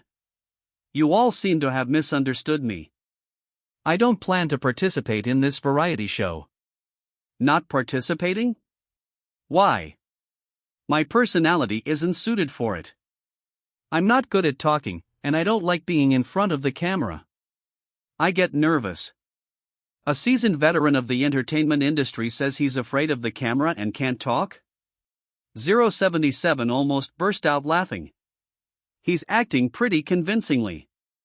Gu Yijin, then what did you mean by not revealing your identity before? Shen Qingling, I don't want to change other people's lives because of myself. It doesn't mean anything. Gu Yijin pursed his lips, really not participating. Shen Qingling firmly shook her head, not participating. Gu Yijin's mentality was about to twist. What is this? What's going on? This is really. Gu Yijin, usually so good at acting, was completely silent this time. Seeing Shen Qingling's resolute stance, everyone stopped trying to persuade him. Gu Yutong, even though you're not a guest on the show, there are cameras at home, so you'll likely be filmed no matter what. And as for our usual eating and talking, just do your own thing, it should be fine, right? Shen Qingling, yeah, it's okay, I won't interfere with your filming. Yeah, right. He just didn't want to make a bland entrance, a typical, unremarkable guest appearance. He wanted to be the one who seemingly unintentionally bursts onto the scene and makes a splash. He wanted to make this show his stage. So what if he wasn't a guest? To become famous, it's not about how much screen time you get, but about being the center of attention every time you appear. Chapter 52 10 million pocket money. After that, Shen Qingling basically remained silent. It was Wen Sulan who showed concern for him, and he responded with a few simple words. Gu Yutong was still discussing the variety show with the others. This was her first time on a variety show, and she absolutely couldn't afford to mess it up. Shen Qingling appeared unconcerned, but he memorized every word Gu Yutong said. Walking with Family X was an extremely dramatic and outrageous variety show. The show actually featured more than just the Gu family. 3 families were selected for comparison. The Gu family was just one of them, and also the family the director most wanted to sign. Director He Chili spared no effort in finding topics to generate hype. Every time the show aired, it was a storm of controversy. Surprisingly, the show was basically unscripted, or only a very few. Yet, those with scripts always couldn't compete with the truly crazy ones. The production team was very good at finding people. They didn't choose seemingly ordinary and mild-mannered families. They always managed to find families that would ignite trending topics in various places. Some families that initially appear warm and harmonious undergo dramatic reversals later in the show, which is exactly the kind of drama viewers love to watch. This program is broadcast live the entire time, so any flaws will be exposed on camera. Unless your acting is flawless enough to fool the cameras. Fortunately, the director made a concession when signing the contract with the Gu family, agreeing not to film the second-floor rest area, ensuring they had some privacy. However, apart from that, the entire daily life of the main guests is filmed, including going to school or work. The Gu family's main guests are actually only Gu Yutong and Gu Yijin. Gu Chengwon's work absolutely cannot be filmed. Wen Sulan has a gentle personality and nothing outrageous, and Lin Qingdai is currently repeating her studies and spends all her time studying. Therefore, the production team designated Gu Yutong and Gu Yijin as the main guests. Shen Qingling became the one who slipped through the net, unnoticed by everyone. The main problem was that the director didn't know Shen Qingling was there. If she had known about this dramatic stunt involving the Gu family, she definitely wouldn't have let Shen Qingling off the hook. Just that face alone wouldn't have been enough to make her let him go. After noting down the live broadcast time, Shen Qingling got up to go to school. When Sulan took out her car keys and handed them to Shen Qingling, "Qingling, can you drive?" "You can drive my car to school from now on." Shen Qingling had gotten his driver's license the summer after graduating high school, but he didn't want to drive such a flashy luxury car to school. So Shen Qingling refused. "I don't want to drive such a flashy car to school." "Thank you for your kindness, but I'll take the bus." When Sulan pulled Shen Qingling aside and whispered, "You can take a taxi too. Mom put 10 million in your card for spending money. Use it first, and let me know if you need more. If you want to buy anything expensive, just swipe my card." When Sulan took out a black card and put it in Shen Qingling's hand. "Shen Qingling, how much?" 10 million inch. When Sulan nodded, "Yes, look how tiring it is for you to take the bus to school. Our Qingling is so handsome, what if he gets targeted by bad guys? Boys need to protect themselves when they're out." "Shen Qingling, but a taxi ride wouldn't cost that much." "If you give me all the money, what will you spend it on yourself?" 10 million wasn't much to Shen Qingling in his previous life. He could buy a watch for more than that. But in this life, it was an astronomical sum. When Sulan had no status in the Gu family, and he had no idea how much money she actually had. It can only be said that Shen Qingling underestimated the Gu family's strength. When he read about it, he only knew the Gu family was a wealthy family from the written descriptions, but when he heard when Sulan casually mentioned 10 million for pocket money, he knew the Gu family was no ordinary wealthy family. When Sulan smiled gently, "Are you worried about me?" "Don't worry, Mom has the inheritance left by the Wen family. Those antiques and jewelry are very valuable." Although Gu Changwan was somewhat unreasonable in some ways, he never skimped on his monthly allowance. He wasn't a stingy man. Wen Sulan not only had the Wen family's wealth but also a monthly allowance from Gu Changwang. She only needed to inform Gu Changwang about any household expenses. Wen Sulan's jewelry was worth over 1 billion. "Your grandfather loved collecting antiques when he was alive, and your grandmother loved jewelry. In the end, they all benefited me." Speaking of her parents, Wen Sulan's eyes dimmed instantly. Now she was all alone. Shen Qingling comforted her, "You have me now, and you will always have me." Wen Sulan looked up at him, as if 1,000 words were unspoken in her heart. Seeing Qingling always reminded her of her deceased father. Wen Sulan poured all the feelings she had for her father and son into Shen Qingling. She took Shen Qingling's hand and led him out the door, saying at the door, "Let's set up a trust together sometime, then all that money will be yours. Don't worry about spending money. Buy whatever you want. If you don't have enough, just tell me. Don't be shy. It'll make me feel bad if you don't spend money, I owe you so much. If you don't have class this afternoon, how about I take you shopping for clothes? And I'll buy some decorations for your room. Shen Qingling agreed and left the Gu family home under Wen Sulan's expectant gaze. He habitually put on a black mask and pulled up the hood of his hoodie, trying to blend into the crowd. But his 188 centimeters height, incredibly long legs, and deep eyes still attracted the attention of passers-by. On his way to school, he still gained a lot of heart points, which were converted into points. The first thing Lin Xingmian did upon waking was groggily reach for her phone. She saw what appeared to be a message on WeChat, immediately snapped awake, and sat up in bed. Seeing Shen Qingling's reply, the girl couldn't help but smile sweetly, clutching her phone. Teacher Shen replied. Teacher Shen doesn't dislike her.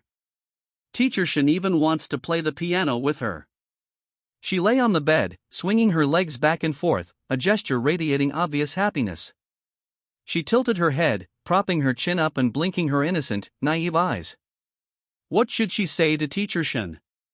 The girl bit her lip and typed a line. Lin Xingmian, good morning, Teacher Shen. Have you had breakfast?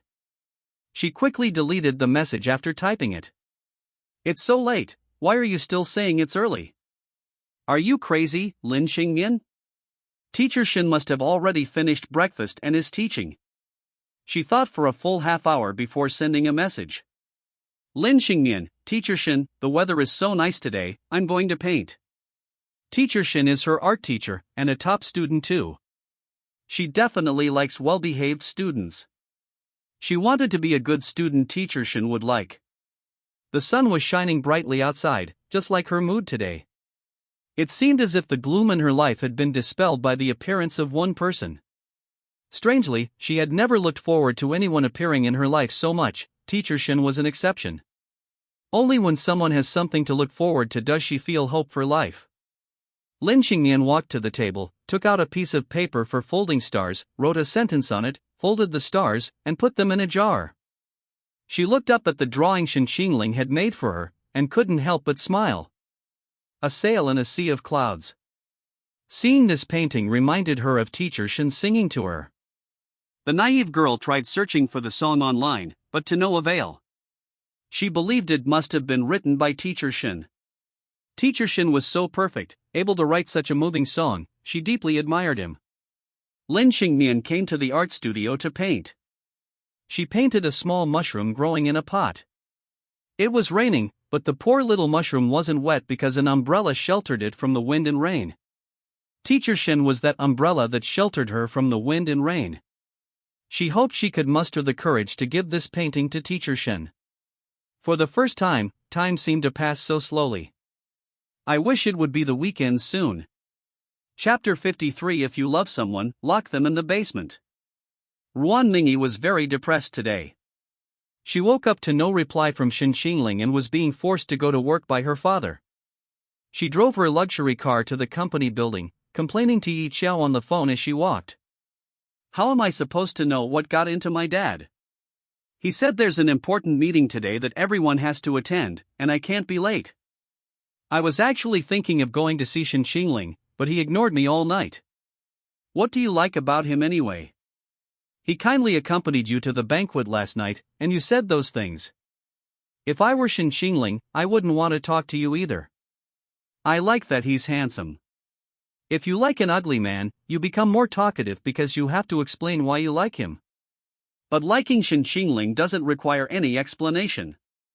The moment I see that face, everyone understands me. Fine, just thinking about having to work today makes me annoyed. Ruan Mingyi took off her sunglasses, her brow furrowed so deeply it could crush a mosquito. She hated going to work. Yi Qiao was skeptical of this young lady. You? Work? Can you handle it? Hard to say. Work is like Yang Wei. My family thinks I can do it, and sometimes I think I can, but I'm not. My friends are like my wife. They know I can't, but they always comfort me by saying I can. My boss is more like a lover. They know I can't, but they always assure me I can. Yi Qiao laughed. Ruan Mingyi knew it was pointless to talk to Yi Qiao about this. Only Shen Qingling's replies could barely cheer her up. Alright, I'll talk to you later.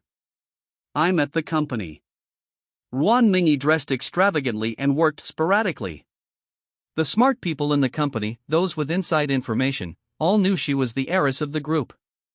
But some clueless interns mistook her for a high-ranking executive's girlfriend or mistress. As soon as Ruan Mingy entered the elevator, everyone who knew her fell silent. Only one intern, with some connections but bad interpersonal skills and an unpleasant personality, knew nothing. He stared wide-eyed the moment he saw Ruan Mingy. Ruan Mingy, however, immediately put on sunglasses the instant she saw him.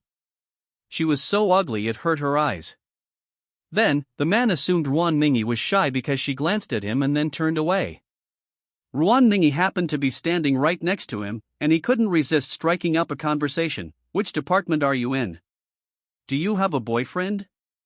Ruan Mingy ignored him, pretending not to hear.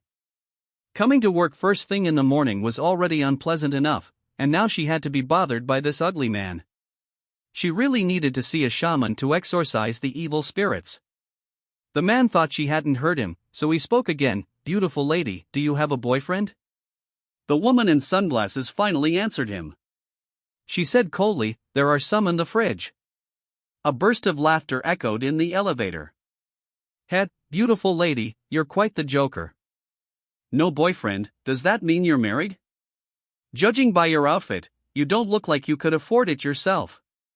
The man, annoyed that Ruan Mingy had embarrassed him in front of so many people, deliberately made a sarcastic remark, implying that Ruan Mingy was a kept woman. Ruan Mingy, not married, I had a vasectomy. The elevator dinged as it arrived. Ruan Mingy prepared to get off, but the man blocked the door. So you're from the secretarial department. May I come in? Ruan Mingy, go and where? To the graveyard. The man's face turned ashen. Can't you speak properly? Do you know who I am? Ruan Mingy took off her glasses and scanned him up and down. I know. The man's smug smile was immediately cut off by Ruan Mingy. A goblin. The people in the elevator couldn't hold back any longer and burst into laughter. Ruan Mingy raised an eyebrow. I don't care who you were before, you're nobody now. Secretary phone, fire him immediately. If I see this person in the company again, you can live with him. Secretary Fang's pupils dilated. No way. He didn't want to live with a harasser. Yes, Mississippi. Ruan Mingy was furious. She slammed her things on the table and cursed a few times. Just then, she overheard several employees discussing the meeting that day. Have you heard? It seems President Shang of the Shang Group is coming to our company. Is she the President Shang who was trending yesterday? That's her. President Ruan flew back specifically for her. President Ruan said we must treat President Shang's group well today, and there can't be any mistakes. Ruan Mingy wasn't too surprised. It's normal for the Shang and Ruan families to have some minor collaborations, but a meeting that requires Shang Mo's personal attendance is definitely not ordinary. No wonder her father insisted she attend. Ruan Mingy went to the bathroom to tidy herself up, then started calling Yi Xiao to complain about what happened that morning. As they talked, Shen Qingling came up again. Shen Qingling is still ignoring me, Xiao Xiao, what should I do? I can't even eat. How about I find you a new crush to distract you? What are your criteria? A handsome male college student. Just those two requirements. That's 5. Ruan Mingy and Yi Xiao joked around for a bit before returning to reality. Okay, I'm not kidding anymore. I really can't forget him. I've lost interest in everyone else. I think I'm hopeless. Then after your meeting, buy some flowers and a gift and apologize to him. At least show your sincerity. That's what I'm thinking too. Ruan Mingy glanced at the time. It was almost time for the meeting, so she hung up and left the restroom. A woman slowly emerged from around the corner of the restroom. Shang Mo looked at himself in the mirror, couldn't help but touch his lips, and remembered that kiss in the darkness. What was Ruan Mingy going to see Shen Qingling for? She was a little curious. After the meeting, Ruan Mingyi rushed off to Jiangda University to see Shen Qingling. However, upon arriving downstairs, she discovered her car tires had been slashed. Damn it, who's so rude in broad daylight? Ruan Mingyi called security and demanded to see the security footage. Just as Ruan Mingyi was getting angry, another luxury car slowly pulled up beside her. The window rolled down, revealing Shang Mo's refined and sharp face. Where are you going, Mingyi? If it's on my way, I can give you a ride. Ruan Mingyi was puzzled and shocked. Shang Mo was actually willing to waste his time giving her a ride? Even if it was on her way, she wouldn't be this kind. It doesn't seem impossible. The Shang family and the Ruan family just reached a cooperation agreement. Perhaps Shang Mo is trying to curry favor with the Ruan family. When it comes to making money, Shang Mo is more proactive than anyone else. So it's not surprising that Shang Mo is willing to give her a ride.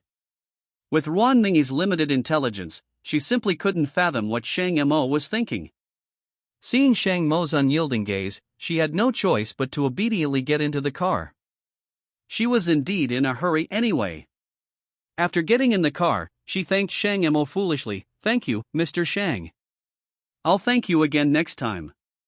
A woman's slightly upturned lips appeared in the rearview mirror. You're welcome. Where are you going? Jiang University. Are you going to see that college student you were with last time? Yes, I didn't expect Mr. Shang to still remember him.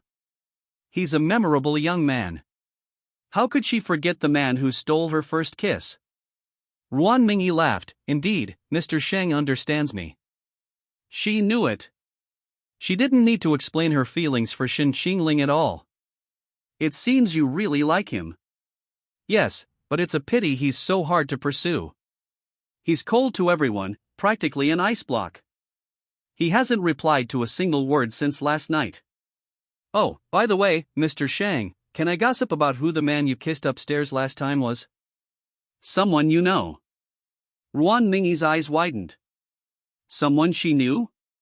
Who around her could possibly win him over? Ruan Mingyi racked her brains but couldn't think of anyone. She realized Shang Mo probably didn't want to answer and was just giving that answer on purpose. President Shang was just joking with me. No one I know has that kind of ability. Shang Mo smiled but didn't speak, then asked, Did you two have a fight? Ruan Mingyi sighed dejectedly. It wasn't really a fight, just that I unilaterally made him angry. He's not anyone to me, and I have no right to restrict his freedom. He ignores me, so I have to be persistent and clingy. Shang Mo raised an eyebrow at the word freedom. People often say that if you love someone, you should give them freedom, but she could never understand that. In her opinion, if she loved someone, she would lock him in the basement and feed him through a small hole in the door until he loved her back. Ruan Mingyi didn't even notice the deep look in Shang Mo's eyes. She thought Shang Mo was actually quite approachable, not as cold and aloof as the rumors suggested. The car slowly stopped at the entrance of Jiang University, and the flowers and gifts Ruan Mingyi had ordered in advance were delivered to her. She smiled and thanked Shang Mo. Thank you, Mr. Shang. I won't bother you any longer while you're making money, your time is worth far more than mine. Shang Mo, however, showed no sign of leaving.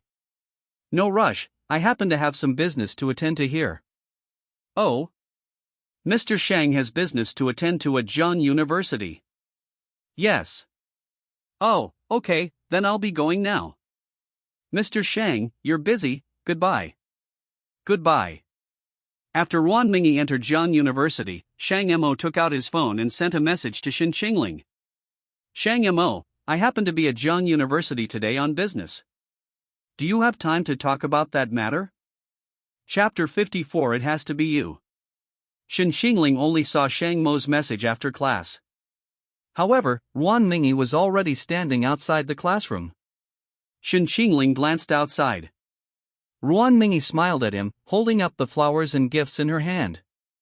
Shen Qingling knew Ruan Mingyi had come to apologize. But why was Shang Mo at Jiang University?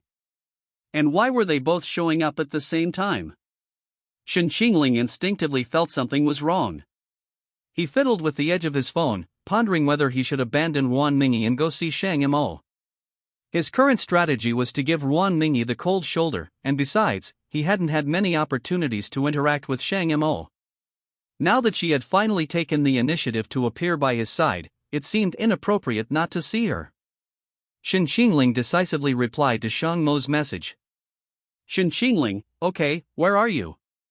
Shang Mo directly sent Shen Qingling his location, and Shen Qingling's expression changed slightly. It was the coffee shop where he worked. There were more coffee shops near the school than just this one, so why did he choose the one where he worked? Was it a coincidence? Shen Qingling suppressed his doubts. He went outside and saw that Ruan Mingyi didn't smile. She seemed to have reverted to the aloof, godlike demeanor she'd seen when they first met. Even the shameless Ruan Mingyi felt a pang of sadness upon seeing Shen Qingling's cold face. She'd been like this the first time they met. They were complete strangers then, so Ruan Mingyi hadn't taken it to heart. But after spending some time with him, she had seen a different side of him, his gentle smile, his playful banter, and she couldn't accept this version of Shen Qingling. It was as if someone who had finally descended from their high pedestal had only briefly lingered beside her before drifting away. Shen Qingling, why are you so cold? Smile. Ruan Mingyi smiled, trying to thaw the atmosphere with a joking tone. Shen Qingling lowered her eyes to look at her. Miss Ruan, is there something you need? The word Miss Ruan made Ruan Mingyi's breath catch in her throat. She felt so sad, as if something was blocking her heart. She even felt like crying, and a little wronged. She handed the flowers in gift to Shen Qingling. I came to apologize to you. I really didn't mean to last night. Actually, it's precisely because you didn't mean to that it explains things even more. Ruan Mingyi didn't understand Shen Qingling's meaning. She gave him a puzzled look. Because that's how you see me. I'm just a trophy hanging on your bag, a tool to make you look good. You only like my appearance. If I didn't have such an outstanding look, you would never stand beside me. Ruan Mingyi said, seemingly understanding, but isn't that how fate works between people? You attracted me with your outstanding looks. Although my family background is better than yours, we still met because of fate. That's how wonderful fate is. You're not wrong. We met because of fate. I attracted you with my appearance, and then what? What do you want from being around me? Is it because you like me? Of course. I chase after you because I want you to be my boyfriend. But two people shouldn't be together based solely on looks. If you can't reach each other's hearts, it's like there's a wall between you. You've never tried to understand me, you've only been pursuing a result in your own way. Ruan Mingyi murmured softly, I don't understand what you mean. She suddenly didn't want to face Shen Qingling like this. It felt like he was about to expose something. Let's both calm down. I'll come back to you after you've calmed down. Ruan Mingyi turned to leave. Shen Qingling spoke behind her, to put it bluntly, you just want to conquer me. You conquered a mountain that others find difficult to conquer. This gives you satisfaction and pleasure, but what this mountain looks like doesn't matter to you. Nothing about it matters. You just want that result. Shen Qingling pressed on. He reached her side, his tone as cold as ice. Ruan Mingyi, you seem proactive and passionate in relationships, but you've never truly taken the other person seriously. Your enthusiasm fades in 3 minutes. You just need someone to release your emotions with. That person could be me, or it could be someone else. You don't need me. When the novelty wears off with that person, you'll ruthlessly discard that vessel for your emotions. Admit it, you don't love anyone at all, and you don't even like me. Ruan Mingyi felt like Shen Qingling had seen right through her. His words hurt her, and even knowing he was telling the truth, she refused to admit it. The woman turned and looked at him, revealing her true self for the first time. Ruan Mingyi gave a flippant smile. Is there anyone in this world who is indispensable to anyone else? When you're together, enjoy the time together. Why think about those unrealistic things? But when I'm with someone, it's because it has to be you. Ruan Mingyi saw the unwavering determination in the boy's eyes. A sincere, innocent, and touching determination. She paused, stunned. Yes, Shen Qingling was only 18. An 18-year-old boy possessed a unique tenacity when it came to love. He was chaste and never promiscuous. This was the source of his aloof and unattainable image. Only at this moment did Ruan Mingyi realize that Shen Qingling was truly not someone she was just playing around with. Shen Qingling, what can I say about you? If I say you're foolish, you see right through me. If I say you're smart, you naively believe in love. Ruan Mingyi, not everyone is like you. Does believing something doesn't exist mean it doesn't exist? It's just that you believe it does.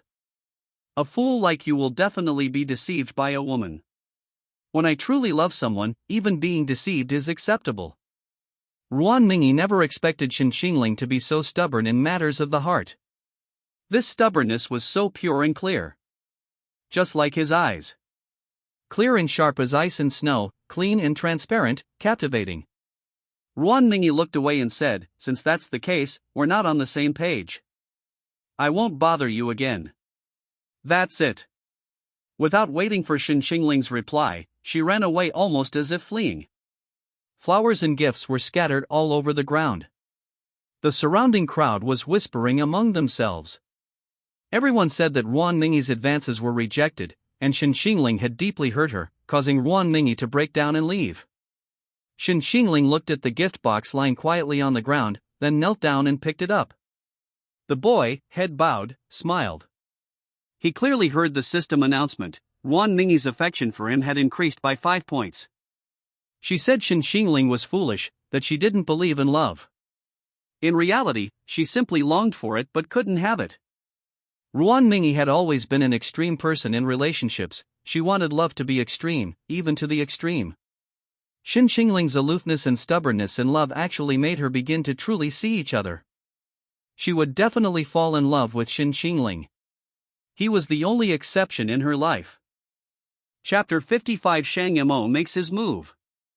The woman sitting in the coffee shop listened to the entire conversation through headphones. She took a sip of her coffee, her eyes filled with obvious interest. What an unexpected young man. Although Shen Qingling and Shang Xia both seemed naive in matters of the heart, Shang Mo knew they were different. Shang Xia's affection for Gui Jin was mixed with too many other things. She was attracted to the aura Gui Jin brought, essentially no different from Ruan Mingyi. If Gui Jin were truly kicked out of the Gu family and became a penniless man, would Shang Xia suffer with him? Shang Mo was willing to bet her entire fortune that she absolutely wouldn't. Shang Xia had never been brave in matters of the heart. Once she experienced even the slightest hardship, this pampered young lady would back down. But Shen Qingling wasn't. Shang Mo was becoming increasingly interested in him. The more she interacted with him, the more she discovered the boy's pure and unique nature. It seemed that giving him her first kiss was worthwhile. A hint of a smile appeared in Shang Mo's eyes. Shen Qingling opened his attribute panel and glanced at it. He had only intended to check Ruan Mingyi's progress bar, but unexpectedly, the progress bar of the unknown goddess had increased from 15 to 18. He looked around but didn't see Shang Mo. How could his affection level have increased out of nowhere? Shen Qingling hesitated for a while on the way there, but couldn't figure it out, so he put it aside. Upon arriving at the coffee shop, Shen Qingling immediately spotted the woman sitting by the window. Shang Mo was incredibly eye-catching. He was dressed in a black business suit, wearing gold-rimmed glasses, with a laptop and documents on his desk, occasionally taking a sip of his coffee. He really wasn't forgetting his work for a moment. Shen Qingling greeted his colleagues after entering and then walked to Shang Mo's side. Mr. Shang.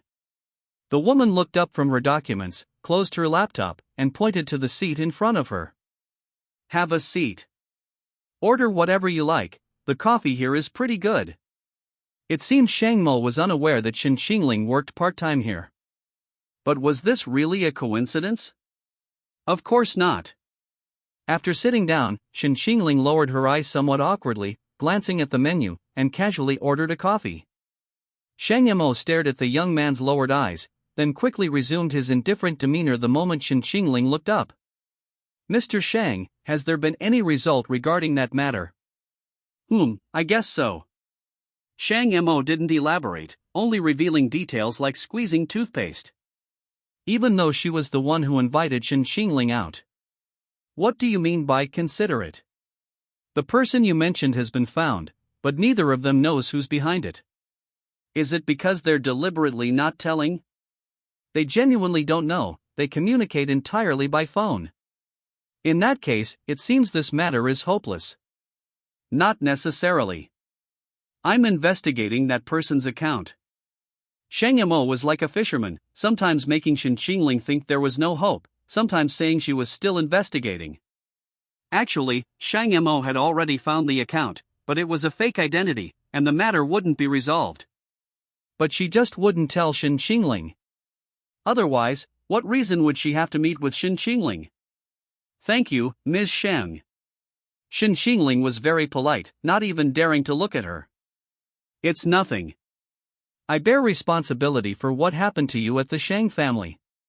Shang Mo picked up her coffee and took a sip, seemingly noticing something. She looked at the lipstick stain on the cup, then reached into her bag. The woman murmured softly, "My lipstick fell off."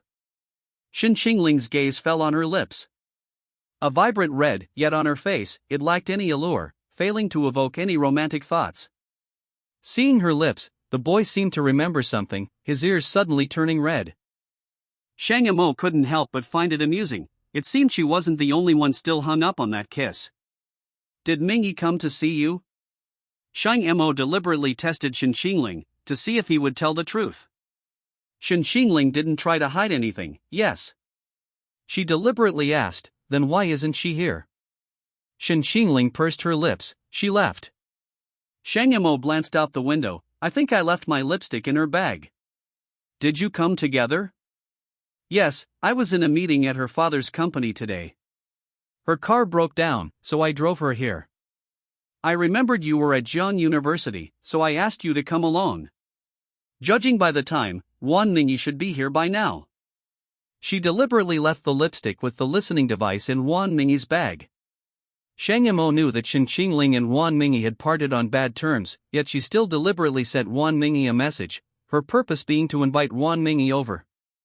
If Wan Mingyi arrived excitedly and saw Shen Qingling sitting with her having coffee, what would she think? Wan Mingyi indeed didn't leave, instead, she lingered near the coffee shop. After parting on bad terms with Shen Qingling, she walked alone, lost in thought, until she found herself in this vicinity. She couldn't understand it.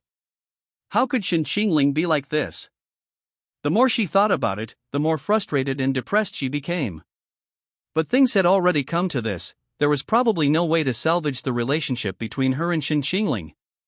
Shen Qingling must think she was a heartless, ruthless woman who toyed with emotions. Perhaps Yi Qiao was right, she really shouldn't have provoked Shen Qingling. They were never from the same world. Just as she was feeling down, she suddenly received a message from Shang Mo. "Shang Mo, Mingyi, did I leave my lipstick in your bag? If it's still at Jian University, could you bring it to me?" Wan Mingyi opened her bag and saw a lipstick that didn't belong to her. It seemed to be the lipstick Shang Mo was talking about. "Wan Mingyi, I'm still here, Mr. Shang, where are you?" "Shang Mo, the coffee shop on the left side of Jian University." Wan Mingyi thought to herself, "Isn't this my family's shop? It's also where I first met Shen Qingling. Why would she go to a coffee shop at a time like this?" Every time she goes there, it reminds her of Shen Qingling. After thinking about it, she went anyway. Wan Mingyi never expected to see that scene. Wan Mingyi walked outside the coffee shop and immediately saw Shen Qingling sitting by the window. And opposite him sat Shang Mo. How could these two be together? Before Wan Mingyi arrived, Shen Qingling had intended to get up and leave, but Shang Mo mentioned Shang Xia, implying an apology for her previous offense. Shen Qingling couldn't just leave directly, so she could only sit there and chat with her for a while. Shang Mo, with her sharp eyes, caught sight of Wan Mingyi outside. She pretended to spill her coffee, splattering it all over Wan Mingyi's dress and even wetting a large area of the documents on the table. Out of gentlemanly courtesy, Shen Qingling offered her a tissue. "Are you all right, Mr. Shang?" But Shang Mo seemed quite badly burned, she couldn't move, only frowning and saying, It seems I burned my leg, ouch, could you please take a look?" Shen Qingling stood up and knelt at the woman's feet, like a loyal knight. Even though the burn on her leg was making her tremble with pain, a hint of a smile appeared in her eyes. Shang Mo's injury was a little embarrassing, the coffee-soaked area was on her thigh. Shen Qingling froze for a moment. He seemed unsure whether he should help, looking up and saying, or perhaps. Shang Mo frowned and said, "It's all right, go ahead and flirt." Just as Shen Qingling placed his hand on hers, Shang Mo grabbed his hand again. Wait a minute. This was the scene Wan Mingyi witnessed when she entered. Shen Qingling squatted down beside Shang Mo, his hand resting on Shang Mo's thigh, while Shang Mo's hand rested on Shen Qingling's. Seeing this, Wan Mingyi, who had claimed to have given up on Shen Qingling, was furious. Anger instantly filled her mind, clouding her already irrational judgment. She rushed over, her eyes wide with rage, and screamed through gritted teeth, "What are you doing?" Chapter 56 Shen Qingling. I'm not serving you anymore. Hearing the familiar voice, Shen Qingling turned around. Wan Mingyi, what are you doing here? Wan Mingyi almost laughed in anger. You have the nerve to ask me what I'm doing here? This is my Wan family's property, why can't I be here? And you too. What are you doing? Shen Qingling was about to explain when Shang Mo cried out again, ouch, because of the burn on her leg. Shen Qingling had no choice but to squat down and check her injury. Sorry, I was distracted for a moment. Otherwise, I would have taken you to the hospital, you're probably badly injured. Wan Mingyi couldn't stand Shen Qingling showing such concern for another woman in front of her. She walked over and pulled Shen Qingling up, staring at Shang Mo and asking, "Why is President Shang with him?" You said you came to Jian University on business, did you come to see him too? Shang Mo, pale with pain, still explained, "You misunderstood." This explanation was worse than no explanation at all. She neither confirmed nor denied it, simply saying Wan Mingyi had misunderstood, which only fueled Wan Mingyi's anger. Misunderstood what? I didn't realize President Shang was so cunning. Knowing I like him, he still shamelessly pursued me. Shen Qingling couldn't take it anymore. She pulled Wan Mingyi away and said coldly, "Are you crazy? President Shang did have business with me, it's not what you think." Her leg was burned by coffee, she needs to see a doctor immediately. Wan Mingyi was furious and didn't care about Shang Mo's burn. She stubbornly demanded an explanation. Fine, then tell me what could have happened between you two. Shen Qingling couldn't say anything about this. Should she say he was drugged and kissed Shang Mo? Moreover, Shang Mo had just told him that this matter couldn't be told to anyone, she needed to protect the Shang family's reputation. Shen Qingling had already promised her, he couldn't go back on his word so easily. Given Shen Qingling's personality, that was naturally impossible. Shang Mo knew this perfectly well, so she immediately tugged at Shen Qingling's hand and shook her head. Shen Qingling ignored Wan Mingyi, he simply picked Shang Mo up and walked past her. Wan Mingyi was stunned. He just left her there like that? He walked away carrying another woman? She turned around in disbelief, looking at his back. The young man's tall figure made the 175 centimeters Shang Mo in his arms appear petite. Shang Mo's arms were around Shen Qingling's neck, her head gently resting on his shoulder, but her eyes were fixed on Wan Mingyi. Wan Mingyi wasn't sure if it was just her imagination, but she felt like Shang Mo had smiled at her. But then, in the next instant, she was just pale-faced and frowning. Wan Mingyi was furious, wanting to rush over, but then she thought, what right did she have to do that? She had no right. They weren't even friends anymore.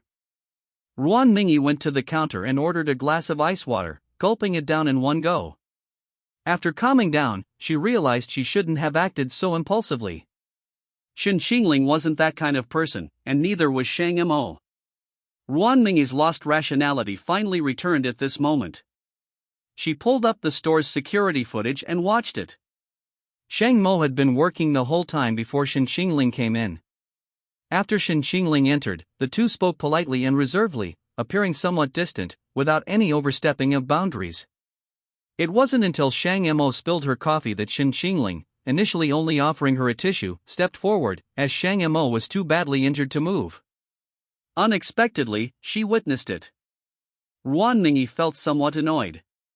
She had indeed misunderstood the two of them. Not to mention Shang Mo, What would Shen Qingling think of her? She would look like a madwoman who had lost her mind. It would be a terrible sight. But why were they meeting?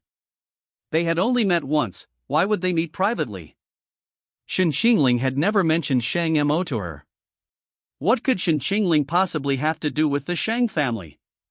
Wait, the Gu family? She didn't even know what Shen Qingling's relationship with the Gu family was. Could it be that Shang Mo's meeting with him was related to the Gu family? Ruan Mingyi grew increasingly frustrated, even considering sending a message to Shen Qingling to demand clarification. When she took out her phone, she remembered what had happened earlier. Wasn't she supposed to sever ties with Shen Qingling and go her separate ways? She couldn't care less about Shen Qingling. Absolutely not. How could she lose control over something so trivial? Ruan Mingyi had never gone this crazy for a man before. She had completely lost control. Ruan Mingyi realized that Shen Qingling's influence on her was too great, which was bad. She took a deep breath and put her phone away. I, Ruan Mingyi, will not hang myself on one tree. You can be with whichever woman you want. Goodbye, Shen Qingling, I'm not putting up with this anymore. Shen Qingling carried Shang Mo out of the coffee shop. President Shang, where is your car? Walk a little further ahead, that's it. The keys are in my bag. Shen Qingling placed her on a bench and sat her down. I'll go get your things from the shop.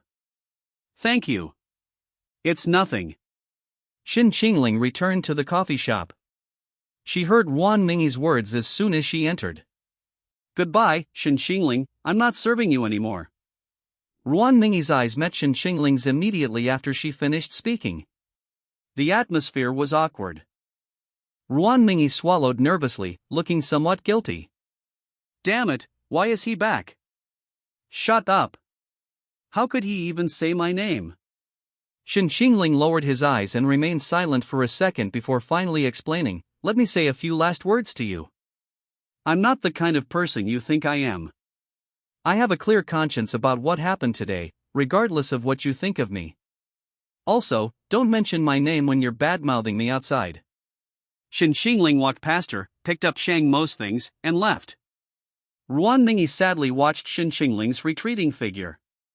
She'd said she didn't care, but she couldn't control herself at all. She watched her owner leave like a pathetic little dog. So sad. Ruan Mingyi's eyes reddened, and tears streamed down her face. Why was it so painful? She hadn't even started dating yet, and she already felt like she'd been dumped? Is this the price of liking an iceberg? For a moment, she even wanted to go and apologize to Shen Qingling. She was going crazy. Ruan Mingyi felt she had to get herself drunk right now, or she'd do something pathetic. Ruan Mingyi quickly called Yi Qiao, and the two arranged to go to a bar for drinks. Shen Qingling and Shang Mo had really put Ruan Mingyi through the ringer. The funny thing was, Ruan Mingyi's heart-fluttering value had actually increased, it was now 86. Perhaps Shen Qingling should thank Shang Mo. The woman sat in the passenger seat, casually glancing at Shen Qingling. The young man was clearly in a bad mood. He pursed his lips and frowned slightly. I'm sorry I made you two argue. It's not your fault, it's her fault. No matter what, it was because of me. I'll explain it to her. We already had a falling out before this, so don't worry about it, Ms. Shang. Actually, you don't need to keep calling me Ms. Shang. It makes me feel like I'm at the company. Shen Qingling's brow twitched slightly. Taking advantage of a red light, she turned to look at her. Then what should I call you? You're younger than me, you can call me sister. Sister.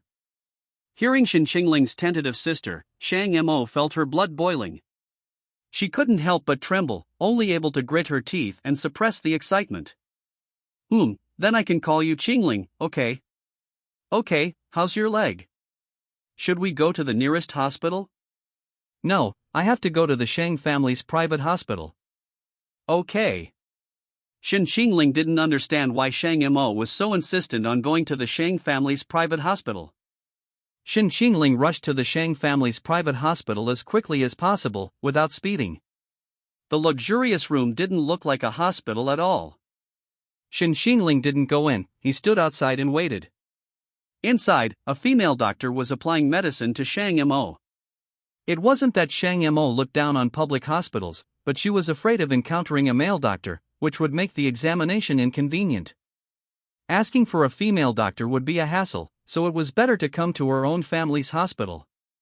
While applying the medicine, the doctor said gently, "Ms. Shang, please bear with it, it will hurt a lot."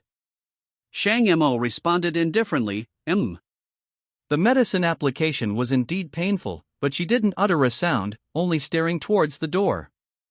All that behavior in the coffee shop earlier was just to attract Shen Qingling's attention. Will it leave a scar? No, Ms. Shang, as long as you apply the medicine on time, there won't be a problem. The doctor gave some more instructions, and Shang Mo gave a soft The doctor then left, and Shen Qingling entered. The moment Shen Qingling entered, Shang Mo's expression changed instantly. Shang Mo looked to be in a lot of pain, her strong, CEO-like aura vanished, leaving only a woman's vulnerability. So she had this side too. A vulnerable, tender side. Shen Qingling inquired about her injury. The doctor seemed to suggest hospitalization, but Shang Mo refused. She remained stubborn. It's just a minor injury. I have a ton of things to deal with at the company. Your health is important. Making money is important. Your health is important. Okay, then could I trouble you with something else? Go ahead. Could you please take me home?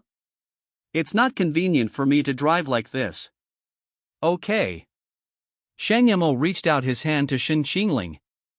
Could you help me up? It's hard for me to walk. Or you can carry me like before. Chapter 57. I'd rather die than change my fiancée. Only after Shang Mo uttered those words did the young man realize that his previous actions might have crossed a line. Sorry, I was a little hasty and didn't pay attention to my boundaries. It's okay, that will be much faster. Hug me again. She said this without a trace of embarrassment or allure, leaving no room for speculation about her ulterior motives. If Shen Qingling were to refuse coyly, it would make him seem guilty. He picked up Shang Mo and carried her outside. This time, both of them were exceptionally sensitive. Shang Mo smelled that pleasant scent on him again, the same one she had smelled during their kiss. She leaned against his chest as if exhausted. She could feel his abs. Women need to sleep on abs to get the motivation to work. Of course, it had to be Shen Qingling's abs. The young man looked slender, but he was actually very strong. His arms around her were steady and powerful, giving her a sense of security. How could everything about him be so pleasing to her? Fine, even if it's a scam, I'll accept it. Shen Qingling glanced casually at the woman in his arms. Shang Mo seemed to have fallen asleep from exhaustion. The woman with her eyes closed appeared serene and gentle. As soon as those eyes were closed, all her domineering aura vanished. She leaned peacefully against his chest, and strangely, she seemed somewhat docile. Shen Qingling slowed his pace, walked to the car, and placed her in the passenger seat. Then he waited for her to wake up. Shang Mo didn't sleep, not even for a moment. Although she was indeed exhausted and sleepy.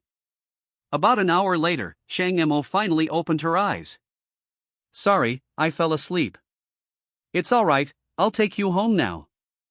Thank you so much for your help today. I'll treat you to dinner sometime. Shen Qingling wanted to refuse, but Shang Mo seemed to sense what he was about to say and immediately replied, "If you don't agree, I'll keep thinking about it." Shen Qingling and Wan Mingyi gave off different vibes. Although both invited him to dinner, Wan Mingyi seemed unserious, while Shang Mo seemed very serious, and her tone carried an undeniable air of authority.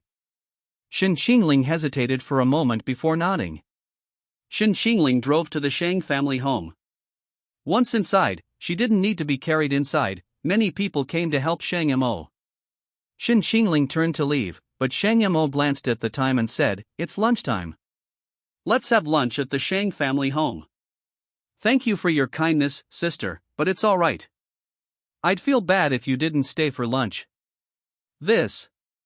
Come in, there's no one else here, only. Before she could finish, Shang Xia's voice came. I heard you were injured. And brought back by some pretty boy. Shang Xia looked at the man's back and felt he looked familiar. Could it be the one you kissed last time? When the man turned around, Shang Xia realized it was Shen Qingling. Shang Xia's eyes widened. It's you. What are you doing with her? Shang Mo frowned. How rude. Shang Xia pouted. So what? Should I say welcome to the Shang family? Shang Mo said helplessly to Shen Qingling, I'm sorry you had to see this. Shen Qingling lowered her eyes. It's all right, I'll go now. Shang Xia walked up to him, blinked, and said, Wait, I heard you brought my sister back. What happened? Shang Mo, I wanted him to stay for dinner. You offended him like that last time, and you still haven't apologized. Shang Xia tugged at Shen Qingling's sleeve. I'm sorry, I really didn't mean it last time. You look much better when you're not with Ruan Mingy. At the mention of Ruan Mingy, he immediately frowned. I have nothing to do with her anymore. Shang Mo subtly curled his lips. It seemed she had achieved her goal. Shang Xia laughed upon hearing Shen Qingling's words. What happened? Tell me, I'm really curious. You're eating at my house, so I'll apologize if you ask. Sit down, sit down. Shang Xia practically dragged Shen Qingling to the sofa. Shen Qingling seemed reluctant to talk about it and remained silent. Shang Mo feigned a sigh. It's my fault. Ruan Mingy thought there was something between him and me, and the two of us had a huge fight. Shang Xia couldn't help but laugh. She patted the sofa and said, How can Ruan Mingy be so brainless, huh? Is she crazy? How could she think you'd have an emotional entanglement with a man? No wonder she can't handle men. This stupid woman is hopeless. After learning about Ruan Mingy and Shen Qingling's argument, Shang Xia found Shen Qingling more pleasing to the eye than ever before. She patted Shen Qingling's shoulder and said, That woman Ruan Mingy isn't worth your sadness. Anyway, you're not together. From now on, you can hang out with us. I guarantee it'll be much better than hanging out with Ruan Mingy. Shang Mo stared at Shang Xia's hand on Shen Qingling's shoulder. She casually mentioned, You're engaged, so don't talk about things like that. Speaking of which, when are you planning to meet the new young master of the Gu family? Shang Mo didn't bring this up without reason. The moment she saw Shen Qingling get into the Gu family's car, she had already guessed the truth. So why is she deliberately bringing this up now? Shang Xia's reaction explained everything. Shang Xia sat back down, looking utterly dejected. What? Who wants to see that good-for-nothing from the orphanage? That's your future fiancé. You can't treat him like this. Who said he's my fiancé? Gui Jin is already useless enough. Do you really want to replace him with someone even more useless? Are you deliberately hoping I'll suffer? Are you afraid I'll steal your family fortune? Don't worry, I have no such intention. So your attitude is that you don't want to change your fiancé. Why should I change? You're really something. I said I won't change, not even if it kills me. Shang Mo could only sigh. Then I'll have to find an opportunity to talk to the Gu family. Shang Xia looked at her suspiciously. Didn't you insist I change him before? Why are you being so agreeable now? Forced love is never sweet. Since you like Gui Jin, I won't force you. When did you become so understanding? Shang Mo glanced at Shen Qingling out of the corner of his eye. The young man seemed lost in thought. Shang Mo continued, Did you and Gui Jin have a fight last time? I heard you hit him. He did something to wrong me, he deserved to be hit. Since you've decided to marry him, try to get along well. Invite him over for dinner. Now. I only have time at noon today. You know I'm very busy. Okay, I'll call him. Shang Xia called Gui Jin. Gui Jin initially didn't want to go, but when he heard Shang Xia say it was Shang Mo's idea, and that Shang Mo was also there today, he changed his mind. No matter what, he had to try his best to win Shang Mo's favor. The Shang family's marriage opportunity absolutely couldn't be given to Shen Qingling. Gui Jin dressed up carefully and went to the Shang family. Shang Xia opened the door and saw that he seemed somewhat cold, clearly still angry about what happened last time. He brought a bouquet of flowers for Shang Xia. Xiaoxia, I bought your favorite flowers. Please calm down and forgive me, okay? Never mind, come in. I didn't expect your sister to invite me to dinner. I'm really surprised and honored. She's only doing this for a political marriage. Don't think she likes you that much. Anyway, it's a token of her affection. I also brought a gift for your sister. Let's go, stop with the nonsense. Gui Jin never expected to see that person here. When he entered and saw Shen Qingling sitting on the sofa, he froze. Shen Qingling. What is he doing here? He's like a persistent ghost. Chapter 58. I said that good-for-nothing's name is Shen Qingling. Gui Jin said in a low voice, Xia, what's he doing here? My sister brought him back. How did your sister get involved with him? How would I know? Ask my sister if you want to know. Xia didn't want to waste time arguing with him, she was still angry. Gui Jin first greeted Sheng Mo, then placed the gift on the table in front of him. Xia was wrong to hit you last time, so I had her invite you over for dinner. Don't take it to heart. How could I? I was the one who made the mistake. I won't blame Xia, it's already very kind of her to forgive me. It's good that you think that way. Shang Mo was still the same as before, seemingly cold and indifferent, but his attitude seemed slightly better. He didn't seem as resistant to him anymore. Gui Jin wasn't sure if this was just his imagination. But since Shang Mo said that, he probably hoped that he and Shang Xia could continue their arranged marriage, which was a good start. Gui Jin glanced at Shen Qingling beside him. What was Shen Qingling's identity in the Shang family? Did the Shang family know his identity? Gui Jin greeted Shen Qingling, you're here too. Shen Qingling, yes, I have something to discuss. Just then, the butler came forward and said it was time to eat, so the group moved from the living room to the dining room. Shang Mo had Shen Qingling help him walk there. Gui Jin felt increasingly uneasy.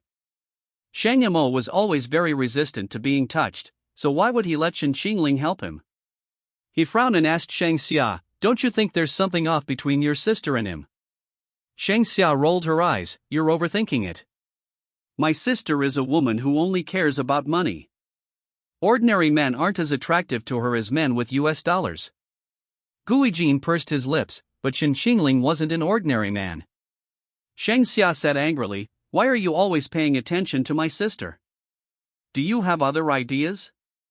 Shang Xia knew very well that Shang Mo was beautiful, rich, and powerful. It was hard for any man not to be attracted to her, and Gui Jin was a man too. Gui Jin smiled gently. What are you talking about? She's your sister. The only person I've ever loved is you. After all these years, don't you know my heart? When have I ever given another woman a second glance? It's because she's your sister that I'm a little more concerned, afraid she'll be deceived by someone with ulterior motives. Now it was Shang Xia's turn to laugh. Deceived by someone? Don't be ridiculous, Jin.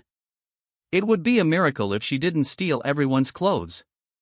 What are you talking about? Come and eat.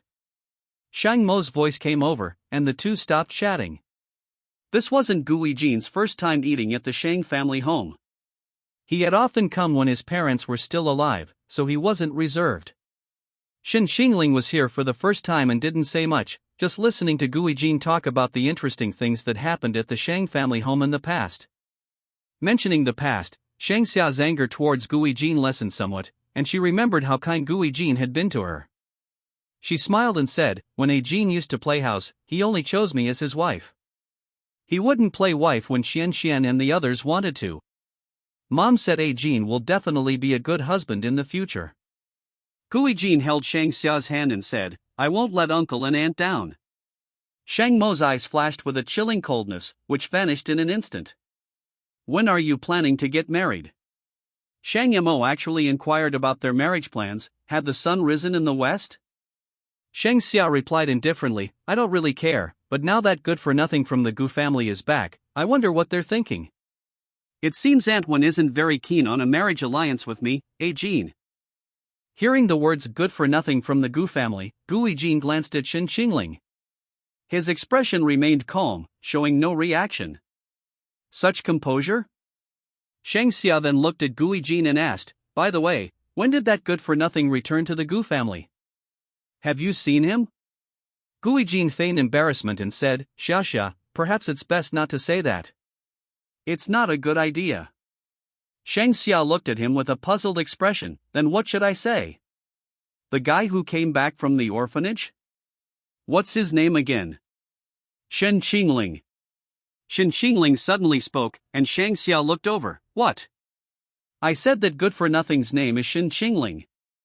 How do you know? I know him. Ha? How do you know that good-for-nothing? Are you close? Tell me what he looks like. Shen Qingling smiled but didn't answer. Shang Xia blinked. Why aren't you saying anything? Shen Qingling calmly put down his chopsticks and wiped his mouth. Aren't you going to ask my name? Oh right, I still don't know your name. What's yours? Shen Qingling. Pft, cough cough cough. Shang Xia had just taken a sip of water when she heard this answer and choked, her face turning red. The entire restaurant was silent, you could hear a pin drop. Shang Xia put down her cup and stared at Shen Qingling in disbelief. What did you say? You're Shen Qingling. Yes. Impossible.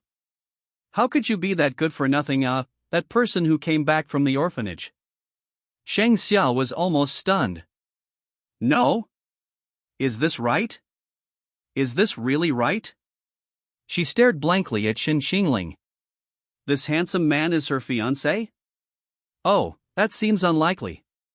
Shen Qingling heard a loud voice in his mind. Shang Xia's regret value increased by 70, her heart-fluttering value increased by 30. Shen Qingling laughed. What an honest child. Shang Xia was now so embarrassed she didn't know what to do. She had never been so embarrassed in her life. She had actually called him a good-for-nothing from an orphanage in front of Shen Qingling, said she would rather die than marry him, and even flaunted her affection for Gui Jin at the table. Her mind was a complete mess. Shen Qingling stood up and said, I'm finished eating. Please enjoy your meal. He then went to the living room. Shang Xia's scream echoed from the dining room. Ah! Shang Mo remained calm. What are you yelling for? Let's eat. Shang Xia looked at him with suspicion and said, do you think he's teasing me? Shang Mo, I don't know. I've never seen the young master of the Gu family before. Shang Xia could only look at Gui Jin. Jin, he's that person from the orphanage. Gui Jin nodded. Yes, he moved into the Gu family home last night. I already hinted to you not to talk like that. Shang Xia said angrily, why didn't you say so sooner? Gui Jin was also annoyed, but still smiled apologetically, I didn't know you would talk like that. Besides, didn't you say you wouldn't have any feelings for him no matter what he was like? Shang Xia frowned and remained silent. Gui Jin's smile gradually faded. Xia, are you regretting it? Shang Xia poked at the shrimp in her bowl, remaining silent. Shang Mo suddenly spoke up, you can't regret this anymore. Marriage isn't a game. You've already said something excessive to him, he probably won't agree to the marriage. Shang Xia, my heart is aching even more now. Chapter 59 I will keep spying on you. An awkward dinner ended in the silence of midsummer. Shen Qingling didn't seem to intend to stay any longer. After Shang Mo and the others finished their meal, he took his leave. Seeing Shang Xia's distraught state, Gui Jin didn't really want to stay there either. More than Shang Xia's thoughts, he wanted to know what Shen Qingling was thinking. Shen Qingling's idea seems to be the key to the problem. Gui Jin took the initiative to suggest that she go back with Shen Qingling. Qingling, are you going home? I drove here, are you coming back with me? Good. Shen Qingling got into Gui Jin's car, and the atmosphere was a little awkward. Shen Qingling looked at the scenery outside the window, while Gui Jin focused on driving. I'm sorry, I apologize to you on Xiaxia's behalf.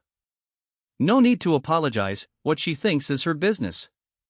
Shen Qingling doesn't seem angry or bothered by Shang Xia's words. What does he mean?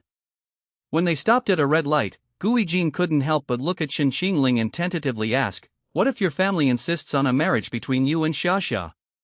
Shen Qingling then turned her gaze to Guijin. Guijin, here it comes, that same expression again. That's your fiancée. I've heard your story over the years and I know you have a good relationship. How could I be a third party who destroys someone else's relationship? But if it weren't for me, she might be your fiancée. There aren't that many what-ifs in the world. Don't you hate me at all? I stole everything that should have been yours. What's the use of hating you? Can time be turned back?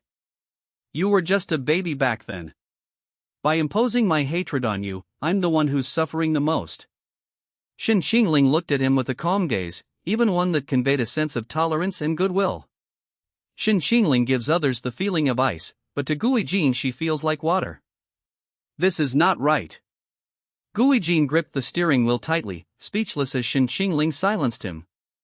Damn! Shen Qingling is truly a pure and flawless white lotus flower.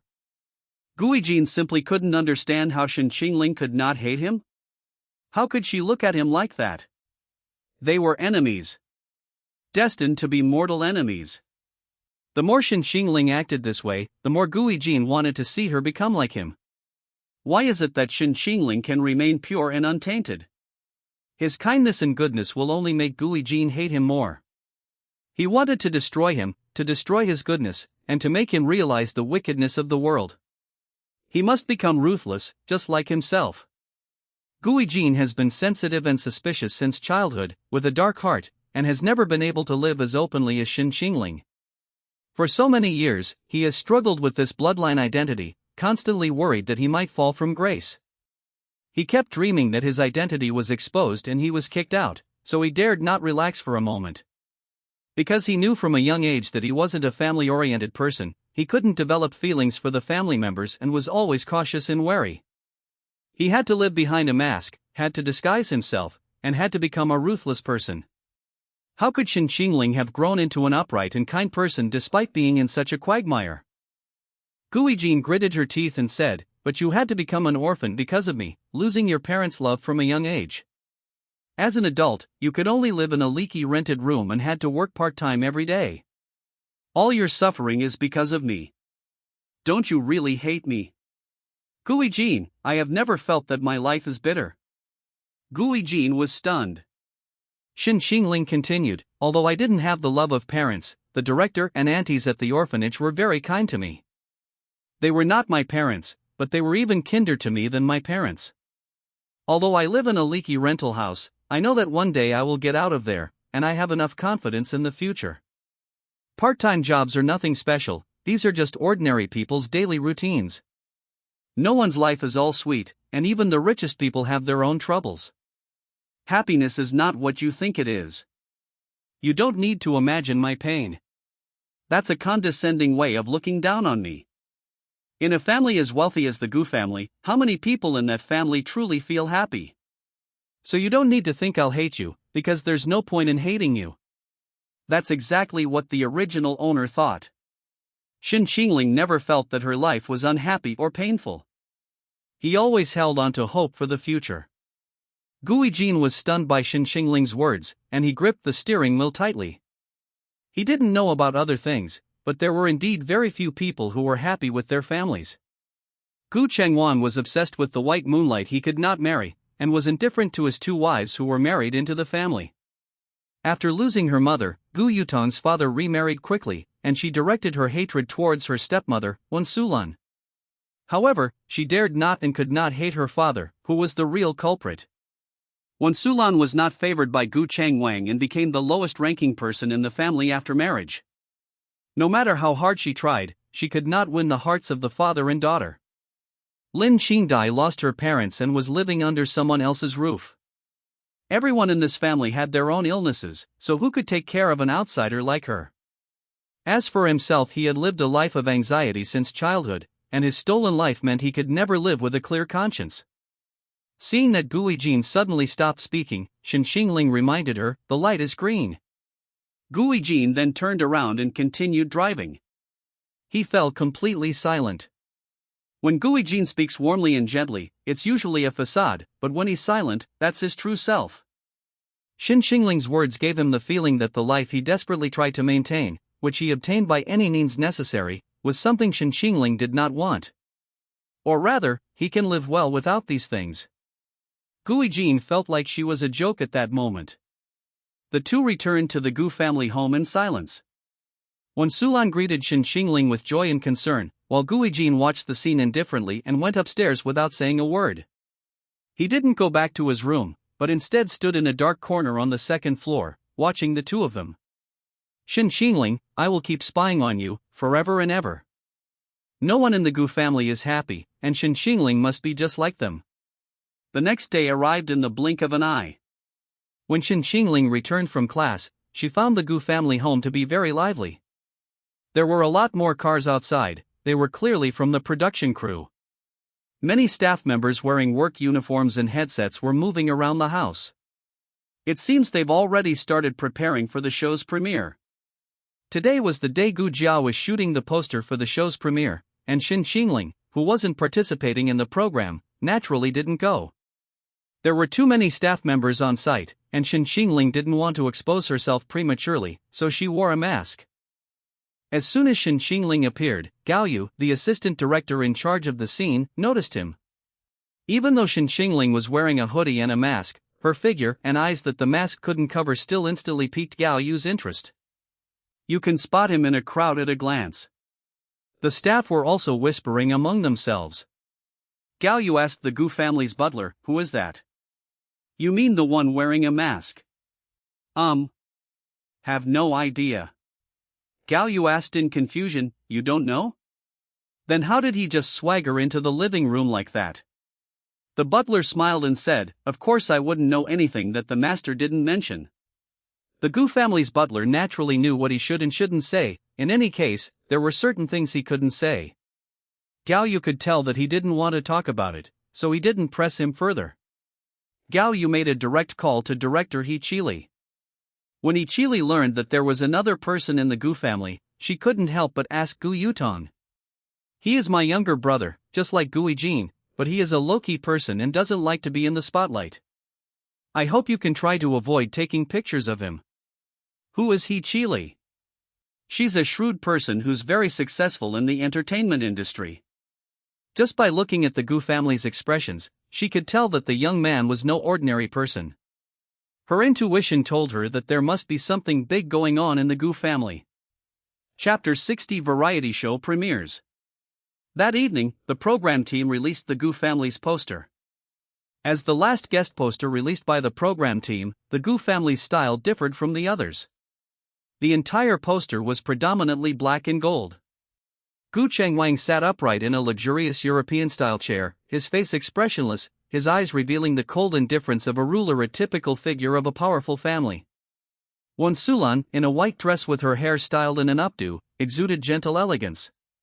She smiled tenderly at the camera, leaning gently against Gu Chengwang's left, a quintessential wealthy wife. Sulan held Lin Qingdai's hand. Her hair was still long and straight, and she wore a princess dress, giving off an incredibly pure and innocent vibe, like the white moonlight school beauty that every boy secretly admired in his youth. Gu Yutong stood to Gu Chengwang's right, one hand on his shoulder. Wearing a black dress with a slit and a crown, she looked down at the camera with a haughty expression, like a queen in control. Beside Gu Yutong stands Guijin, dressed in a suit. He holds Gu Yutong's hand, his eyes gentle, a smile playing on his lips, like a refined and gentle nobleman, the kindest and most harmless-looking person in the poster. The Gu family posters exude an air of luxurious extravagance and decadent indulgence. This was director He Qili's requirement. The Gu family's primary purpose is to satisfy the public's curiosity about the lives of the wealthy. The production team clearly understands what the audience wants to see. This set of posters is undoubtedly the most beautiful and meticulously crafted. Each person has their own style, even their image positioning seems clearly defined. The father is the powerful figure in this family, holding all the authority. The mother is a beautiful but somewhat superficial socialite. The older sister is an ambitious woman with a higher social standing than others. The younger brother is a gentle, kind, and pampered young master. The younger sister is an innocent and unassuming girl. Gu Yutong, as a top-tier actress, naturally attracts a lot of attention. The Gu family is a well-known wealthy family in Jiangcheng. Coupled with the controversial nature of this program, the Gu family's posters quickly became the top trending topic, with comments exceeding 100,000. Some of the comments below were controlled by Gu Yutong's fans, while others praised the Gu family's good looks. Help! This picture of Sister Tang is amazing. My heart is racing, my breathing is quickening. My ability to purify smog surpasses that of the rainforest. I will become the new lungs of the earth. I will turn the Qinghai Tibet Plateau into a basin. No more need for the North-South Water Diversion Project. The wind power generated by my howling will supply the world. My girl, don't touch her, don't take her, don't even think about her. If you mess with her, the police will take me away, the ambulance will take you away, I'll be on the news, you'll be removed from the household register, I'll go to jail, you'll go to hell. Even if it's manicures and rhinestones, I'll accept it, as long as she's my sister, I'll do anything, absolutely anything.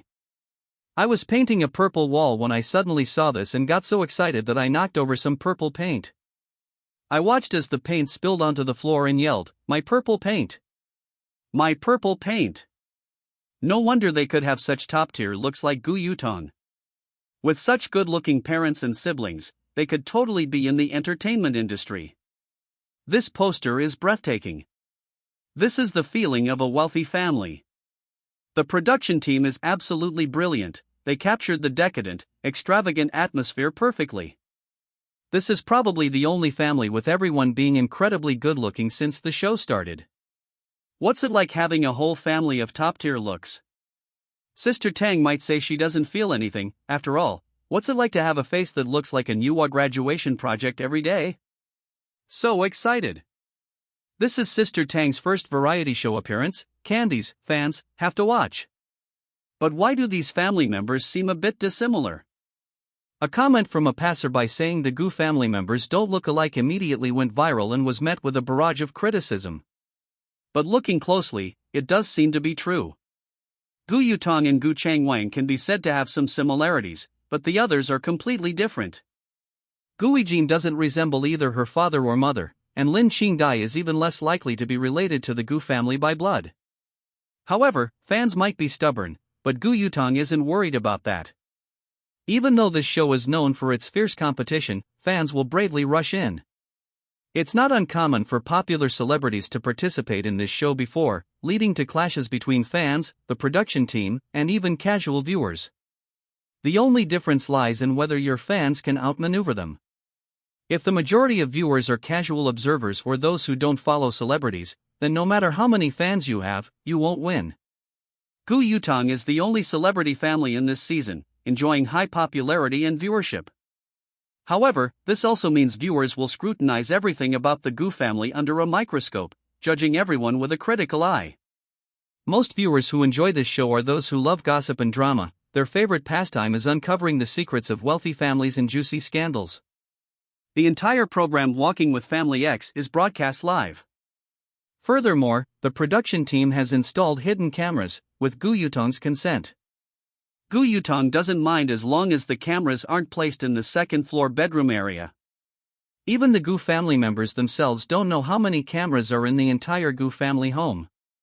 Everyone is very busy and doesn't spend much time at home. Most of the time they're either in the living room or in their rooms, and when the weather is nice, they might sunbathe in the garden. They rarely go anywhere else. The director, however, meticulously installed cameras throughout the Gu family home, except for the second floor of the villa. Firstly, to allow viewers a more direct observation of wealthy life. Secondly, the production team wanted to see if these cameras could capture any hidden secrets of the elite. The biggest scandals in previous seasons were all captured by these hidden cameras. What would they find at the Gu family home this time? He Chili was very curious. On the first day of the show's premiere, the Gu family's livestream was overwhelmed with viewers, with millions watching online and the comments section moving so fast they were almost unreadable. It was 6 p.m., dinner time at the Gu family home. The Gu family's meal was lavish. The director specifically stated that he wanted everything to be extravagant, to satisfy the audience's fantasies about the wealthy, to make everyone believe that the Gu family ate delicacies every day. Although it was pretentious, the audience would actually believe it. At first, everyone was a little uncomfortable in front of the cameras. However, the Gu family members are all frequent attendees of high society banquets and have faced cameras and reporters many times. Aside from a brief moment of nervousness at the beginning, they quickly regained their usual ease. Everyone showcased their unique characteristics during the dinner. Gu Yutong frequently appears on television, so people aren't as curious about her. Therefore, most of the discussion focuses on Gu Yijin. Gu Yijin fulfills all my fantasies about wealthy young masters from novels. He's so elegant. His smile is so gentle towards Sister Tang, I almost melted in his smile. I don't think he's like a spoiled young master at all, he's more like a well-behaved puppy. Gu Yijin has a good reputation in the industry, but it's a pity he has a fiancée, a childhood sweetheart with a very good relationship. That makes me love him even more. A devoted and faithful childhood sweetheart. This is like a novel come to life. Won't the Gu family be the most harmonious family on this show? No way. I want to see drama, I want to see a battle of the rich and powerful. Who wants to see you showcasing the beauty of the wealthy? Before the show aired, almost every guest opened a Weibo account. Within an hour of the show's premiere, Gu Yijin gained 100,000 followers. Meanwhile, Shen Qingling deliberately missed the premiere banquet. Chapter 61 drags Shen Qingling into the abyss. Shen Qingling didn't return home until after 10 p.m. No one knew what he'd been doing. Shen Qingling habitually wore a mask. Upon entering, he quickly nodded to the people recording the program in the living room before heading upstairs. Ever since returning to the Gu family, Shen Qingling had been like this. He wasn't familiar with anyone in the family and didn't have much to say. He seemed busy all day. He'd come back from his morning run, grab some bread, and leave. In the evening, he'd just nod at them and go to his room. He was cold and indifferent to everyone, except for one Sulan. Just as Shen Qingling was about to go upstairs, Gu Yijin suddenly called out to him, "Qingling, where have you been? Why are you only coming back now?" Shen Qingling glanced at him. Something came up. Gu Yijin walked to his side and said, "What have you been busy with these past few days? Mom's worried about you. If anything's wrong, you must tell the family." "I'm fine." Shen Qingling's mask obscured his expression, and his tone was always cold. Anyone hearing it for the first time would find it intimidating. "Is there anything else? If not, I'm going upstairs." "Nothing, good night." Shen Qingling didn't respond to his good night and went straight upstairs. Shen Qingling wasn't naturally enthusiastic. Even if she had made it clear to Gu Yijin that she wouldn't hate him, it didn't mean she would like him. Gu Yijin knew Shen Qingling's personality, which was why he deliberately approached her. Gu Yijin pretended to be sad and lowered his eyes, but he seemed used to Shen Qingling's attitude. The comments section was filled with questions about who the person wearing the mask was, because this person hadn't appeared before the show started. The comments were also angry about Shen Qingling's attitude towards Gu Yijin. How rude. Compared to Gu Yijin, she's worlds apart. Why is she wearing a mask? She doesn't even take it off at home? Is she wearing a mask because she's ugly? Doesn't anyone think her voice is nice? It sounds like a voice actor's voice. This is the voice of the domineering CEO in radio dramas, the immortal lord in fantasy dramas, and the aloof school heartthrob in campus dramas. In short, a high and mighty voice. What high and mighty? Rude is rude. She doesn't even dare show her face, she's probably ugly. It's ridiculous that the comments are praising her. This person isn't even in the Gu family posters. Could he be some illegitimate child? He was nowhere to be seen for dinner tonight, and now he's back with a terrible attitude, like someone owes him 8 million. After Shen Qingling went upstairs, Wen Sulan immediately followed, looking worried about Shen Qingling's condition. After Gu Yijin sat back down, Gu Yutong asked curiously, "What did you talk to him about?" Gu Yijin smiled helplessly, "I just asked him what he's been busy with. I said Mama's worried about him, he's been leaving early and coming home late these past few days without saying a word. Sigh. He lowered his eyes and gave a bitter smile, but Qingling has never liked me, so it's normal that he didn't say anything. Gu Yutong sighed, thinking of Gui Jin's identity, but she couldn't say it on the show, so she could only comfort him. He's probably just in a bad mood. Don't overthink it. Lin Qingdai almost rolled her eyes. She couldn't help but say, Qinglingage is just like this, and Jingage has known it for a while. He's just not very talkative. You didn't seem to care much about Shen Qingling before, so what are you pretending for now? You just want the audience to dislike Shen Qingling. Even more scheming than her. How infuriating. Unfortunately, Lin Qingdai's explanation had no effect. Guijin looked at Lin Qingdai and said, Qingdai, didn't you say you wanted Qingling to tutor you? Did he tutor you?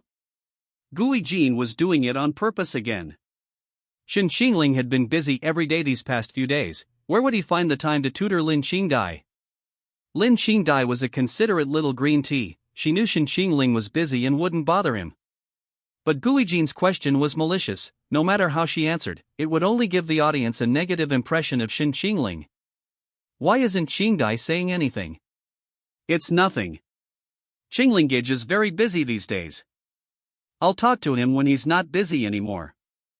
Guijin's smugness lasted less than a minute before Lin Qingdai added, if only Jingage were a top student at Jiang University like Qinglingage, I wouldn't have to bother Qinglingage.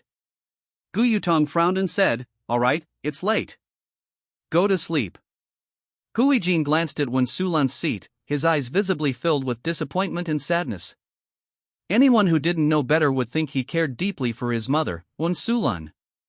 Afterwards, everyone went upstairs, while the comments section was still buzzing with arguments about Shen Qingling and Guijin. Even the smallest detail in the show was magnified infinitely. That guy is a top student at Jiang University? Really? The atmosphere changed as soon as he came back. Jin was so happy before, but her mood plummeted as soon as that guy arrived. Jiang University doesn't give you extra tutoring anyway. Ari Jin is so gentle, why are you being so sarcastic?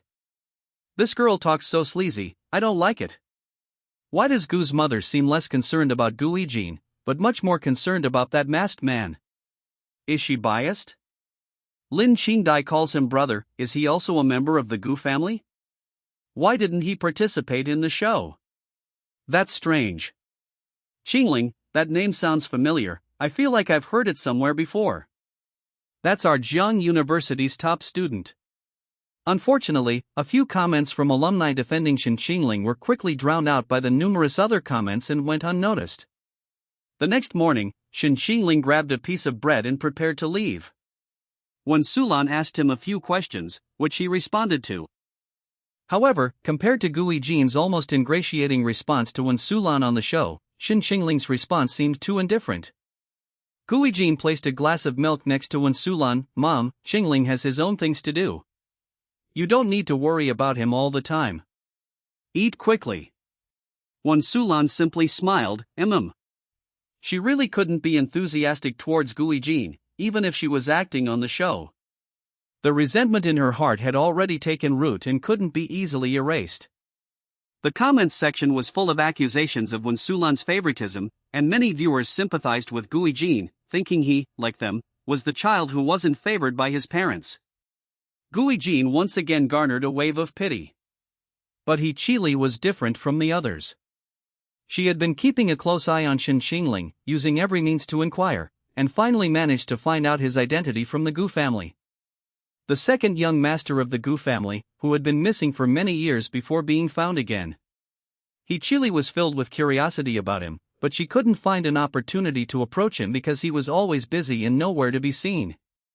Meanwhile, Guijin could be described as riding high these past few days. Whenever Shen Qingling appeared in the livestream, there were never any kind comments. He didn't believe that Shen Qingling could maintain his original intentions after experiencing cyberbullying. Guijin planned to comfort Shen Qingling when he couldn't maintain his composure.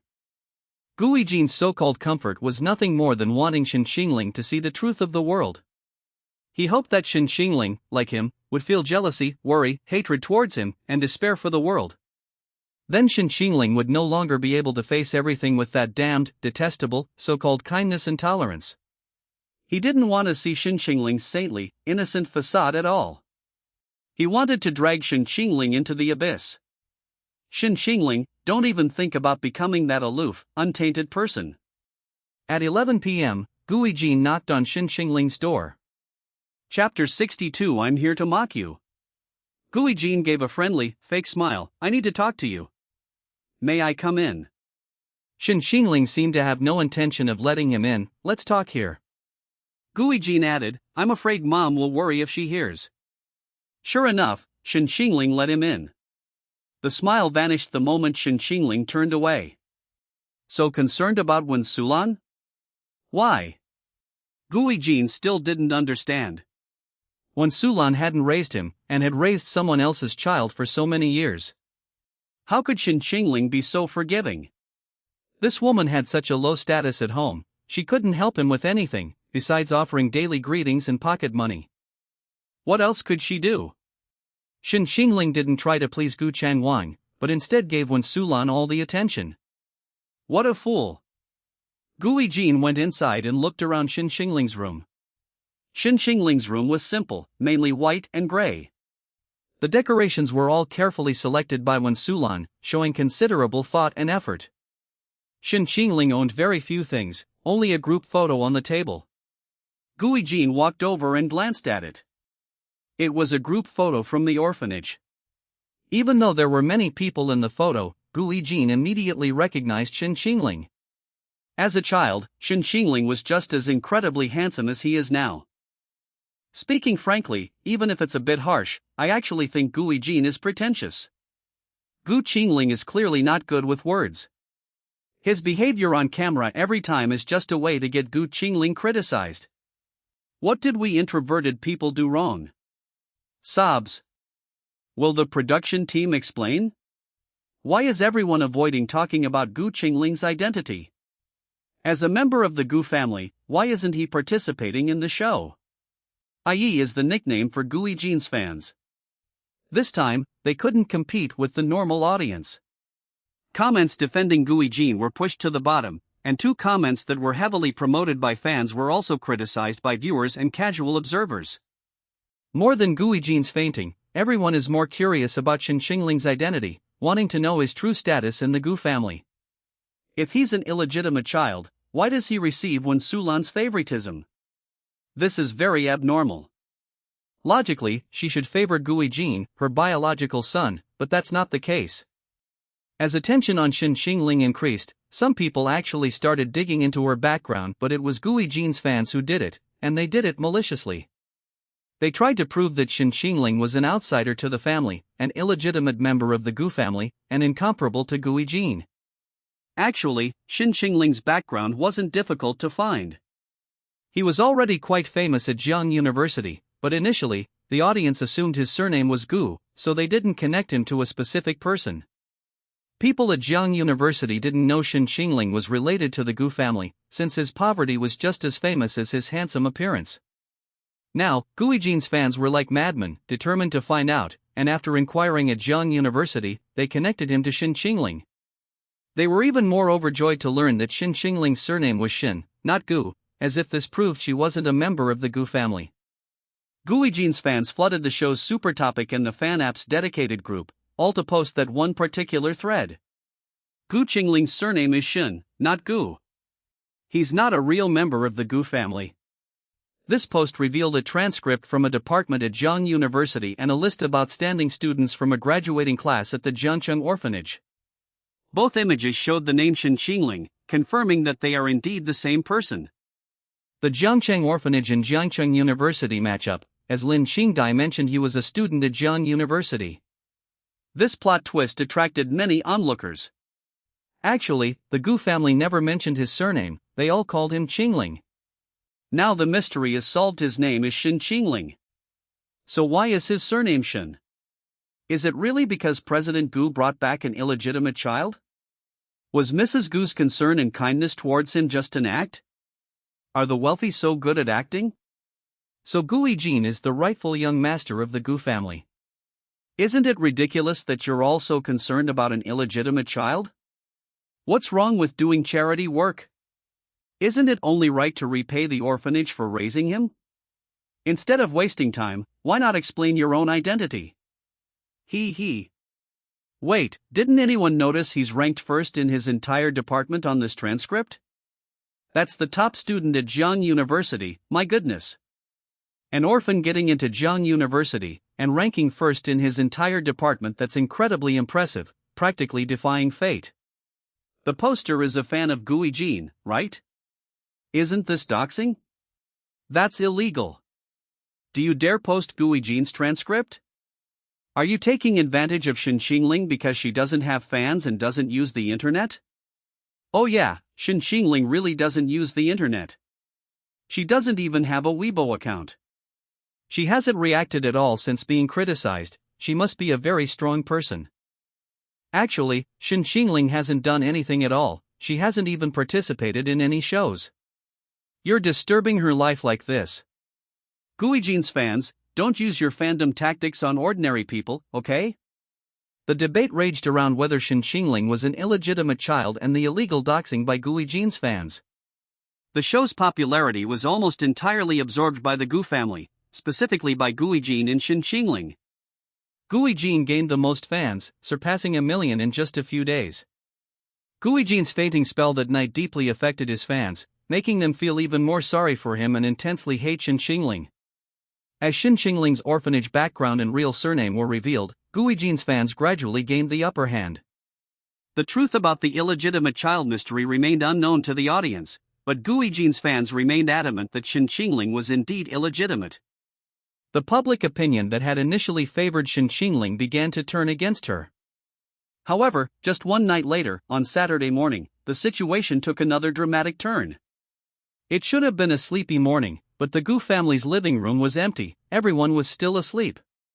The Gu family's main live stream room, Room 1 in the living room, is also the most popular, typically seeing peak viewership in the afternoon and evening.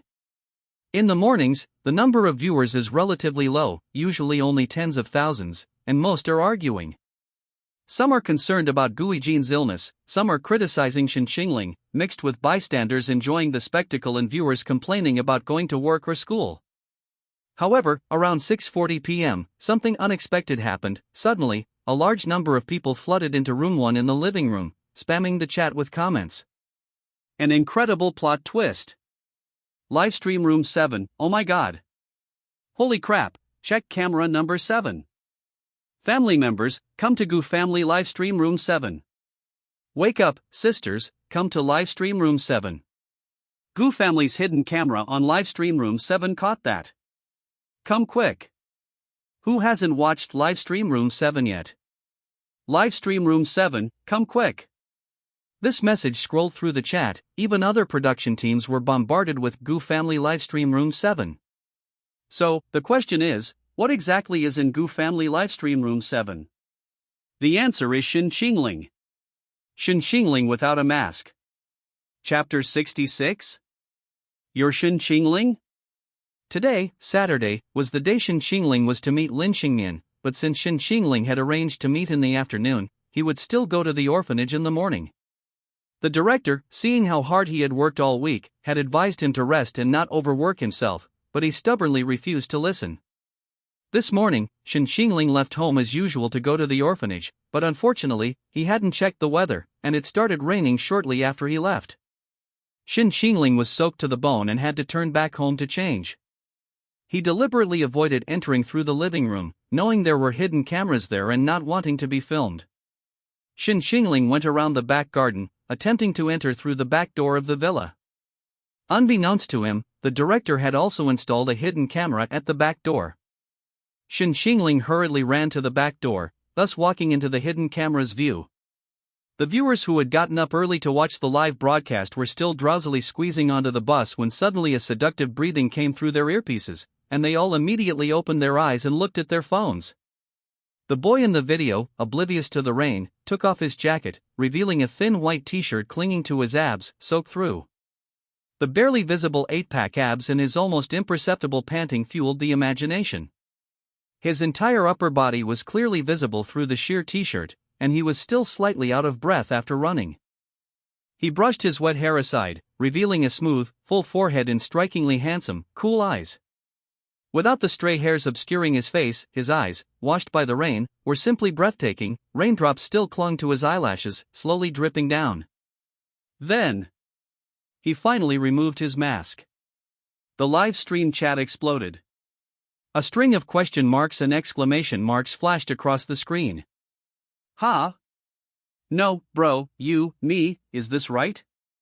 Ha? You're Shen Qingling? Then who's that ugly guy with the mask in the comments? God, are you kidding me? If you'd said Shen Qingling looked like this, who would want to watch Gooey Jean? Crazy production team, tell me this is scripted. Tell me. Did you find someone to play Shen Qingling? I take back every word I said about Shen Qingling, did you hear me, production team? Don't let him see this, I can't do anything to hurt a man. If anyone says another word about Shen Qingling, I'll smash the food next to me. At first, the comments were relatively normal, everyone was shocked by this big reversal. But later it became abnormal, as more and more viewers from other live streams flooded in, and the comments became unbearable to read. Come in. How can a country bumpkin like me resist this temptation? Tears. Shen Qingling is a top student, so her English should be excellent. Let's see what level she is. Drooling on the data cable, getting an electric shock while looking at abs, pretending to be tough, tears streaming down her face. I used to say I hated muscular men because I thought they were disgusting, but now I realize I was really pretending. Let's be friends, the kind where we know each other well. Will you do push-ups or I'll do squats? Shy. Shen Qingling, I'm willing to marry you. Even if you don't. Shen Qingling in front of the camera seemed completely unaware of this. He frowned, his clothes clung uncomfortably to his skin, so he simply took off his shirt. This sent the live stream chat into a frenzy. Shen Qingling was wearing gray pants today. After being soaked by the rain, everything was showing. The girls watching the live stream screamed. They blushed.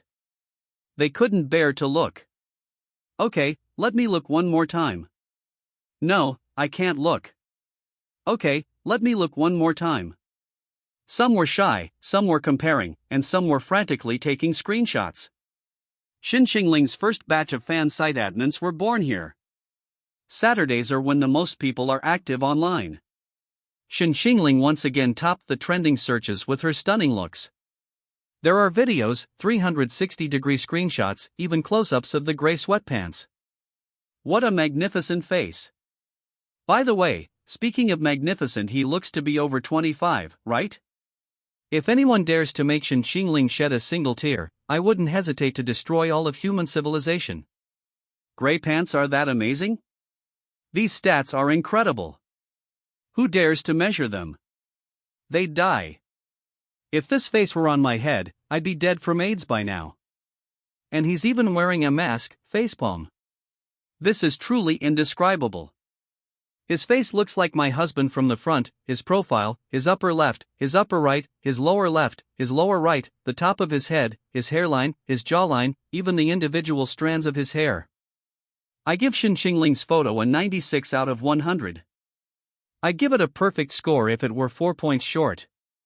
I saw Shen Qingling's photo while brewing medicine, and I was so engrossed that I accidentally overcooked several doses. A true man can bend and stretch, a woman can open and close. I apologize for ever criticizing Shen Qingling. The Gu family has practically dominated the trending topics these past 2 days. The moment Shen Qingling's face appeared, the trending topics and super topic exploded. The fan app's dedicated group was also flooded with posts about Shen Qingling. Every post was about her. Even though Shen Qingling doesn't have a Weibo account, viewers created a super topic for him, filled with screenshots of him from today. This is the benefit of a dramatic turnaround. Shen Qingling simply took off his mask and showed his face, and he stole the attention of everyone on the show. He stole not only the audience's attention, but also the director and the production team. No one expected this incredible reversal. The production team staff were going crazy staring at the screen. The production team's screen was enormous, and Shen Qingling's face looked stunningly handsome in it. My god, Lolita, look. It's Shen Qingling. OMG. Old Zhang, come quick. Someone block the back door leading upstairs. Don't let Shen Qingling leave. Xu Weiwu, go call the director. Hurry, hurry, she'll yell at you if you delay. Go talk to Shen Qingling. Don't let him leave through the back garden again. Oh, and don't let him know there are cameras there. Pretend it's a chance encounter, understand? Dig up as much juicy gossip as possible. Ask the audience everything they want to know.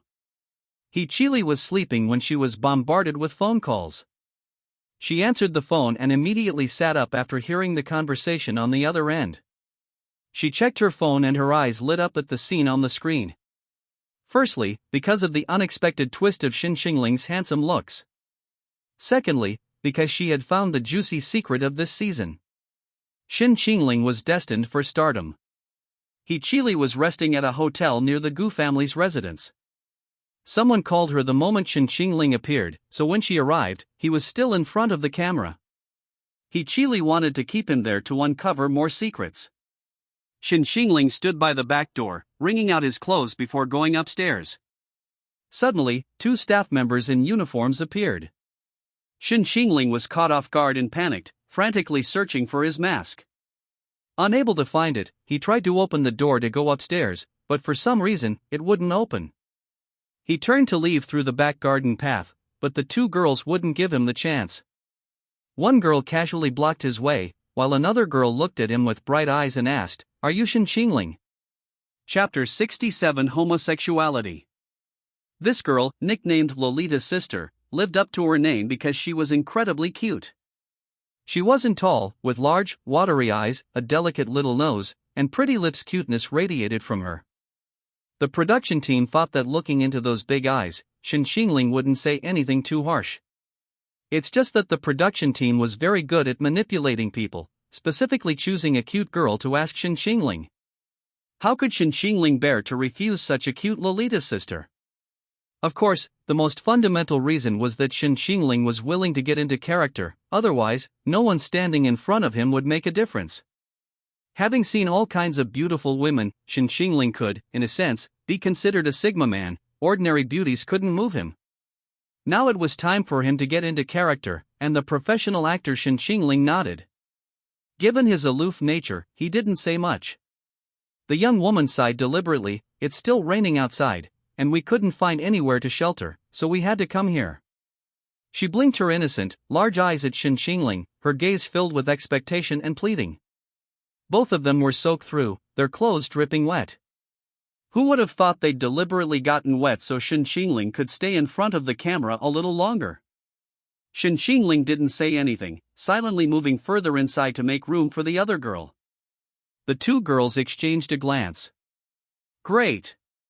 Shen Qingling hadn't kicked them out, their prize money was saved. This meant that Shen Qingling wasn't what the audience thought, he wasn't a cold-hearted man.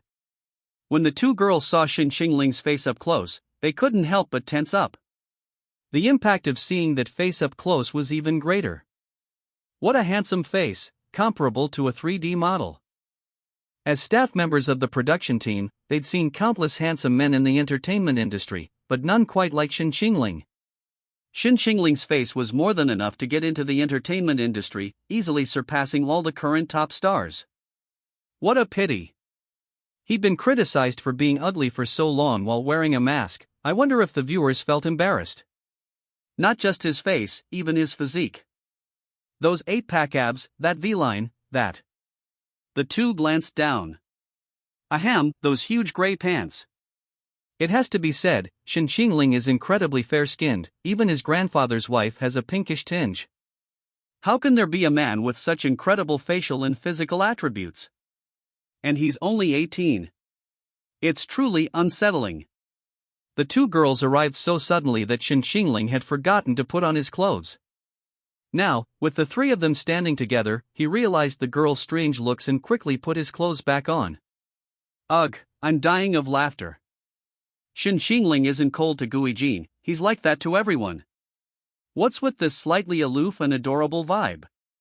He seems cold, but he quietly gave up his seat for the staff, so he's actually quite nice, just not good with words. I wish I could be that cute girl and pin Shen Qingling against the wall for a kiss. Shen Qingling's ears turned red. Wow, is he really that innocent? Ha ha ha. A handsome guy who blushes? Do these kinds of guys still exist? I'm becoming a mom fan. Not that I'm saying anything, but he'd be better off not wearing any clothes at all. The subtle glimpses would be even more alluring. Am I the only one curious about how bro got those abs? Even I, a guy, blush. Shen Qingling is definitely a gay heartthrob. Shen Qingling, remember this: if you lend a hand, it's a brother; if you drag yourself down, it's a gay guy. Those strange comments in the live chat weren't all from girls, quite a few were from guys too. Shen Qingling's face is attractive to both men and women, even guys have to admit he's handsome. Shuiwu, a tall, thin girl with glasses, smiled at Shen Qingling and said, "Why are you up so early?" The Gu family doesn't seem to be up yet. Something came up. The little girl couldn't help but chuckle. Shen Qingling was exactly the same as on the show. Every time she asked, it was because he had something to do. She could tell that Shen Qingling wasn't actually impatient, just quiet. But he blushed at her gaze. The contrast was incredible. What woman could resist Shen Qingling like that? She mustered her courage and asked, "Are you doing charity work at an orphanage?" A flicker of surprise crossed the boy's eyes, and after a moment of hesitation, he nodded. How did you know? I saw it on the Zhengcheng news. I never imagined you were out so late every day because of this. So many people are criticizing you outside the program. Why don't you explain yourself? Why should I explain? If it gets out of hand, it could become cyberbullying, which could affect your life. Some viewers are irrational. They're the ones being irrational, they're the ones hurling insults. I'm just doing my own thing. Why should I change myself because of them? Loli and Shuiwu were both stunned. Shuiwu's gaze towards Shen Qingling changed. You don't care what everyone thinks of you. They're all complete strangers. Why should I care? Shen Qingling, you're truly a strong person, but there's something you might not have noticed. I know, but I'll remind you anyway. Someone has dug up your school and major, even your transcript. To everyone's surprise, Shen Qingling smiled. The two girls were stunned by Shen Qingling's smile, momentarily speechless. The live chat was filled with screams, ah, and suggestive remarks. Loli swallowed hard. What are you laughing at? Shen Qingling raised an eyebrow with a half-smile. What, do they want to see my top grade in the entire department? Both girls were completely mesmerized by Shen Qingling's demeanor. Oh my god, Shen Qingling, you're so handsome. You're making me dizzy. My roommate asked me why it's raining. My pregnancy test showed 2 lines even when I waved it around in the air where Shen Qingling was. Smirk. I suggest all male celebrities in the entertainment industry learn Shen Qingling's eyebrow raise. It's making me dizzy. That's what you call a melting iceberg smile. Those young idols can't even grasp half of his essence. I support Shen Qingling entering the entertainment industry to save the audience's eyes. He said that with such confidence and handsomeness. Sob, my intellectual sensibilities are completely outmatched. I can't imagine how handsome Shen Qingling would be with glasses. Does Shen Qingling need a water truck? The kind that sprays water while shouting, shy. After regaining her composure, Shuiwu coughed and said, "What we mean is that they dug up everything about you and put it online, which has a very negative impact and isn't good for you." Shen Qingling said calmly, "I have nothing that can't be exposed, but thank you for telling me anyway." A clear conscience fears no accusation, and Shen Qingling hadn't done anything shameful. Everything about him was based on a persona that could withstand scrutiny. The deeper the investigation, the more people would see him as a treasure. Shen Qingling would never have his image exposed. He wouldn't reveal his weaknesses. The little girl probed again, "But they say you came from an orphanage, that you're the Gu family's illegitimate child. Don't you want to clarify?" She hesitated to say it, afraid of hurting Shen Qingling. Shen Qingling said helplessly, "I'm not an illegitimate child." Their imaginations are too wild. Shen Qingling was fully aware of the rumors circulating online, but that was exactly the effect he wanted. These scandals would become his advantage, helping him soar to great heights. Hearing that Shen Qingling wasn't an illegitimate child, both Lolita and Shuiwu breathed a sigh of relief. Great, Shen Qingling won't be criticized anymore. Lolita blinked her big eyes curiously and asked, "Can I ask you something? Why don't you participate in the show?" Shen Qingling lowered his eyes, looking inexplicably pitiful. Although his tone was very calm, not participating has already attracted so much attention. Wouldn't participating cause even more trouble? I don't like being the center of attention. With a face like yours, it's hard not to get noticed. You'd be more than qualified to enter the entertainment industry. That's why I wear a mask. At this point, Shen Qingling glanced at the rain outside. The rain was gradually subsiding, and he decided to leave. He'd acted enough, any more would be too much. Today's goal was just to make a splash. How could he keep the audience on the edge of their seats if he stayed in front of the camera too long? So, he'd let them see, and then leave time for them to savor. The rain's lessening, I'm leaving now. Wait. Is there anything else? Aren't you going to change your clothes? You'll catch a cold like this. My mask fell off, it's not convenient. Meaning he didn't want to be on camera. Shen Qingling was sticking to his persona. Loli and Shuiwu exchanged a glance. Shen Qingling had no idea he'd been in front of the camera for so long. Loli pulled a pink mask from her pocket and handed it to Shen Qingling. "I have a pink one, do you want it?" "Thanks, no thanks." With that, Shen Qingling left. Loli and Shuiwu also quickly left in front of camera number 7. On their way back to the director's office, the two chatted. "Do you think Shen Qingling will be upset with us if he knows there are cameras there?" "Sigh, I don't know either. It's really embarrassing. It's the first time I've felt guilty about something like this." "Me too." Before, when the two of them and Hichili were digging up juicy gossip, they only felt excited. But facing someone as clean and innocent as Shen Qingling, they felt a rare sense of guilt. After all, Shen Qingling was different from those people. He had no scandals worth investigating. He was so clean that he seemed completely out of place in a wealthy family. I can tell he's not actually a cold person. But that's how the camera works, it can be misleading. Plus, Guijin's fans are too crazy. They just like the fantasy of a wealthy family that Guijin has created, and they've projected themselves into the role of a rich wife. To put it bluntly, it's still the same old dream girl act. I wonder if those people will listen when Shen Qingling says she's not an illegitimate child. I hope they don't start making a scene later. The director is probably happy to see this happen. She loves watching the audience tear each other apart. Who knew the Gu family would start off so spectacularly this time? Chapter 68. Please, that's Shen Qingling. Shen Qingling trended on Weibo all morning, and public opinion had already shifted in his favor, though viewers remained curious about his identity. Until the Gu family completely clarified or revealed his identity, Shen Qingling's identity would remain a mystery. In any case, the final outcome would be favorable to Shen Qingling, so the current doubts wouldn't have much impact on him.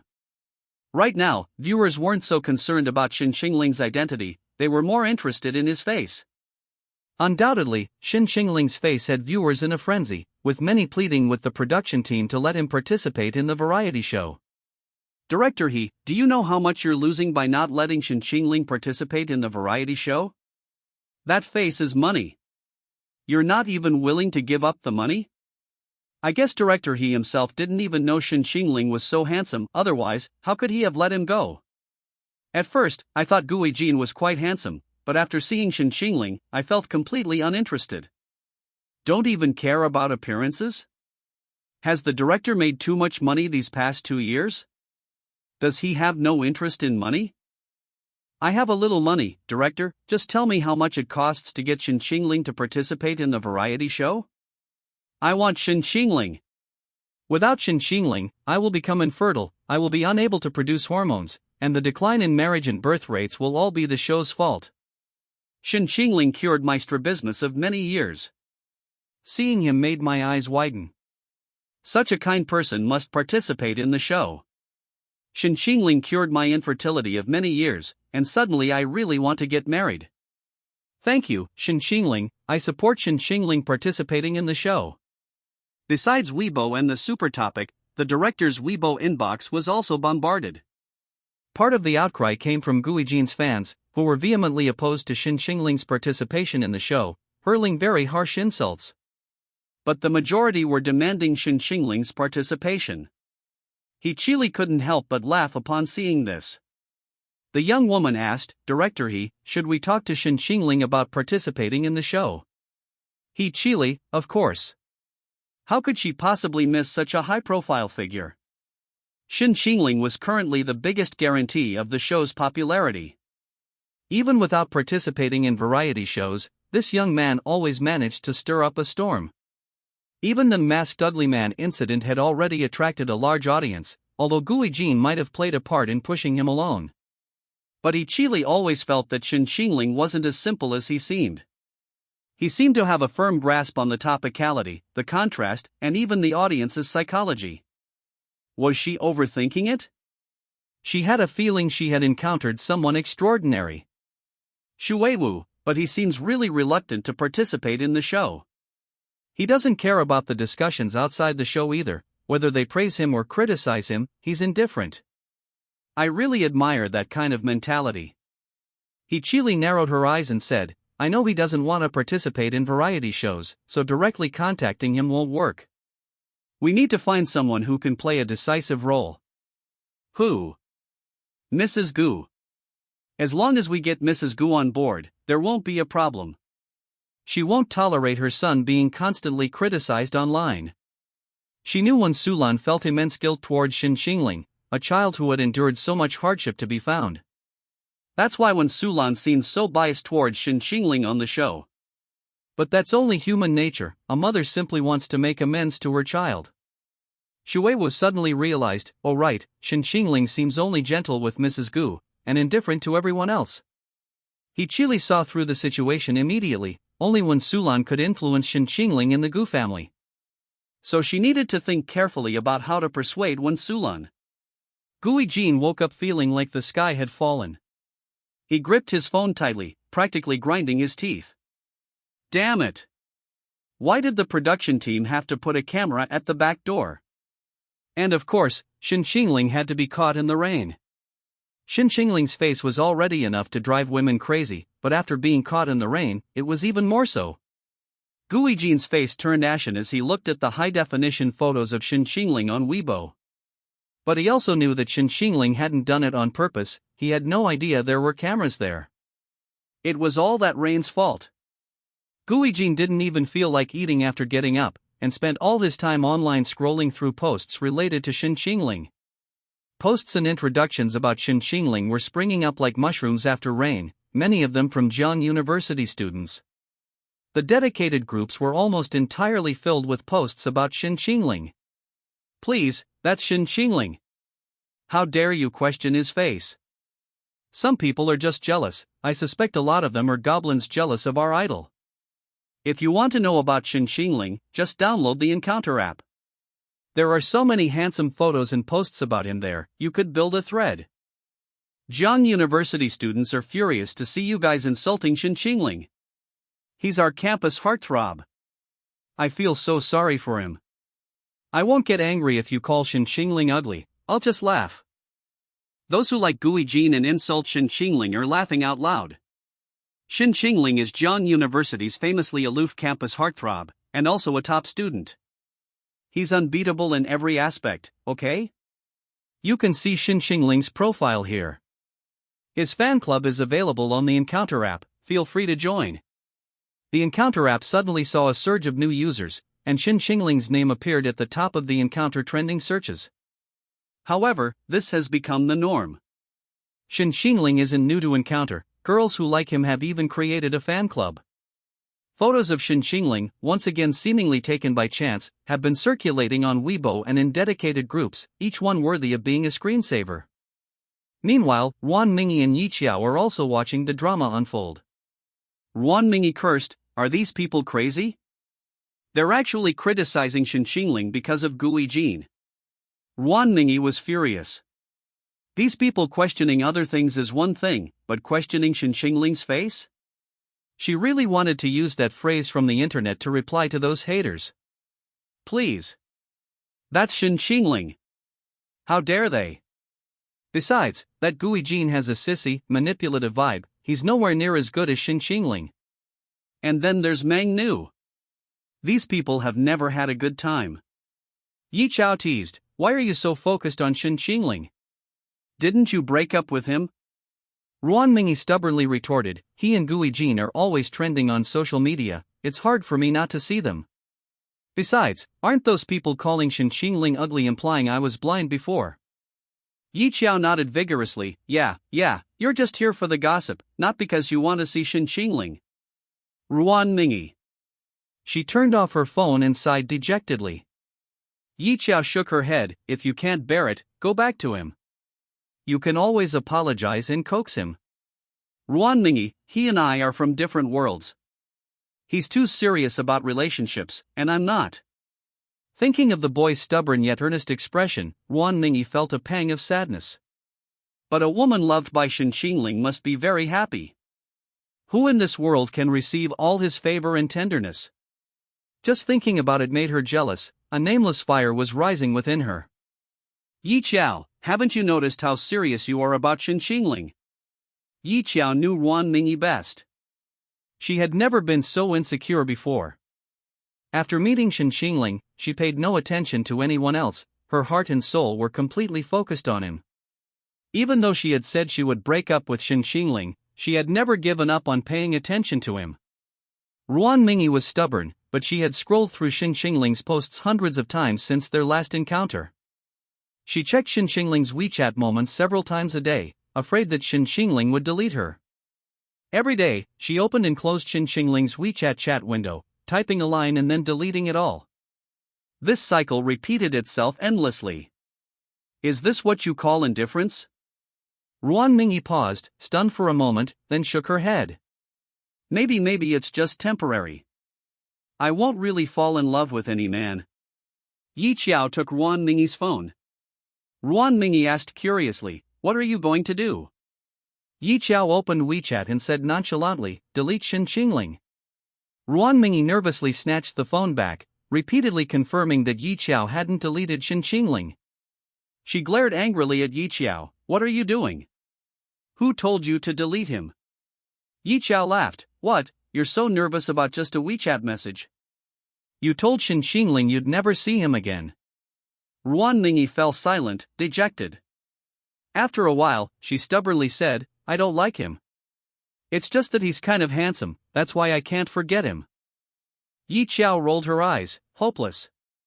"Why are you so stubborn?" Ruan Mingi ignored her and went upstairs to drink alone. Meanwhile, Shen Qingling saw his points steadily increasing, rising from 0 to 170,000. Only one morning had passed, and he'd already gained so much. Shen Qingling felt he wasn't far from reaching the 1,000,000 points. Shen Qingling had noticed someone filming him at the orphanage earlier that day. He pretended not to notice and went about his business. After lunch at the orphanage, Shen Qingling bought a mask, went home, showered, changed into clean clothes, and then headed to Lin Xingnian's place. On his way to see Lin Xingnian, he couldn't help but wonder who had helped him. It was all within his expectations that the Jiangcheng orphanage would take photos and post them on their WeChat official account. He knew someone would repost them, and even if no one did, he would have done it himself. The result would have been the same. But the only surprise was Jiangcheng News. Why would Jiangcheng News report this? Things were going much more smoothly than he anticipated, as if someone was helping him behind the scenes. The woman sitting in her office leisurely sipped her coffee. Her fingers tapped rhythmically on her desk, revealing her pleasant mood. "Has the money been transferred?" "Yes, Mr. Shang." "Tell him to keep his mouth shut." "Yes." Shang Mo checked the trending topics on his phone.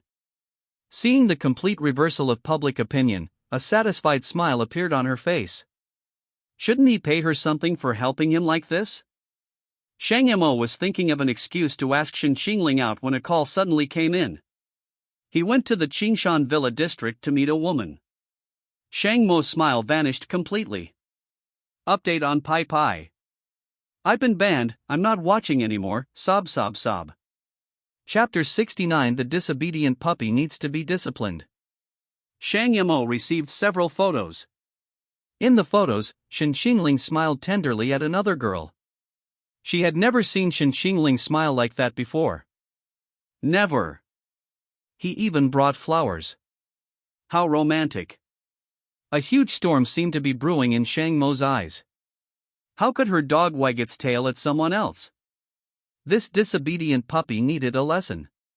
Shen Qingling was completely unaware of the impending storm. On this sunny afternoon, he met the little angel, Lin Xingmian.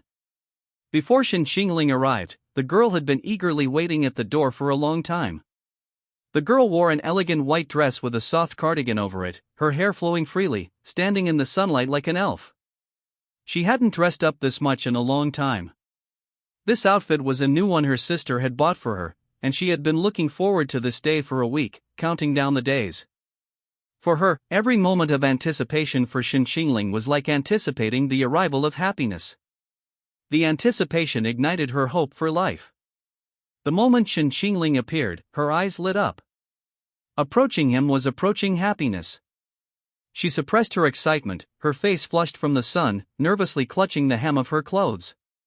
Lin Xingmian lowered her head and said, "Good afternoon, Teacher Shen." The girl's long eyelashes trembled, like butterflies about to take flight. Shen Qingling recalled the afternoon the girl kissed a butterfly. He smiled gently and bent down to pat Lin Xingmian's head. "Good afternoon, Mian Mian." A large bouquet of beautiful flowers came into view, and Lin Xingmian looked up in surprise. Did Teacher Shen bring her flowers again? These flowers were different from last time, they were very beautiful. But she would like anything Teacher Shen gave her, and it would make her happy. Not because of the gift itself, but because of the person who gave it, because of that person's precious sentiment. Seeing her stunned expression, Shen Qingling smiled and said, "I remembered you didn't have flowers of this color on your balcony when I passed by the flower shop. They would look beautiful together with your sunflowers." Lin Xingmian's heart pounded. She didn't look at the flowers, instead, she stared blankly into Shen Qingling's eyes. At that moment, Teacher Shen's eyes were more dazzling than 1,000 stars. His beautiful, deep eyes reflected her image, as if those eyes were filled only with her, and only with her. The girl couldn't describe this feeling, nor did she understand what it meant. Her face began to burn, and countless little flowers bloomed in her heart. After taking the flowers, her little finger trembled slightly. She bit her lip tightly, afraid that her smile would be too strange and arouse Teacher Shen's suspicion. Her mood suddenly became incredibly good, even the sunlight seemed warmer. The girl whispered, "Teacher Shen, where shall we go today?" She remembered Teacher Shen saying he would take her out, and now she wasn't so resistant to going out anymore. The girl, who had once been resistant to the outside world, now looked forward to going out for the first time. With Teacher Shen around, she felt no fear or dread. With Teacher Shen around, the world was full of sunshine and rainbows. Shen Qingling deliberately kept her in suspense, saying, "It's a secret for now. Mian Mian just needs to come with me." These words, however, brought a profound sense of security to Lin Xingmian's ears. Just seeing Teacher Shen made her feel at ease, and the girl couldn't help but smile. Suddenly, Lin Xingmian remembered something. With a shy smile, she looked up at him and said, "Teacher Shen, I have a gift I want to give you." She mustered a great deal of courage to say these words. After speaking, she quickly turned and went inside, glancing back to see if Shen Qingling had followed. She was incredibly nervous and didn't dare look at Teacher Shen's expression. Shen Qingling noticed her nervousness. He didn't say anything, but silently followed behind her, going upstairs with her. Lin Xingmian led him to the art studio, where a painting was covered by a black cloth. She stood beside the painting, like a child waiting for her teacher's praise. The girl blinked her large eyes, unable to hide her excitement and anticipation. Shen Qingling walked over and lifted the black cloth, revealing small mushrooms and umbrellas drawn by Lin Xingmian. The meaning of this painting was self-evident. Shen Qingling's heart was instantly touched. He had become an incredibly important presence in another person's life. She asked expectantly, "Teacher Shen, do you like it?" Although the girl tried her best to hide her anticipation, her joy and excitement were undeniable. She was a girl as innocent as a blank sheet of paper, no thought could be hidden from Shen Qingling. Shen Qingling smiled gently, "I like it." Nian Nian painted wonderfully. Lin Xingmian blushed again. She lowered her head, staring at her toes, but couldn't help but smile secretly. Her two small dimples were sweet as honey, just like her feelings at that moment. She was praised by Teacher Shen. So happy. Shen Qingling covered the painting again with the canvas. "Leave the painting here for now, I'll take it back when I come back from sketching." Okay. There's another painting I'd like to show you, Teacher Shen. Shen Qingling followed the girl curiously. Lin Xingmian led him to her room. On the desk lay the painting Shen Qingling had given her, Sails in a Sea of Clouds. The difference was that the sailboat was no longer alone, it depicted two people. It was him and Lin Xingmian. A butterfly landed on the girl's hand, and a cloud floated above their heads. The butterfly represented her grandmother, and the cloud represented her older sister, Ji Yunmiao. She hoped they could be together forever, this was her beautiful wish. In the girl's eyes, Shen Qingling was as important as her family, even holding a special significance beyond that of family. Shen Qingling looked into her innocent, clear eyes and reached out to pat her head. "Nian Nian, this painting is so beautiful, like a dream." Teacher Shen, I hope this isn't a dream. Yes, it's not a dream, it will become reality. It already is. Teacher Shen is already here. Her words were simple, yet incredibly moving. Perhaps those with complex minds are always more easily touched by girls like this. Shen Qingling was always more relaxed around Lin Xingmian. No need for elaborate schemes, just sincerity, and you could win her over. Shen Qingling noticed several more jars on her table, filled with pink stars. Is Nian Nian folding stars again? I like folding stars. Grandma said it was a way to express longing. She could fold stars when she missed Teacher Shen. Each star represented her longing. Unlike when she folded stars for Grandma, she was genuinely happy folding stars for Teacher Shen, even unconsciously smiling. At certain moments, she would suddenly remember a word or expression from Teacher Shen, and her face would flush. She had never felt this strange before. She didn't know that this was called first love. After looking at the drawing, the two prepared to go out. Before leaving, Shen Qingling asked, "Does Nian Nian have a hat?" Lin Xingmian shook her head. "Shen Qingling, then we'll buy a hat later." Lin Xingmian was so fair-skinned, it seemed like even a little sunlight would sunburn her skin. The girl only felt that Teacher Shen was so thoughtful. Shen Qingling led Lin Xingmian out the door, and the two walked from the entrance to the outside of the villa area to hail a taxi, unaware that someone was secretly watching them. Shen Qingling remembered the girl's wishes, 1, 2, and 3, he first took Lin Xingmian to a pet store. The cats and dogs in the store were all adorable. Lin Xingmian stood in front of a beautiful cat, her eyes filled with curiosity and affection as she stared at it. When she turned to look at Shen Qingling, her eyes, as delicate as the beautiful kitten's, were round and large, like clear glass. Both the cat and the girl stared at Shen Qingling with wide eyes, softening his heart. This cat looks a lot like Nian Nian. Really? Does Nian Nian like it? How about we buy it and take it home? No, thank you. Lin Xingmian's mood suddenly turned somber. She was afraid she wouldn't be able to take good care of the kitten. She was afraid the kitten would end up like her. A kitten without anyone to care for it is pitiful. She herself was sick, how could she take care of a kitten? If it's just about feeding and watering, the kitten can live well at the pet store, there's no need for it to come to that cold, impersonal place. At least there are plenty of customers here who will like it. Seeing her distress, Shen Qingling went over and picked up the kitten, gently placing it in her arms. Lin Xingmian was nervous and helpless, barely daring to breathe. She stared blankly at the kitten in her arms, looking somewhat dazed. The kitten meowed softly in her arms, and Lin Xingmian's eyes softened again. So cute, but I can't take you home. Lin Xingmian nuzzled her face against the kitten, and the kitten nestled its head against her, closing its eyes and falling asleep. The shop assistant smiled and said, "She seems to like you a lot. Why don't you consider taking her home?" Lin Xingmian shook her head regretfully. "I'm afraid I won't be able to take good care of her." Shen Qingling said, "Why not give it a try? "I believe Mian Mian can take good care of her." You're so responsible, you definitely won't let her become a pitiful little kitten, right?" Lin Xingmian began to hesitate. The scars in her heart had seeped into every corner of her life, constantly projecting everything onto the hurt she had suffered. "Does the kitten really like me?" "She fell asleep in your arms, of course she likes her."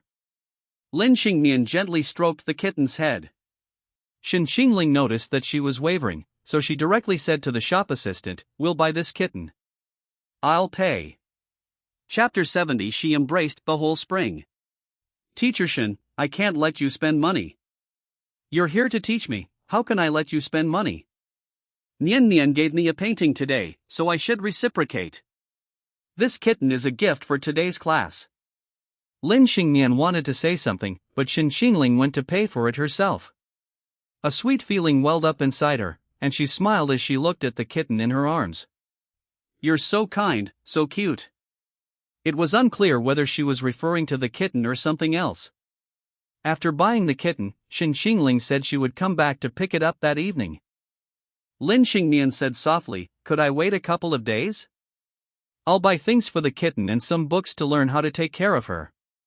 Shen Qingling smiled and said, "Nian Nian is such a responsible owner." "That's good too. You won't be bored when you're home alone anymore, the kitten will keep you company." "What should we name the kitten?" "Nian Nian can name it." Let's call her Lingling." After saying that, she glanced cautiously at Shen Qingling. "Which Ling?" "Wan Lingling." "I thought it was my Ling character, it looks similar." Shen Qingling's words made her bite her lip shyly, and she turned and left without explaining. Shen Qingling laughed as she watched the girl's retreating figure. Shen Qingling noticed the bicycle parked outside the shop. "Hello, is that bicycle parked outside yours?" "Yes." "I'd like to rent your bike." Shen Qingling paid to rent the shop assistant's bicycle. Last time riding a motorcycle was thrilling, giving her the feeling of the rushing wind in freedom. This time, riding a bicycle was to feel the gentle breeze and warm sunshine. "Nian Nian, get on." "Bicycle." "Yes, that shop isn't far from here, we can just ride there. The weather is so nice today, it'll be good to enjoy the scenery along the way." Lin Xingmian had the illusion that she was watching an idol drama. Teacher Shen was even more handsome than the male lead on TV. He sat on his bicycle, looking back at her. "Get on." Lin Xingmian's eyes lit up as she sat on the back of his bicycle. How could she avoid falling? She could only hold on to Teacher Shen's waist. Actually, grabbing onto his clothes would have been an option, but holding onto his waist was safer, she wouldn't fall. She convinced herself to hold on to Teacher Shen's waist. Even her fingertips were trembling. So nervous. Shen Qingling simply smiled and asked, "Hold on tight?" "Hold on tight and we're off." "Hold on tight, Teacher Shen." "Okay, let's go." As Shen Qingling rode, Lin Xingmian gently rested her head on his back. She couldn't hear anything, it was as if the world was silent except for the two of them. What a magical feeling. Shen Qingling carried the girl through the tree-lined avenue. Lin Xingmian felt the sunlight and the gentle breeze, as if she were embracing the entire spring. Before, her world had no seasons, this year, she welcomed her own spring. Lin Xingmian took out her phone from her bag, opened the camera, and started taking pictures of herself and Shen Qingling's backs. Shen Qingling noticed her slightly turned profile, his exquisite and sharp profile was unbelievably handsome, and the smile on his lips seemed to be a response to hers.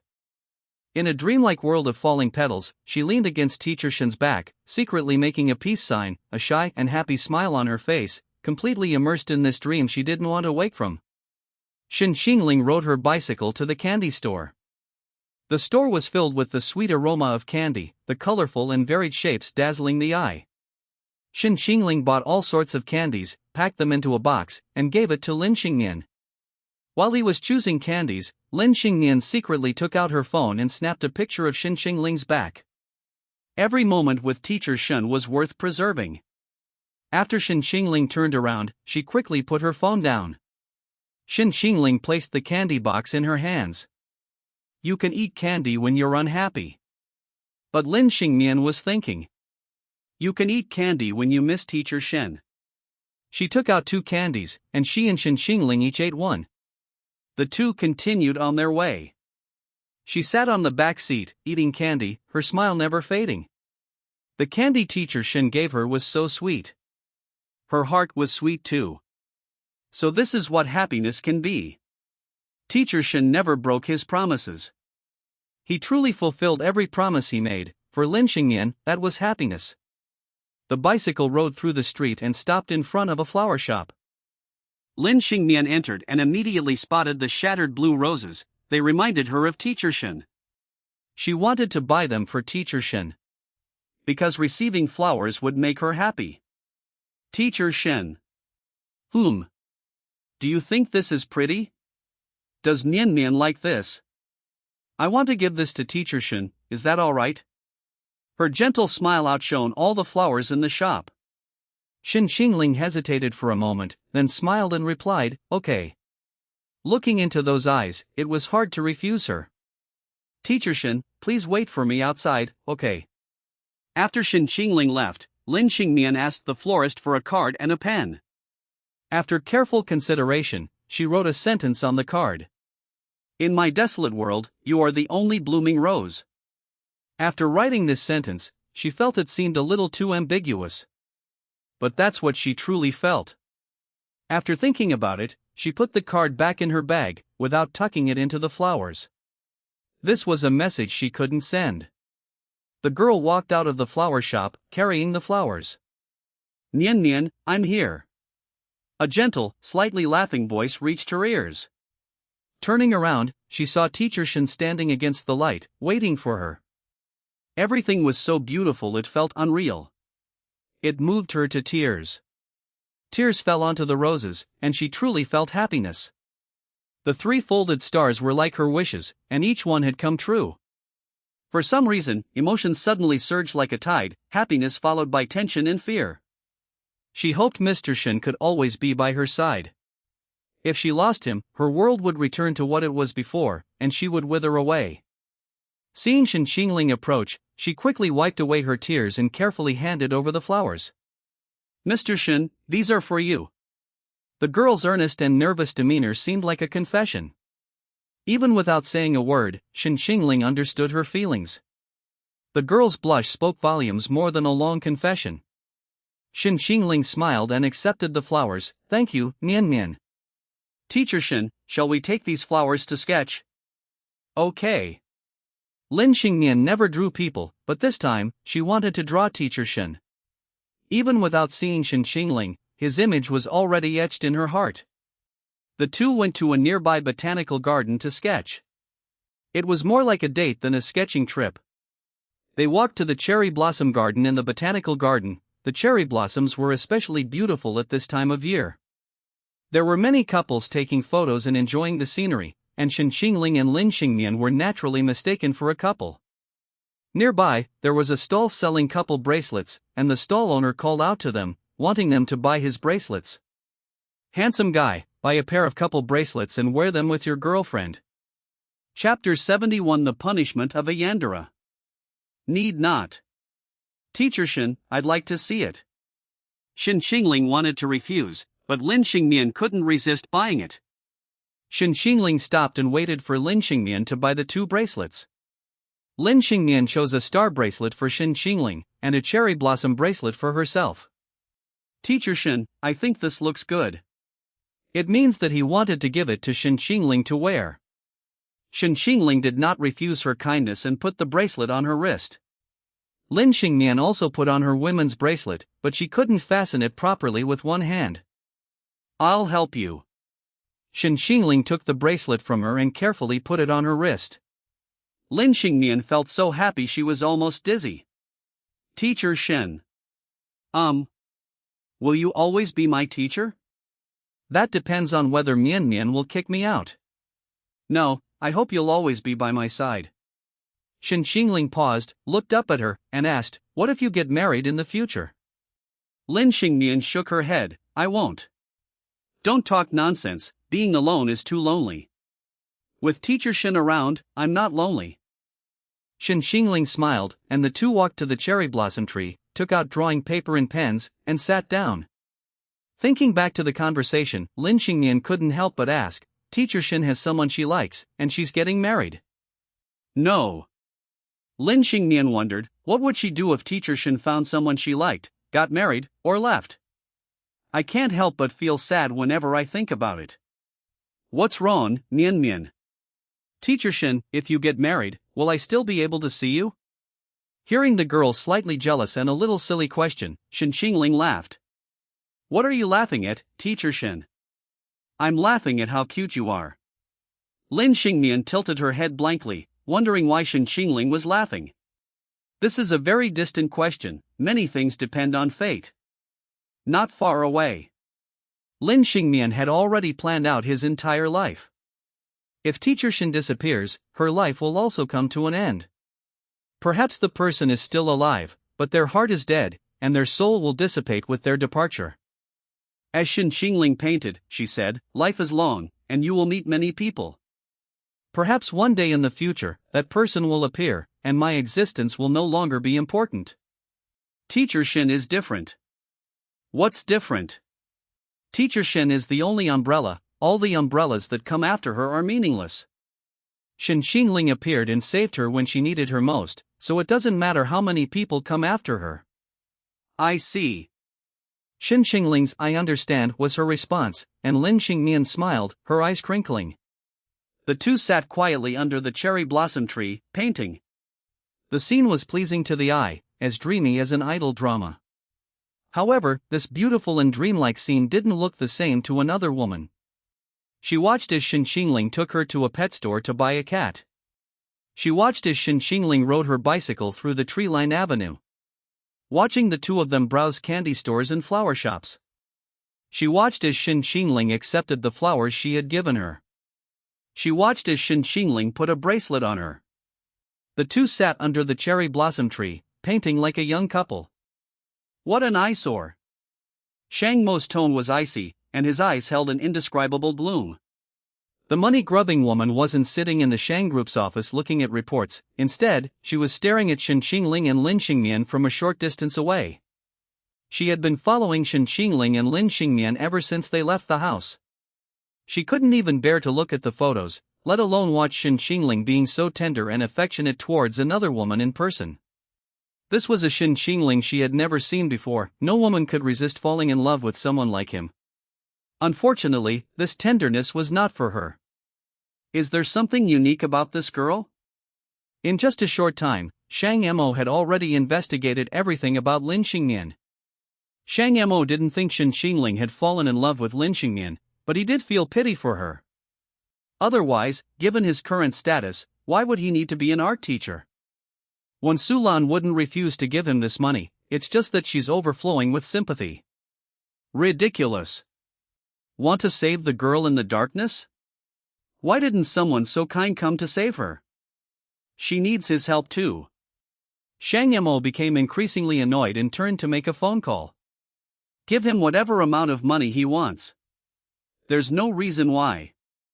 If you don't finish within an hour, you can resign and leave. Shen Qingling was painting when, for some reason, the staff at the botanical garden announced that the garden would be closed to the public and everyone had to leave. Shen Qingling asked the staff but received no result. Shang Mo paid for the entire venue outright, a price that ordinary people couldn't even imagine, but for Shang Mo it was nothing at all. Shen Qingling came out of the botanical garden, but her bicycle, which had been perfectly fine before, had been dismantled down to its parts. Shen Qingling. No, what the heck? Would anyone still openly steal bicycle parts at a time like this? What are the security guards here doing? The problem is, this part isn't worth much money. Are mentally ill people taking revenge on society? Lin Xingnian never expected that someone would be so wicked as to even steal a bicycle. She comforted her, "It's okay, Teacher Shen, we'll take a taxi back." Shen Qingling nodded, "Okay, I'll take you home first." Shen Qingling took Lin Xingnian home and then negotiated with the pet store employees to compensate her. Shen Qingling could only blame his bad luck today. How could he have run into something like this? This time, Shen Qingling didn't think much of it.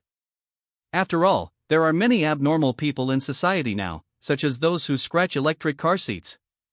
Who knows if someone is just jealous of his good looks? Even if we take a conspiracy theory approach and it's true that someone is deliberately trying to target him, what's the big deal about dismantling his bicycle? It wouldn't cause him any harm. Disassembling the bicycle really didn't have much of an impact on Shen Qingling. But Shang Yimou found the bicycle an eyesore, a very eyesore. Her mood didn't improve at all after the demolition. After resolving the bicycle issue, Shen Qingling prepared to take a taxi back to the Gu family home. Shen Qingling fell asleep as soon as she got in the car. It wasn't because he was tired or sleepy, it was simply because there was a sleeping pill in the car, and the driver was wearing a mask, so he was fine. When Shen Qingling woke up, everything was pitch black. He was completely bound and his eyes were covered with a blindfold. Has he been kidnapped? But the thing under my feet was very soft, like a carpet.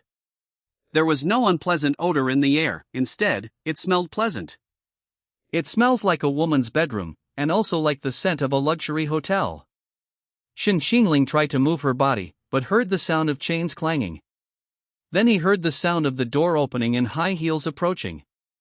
Then came the sound of a chair being pulled out. "You're awake." It was a woman's voice, but it wasn't one he'd heard before. Upon closer listening, it sounded like a voice changer had been used. "Who are you?" "Who I am is not important." "What do you want from me by tying me up?" "Of course. I'll punish you." Chapter 72. Shang Yimou is truly insane. The woman's voice carried a dangerous undertone. Shang Mo's face was filled with obvious mockery and toyiness.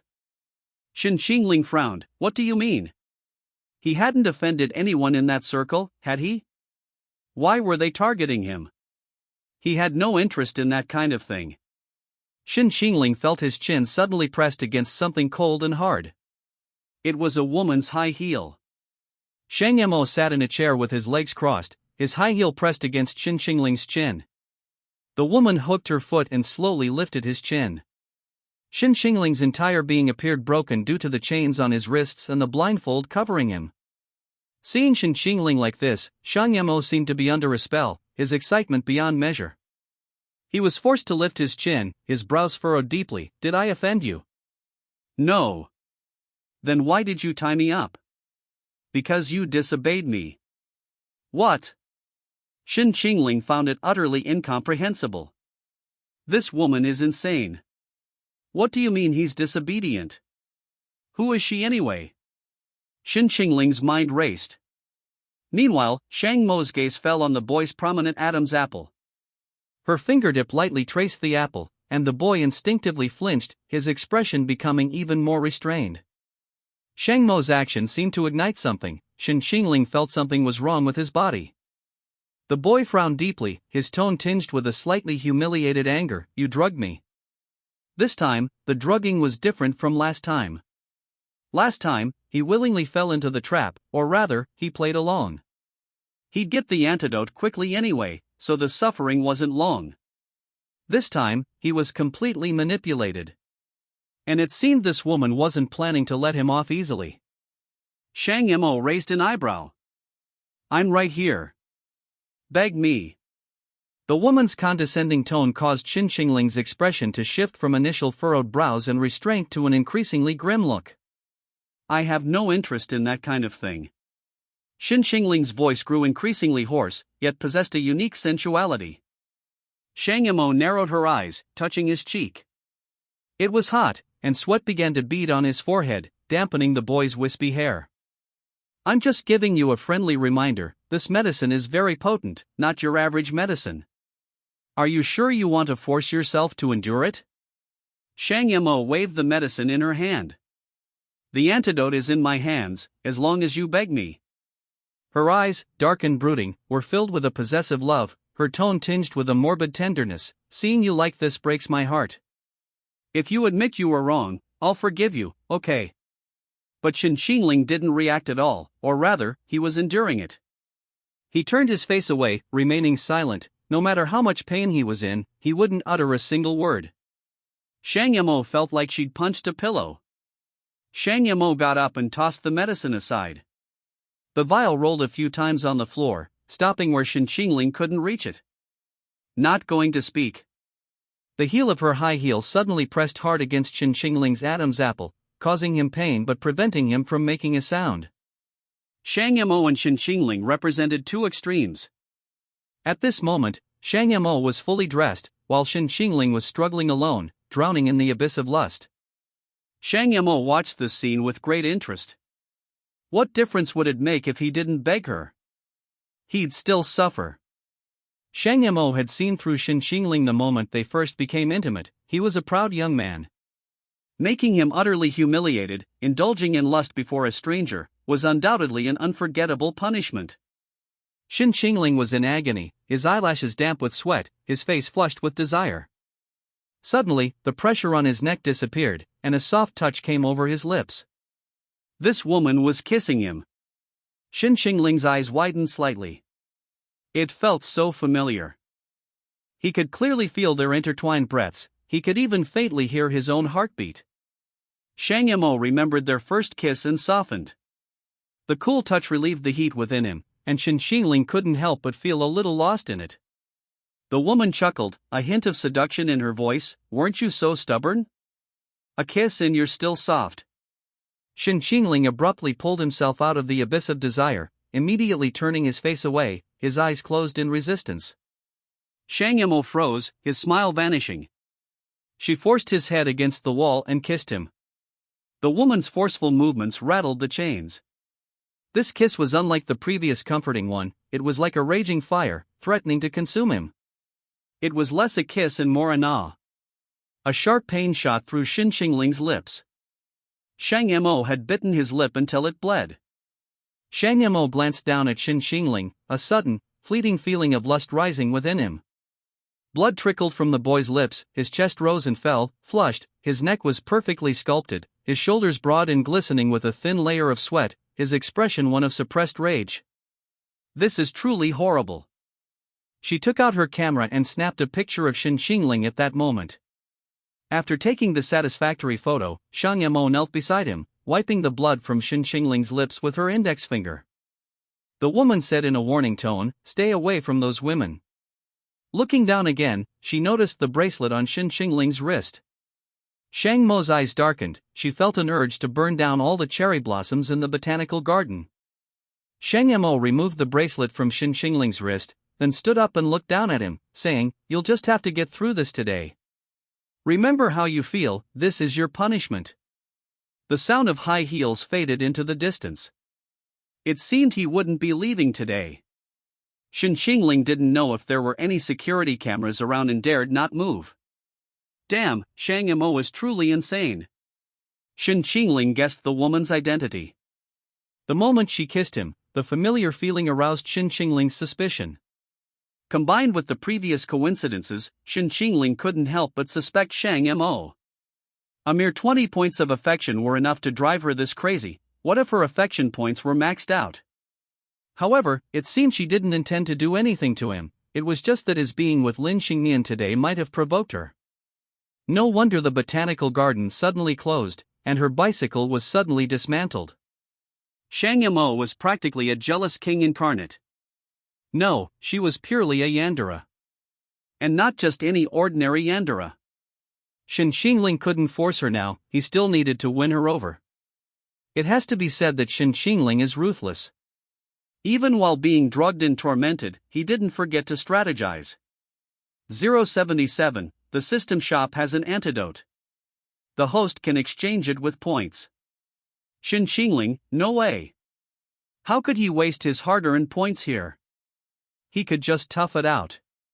Shen Qingling kept silently counting down, 1 million points, 1 million points. After leaving, Shang Mo saw the star bracelet in his hand, gave a cold smile, and threw it directly into the trash can. As for the flowers Lin Xingmian gave him, Shang Mo had already burned them all, leaving not even ashes. She wouldn't see Shen Qingling tomorrow either. Chapter 73 Gui Jin is wronged. Meanwhile, Lin Xingmian sent a message to Shen Qingling. Lin Xingmian, has teacher Shen arrived home yet? Lin Xingmian sent the message but received no reply from Shen Qingling. That evening, she sent another message. Lin Xingmian, is teacher Shen busy? Still no response. She assumed Shen Qingling was in a bad mood or busy, and could only stare at her phone dejectedly. Before going to sleep, she sent another message. Lin Xingmian, see you tomorrow, teacher Shen. Unfortunately, she didn't receive a reply from Shen Qingling even by bedtime. The Gu family was even more frantic. Shen Qingling had simply disappeared. Wan Sulan was the most worried. Everyone had originally thought Shen Qingling would return around 10 p.m., as he had been doing these past few days. But today, Shen Qingling hadn't returned to the Gu family home by 11 p.m. Wan Sulan's messages and phone calls during the day all went unanswered. Wan Sulan couldn't sit still any longer. She searched the school and the orphanage, but to no avail. Wan Sulan wanted to call the police, but Gu Changwang stopped her. To avoid the security cameras, the family went upstairs to discuss the matter. Gu Changwang rejected Wan Sulan's suggestion. It hasn't been more than 24 hours. Why call the police? It'll cause a huge uproar. Don't forget we're still filming a show. Wan Sulan's face was full of anxiety, but he hasn't come home, and I can't get through to his phone. I'm really worried about him. Wan Sulan suddenly thought of something and glanced at Gui Jin. She was afraid he had done something malicious to Qingling. He was probably involved in everything that had happened before. If anyone in the family wanted Qingling to disappear the most, it was Gui Jin. Gu Changwang glanced at Gui Jin and asked, "Do you know where Qingling went?" Gui Jin was bewildered by everyone's stares. What did Shen Qingling's disappearance have to do with him? He was utterly speechless. Although he had indeed tried to harm him before, none of his attempts had succeeded. Suppressing his anger, Gui Jin said, "I don't know. I don't even have his phone number. How would I know where he went?" Lin Qingdai chimed in, "Weren't you always very concerned about Qingling's whereabouts?" Gui Jin, what do you mean? I really don't know. Gu Chengwang frowned and asked, "What were you doing during the day?" Gu Chengwang's tone clearly indicated suspicion. He thought the same as Wan Sulan. If Shen Qingling disappeared, the beneficiary would be either Gu Yutong or Gui Jin. Gu Yutong wouldn't be so ruthless, but Gui Jin might be. Gui Jin could only explain, "I've been sick and lying in bed all day. I haven't gone anywhere except to eat and drink." "Dad, you can ask the servants. Besides, the show's cameras are watching. What could I possibly do? Let me see your phone." "Can't I look?" "It's not that I can't look, I have my own privacy. I won't look at what I shouldn't." Under Gu Chengwan's oppressive gaze, Gui Jin reluctantly took out her phone. Gu Chengwang checked who Gui Jin had called and messaged, even going so far as to search his Weibo. Opening his Weibo, the search bar was filled with Gu Qingling and Shen Qingling. He'd searched more than 100 times in a single glance. The screen was overflowing with Qingling names. He'd even followed Shen Qingling's super topic and fan club with a secondary account. Everyone was looking at Gui Jin with strange eyes. Gui Jin felt like he'd been stripped naked. "Why are you searching so many of Qingling's names instead of your own?" "Qingling was being criticized before, so I'm paying attention to public opinion." "You can ask Qingling later, I even specifically told him about it. He just didn't take it to heart." Wan Sulan didn't believe Gui Jin would be so kind. Besides, even if there wasn't any evidence on his phone, it didn't mean he hadn't done anything to hurt Shen Qingling. After all, those records could be deleted. Wan Sulan pursed her lips and said with a hostile look, "If Qingling doesn't return safely tomorrow, I'll dig 3 feet into the ground to find the wicked person behind this. We're all in this together, even if it means dying." Wan Sulan's gaze was practically fixed on Gui Jin as she spoke. Gui Jin was furious. Why are you looking at me? Go find him. He never thought he'd be wronged like this. Gu Changwang interrupted, alright, stop with the life or death talk. I'll send people to look for him. Don't worry, Qingling isn't stupid. I believe he'll return safely. Some viewers in the live stream noticed that Shen Qingling hadn't returned home today and started discussing it. Why didn't Shen Qingling come back today? Was he scared off by the comments and doesn't dare show his face? It's all because you guys said too many suggestive things. Tone it down a bit. What am I supposed to watch if he doesn't appear? Where else in the show can you find a handsome guy like him? I can't even sleep. Didn't you notice the Gu family members all looked unwell? Especially Mrs. Gu, she looked very nervous and kept making phone calls. Were they calling Shen Qingling? Where did Shen Qingling go? Did something happen? Is Shen Qingling afraid Gu Yijin won't come back after he eats? Being clung to by someone is worse than getting covered in shit. What nonsense! Yijin is still resting in bed. He's been sick all day and looks pale. Don't drag innocent people into this. Is the power struggle among the rich young masters starting again? Is Gu Yijin afraid Shen Qingling will steal the family fortune, so he wants to get rid of him? Watch too many dramas, bro. Gu Yijin is such a kind person, how could he harm anyone? What if something happened to Shen Qingling himself? Don't drag your dad into this. This is so exciting. This is the kind of wealthy family drama I want to see. Will Shen Qingling show up again tonight? Let's wait and see. Tonight is destined to be an eventful night. Gu Changwang mobilized many people to search for Shen Qingling. When Sulan also used her connections to inquire everywhere.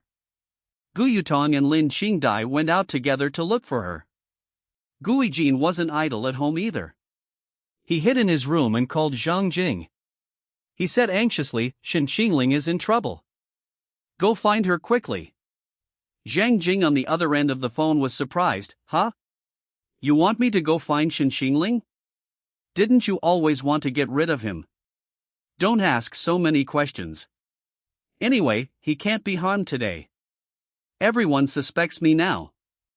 Not you? But who else in Jiangcheng would want to harm him besides you? Damn it, how should I know? I'm clueless too. The most important thing now is to clear my name. If something happens to Shen Qingling, Wen Sulan will fight me to the death. He should die on his own, don't drag me down with him.